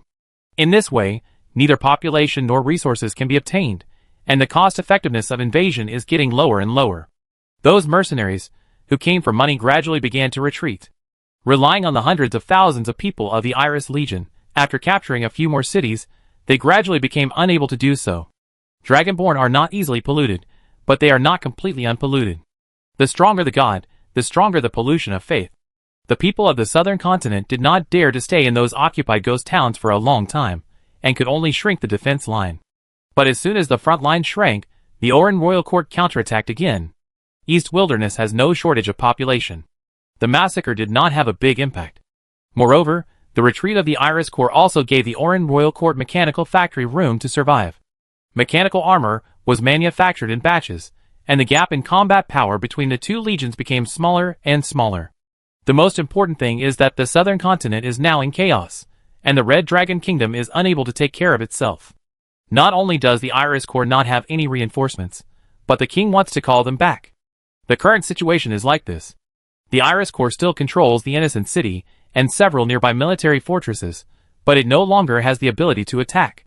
However, they still have the power to behead, so the Orlan Royal Court has not made any major moves at the moment. After a long time, Catalina finished describing the situation in the Eastern Wasteland, and her expression was very solemn. Ji-sun and the other two also fell into deep thought after listening to this. Although they knew something before, now after hearing the detailed information from Catalina, they feel that the situation is getting more and more pessimistic. Catalina added, based on the current situation, the rise of the Orlan Royal Court and the Silver Moon sect can no longer be stopped. Even if the decapitation operation of the people in the southern continent succeeds, I am afraid it will not change anything. This is the horror of excessive theocracy. It doesn't matter who is the king. As long as there is faith, nothing will change. As she spoke, she glanced at Chujio. She knew that this person was from the royal family of Augustus, and this time, he was most likely going to attack King Orlan. The Alliance army was completely helpless in the situation of the Eastern Wilderness, and could only pin their hopes on this person. Catalina asked directly, Your Majesty Chujio, what do you think? Chujio spoke for the first time, yeah. Even if the beheading was successful, the moon goddess Arachne would support a new king. Besides, his kingdom of faith has already become powerful, and that 9th rank Marshal Andrew may not be able to kill him. Catalina listened to that beautiful face with a hint of doubt, and then looked at the expressions of the three people, not as worried as she thought. She asked with expectation, Do you have a solution? Ji-sun did not interrupt. This matter is still for Chujio to talk about. After all, one of them is the commander-in-chief of the Alliance army, and the other is the Augustus royal family. This kind of conversation is not a casual chat between friends, but an alliance cooperation that concerns the lives of millions of people. Yeah. Chujio nodded and said, I came here to deal with this matter this time. Catalina Jing was instantly surprised. Oh? She really couldn't think of any way to solve the current problems in the East Wilderness. Chujio said again, the moon goddess Arachne was a last resort to deal with the 7 lords of the calamity in the late period of Terran. And the ancestors of the Nan family also left a backup plan to deal with the pollution of faith. Catalina was really looking forward to it. Yes. Just because they can't solve it doesn't mean that the predecessors 3,000 years ago couldn't solve it. Catalina suddenly realized that the 3 people came to her, and it seemed to be related to this, so she took the initiative to ask, Do you need my cooperation to do anything? Chujio still had that calm expression, took out the Dynasty Enthronement Manual, and explained it briefly. After listening, Catalina's expression finally became strange, and said, Do you mean to enthrone me as queen? She never expected that the solution would start like this. Chapter 543. After listening to Chujio's statement, Catalina finally understood that the last high priest of Talon had already arranged a means to deal with the future troubles of the Silver Moon sect. The means were so clever that it was like the god's hand from chess and cards, a completely unsolvable idea. The biggest reliance of the Orlan Royal Court in the East Wasteland is actually the moon goddess Arachne. According to Chujio, as long as someone can fuse the blank source card of Q of Clubs, Moonlight Queen, it is actually equivalent to the flesh seal body, and once the moon goddess's faith invades, it can be sealed again. Theoretically, as long as the plan succeeds, the faith pollution in the East Wilderness can be completely solved, and the countless moon god believers can be used immediately. Even as long as she can bear the terrifying power of faith, she can even gain huge benefits. Katarina herself is a card master of the Club 7 Singer sequence, with high talent. And Club Q points to the demon god who controls pleasure, lust and music, which happens to be a high fit. Promotion to this high-level sequence is a match. The only problem is that it requires a royal destiny. Catalina knew very well that she was a hero destiny. Being a commander was no problem, but ascending the throne was still a long way off. Chujio continued. So, only by enthroning can you, Miss Carter, quickly possess the royal destiny and thus fuse this source card. Of course, this is just some of our guesses, and there are great risks involved, and it is also possible that the enthronement will fail. Catalina pondered for a while, and her vision certainly allowed her to understand the interests involved. This is the only way to solve the problem of Dongwang at present. Only when the faith problem of Dongwang is completely solved, the Alliance army will have a future. So even if there are huge risks, she is willing to try. Moreover, as long as the fusion is successful, it will also be of great benefit to her. Whether it is the power of faith of the moon god, or the royal power of the Q sequence, they are the best helpers pointing to the path of godhood. Ji-sun's 8th level makes her have a stronger desire to become stronger. However, looking at Chujio, Katarina frowned. Her tone was a little strange, and she asked the question that Ji-sun was curious about before. Your Majesty Chujio, are you going to enthrone me as queen? Looking at her tangled expression, it seems that she is seriously considering whether to agree to this question. Become the queen of the White Queen, it feels weird. Another unmentioned issue is that she is the commander of the Allied forces, representing not only herself, but also the trust of millions of Allied soldiers in her. Even if Chujio is a member of the Augustus royal family, the Allied forces have no intention of being subordinate or surrendering. From her own standpoint, of course, she absolutely trusts Ji-sun and his friends. But she also has to consider the thoughts of the soldiers. However, before she could think about it, Chujio responded calmly, "It's not me. I don't have the ability to enthrone the queen." Katarina was slightly surprised. That's... Chujio said bluntly, "It's Jishuan. His Joker sequence is the extraordinary sequence of Lanlingster's ancestors. This secret book of imperial enthronement, his authority is higher than mine." Katarina didn't know what she thought of when she heard this. She looked at Jishuan and glanced at Chujio in front of her. But the strange color in her eyes only flashed away, and she decisively agreed, "Okay. If it was Ji-sun, everything would be fine. There's nothing to worry about." Hearing Katarina's response, Nanjing on the side also said, "If the Silver Moon sect wants to control the Alliance army, the best way is to pollute you. I will set up a pollution protection divine pattern on you, and then only the will of the moon god can pollute you." This plan was made by her Nan family ancestor, so of course she knows it better than anyone else. Once it is arranged, there is only one chance, and it must be foolproof. "Yeah." Katrina nodded. Now she has a very high reputation in the Alliance army, and no one can replace her. This is the reason why the Orlan royal court has never tried to behead her. Only by controlling oneself can the entire Alliance army be controlled. Before, the Alliance army headquarters had been cautious and tried not to contact strangers as much as possible, for fear of being contaminated. Now this biggest worry is gone. Katrina breathed a sigh of relief for no reason. After getting Catalina's consent, the four of them did not delay, and Ji-sun tried to write Catalina's name on the secret book of imperial canonization, and wrote Moonlight Queen on the vassal's official title. Ji-sun had tried it before, and he was the only one who could use this secret book besides Chujio. Now it really works. When the name was entered into the secret book, a layer of majestic white light suddenly lingered around Catalina.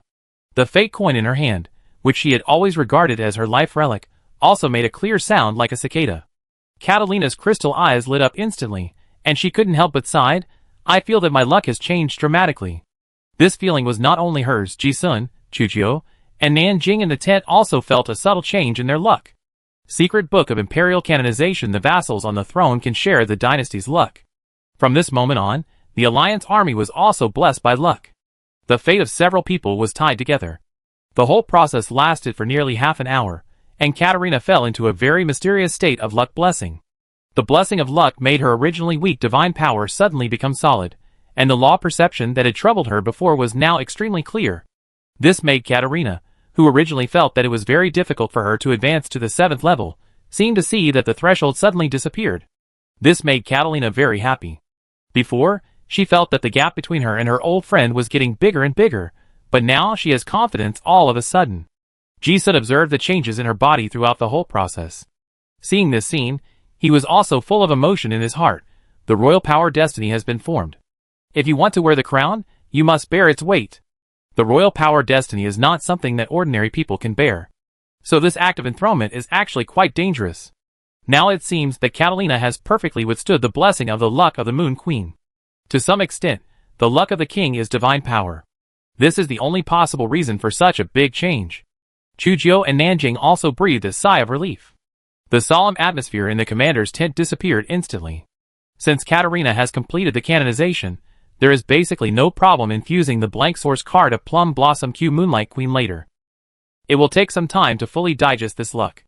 The four of them are no longer in a hurry after talking about the business. Nanjing untied the Dream God spell, and the 7th level assassin guard captain, who was standing there, suddenly came to his senses. It was as if part of the time in her consciousness had been erased, and she had no idea what had just happened. Catalina also cleverly continued the original topic and greeted with a smile. Let's not talk about that. It's rare for you to come here, so just rest in the camp for a few days, and I will treat you well.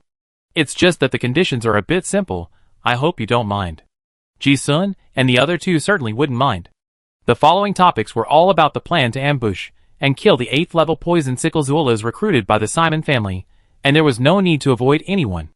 The four of them chatted in the tent until it was time for dinner. As Catalina said, the conditions in the temporary command post were indeed simple, and the food was all marching rations.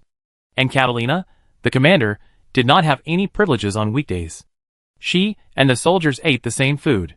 When Ji-sun and the other two came, they only asked the chef to kill a monster and get some fruits. Although it was not rich, it was full of sincerity.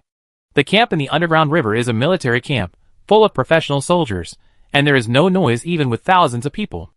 After dinner, the soldiers were at their posts. Those who should stand guard stood guard, those who should patrol patrolled, and even entertainment was in their own tents.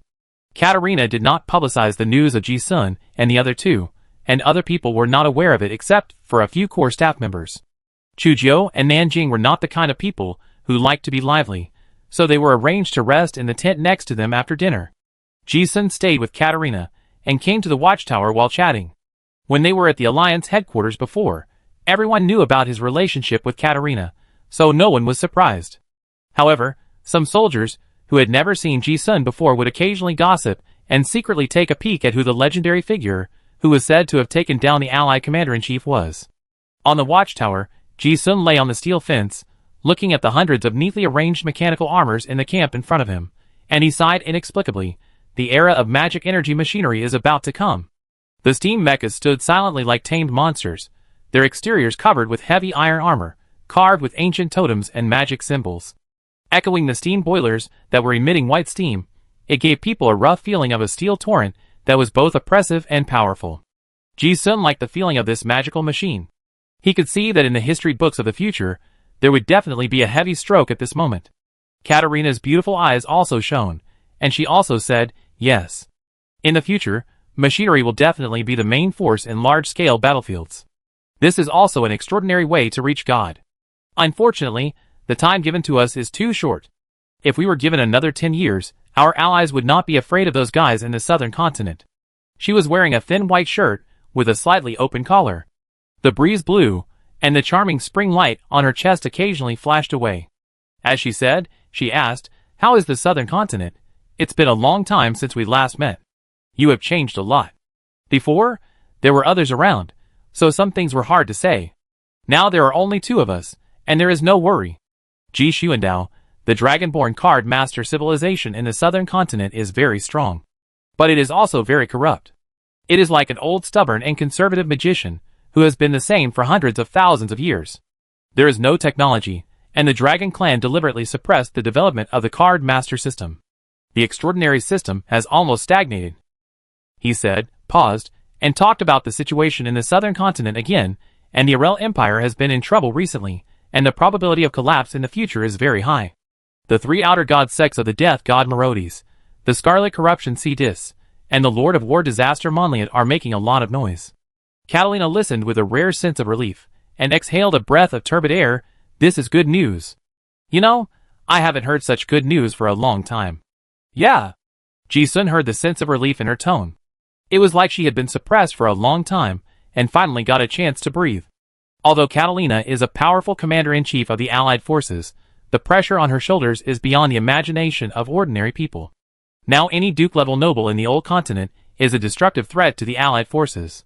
If they want to survive, the road is long and difficult. After meeting, Catalina did not mention her numerous troubles. She noticed that the atmosphere was a little serious, and did not stay on this topic for long, but asked, "How did you advance so quickly?" Ji-sun chuckled, "I met some opportunities, and then I advanced." Catalina rolled her eyes at him, and said with a smile, "You are really worse than me when I first met you in Honglu. Your current realm is incomprehensible to me." As she said this, she showed an expression of great interest in listening to his adventures in the South Continent, and asked, "Are you doing well in the South Continent?" "Well, it's not smooth. But it was safe." There was nothing to hide from this close friend Ji-sun, and he said frankly, "Didn't I go to the Royal Academy of the Southern Continent before? It was smooth before, and then the relics of the great emperor appeared in the world." Katrina originally knew some information about the Southern Continent, but it was the first time she heard that information from an eyewitness. She realized that the current chaotic situation in the Southern Continent was directly related to Ji-sun. He was even involved in the three major sects, the return of the dead dragon, and the war disaster in the giant spirit city. This story is very long. Ji-sun told it for a long time. Katarina was like a qualified audience, listening quietly for a long time. Even though Ji-sun's adventures were lightly described, she could hear the danger in them. Finally, she figured out why Ji-sun advanced to the 8th level so quickly. Although Katarina didn't interrupt, the excitement in her beautiful eyes showed that she was not calm. But there was a familiar feeling. This was the adventurous guy she had always known. Finally, Ji-sun finished talking and looked at Katarina beside him. "Then I came to see you." Katrina listened and pondered for a moment, and said with emotion, "It's really not easy every time we meet." Ji-sun smiled without comment. Yes. He didn't think it was not easy for him alone, but also for Katarina. In the current situation, she, the commander-in-chief of the Allied forces, must have experienced a lot of hardships to be able to stay alive. It was not easy for the two to meet again. After talking about the story of Nandalu, it was like drinking a bottle of strong wine. The two did not speak for a long time, and Catalina's thoughts were immersed in the wonderful and ups and downs of the story. The breeze blew on her face with a refreshing breath of the underground river, lifting her golden hair like a waterfall, revealing her stunning and beautiful profile. Ji-sun glanced at it unconsciously, and took a second look. I don't know what he thought of, and the corners of his mouth slightly raised. Thinking back to the first time I met this young lady from the Lionheart family, it seems like a long time has passed. The intersection of the two fate lines always makes people feel emotional when they think back. Fate is just right.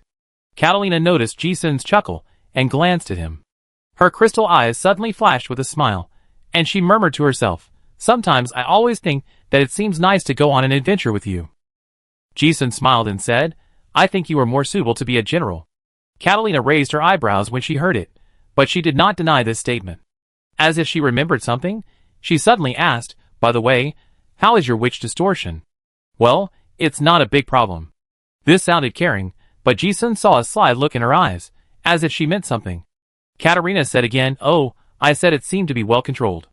I thought you would take time to come back, and let me help you suppress the bond." Don't mention it, Ji-sun had really thought about it before.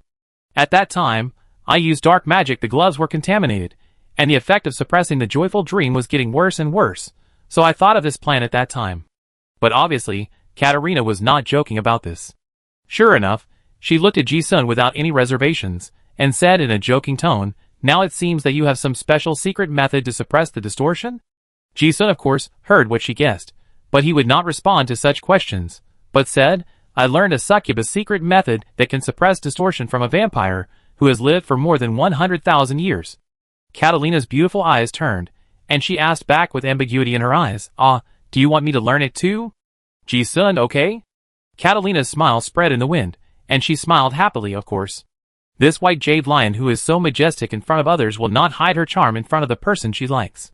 She did not shy away from this ambiguous topic and smiled openly, anytime. Chujio and Nanjing's identities are too special. After helping Katarina merge the Queen of Plum Source card, they left first. Ji-sun stayed in the camp. The Alliance army wanted to ambush and kill the 8th level card master, so he would be safer if he stayed. More importantly, he wanted to give the people of the Silver Moon sect a chance to contact Katarina. For several days in a row, the Alliance army had been active in a specific area near the Shadowfang fortress, according to the plan made before. Finally, one day at noon, an explosion suddenly sounded in the river. Ji-sun knew that it was the Simon family who found this temporary command post of the Alliance army. Chapter 544. Enemy Attack. Everyone prepare for battle. There were mechanical sentinels at each entrance to the camp, and they had discovered the unidentified invaders in advance, giving all the Allied forces time to prepare.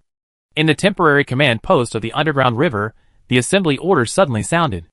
The mechanics in the camp ran out of their tents one after another. They remained calm in the face of danger, and got into their respective mechanical armors in just a few tens of seconds. Instantly, the steam boilers in the huge camp roared, the sound of ammunition loading continued, and hundreds of mechanical armors entered the combat state at the fastest speed. In the tent, Catalina was playing with a war game on the sand table. When she heard the sudden horn sound, she suddenly raised her head, and her eyes instinctively showed a solemn look. She knew very well that the enemy was coming. But when she saw Ji-sun calmly putting away the book he was reading, the frown on the Allied general's brows instantly relaxed. With this guy around, it seems that there is nothing to worry about. It has always been like this. Before they could talk, the messenger outside the tent came running in and reported in a hurry, Commander-in-Chief. Catalina, come in. The messenger entered the tent and reported quickly and clearly, Sir, an unknown enemy intrusion was discovered at the southwest exit. The mechanical sentinels have detected at least 2 legions of enemies, more than 1,000 people. The peripheral automatic mechanical devices have already engaged the enemy's vanguard. Catalina listened calmly and said, Got it.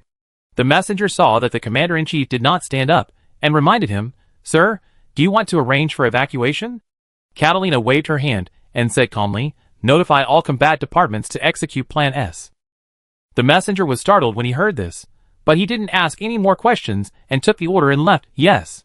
It is normal to encounter an enemy attack in a war. The command post has a complete emergency plan. Normally, when encountering an attack, while preparing for battle, the top leaders will leave for safety as soon as possible. The reason for choosing this underground river is that the passages that extend in all directions will not be completely surrounded. Even if there is a real expert attacking the camp, it can ensure that the command center will not be wiped out. But this time is different. The trap was originally prepared to ambush and kill the 8th level card master of the Simon family, so there must be a fight. Only a few high-level staff knew about the ambush plan, and the others were just executors. Originally, Catalina was going to go to the shelter, but now that Ji-sun is here, there is no need. There were only 2 people in the tent. Catalina stood up and put on her military jacket, glanced at Ji-sun and said, I'm going to command the battle. Ji-sun raised his eyebrows and smiled. Yeah. I go with you. The sound of gunfire and explosions can be heard far away in the cave, and at this moment, the sound of fierce fighting can be heard everywhere near the entire command post. Ji-sun and the others walked out of the tent, and the camp was already busy.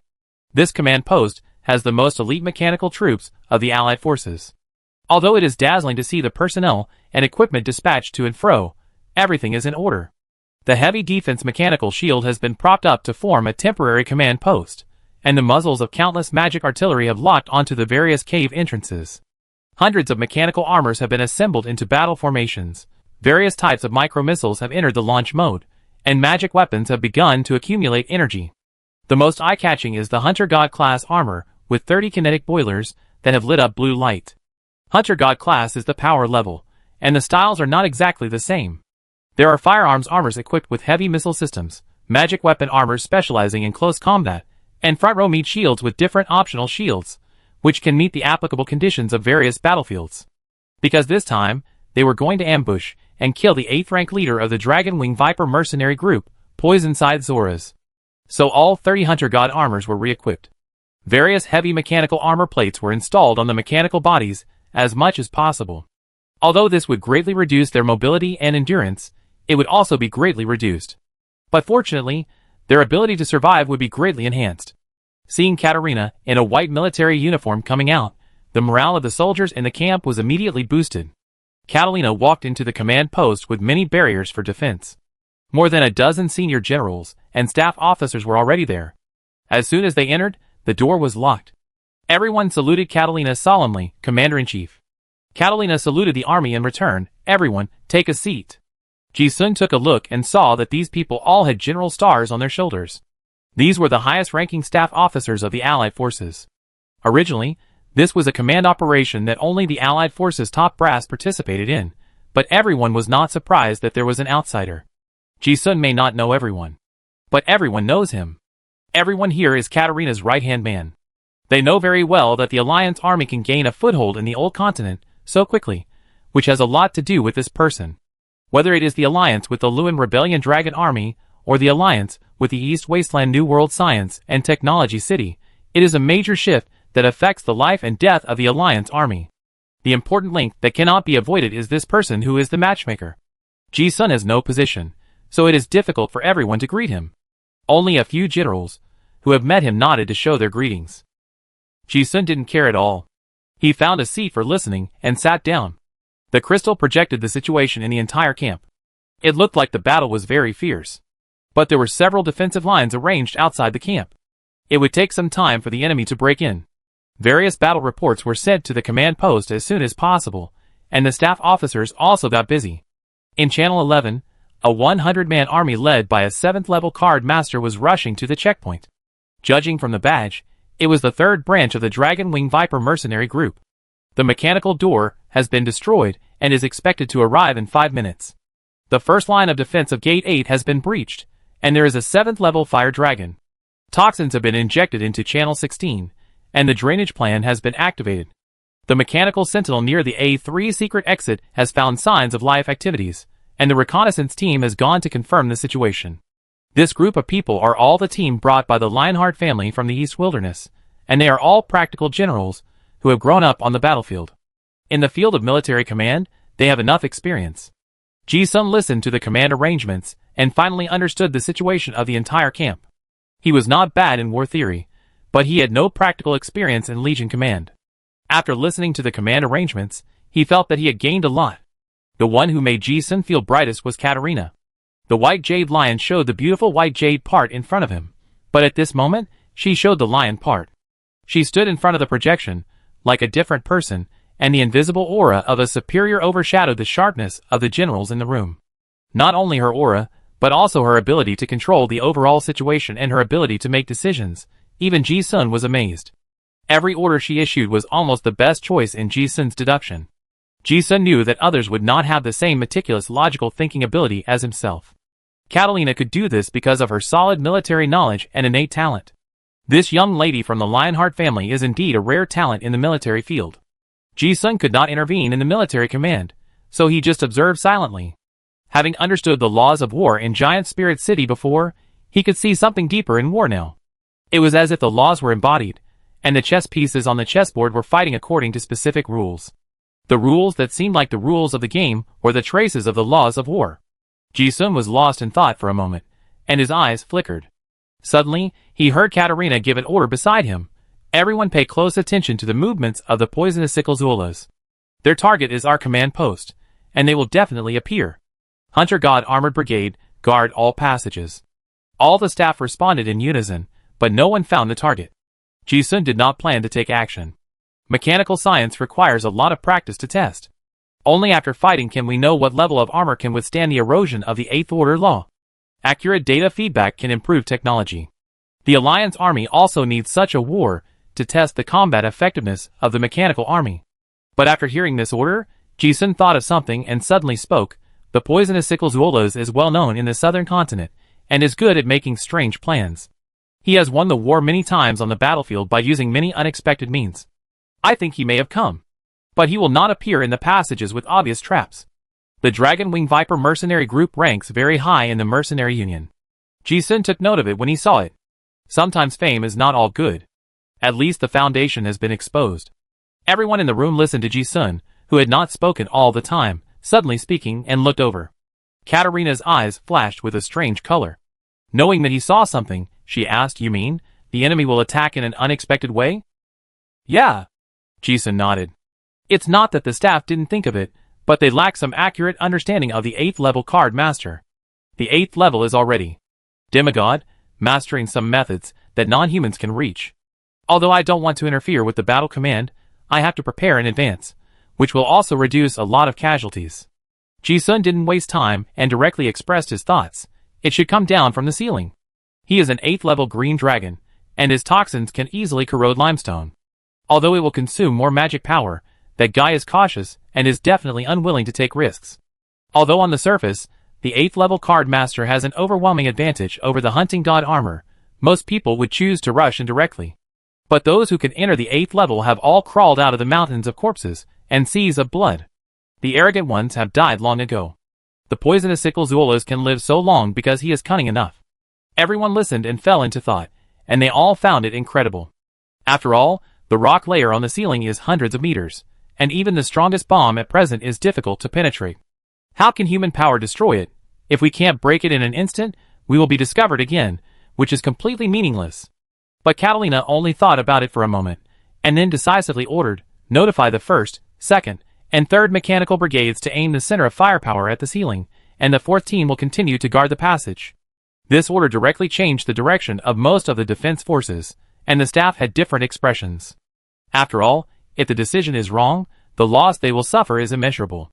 But no one hesitated, and everyone accepted the order together, yes. Of course, Ji-sun does not have the ability of a prophet, but in the deduction of the world that I am, this is the only result. Since they were not outsiders, Ji-sun simply said a few more words. The tactical command of that group of mercenaries is quite good. Using the feint attack on the periphery, they are actually driving them away and screening them. They should have some special sensing relics in their hands. A top card master has locked the waters near the camp. Anyone who evacuates from other channels will be targeted immediately. After this, the huge command room was silent. The generals and staff officers were stunned for a moment, and then their expressions were all in awe. Only then did they realize that the person brought by their commander-in-chief actually had such strong insight and battlefield intuition. At the same time, they recalled what they had just said in their minds, and they were terrified when they thought about it carefully. If this was the case, if the command center had chosen to evacuate at the beginning, wouldn't it have been easily beheaded? Although the plan was to disperse, it was inevitable to suffer heavy losses.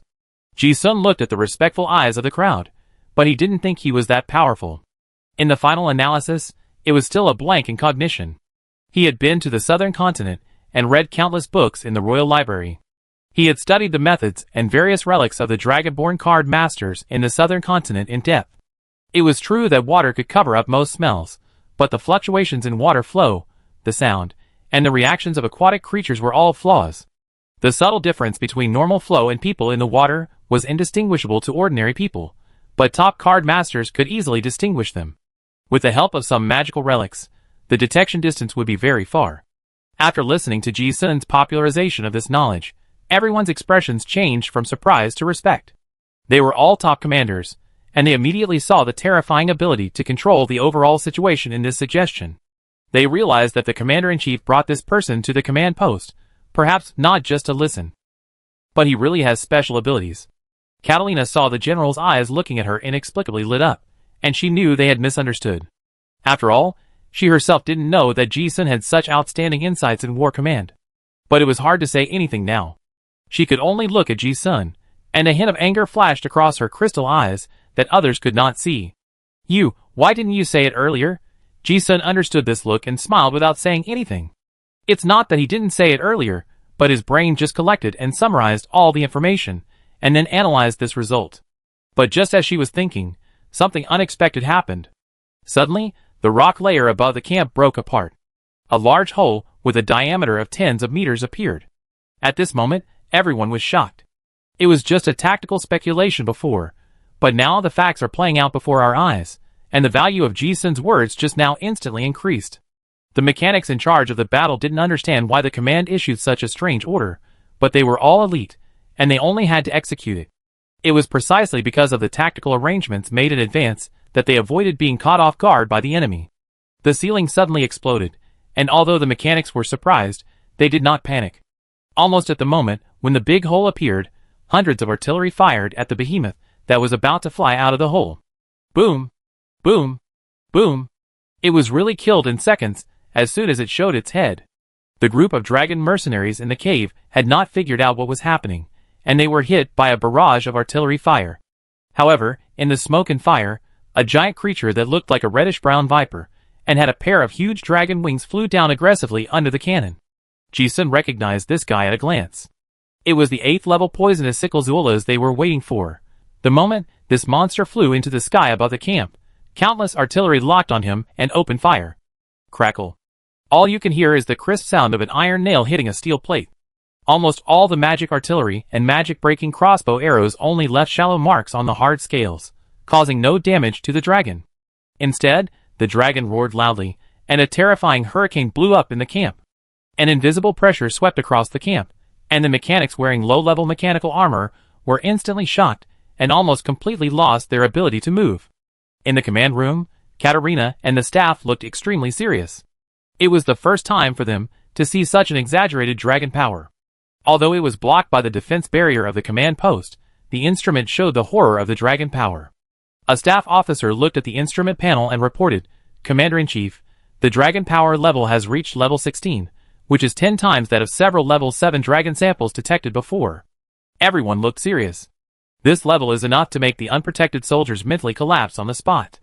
Even some primary mechas might not be able to hold on. They also witnessed the horror of the 8th level dragon card master for the first time. The combat power of just one person paralyzed most of the entire camp. Fortunately, there are many unmanned automatic mechanical devices in the camp, which are not affected by the dragon's might.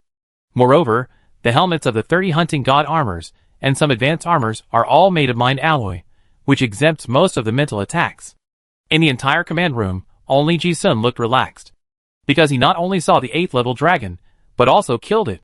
Instead, he felt that the interesting thing was those black technology instruments. Dragon's might can be rated like energy. It seems that the Allied forces have also discovered many interesting ancient technologies in the old world. The elite of the Dragon Wing Viper mercenary group followed their leader from the ceiling and was hit on the head with a heavy hammer. They originally thought that their leader was coming in with great momentum, and they just followed behind to clean up the battlefield and then chase the fleeing soldiers. They had used this tactic many times, and each time they won a great victory. Unexpectedly, a sudden artillery fire directly made the mercenaries run away with their heads in their hands. The artillery ammunition was high-end stuff prepared for them. Low-level card masters died on the spot, and even the 6th-level card masters were seriously injured on the spot if they didn't die. Poison-Side Zuolos looked at his members, who had suffered heavy casualties, and was furious and confused at the same time. How could these guys react so quickly? It was not a temporary reaction at all, but they had long expected them to come down from the ceiling, and then they opened fire at the first time.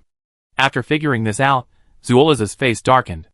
After all, he was an old mercenary who had been on the battlefield for a long time. He did not turn back to take care of his subordinates, but opened his mouth wide and spit a breath of dragon breath towards the most densely populated area of mechanical armor in the camp. Swish. Swish. Countless green viscous venom flowed down like rain. The poisonous dragon breath of the 8th level card master was so corrosive that the steel frames in the camp melted on the spot like candles baked by flames. Zolas personally went out this time, hired by Duke Simon, to completely deal with these elite natives of the East Wilderness.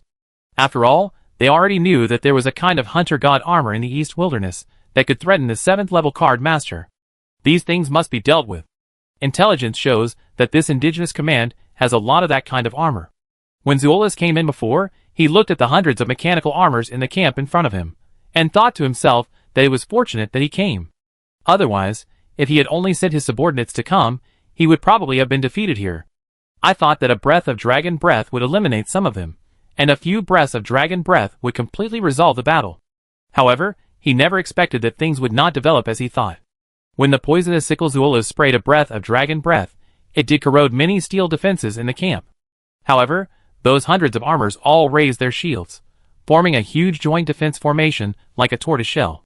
Normally, if he, an 8th level dragon, breathed out his dragon's breath with all his strength, the 7th level defense barrier would not last long and would be corroded. Not to mention the mechanical shield. Although he did not understand mechanical technology, the principles of mechanical and magic equipment were the same.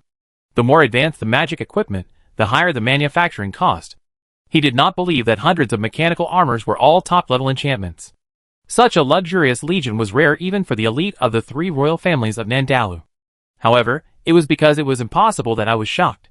These mechanical shields actually blocked it, What's even more bizarre is that the mechanical shields haven't been corroded much. Zolas couldn't figure it out, but the staff of the Alliance army breathed a sigh of relief. The poisonous dragon breath is indeed very powerful, but it is not completely unsolvable. There is also a very complete theory to deal with toxins. Acidic toxins are neutralized with alkaline, and fire toxins are neutralized with water elements, and vice versa. The information about the poisonous sickle Zolas has been written into a booklet by Ji Sun. Now the senior leaders of the Alliance have a copy. How could they not be prepared? Furthermore, even if the mechanical shield cannot block it at the level of the law, then make it thicker. Machines are different from humans, and strength has always been the biggest advantage of machines. The heavy shields have now become the strongest defense of mechanical armor. The dragon's breath did not cause much damage. In a blink of an eye, the armor under the shield raised the muzzle and aimed at the flying dragon in the sky, emitting a dazzling blue light. Boom boom, another round of artillery fire was deafening. The battle instantly entered a white-hot stage. In the command room, the generals were extremely nervous. No one was sure of victory when facing an 8th-level Dragon Card Master for the first time. And seeing that the mechanical armor withstood the first round of Dragon Breath, everyone breathed a sigh of relief. Only if they could hold on, they were qualified to fight on. And they were also thankful, thanks to the detailed intelligence that came from nowhere 2 days ago. Even Katarina felt very emotional. If it weren't for the information provided by Ji Sun, if they really followed the original plan, even if they won, it would be a tragic battle with both sides suffering losses. Thinking of this, she glanced at the most indifferent guy in the entire command room, and a gentle smile rose slightly at the corner of her mouth. Chapter 545. All members suppressed with firepower. Group A Vanguard Squadron blocks the next wave of Dragon Breath, and must preserve the combat power of the God Hunter Squadron. The acidic magic pattern resistance of the Vanguard Group A heavy armor shield has been corroded by 27%. Execute the rotation order. Vanguard Group B will take over. Be careful, the target has released a highly toxic field, the magic barrier is open, and the pharmacy team releases toxin neutralizers. The sharp knife armor team suffered 13% of the damage, and the bait has been thrown out. Execute Plan C. The magic dragon hunting crossbow is ready to fire. The sharp knife team is ready for a surprise attack, and the antimatter artillery is always ready. The command room has a communication station connected to hundreds of mechanical armors. All kinds of real-time combat orders are issued by the staff in the command room. Katrina and Ji Sun had discussed these tactics carefully before. Many of them were suggestions made by Ji Sun, so there was nothing unexpected. All the participants in the battle were elite allies, and no one backed down even when facing the 8th-level Dragonborn that they had never seen before. The orders were almost 100% executed, without any mistakes. Although the battle was fierce, in Ji Sun's eyes, if the enemy had no unexpected means, the result would be doomed if the battle continued like this. After all, the mechanical army could withstand the first wave of the most violent offensive, and the rest would be a war of attrition. Both the Domain and the Dragon's Breath were the ultimate moves of the Dragonborn Card Master after his transformation. Although the attack damage was high, but it also consumed a lot of spell power. That poison sickle Zoras was indeed level 8, but not everyone had the magic secret of gluttony like Ji Sun. The power of the spell is limited. If the Dragon Breath fails to break the defense formation of the mechanical armor army, this big move cannot be used continuously, and the more it fights, the weaker it will be. However, mechanical equipment can be replaced. Just like the poison-resistant mechanical shield specially prepared for this ambush, each person is equipped with several. If it is corroded, it can be replaced, and the fight can continue. Although mechanical armor will also have overload and energy problems, as long as the tactics are properly coordinated, it is entirely possible to use the intervals between changing guards to replace accessories, to achieve the effect of restoring combat power. This is the horror of the mechanical army. These hundreds of mechanical armors are hundreds of individuals, but they are also a whole. Once the army's battle formation cannot be broken, it will be unstoppable like a steel torrent. In the sky, the reddish-brown dragon became more and more angry, but it could not do anything to the mechanical army. Poison-side Zolas had never fought such a frustrating battle. It seemed that the methods of those guys were all aimed at restraining him, and any of his methods felt like hitting cotton and had no effect. He couldn't figure it out. He was here to deal with the natives of the East Wilderness. He thought it would be a battle without suspense. How could it turn out like this? He, the leader, couldn't figure it out, and the mercenaries of the Dragonwing Viper Mercenary Corps couldn't figure it out even more. Facing the concentrated fire of countless magic artillery of the Mechanical Corps, the 7th and 8th level card masters could still rely on their strong strength to resist. But those low-level card masters were completely sitting ducks. In front of the terrifying firepower coverage of the Alliance army, the ancient magic equipment of the southern continent was as fragile as paper. At this moment, the god of death seemed to be on the battlefield in person. With the swing of an invisible black sickle, corpses fell like wheat being cut. However, the core of the entire battlefield was the siege of the 8th level poison sickle Zolas.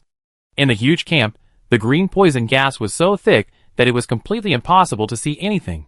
This was Zolas' poisonous field. A normal human card master would turn into a pool of blood in an instant, not to mention seeing anything in this field. However, the senses of the mechanical armor were completely unrestricted.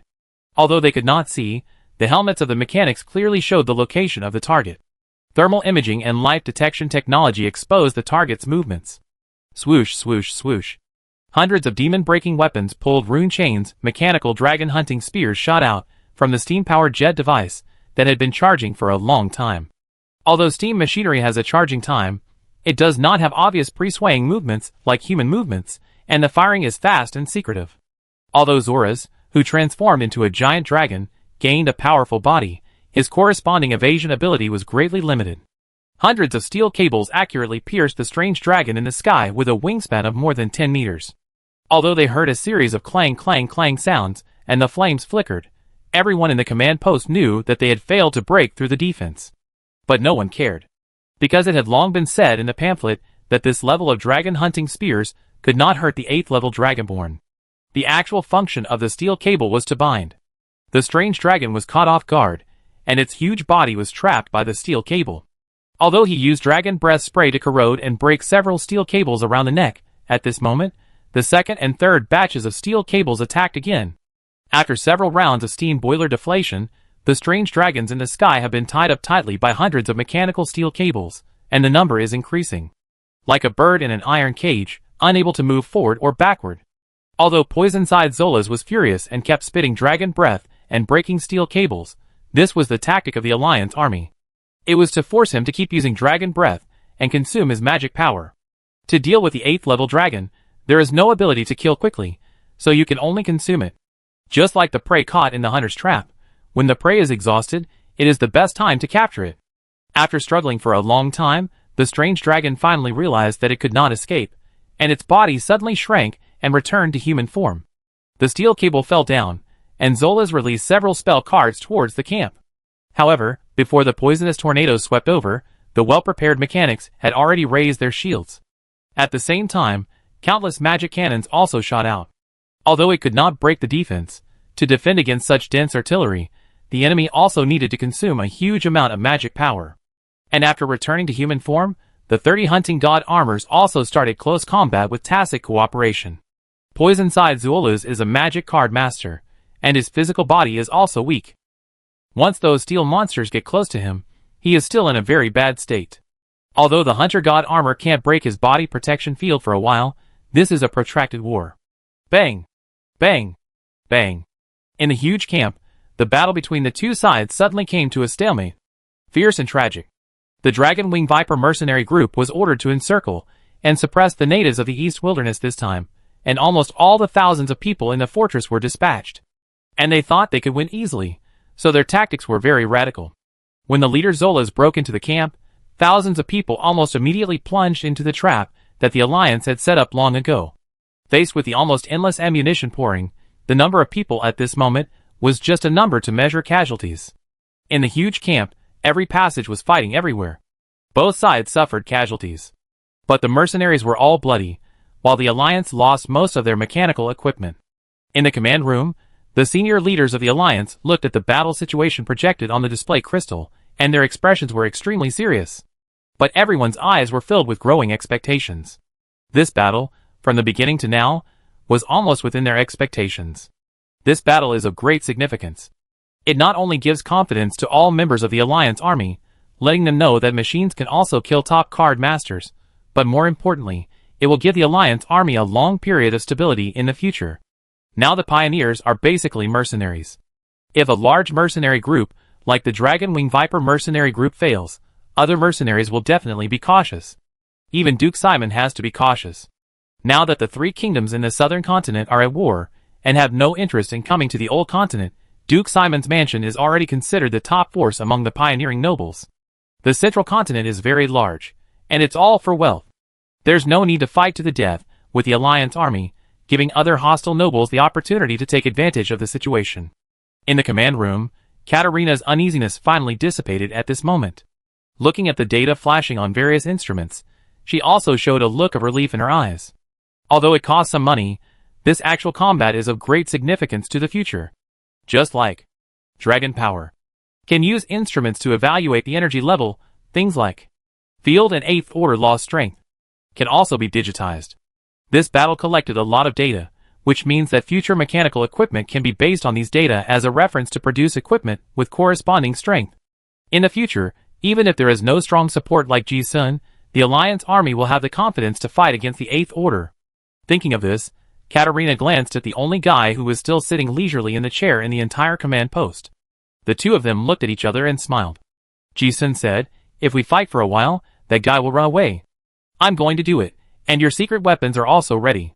Katarina didn't say much, nodded yes. Before, we didn't know the combat power of the 8th level card master, and all the tactical arrangements were deduced. Now that we have seen the horror of the 8th level with our own eyes, everyone knows that the hunter armor can't kill the poison sickle Zuolas. At least if the enemy wants to escape, they have no means to stop him. If Ji-sun was not there, Katarina might have planned to use the secret weapon to sneak attack. Although the probability of killing is not high, at least it can injure. But in that case, if the weapon is exposed and the enemy is not killed, there will be a lot of trouble in the future. Fortunately, there are strong reinforcements. Katarina looked at Ji-sun, who got up from the chair, and instinctively reminded him, "Be careful." Ji-sun shook his head and chuckled. From the beginning to the end, the 8th level was not a threat to him.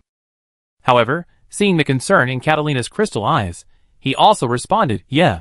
As he said that, he took a step and walked into the space crack in front of him.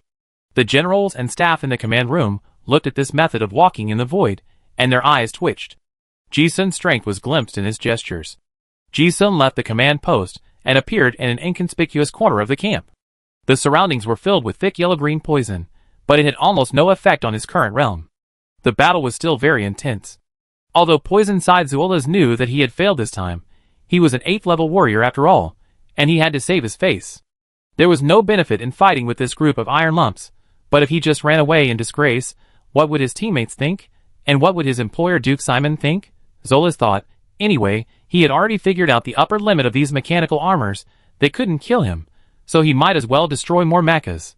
At least when the follow-up troops came to count the battlefield, they could see the fierceness of the battle. He could also say that these indigenous mechas were too much beyond the intelligence, not that he was not strong enough. At the same time, he could also cover some of his confidants to evacuate first. In this way, the battle did not stop for a long time. Ji-sun watched for a while, and the laws of war appeared in his eyes, and the deduction in his mind was almost completely played out in front of him. But he did not want those Dragon Wing Viper mercenaries to escape. Any mercenaries who appeared in the camp would not be left alive. Ji-sun did not want to take action himself. All he had to do was to keep the 8th level poison sickle Zuolas. Thinking of this, Ji-sun turned his wrist, and a card with a colorful clown appeared in his hand. It was the curse card Colorful Joker. Before, he killed the Dragon Saint, Charissa, in the dead zone and got this relic of the Emperor, but he never dared to take it out. Later, when he came to the old world, he took it out and studied it. At that time, the Dragon Saint used actual actions to prove the power of this card. Ji-sun has figured it out now. Thinking of this, he looked at the poisonous sickles Zuolas in the battle and murmured, "Poker game flower card fraud." As soon as the voice fell, the colorful clown on the card seemed to come alive, and a creepy smile appeared on the funny red and white face. In an instant, the rules were changed instantly. Others did not notice any changes, but Zuolas in the fierce battle changed his expression drastically, because he found that his perception was disturbed. No matter what method he tried, he felt that he was in a state of confusion where he could not correctly judge the direction. It was like he was trapped in an invisible barrier, and no matter how he tried to escape, he couldn't get out. From the perspective of others, this 8th level mercenary leader seemed to have taken an overdose of hallucinogens, and was running around anxiously at this moment. Only Ji-sun knew very well that it was because he used Color Joker to change the rules of space, and the space in the guy's perception was disordered. This was also one of the ways to use this curse card that he had recently figured out. It is necessary to use the laws that you understand to forcibly change the rules of the universe in some areas. Just like telling a story, your story must be based on sufficient knowledge to convince people. The reason why the Holy Sun Teresa was so powerful when using this card was because he had the Dragon God Arel behind him. Ji-sun currently has limited rules to use, but it is enough to deal with a card master of the same level. He did not attack again, but played with the two cards in his hand. One is Gray Joker, and the other is Colorful Joker. One is a copy spell, and the other is a rule change. I didn't think anything of it before. Now that he has two trump cards in his hand, Ji-sun has a strange feeling in his heart. It seems that these two Curse God cards have a magical bond, and if they are used together, there will be some special effect.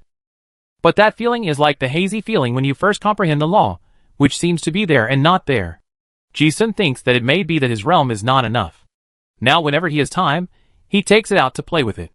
The spatial rule barrier released by the Curse God card is of extremely high grade. Even if it is not one or two higher levels, it is impossible to see the flaws. The poisonous sickle Zoras didn't understand what was happening at all, and he couldn't escape even if he wanted to. It was because he couldn't understand that he panicked.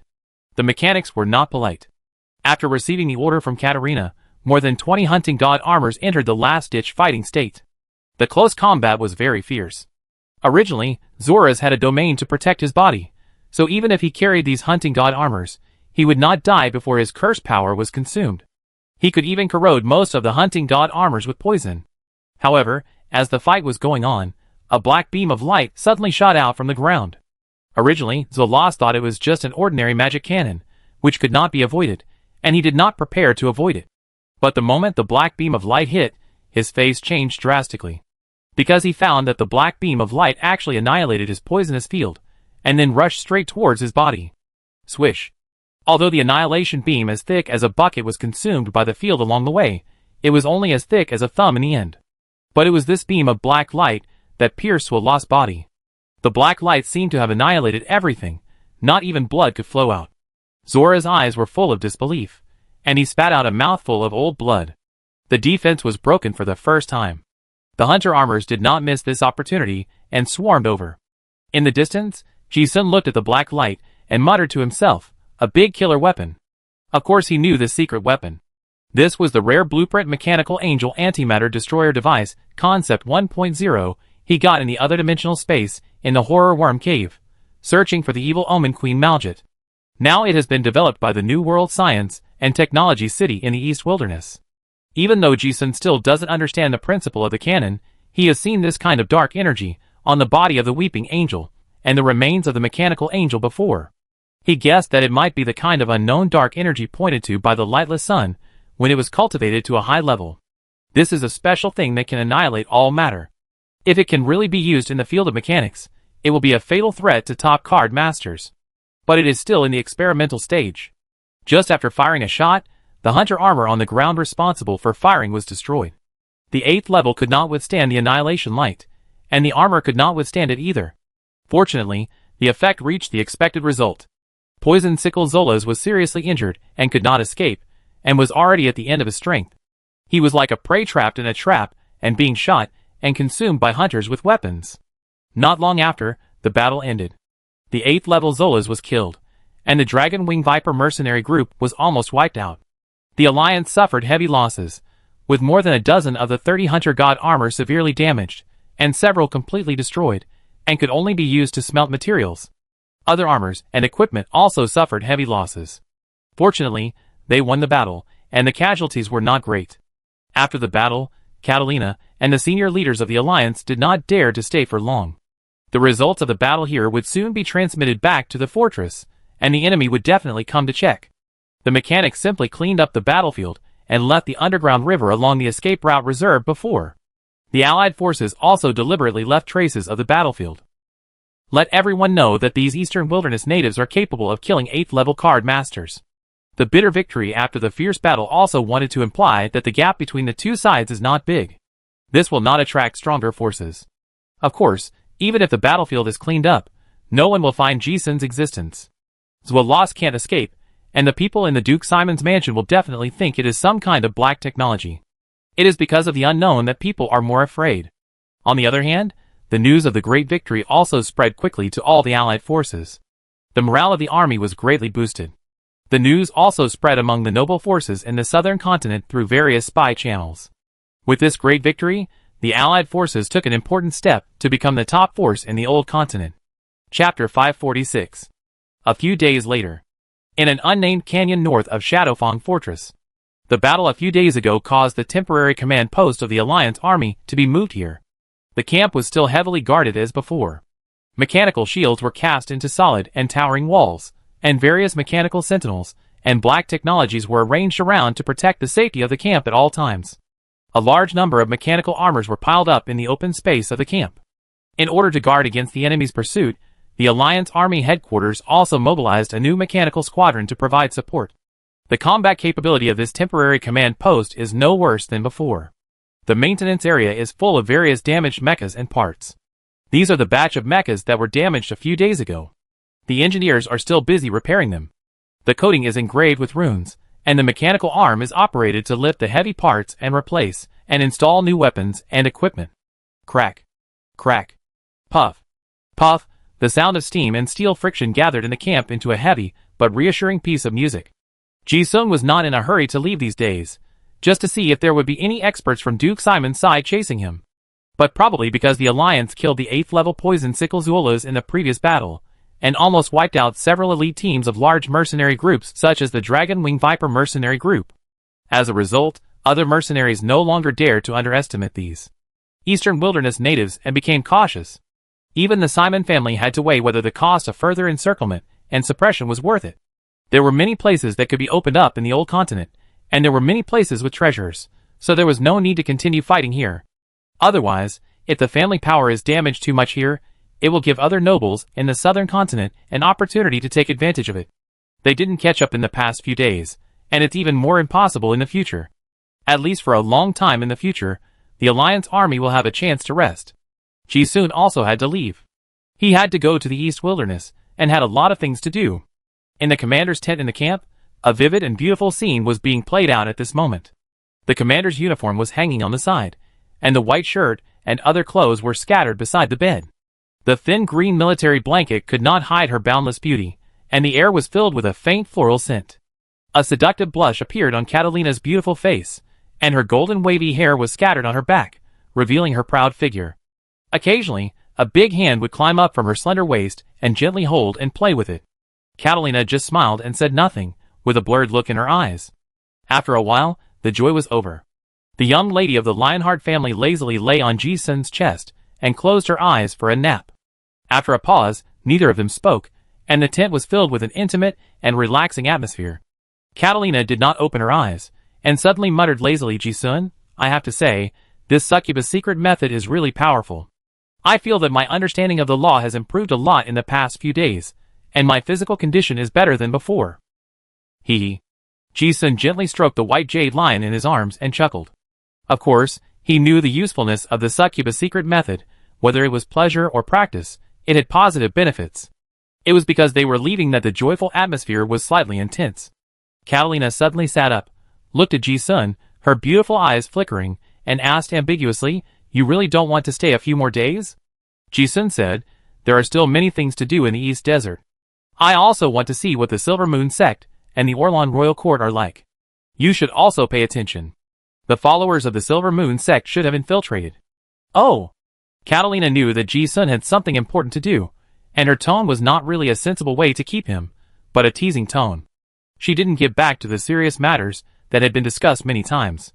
Instead, she blinked and smiled slyly. "Ah, but without me, there's no one to help you suppress the distortion, right?"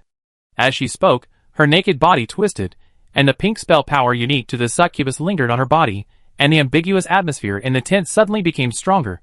Hearing this, Ji-sun didn't know whether to laugh or cry. He guessed what Katarina wanted to tease, but didn't respond. It happened that his hands were on the round hip line, and he smiled and patted the plump and soft part when he heard this. A wave of excitement rose. Unconsciously, the interest was revived. It must be said that this young lady from the Lionheart family is impeccable in both figure and temperament. Not to mention that the two are close friends. Just as an object of pleasure, she is also a beauty. Of course, Catalina noticed the subtle response, and not only did she not feel shy, but she smiled again. "Oh, Mr. Ji-sun is in a good mood today. The two of them are already very familiar with each other, and they have a tacit understanding and pleasure. As she spoke, she also moved her body, lifted up her scattered hair, and tied it up. The ambiguity continued, but Catalina did not skip the previous topic. While not idle, she continued, to be honest, if I'm not by your side, who will help you suppress the distortion? As she spoke, she analyzed as if she was asking herself questions and answering her own questions. I think that although Her Majesty Chujo should be willing to help you, and is extremely beautiful, she is a bit cold-tempered. You are not a guy who can force her, so it probably won't work. Priest Nan? Well, Miss Nan is really beautiful and has a good figure. She won't reject you, so you should be able to do it. Ji-sun listened and said in his heart, sure enough. When he heard this, he knew that the other party was going to tease him. But he also felt something was wrong when Catalina mentioned Chujio and Nanjing. Although they were all good friends, they didn't think it was a big deal, but they didn't think much about it. The friendship between the three of them was much more important than any pleasure. That's why it felt strange to mention it. Catalina looked at Ji-sun's expression, and the smile on her face was like a beautiful rose blooming on her cheeks, and she teased, don't you have a good relationship with Priest Nan? Ji-sun, ha ha ha. Catalina chuckled. Of course she understood the thought in his eyes that was not aroused by beauty. She didn't say much, but suddenly she seemed to have thought of something and changed the topic. Oh, that's right. If you go to Dongwang, you can also go find Chi-Chi. As soon as she finished speaking, the scene of the three of them drinking in New World Science and Technology City seemed to come to mind. As soon as the thought came, the hot and boiling picture lingered in her mind, and even the young lady of the Lionheart family felt her cheeks slightly hot. Ji-sun caught the subtle expression of her expression and counterattacked. What did you think of? Katarina proudly puffed out her chest, not avoiding the absurd but still fresh days, and only murmured, I thought of it. I haven't been to Dongwon for a long time. I don't know when we can get together again. We can make an appointment then. Ji-sun knew she was half joking, but she really cared about him. Looking at the blush on her pretty face, he also felt the same way and smiled ambiguously. Okay. Katarina didn't pretend not to understand. She gave a provocative look back and said, okay. Each time they looked at each other, they knew what they wanted to say. For a while, the atmosphere became lively again. Happy times always pass quickly. Not long after, the excitement returned to calm. A kind of leisure that made people greedy and precious suddenly filled the tent. The two stood, and Catalina was helping Ji-sun to put on his clothes face to face. Ji-sun wanted to do it himself, but Catalina gestured for her to do it. She tucked her shirt into her pants first, then buttoned it up one by one from bottom to top, and carefully smoothed the wrinkles on the collar. At this moment, the young lady of the Lionheart family did not look like the commander-in-chief of the Allied forces, who had been in a high position for a long time, but more like a gentle wife, carefully sorting out her husband's clothes for going out. Catalina was still naked, and in the dressing mirror beside her, she had a snow-white and straight figure. Ji-sun looked at her with a smile on his face. Beautiful time is suitable for gentle treatment. Both of them enjoyed this rare leisure time. Catalina sorted out her clothes and said, I can't leave the camp now, so I won't send you off this time. Yeah. Ji-sun nodded. Of course he understood and didn't care at all. He wasn't that hypocritical. Catalina was the commander-in-chief of the Allied forces. Her safety did not affect just one person, nor the Lionheart family, but the entire Allied forces. And there is no need to explain the relationship between the two. Catalina sighed inexplicably. We have to separate again. I don't know when we will see each other next time. Ji-sun, yes. Catalina patted her clothes, checked the last details, and reminded, be careful. Ji-sun, you too. Whether it is the East Desert or the old continent, it is a mess. This kind of separation always gives people an inexplicable sadness that they can't see the future. But the tone and expression of the two were very calm. They looked forward to the next encounter, as if there was a little fun in it. It's done. At this time, Catalina had helped Ji-sun put his clothes in order. She looked him up and down, raised her eyebrows, and seemed very satisfied with her masterpiece. She said to herself, it's the first time I helped someone put clothes in order. Not bad. This Lionheart family has had countless servants help her dress since she was a child. This is the first time she has helped a man put clothes in order. Ji-sun looked at the pretty face in front of him, and a faint smile appeared at the corner of his mouth. Thank you. Hearing this, Catalina raised her snow-white neck, a satisfied smile appeared on her face, and she said, you can come to me anytime. Ji-sun smiled brightly, okay? At the same time, Eastern Wilderness, Innocent City. In the temporary warehouse of the 3rd Iris Corps. The warehouse was filled with a strong smell of steel. A group of people were talking around a huge monster covered with black cloth. From the shape of the black cloth, this is a heavy armor. If Ji-sun was here, just by looking at the appearance, he could guess that this is a Titan armor. Several dragon officers in the warehouse looked at the armor and frowned. Commander, do we really want to keep this mechanical armor? But once the church finds out, it might be against the law. Yes, Commander. This thing is of no use to us. Keeping it will only lead to gossip. It's better to melt it directly. This thing is said to be the secret weapon of the Talon royal family 3,000 years ago. Its combat power is comparable to the 8th level, and it can even withstand the 9th level smelting.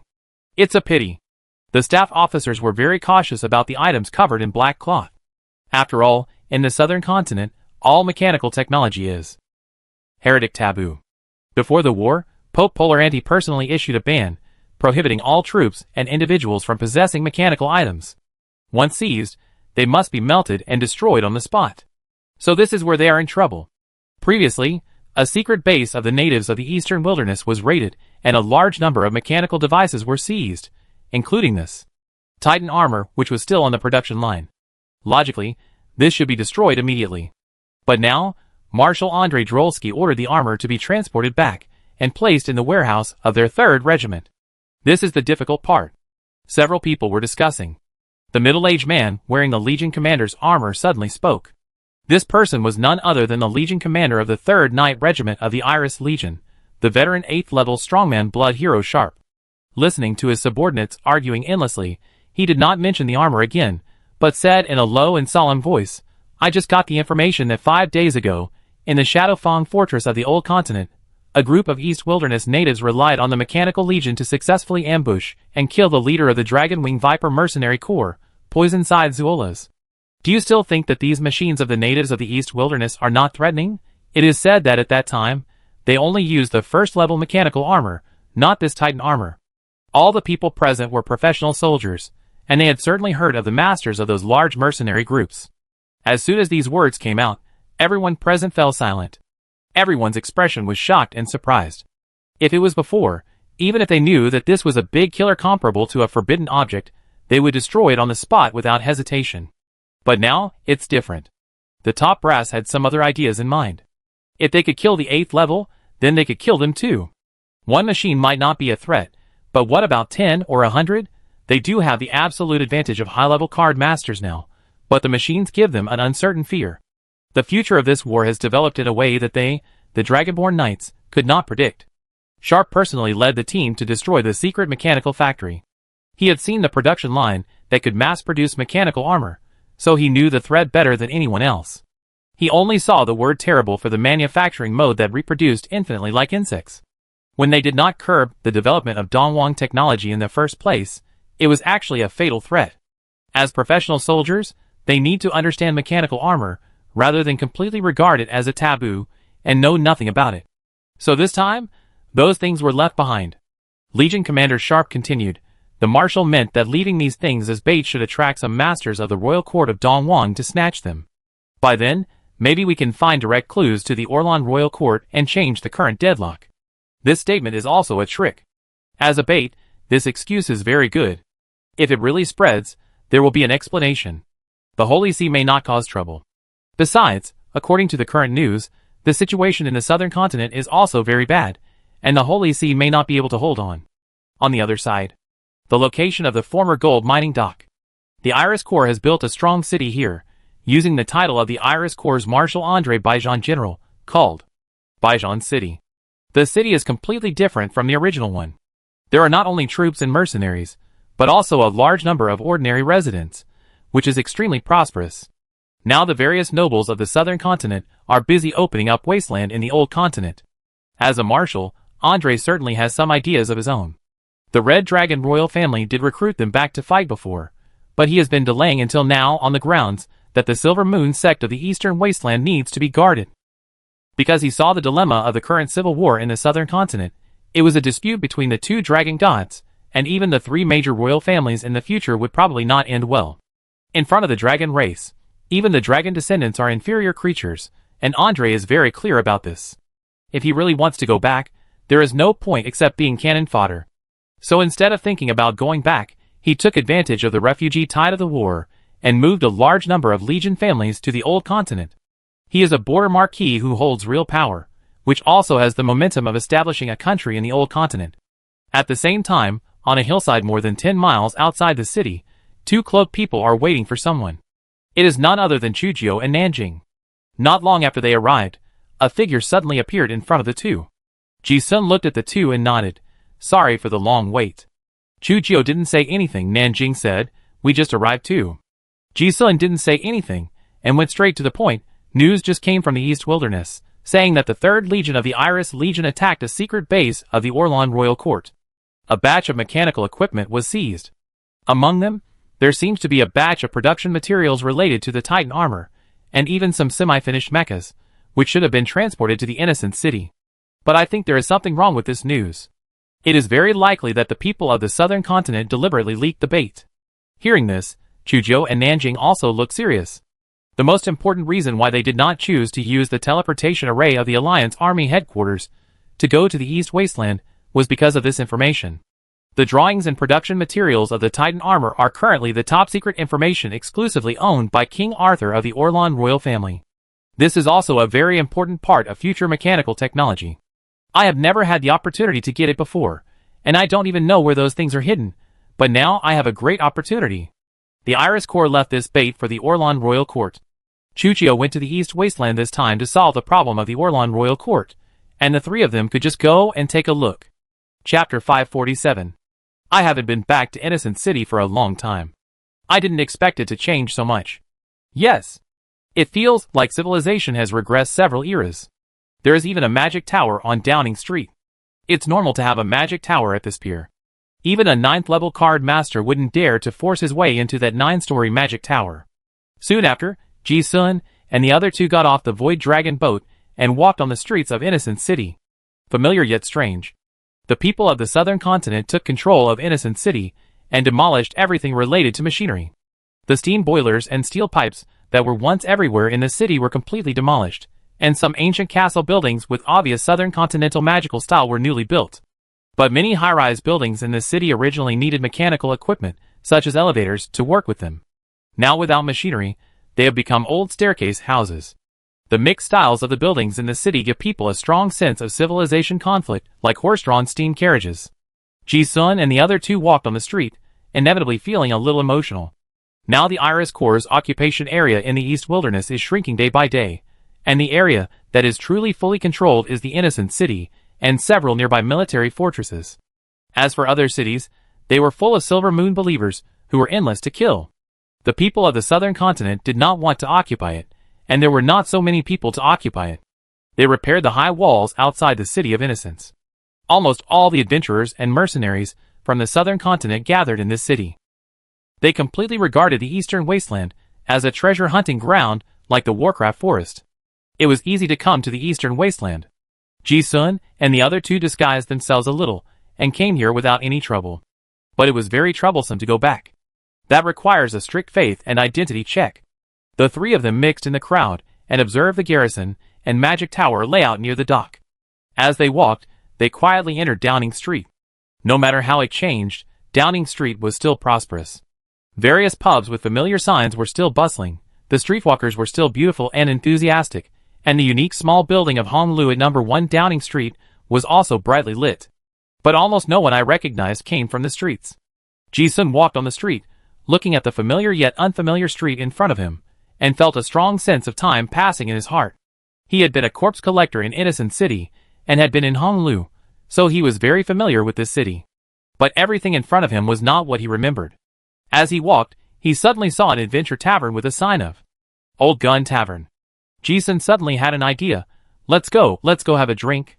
He still remembered that this was the tavern he sat in when he first came to Innocent City. What's rare is that most of the shops on the whole street have been replaced, but this shop is still the same as before. Nanjing was very excited and said, okay. Chujio didn't say anything, but nodded. The three of them walked into the tavern, and found a seat by the window. Ji-sun also took a look at the price of the drinks at the bar, which was much more expensive than before. I think it's probably because the brewing industry in Innocent City was destroyed, and the original brewery's output was not that high. However, there are many more drinks unique to the southern continent on the drink list. In addition, there are many more call girls in the bar than before, and the quality is much higher. Some girls even look and have the temperament of noble ladies. Ji-sun always observes the surroundings when he arrives in a strange place. Looking at one of the young women in a red short skirt, he feels very familiar. It was this glance that Nanjing keenly caught his expression and blinked and asked, "Mr. Ji-sun, do you want to order a girl to drink with you?" Almost all the drinkers in the tavern are adventurers, and they are not stingy about spending money to buy pleasure. At this moment, in the tavern, almost every table has a few gorgeous girls serving enthusiastically, and there are sexy scenes of bare legs and breasts everywhere. Probably because of the fierce competition, the girls will take the initiative to ask every guest who enters the tavern. And there are 2 ladies at Ji-sun's table, so no one disturbs them. Ji-sun smiled and looked at Nanjing, curiously. "Why do you ask?" "Ah, I thought." Nanjing hesitated, her face slightly reddened. Of course, she thought Ji-sun was interested. Although she didn't say it, she could see the close relationship between Ji-sun and Katerina before, and guessed some secret methods related to suppressing distortion. She asked this question now not to tease, but to show concern. Originally, she wanted to ask if it was because the witch's distortion needed some physical contact to satisfy her pleasure, and she didn't mind ordering one. But when she opened her mouth, she found that Ji-sun had no such idea at all. Hee. Ji-sun looked at the embarrassment on Nanjing's face, guessed what she was thinking, and chuckled. Although the strength of this girl with a bun has increased a lot, her character is still innocent. Before the girl with a bun could stammer, he directly told the reason. If I remember correctly, the girl in the red skirt was once a direct descendant of the Capone family. This is also the reason why he took a second look at her before. Nanjing seemed to think about the surname for a moment, and it coincided with his memory in an instant, and he was surprised. The Capone family of the 5 major federal congressmen? Yeah. Ji-sun nodded and said directly, "I don't know her. But I saw her once at a dance before." When they heard this, a strange color flashed across Nanjing and Chujio's eyes. You have to know that the 5 federal congressmen back then were the top dignitaries, with great power in the East Wilderness. If you count their titles, they are at least dukes. The lady of the Capone family can be called a princess in terms of status. Now she has become a cheap prostitute in an ordinary tavern? Nanjing was soft-hearted. Hearing this, he felt inexplicably sad. He seemed to feel that he should do something, but he didn't know what to do. "Ah, then should we?" Ji-sun shook his head and interrupted, "Don't bother me. Everyone has their own destiny. She probably doesn't want to meet someone who once knew her. War has always been cruel, and this is just a microcosm of the countless tragic fates on the battlefield."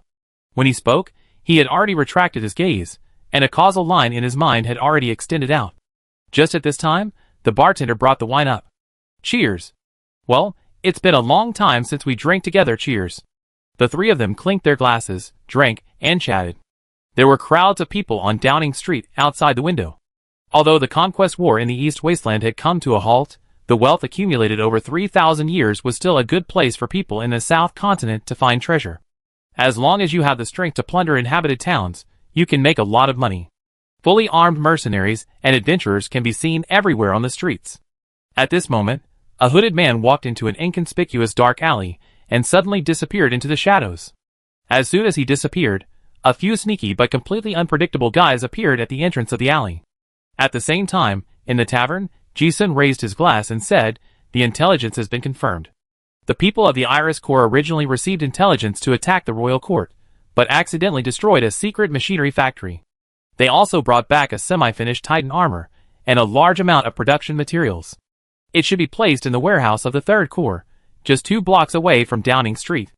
Although the 3 of them did not go anywhere, the shadow clone had actually found out the required information.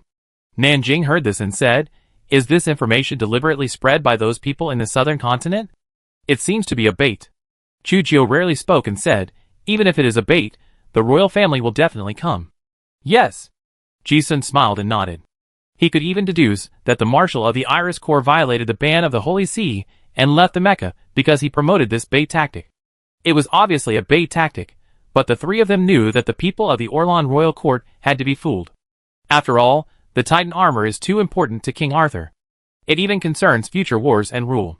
You have to know that mechanical armor cannot be manufactured with drawings.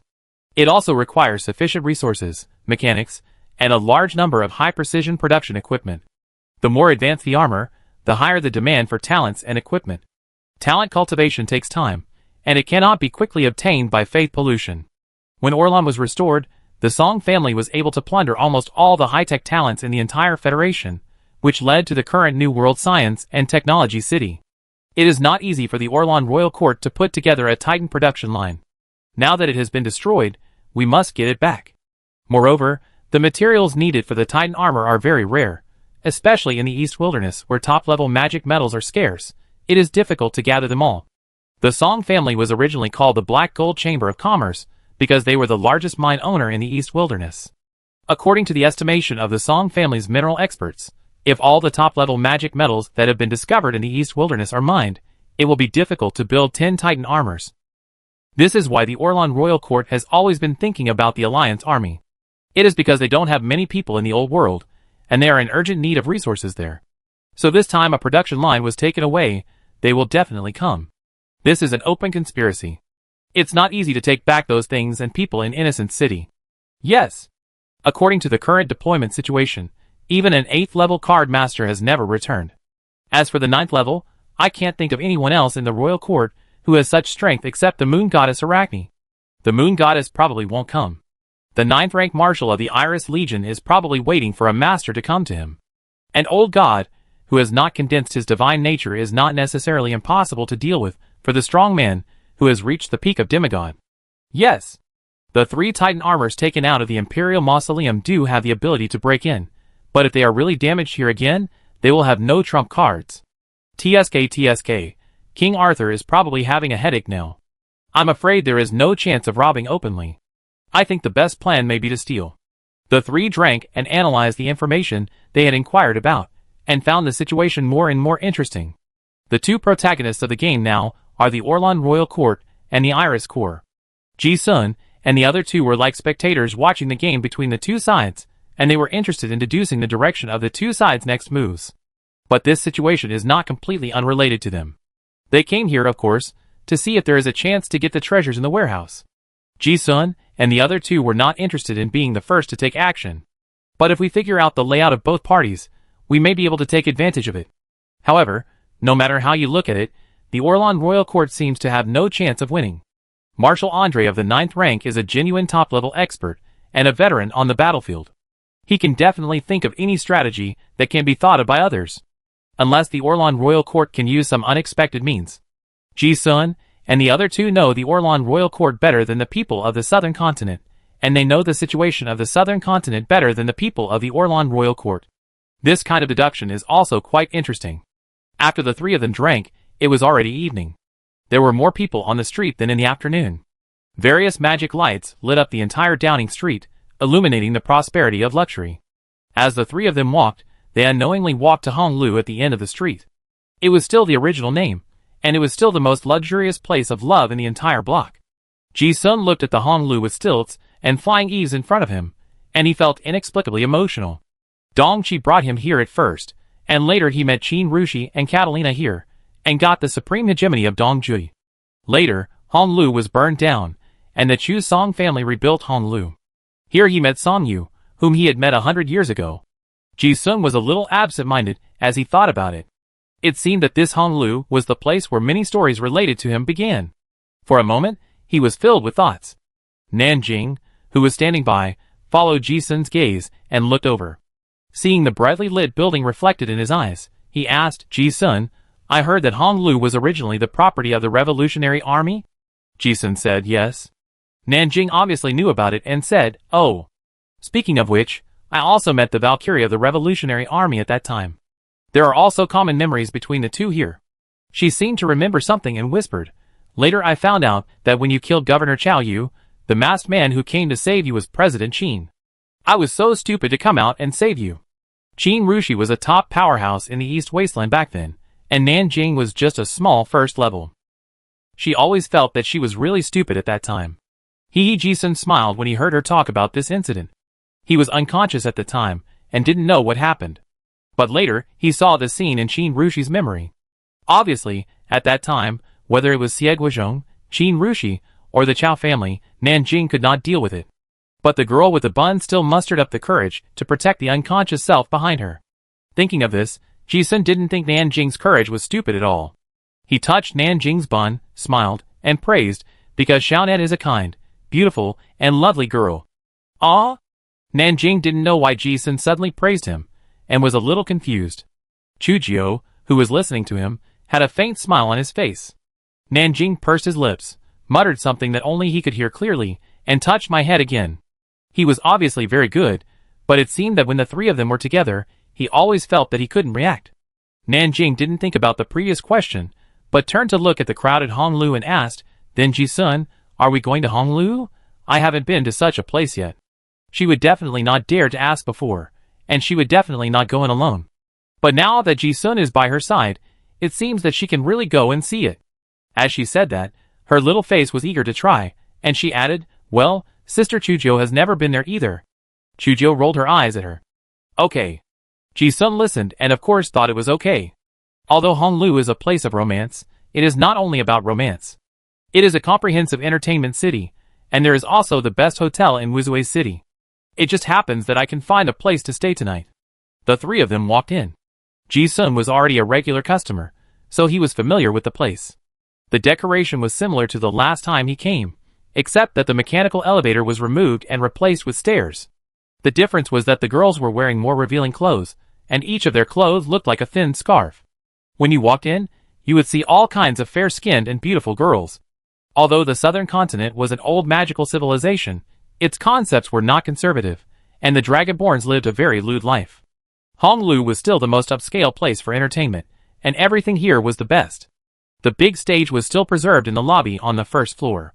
When the three came in, the traditional song and dance performance on the stage was the traditional song and dance of the East Desert, but there were some erotic scenes of tearing clothes.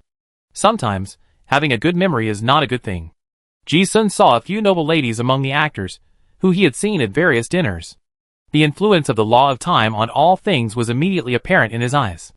Ji-sun gave a little tip to the usher, and the three were led to a luxurious guest room on the 4th floor. The one-way windows here are just right to see almost all the performances downstairs. It was a rare pastime, so Ji-sun and the other two sat on the soft sofa and watched the performances downstairs. Although the scenes were a bit erotic from time to time, it was Nanjing who suggested visiting Honglu, so she didn't say anything. Occasionally, she blushed a little, but she also watched with relish. The clear eyes were full of crystal waves of knowledge. Chujio looked normal. The relationship between the three people would not mind this small scene. Ji-sun was also at ease. But as he looked, Ji-sun looked at a person in the crowd and suddenly exclaimed. Nanjing and Chujio looked over.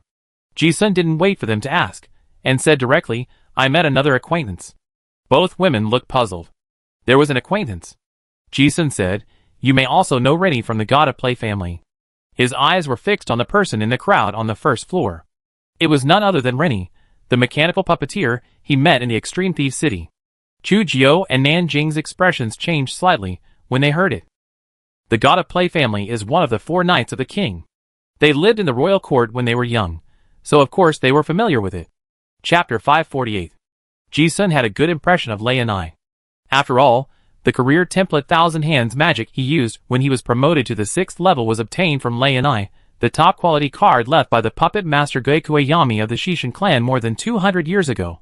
And the secret magic of Qianji Guishin Min, which allows people to do more things, was also learned from Lei and I. This has helped Ji-sun a lot to get to where he is now. Seeing an old acquaintance appear in Honglu, Ji-sun couldn't help but guess in his heart, is he here for me? He and Rennie met because of the inherited relic Grey Mist relic of the God of Play clan. Before Ji-sun's witch distortion was out of control, he thought about using the relic to remove the uncontrolled consciousness. But at that time, the Orlan royal court had been successfully restored, and the Silver Moon sect had swept the entire East Wilderness. Rennie was not found in the rat camp in the sewer of Extreme Bandit City. Ji-sun left an encrypted message in Extreme Bandit City. They agreed to meet in Innocent City if they saw it and borrow the relic. But later when he went to Nanda Road, the witch distortion also found the secret method to suppress the succubus, so he didn't rush to find someone. Unexpectedly, he met her in Honglu now. Lei and I is the grandfather of Chujio and Nanjing. Although the two women have heard of him, they don't know him.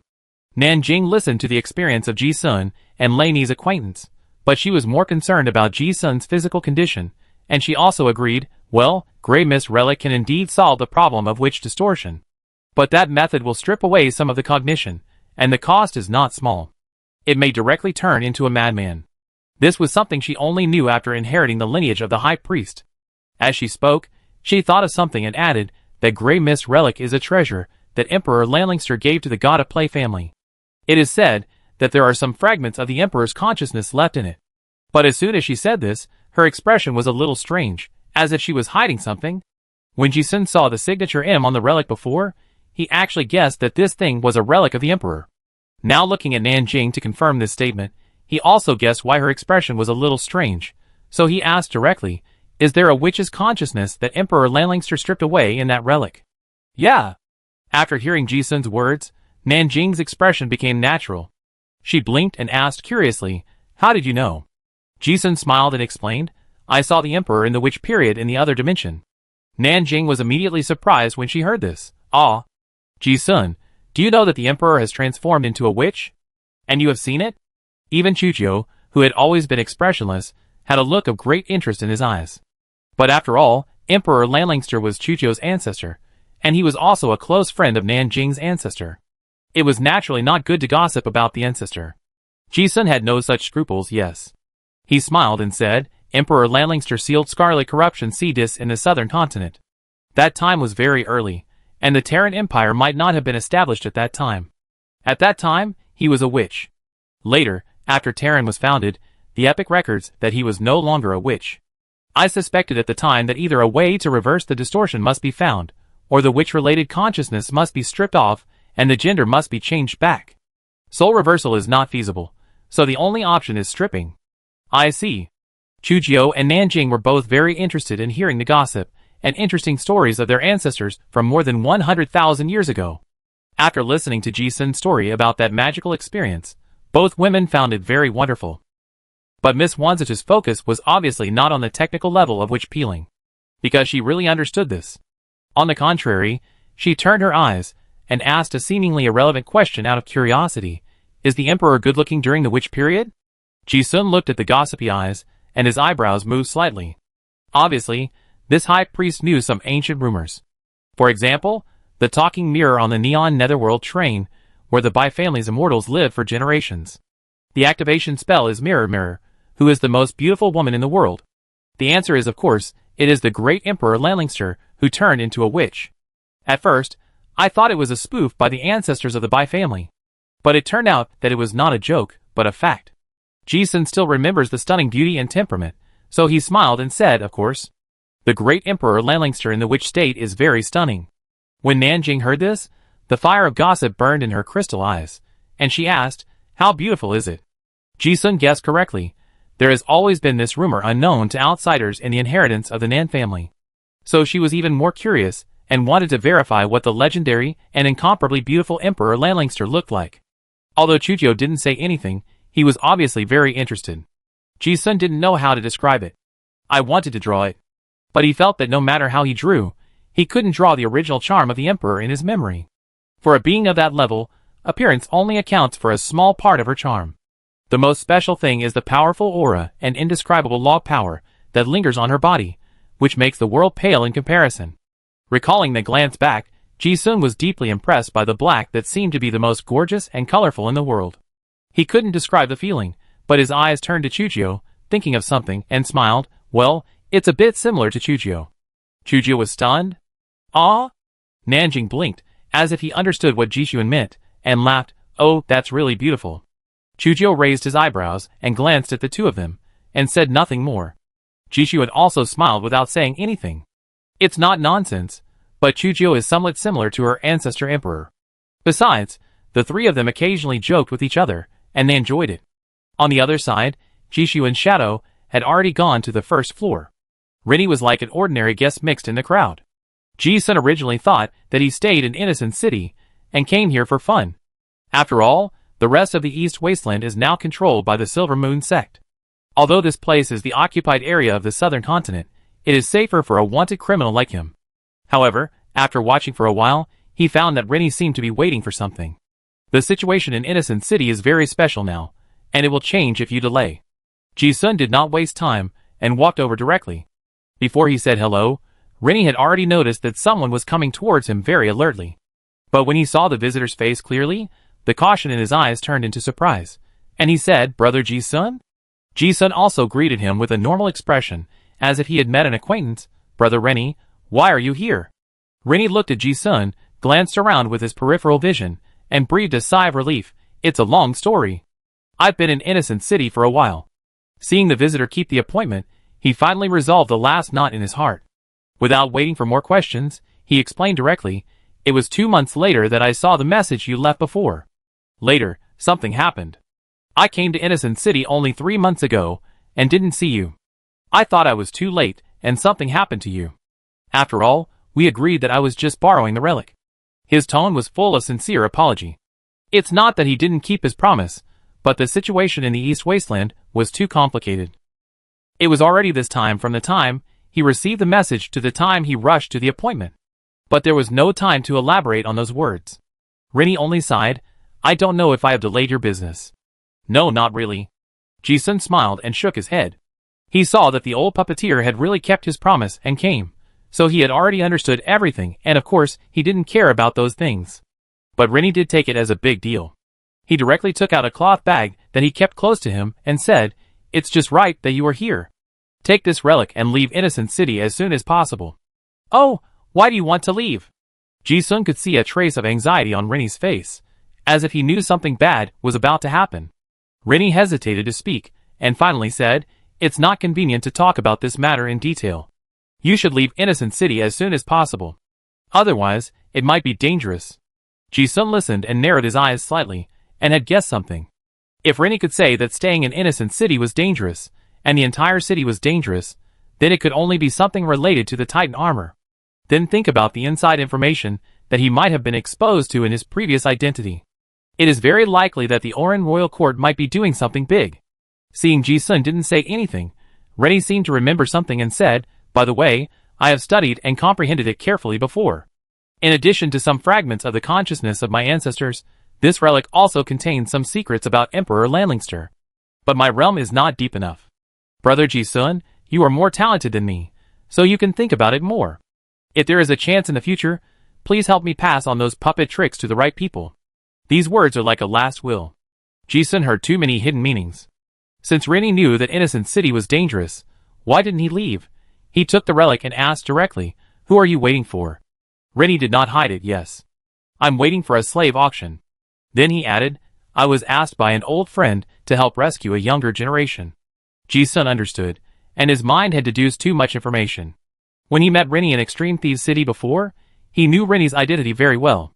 If he was an old friend, but he didn't dare to show up in person, he might not be someone else, but most likely someone from the Oran Royal Court. He did not pretend not to know, but asked directly, Slaves? Are they one of the people captured in the secret workshop of the Orlan Royal Court? The situation in Innocent City is very complicated now. The secret game between the Orlan Royal Court and the Iris Corps has reached the point where a war may break out at any time.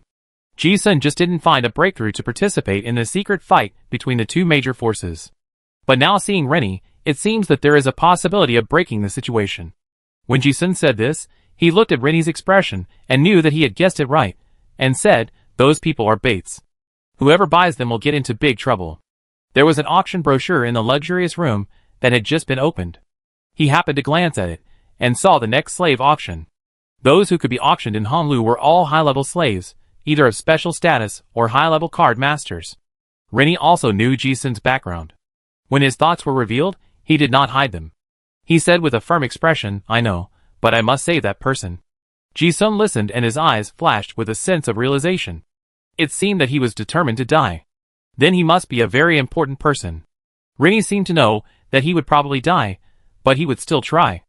Thinking that he was going to die, he didn't seem to care about the secret anymore, and said directly, That's my grandson. It's good that someone knows this secret. Ji-sun, an outsider, is just right. Grandson? Ji-sun was really surprised to hear that. Didn't this guy say that everyone related to him was killed by his own brother? He doesn't even have a son, so how can he have a grandson? And his semi-mechanical body doesn't seem like he can have a child in his old age. Rennie was afraid that Ji-sun would misunderstand that he had concealed something before, so he said, I just found out not long ago. That was when I was young. Ji-sun understood. It was probably an illegitimate child. The woman didn't say it before for some reason, but now she said it. Looking at the old man's expression, There is probably something hidden. But Rini didn't continue, and he rarely looked embarrassed, saying, "It doesn't matter whether I have this old face or not, but it's not convenient for that old friend to mention it." Ji-sun didn't ask about other people's private affairs. But this guy has said this, he has guessed almost everything. It is obvious that the woman is still a person of status. It is very likely that he is a high-ranking official of the Orlan royal court. Perhaps Chujio and Nanjing know each other. Ji-sun just kept chatting, and had no intention of leaving. Lei and I looked anxious and reminded him again, "Brother Ji-sun, do you have anything else to do in Innocent City? I mean, if not, just leave as soon as possible." Ji-sun didn't say much and went straight to the point. "How much do you know?" When Lei and I heard the tone, he realized that Ji-sun knew about the Orlan royal court, and was likely here for this matter. His brows furrowed instantly, and the gleam in his eyes trembled, as if he had experienced complex mental activities. Finally he still spoke, "I don't know what will happen. But my old friend reminded me that I must leave the City of Innocence in 5 days. He didn't care about the Orlan royal court, and there was nothing to worry about. And he really didn't know anything, and it wouldn't affect anything if he said it." Ji-sun listened and fell into thought. He knew that Rini only knew this much. But the news is enough. We must leave the city, which means that the crisis is likely to destroy the entire Innocent City. Hey, it really is a big deal.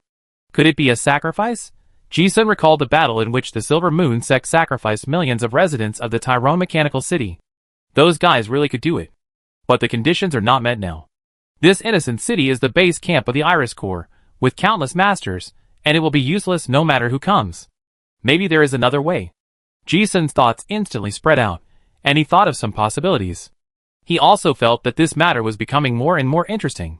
While Ji-sun was thinking and not speaking, the actors on the stage had already left, and the next step was the auction. Rini's expression also became anxious. Before he could say anything, Ji-sun said directly, "Leave it to me. I will help you save the person." "Ah?" Rini was stunned and didn't react for a while. Ji-sun repeated in a calm tone, I will help you take a picture of your grandson and send him to a safe place." This. The look in Rini's eyes became very complicated. If it were someone else, he really wouldn't believe it, but he knew Ji-sun's strength. When he advanced to the 6th level, he was as strong as a legendary card master, much stronger than himself. Is it really possible?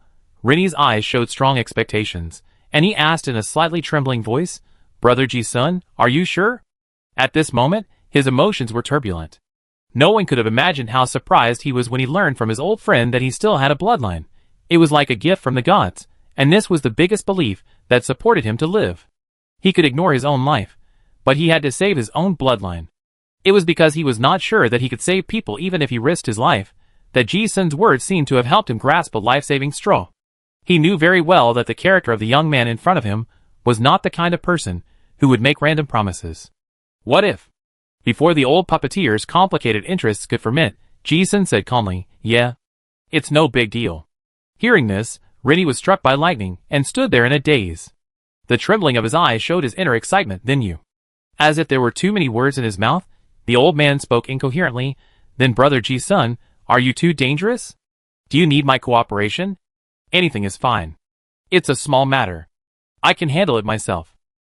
Ji-sun didn't explain much. Although he didn't know what Rini's plan was, it seemed that he came alone. The high probability plan was also very risky. But for Ji-sun, it was not a big deal. His current ability was not enough to deal with the Grand Marshal Andre, but there was no risk in saving an auction slave. Rini finally breathed a sigh of relief when he heard Ji-sun's words. He finally gave up his almost uncertain plan and left the first floor lobby first, eliminating the suspicion of being targeted. Ji-sun changed another avatar and stayed on the first floor. Soon, the auction started.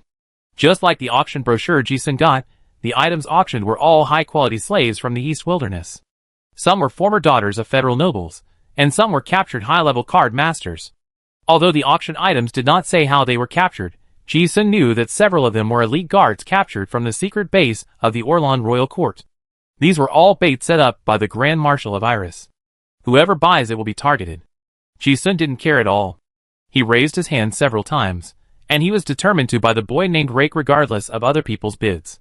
But what surprised him a little was that although Rake was not very old, even younger than Ji-sun himself, he was a 6th level card master, and during the auction, he was specially introduced that this guy had a very high talent for thunder. The price was already ridiculously high, more than 10 times that of other 6th level slaves. However, Ji-sun had been to the southern continent, so of course he knew what was going on.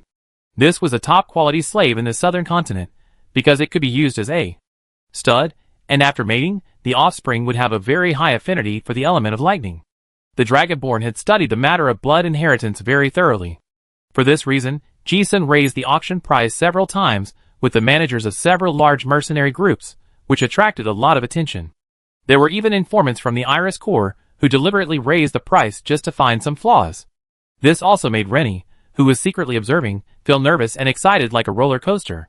He didn't expect the auction price to be driven up so high. If he really went there by himself, it would be difficult to complete the first step of the plan. Fortunately, Ji-sun was rich and powerful, and he finally got it directly.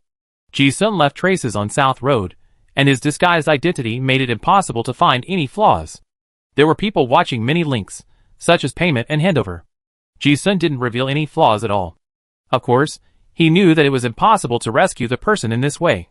Since the people of the Iris Corps dared to throw out the bait, they must have left some special marks. Unless it is stuffed into Ivan's stomach, the mark in Rex's body will definitely be sensed. And once the space method is used now, some clues will be exposed in advance. For some mysterious methods, this can already find clues. Ji-sun did not intend to leave the innocent city just like that, and miss the excitement later. The clone led the newly bought slave Rex to eat and drink in the city. If the people of the Iris Corps can't find out the problem of his disguised identity, there will be no danger. The auction is to spread bait, and those people will keep sending people to watch to see if there are other people to rescue. After all, only after the sale, people will have the illusion that they can be rescued. Ji-sun's doing this is the best choice. Similarly, he also wants to see if he can contact the people of the Oran Royal Court through these people.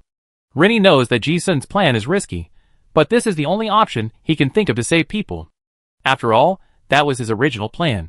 After taking the photo, he would have to wait until the chaos in Innocent City started 5 days later before he could rescue the people. But plans are plans. He believed that he could not disguise himself perfectly and respond calmly like Ji-sun. Time passed by like this. Everything in Innocent City was normal and still lively. The Iris Corps also threw out a lot of baits one after another, but there was no sign that the Orlan Royal Court had taken the bait. Ji-sun and the other two also lived in Honolulu, watched operas, and occasionally went out for a walk. They didn't even want to go to Titan Armor to cause trouble. What no one knew was that on the third day after the auction, a mysterious man carrying an inconspicuous felt pottery jar mixed in with a mercenary team returning to the city, successfully passed the faith screening for entering the city, and swaggered into Innocent City. Chapter 549. For several days, Innocent City was still as lively as usual. This puzzled the leaders of the Iris Corps. The bait had been completely released, and they even deliberately left many loopholes in the defense of the warehouse, waiting for someone to come and rob the spoils. But the strange thing was that the Oran Royal Court seemed to have completely abandoned the captured Titan armor production materials. There was no sign of the Oran Royal Court's layout in the city. There was not even a spy to investigate. But what no one knows is that in the water tower, sewers, and air of Innocent City, some tiny insects invisible to the naked eye have already spread throughout the city. 5th day after the auction. There is still no sign of chaos in the city. Ji-sun's clone led the young genius slave Rick, who he bought, out for a stroll as usual. This is the last day of Rennie's warning. The calmer the city is, the more curious Ji-sun is. What on earth will the people of the Orlan Royal Court do to rob the batch of things in the heavily guarded Innocent City? He knew that under the calm, there must have been a plan. Lunchtime. Uncle Goran's restaurant at 331 Downing Street. Ji-sun ordered a sumptuous meal, and while looking at the bustling street scene through the glass, he enjoyed the food. Next to the table, an unconvinced boy was standing there serving. Ji-sun was not trying to embarrass him. A slave should act like a slave. If the stalker sees that he is too nice to a slave, it will bring unnecessary trouble. However, the young man didn't appreciate it. Watching Ji-sun forking the steak into his mouth and chewing it slowly, Rick felt an indescribable anger in his heart. This guy seemed to be doing it for him to see. Finally, he couldn't help but ask the question that had been in his heart for a few days, "Who sent you?" "Oh." Ji-sun was not surprised at all, and didn't even look at him, and asked back, "What do you think?" Rick said coldly, "I thought you were sent by the royal court to save me, but now it seems that you are not. But you are not from the South Continent either." Ji-sun smiled without comment, and continued to eat. After a moment's silence he said, "An old friend wants to save your life. I'm just helping you." However, Rick listened with disdain. He didn't believe that anyone would dare to risk his life to help. Haha, poor excuse. The young man always couldn't hold back his thoughts, so he said it directly. You just want to use me as bait to lure the masters of the royal court into the trap. Give up. No matter what your purpose is, even if I die, I will never let you succeed. Besides, just wait for death. His Majesty will make you guys pay the price. Not stupid. But not too smart either. Ji-sun listened and raised a smile. Rennie is a wanted criminal, and he probably hasn't decided to recognize this illegitimate son. No, illegitimate grandson. Old friends don't know how to arrange the future, and Ji-sun doesn't want to say anything more, so he tells the truth. You? Like felt ashamed and embarrassed when he heard this. However, before he could say anything, Ji-sun asked again, you can advance to the 6th level at your age, and even touch the threshold of domineering. It's really good. I'm curious, is it because of the infinite dream of the moon goddess Arachne? Humph! Like turned his face away proudly, thinking that he was here for his own practice secrets. He thought Ji-sun wanted to find out his bottom line, and responded coldly, I don't know where you heard it from. But you don't think that with the help of external objects, you can easily advance to the 6th level, right? Ji-sun certainly heard the gunpowder in these words. Obviously, the boy thought that he underestimated his efforts and talents, and only thought that the realm was built up by external objects. To others, the boy might not be wrong. He probably thought that others were trying to test his secret of advancement. But to Ji-sun, he really just wanted to confirm some things. He knew much more about the Silver Moon sect than Leica. Ji-sun's expression remained calm, but suddenly thinking that this was Rennie's grandson, he said, don't be so self-righteous. Have you ever thought that your talent may be just barely acceptable to some people? He was not bragging. If we really talk about talent, Gongwu, Qin Rushi, Chujiu, Nanjing, Jiayu, Ji-sun has many monster friends around him. This guy is really not the best. When Rick heard this, his expression was full of disdain. If a handsome guy is said to be ugly, then he must be envied. Similarly, if someone says that his talent is not good, then he has a purpose. His affinity for the element of lightning is recognized as the best in the Orlan royal court for thousands of years. In this guy's mouth, it is just barely pleasing to the eye. Rick didn't want to pay attention to such ignorant words.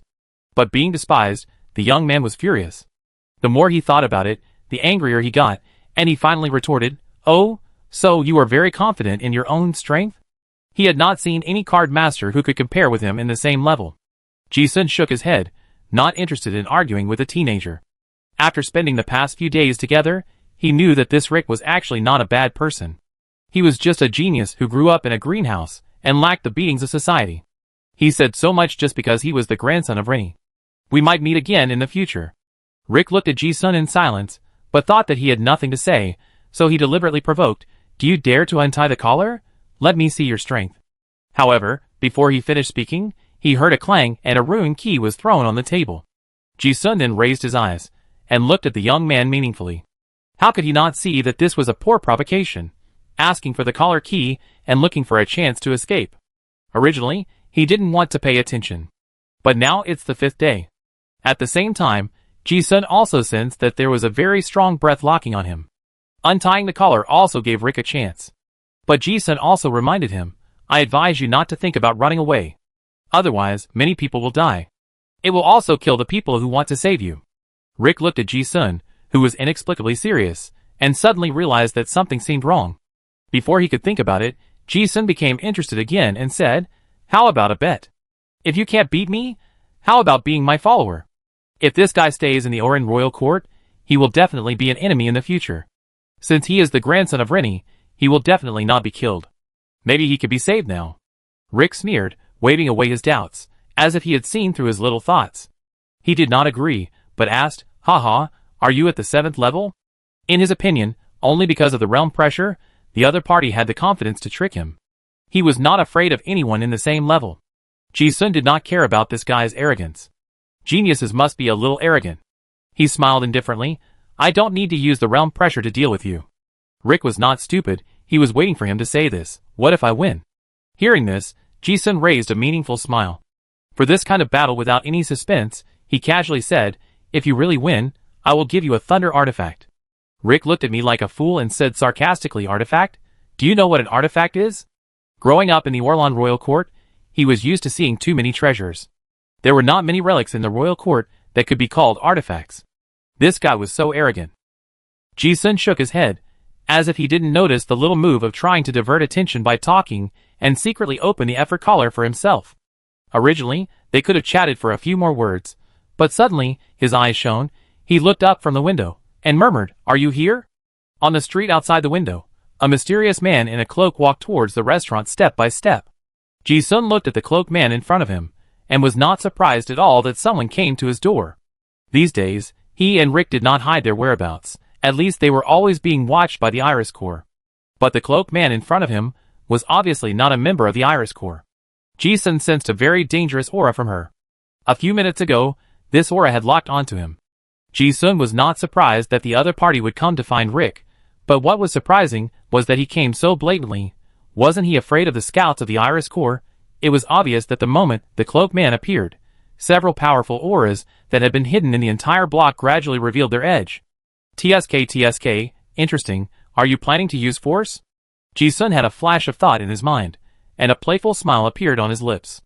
At this time, Rick beside him also noticed the cloaked man who looked very strange. Before he could decide whether to find an opportunity to escape, he suddenly heard a warning in his ear. If you don't want to die, you better not move. The voice was not loud, but it was like thunder exploding in his ears. Rick's eyes widened, as if his soul had sensed an inexplicable terror, and he was completely unable to move. He was even more shocked in his heart. How can this guy have such a terrifying aura? The moment he heard those words, goosebumps exploded on his back. In the past few days, it was the first time that he felt that the man in front of him was unfathomable. It was as if he heard the whisper of the god of death, as if he would die on the spot if he really made any unusual movements. Those wide eyes seemed to be doubting themselves. Was this guy serious about the conversation just now? It showed that they didn't have the opportunity to say another word. The not-so-tall but mysterious cloaked man had already walked into the store. Ji-sun kept staring at the cloaked person, looking at her uncovered jawline, and felt a little familiar, as if he had seen it somewhere. But at this moment, nothing else mattered. What mattered was that he found that the cloaked person was not only coming for Rick, but also for himself. At this moment, there were more than a dozen tables of guests in the restaurant, 2 of which were stalking, and more than a dozen pairs of eyes were looking at the cloaked person. The cloaked person didn't care at all, and walked straight to Ji-sun's table, pulled a stool, and sat down without any courtesy. Ji-sun sensed the terrifying murderous aura and guessed something. He laughed strangely in his heart. Hee. So it turns out that they are going to do something big. Seeing this man, he guessed what the Orlan Royal Court was going to do. But there was no fear on his face, only a strange smile that rose higher and higher at the corner of his mouth. It has been a long time since he felt this kind of excitement. Ji-sun looked at the cloaked man sitting in front of him, and there was a terrifying pressure that made his hair stand on end. He did not retreat at all, but asked with a sly smile, "Sir, do we know each other?" The mysterious man did not speak, but lifted his cloak, revealing a not very delicate face. The lips were as black as ink, and there was a very strange eyeshadow. She looked young, probably less than 10 years old. But her skin was pale, as if she was plagued by an epidemic. She closed her eyes, as if she just wanted to show her face. Ji-sun looked carefully, and still felt familiar, but still couldn't remember it. The mysterious woman said bluntly, "I want to take the person away. You can still survive if you leave now." The voice was not human, but more like the buzzing of insects. When Ji-sun heard this, too many things suddenly came to his mind. He realized that this person might really know him. That's why he wanted to take action before the first encounter. But it was because he guessed the other party's origin that made him feel excited and asked, "Oh, are you so sure you can kill me?" Ji-sun never feared death, not to mention his current strength. It would not be easy to kill him. The mysterious woman was not angry at all. She just said, "Are you confident because this is Joker's clown substitute?" Ji-sun was not surprised to hear that his true identity was seen through, but was certain of something, and asked, TSK, is your courage because of that mysterious insect Mother Karakta?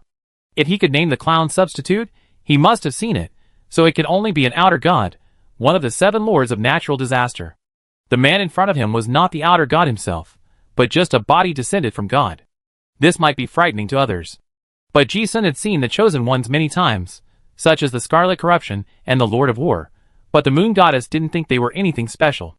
It's not enough to threaten him with this. As soon as these words came out, Rick was dumbfounded. What Joker? What mysterious insect mother? Is it the one he knew? Hiss! Rick took a breath of cold air in his heart, and then he realized that there were probably 2 big men sitting in front of him. It sounded like a chat, But after Ji-sun revealed the identity of the cloaked woman, the whole restaurant seemed like an ice cellar, and people felt a creepy murderous aura. However, Ji-sun, who was sitting across the table, still had a bright smile on his face, staring at the cloaked woman across the table without fear. The mysterious woman trembled all over, as if she was suppressing the murderous intent in her heart.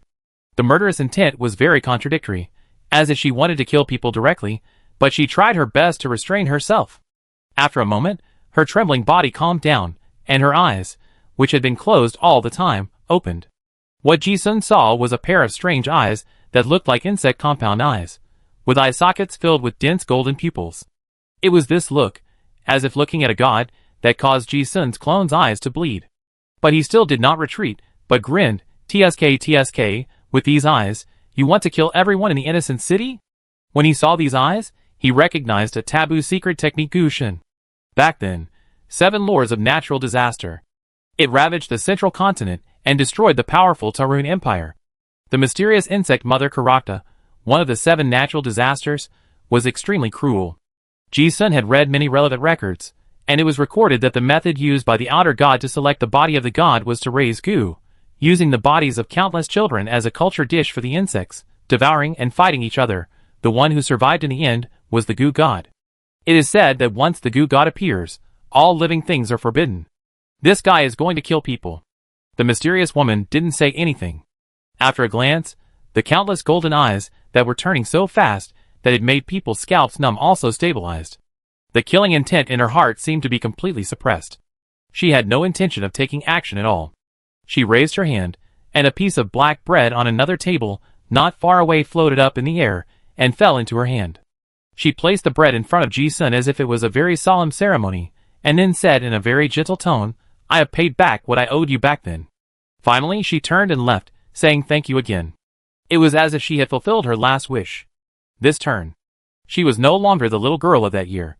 At this moment, Ji-sun's strange smile suddenly froze on his face. He understood instantly. No wonder he had always felt familiar just now. He finally recognized who was in front of him. In the past, in Innocent City, on the covered bridge outside the Hunter's Guild, a clown saw a pair of begging siblings, and then performed a magic trick for them, turning into a loaf of black bread. Ji-sun still remembers that the little girl, who was his sister, said that her name was Ning. That encounter seemed to be an appointment to see each other again. Today, we met. There was a cause and a result. But it was this moment of awakening that Ji-sun didn't know why, and an indescribable emotion surged in his heart. I once inadvertently gave a little kindness, and never thought about getting a return. However, a meal was a life. When they met again, the little girl was no longer the same Ning as before. The thank you just now was a farewell to the past self. The next time we meet, it will be a fight of life and death. Ji-sun didn't know why, as if the whole person fell into a strong confusion and complex emotions.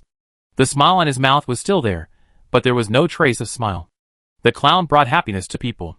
At this moment, he himself fell into an extreme depression. He didn't know why. He was very depressed.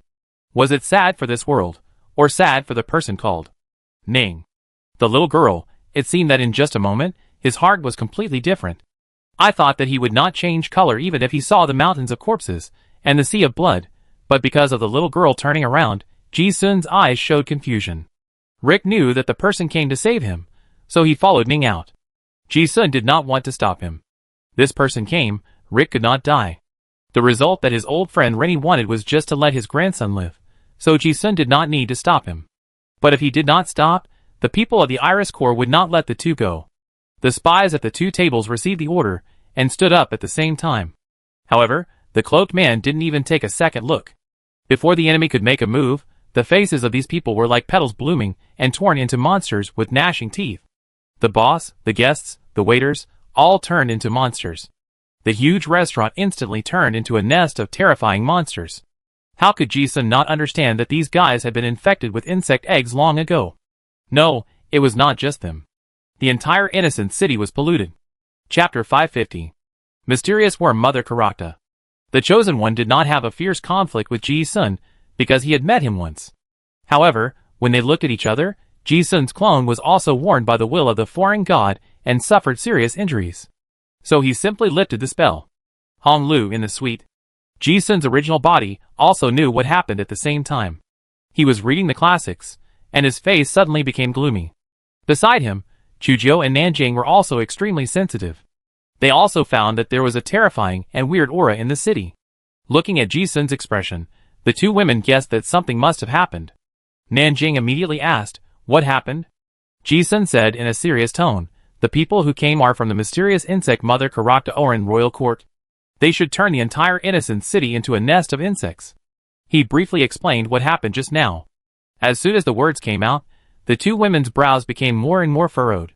The three of them were the few people in the world who knew the horror of the 7 lords of natural disaster.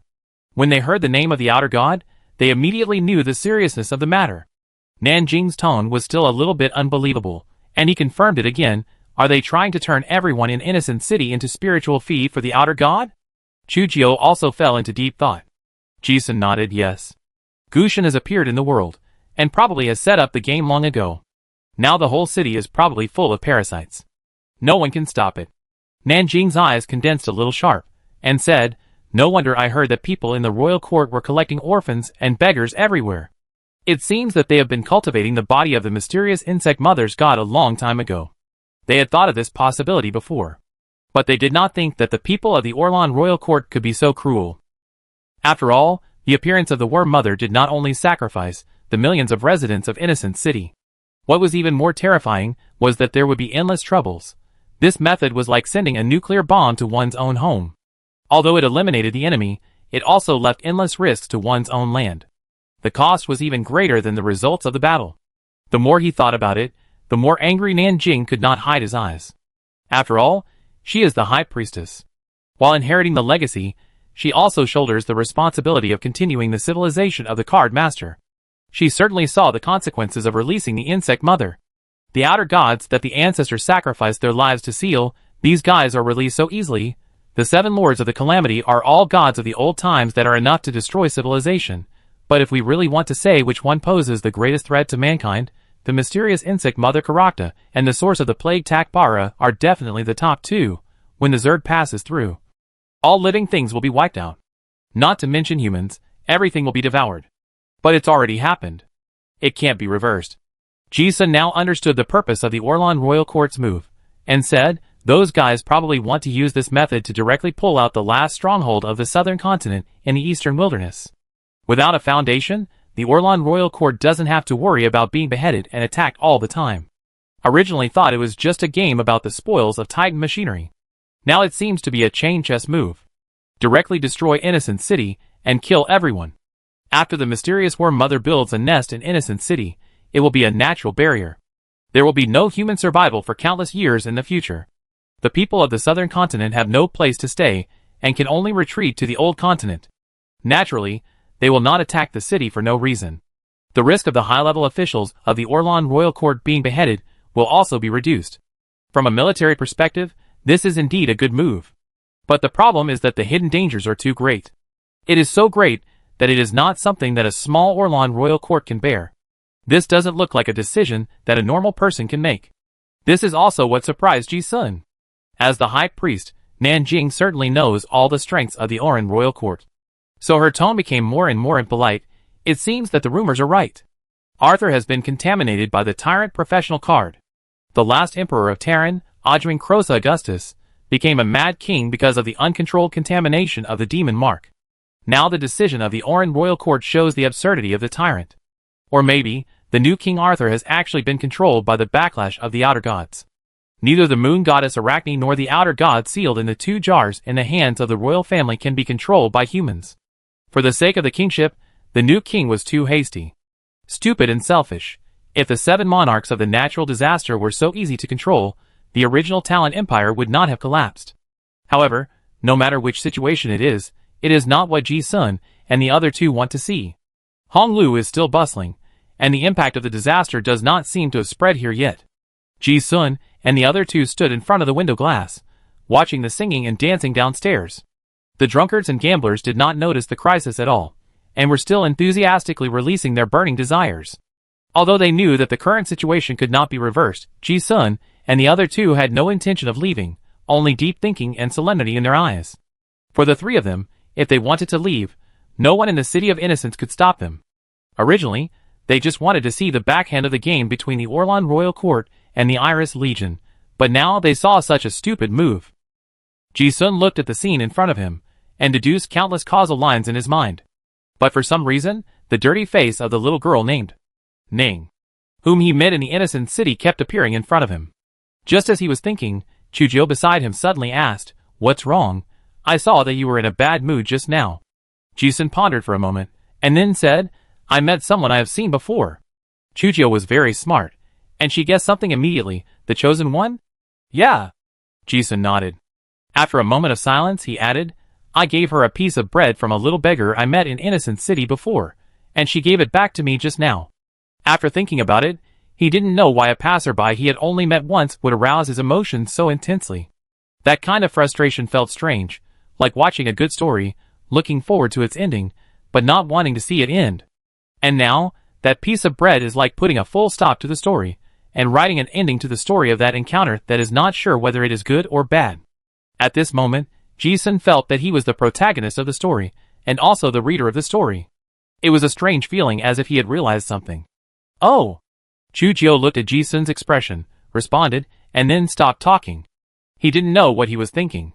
Nanjing, who was standing aside, looked at the two silent people, as if he realized something, but he also didn't speak tacitly. The shadows of the three people were reflected on the huge glass in the room.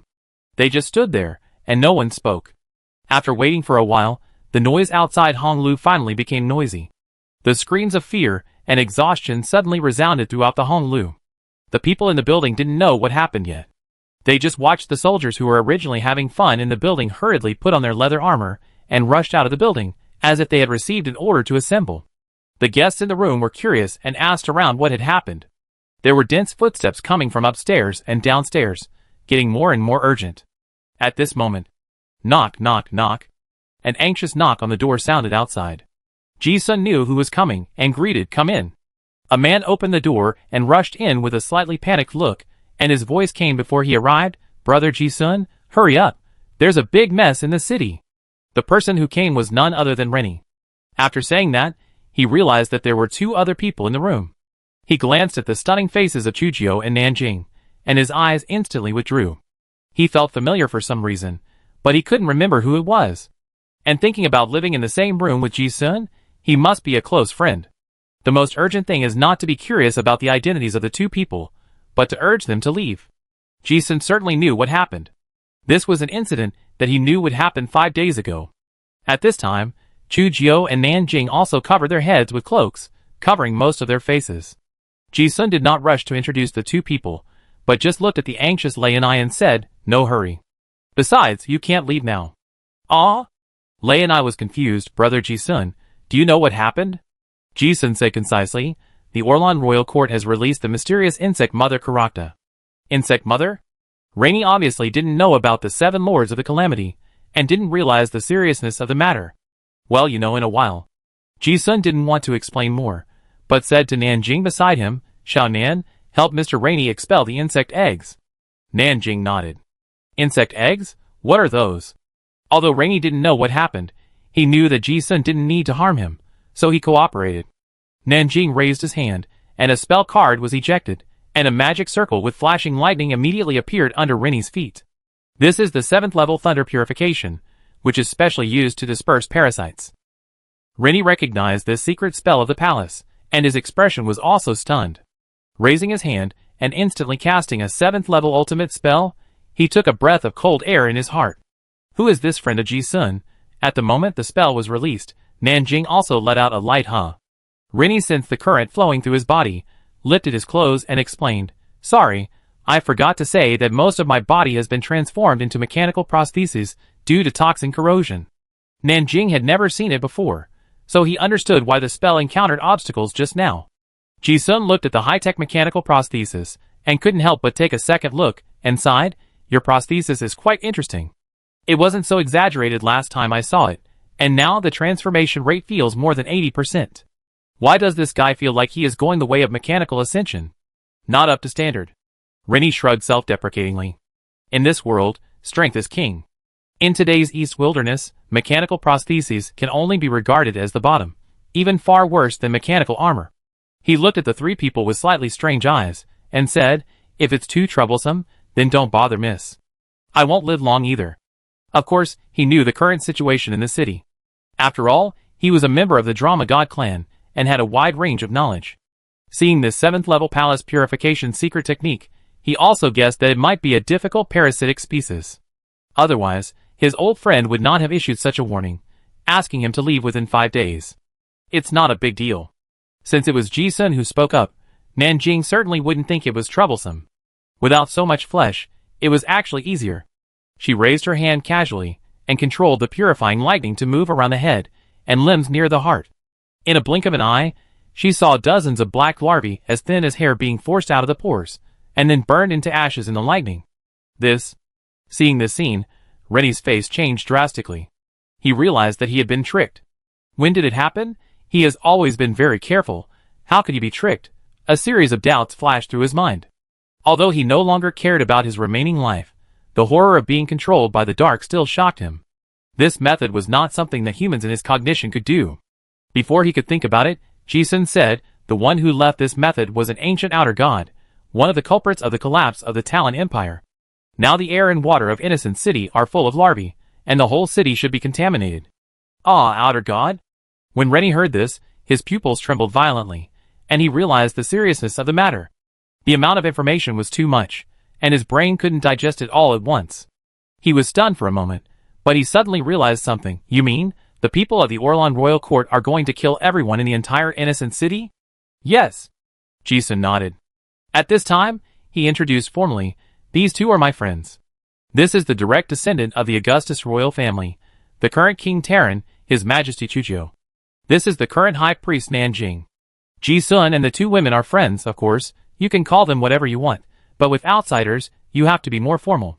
It's not that he deliberately added drama, but that Griffith's group of Talon's remaining ministers called him that. Chujio has the fate of kingship, which involves not only her, but also all the people in the King's Enthronement Manual and the incomplete luck of the Talon Empire. Regardless of bloodline or inheritance, she is the orthodox King Augustus of this generation. Upon hearing this, Rennie widened his eyes, and instantly realized why he felt that the two women looked familiar. Isn't this the silver hair that symbolizes the Augustus family, and the inheritor of the High Priest, who is almost exactly the same as in his memory? He didn't hesitate at all, half knelt on the ground, and solemnly performed a knight's salute, Your Majesty. As the direct descendant of the King's Four Knights family, Rennie certainly knew that only the bloodline of Augustus recognized by the High Priest was the orthodox kingship. He had seen the Bai family replace the Nan family as the High Priest of Orin before, and immediately knew that there was something fishy about the new King Arthur's ascension to the throne. But he had been expelled and had no ability to care about the changes in the royal court. Now, when he looked at the two people in front of him, he understood something in an instant. Chujio looked at the person who was paying respect to him and nodded, You're welcome. You don't have to pay respect to me unless you are loyal to me. Ji-sun glanced at him, and Chujio seemed to have recognized his identity now. This understated sentence already had the majesty of a superior without anger. When Rennie heard this, he was speechless. Guilty minister. He wanted to explain something, but as a defeated candidate for the King's Four Knights, he didn't seem to be qualified to say that he was the descendant of the God of Play family, or even qualified to be loyal. After holding it in for a long time, he finally said, I, the guilty subject, swear to be loyal to the great Augustus until death. Chujio just nodded and said nothing. Ji-sun was not surprised by Rennie's reaction. These royal officials had an extraordinary sense of identity and belonging to the Augustus royal family. Just like the Talon survivors of the rebel dragon army, it was not only a tradition passed down from generation to generation in their family, but also a divine contract that closely linked their blood and family destiny. Just like the contract between Nanjing and the Dark Peacock clan, they all prospered together and suffered together. But the situation is so treacherous now, there is no time to say more. Chujio did not intend to make others bow down to him just because of his identity. Lei and I did not think he was qualified to show loyalty to the young emperor in front of him. Lei and I instantly understood that his brother Ji-sun was on the side of His Majesty Chujio. All of a sudden, the relationship felt closer. If there is anything else in the world that is worth Lei Ni's life, besides his family, it is only the family's loyalty to the kingship for countless years. While the few people were talking, an insect plague broke out in Honglu. The moment before, the gamblers and drinkers had closed their doors, and were leaning on the windows to watch the horrible chaos outside the street. The next second, Without any warning, someone in the crowd suddenly exploded, and countless strange insects emerged from the flesh and blood corpse. Bang! Bang! Bang! The special sound of flesh and blood exploding was like dense gunshots, one after another in the Red Mansion. The panic of the guests, accompanied by the screams of the girls, and the insects became more and more. Bugs exploded from the corpse, and the bugs infected other people. In a blink of an eye, the whole Red Mansion was filled with a hellish scene. Void bugs, meat worms, exploding bugs, screaming bugs, sour flying bugs, heart-grabbing bugs, face huggers. The reason why the Zerg is feared is largely because of its terrifying reproductive ability. The eggs will parasitize the body without anyone noticing, and when it matures and breaks out of the body, it is the death of the host. Just like the human army has various military branches, the Zerg also has bugs with various functions. Parasites, corrosion, devouring, tanks. As countless parasites died, Zerg armies were quickly formed. Ji-sun had seen many kinds of insects before, and knew how powerful they were. Just like those void mantises, although their ranks were not high, they had the ability to control the void scythe, and they could easily kill 3rd and 4th level card masters. There were also mind-grabbing worms, which could control people's mental power, acid-corroding worms, which could corrode high-level magic patterns on armor, and meat worms that filled the sewers, which forged their bodies and split them, and were immortal. A small number of insects were not a big problem for card masters. But the problem is, there are too many of them. Too many to count. In Honlu alone, several people saw millions of insects in front of them. Even with the current strength of Ji-sun and the other two, their scalps were numb. Not to mention that this scene is now being played out everywhere in the City of Innocence. Because Ji-sun and the other two knew the methods of the mysterious insect mother Karakta, they were not too surprised to see the scene, and silence covered all their emotions. And Rennie, who was on the side, was so shocked that he couldn't speak when he saw the rampant insects. He finally realized why his old friend reminded him to leave Innocent City. So that's why, at the same time, he also felt an indescribable sense of absurdity. Millions of residents were killed just like that.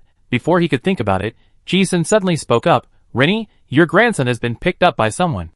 I go over there. If you want him to return to the Oran royal family, I let him go.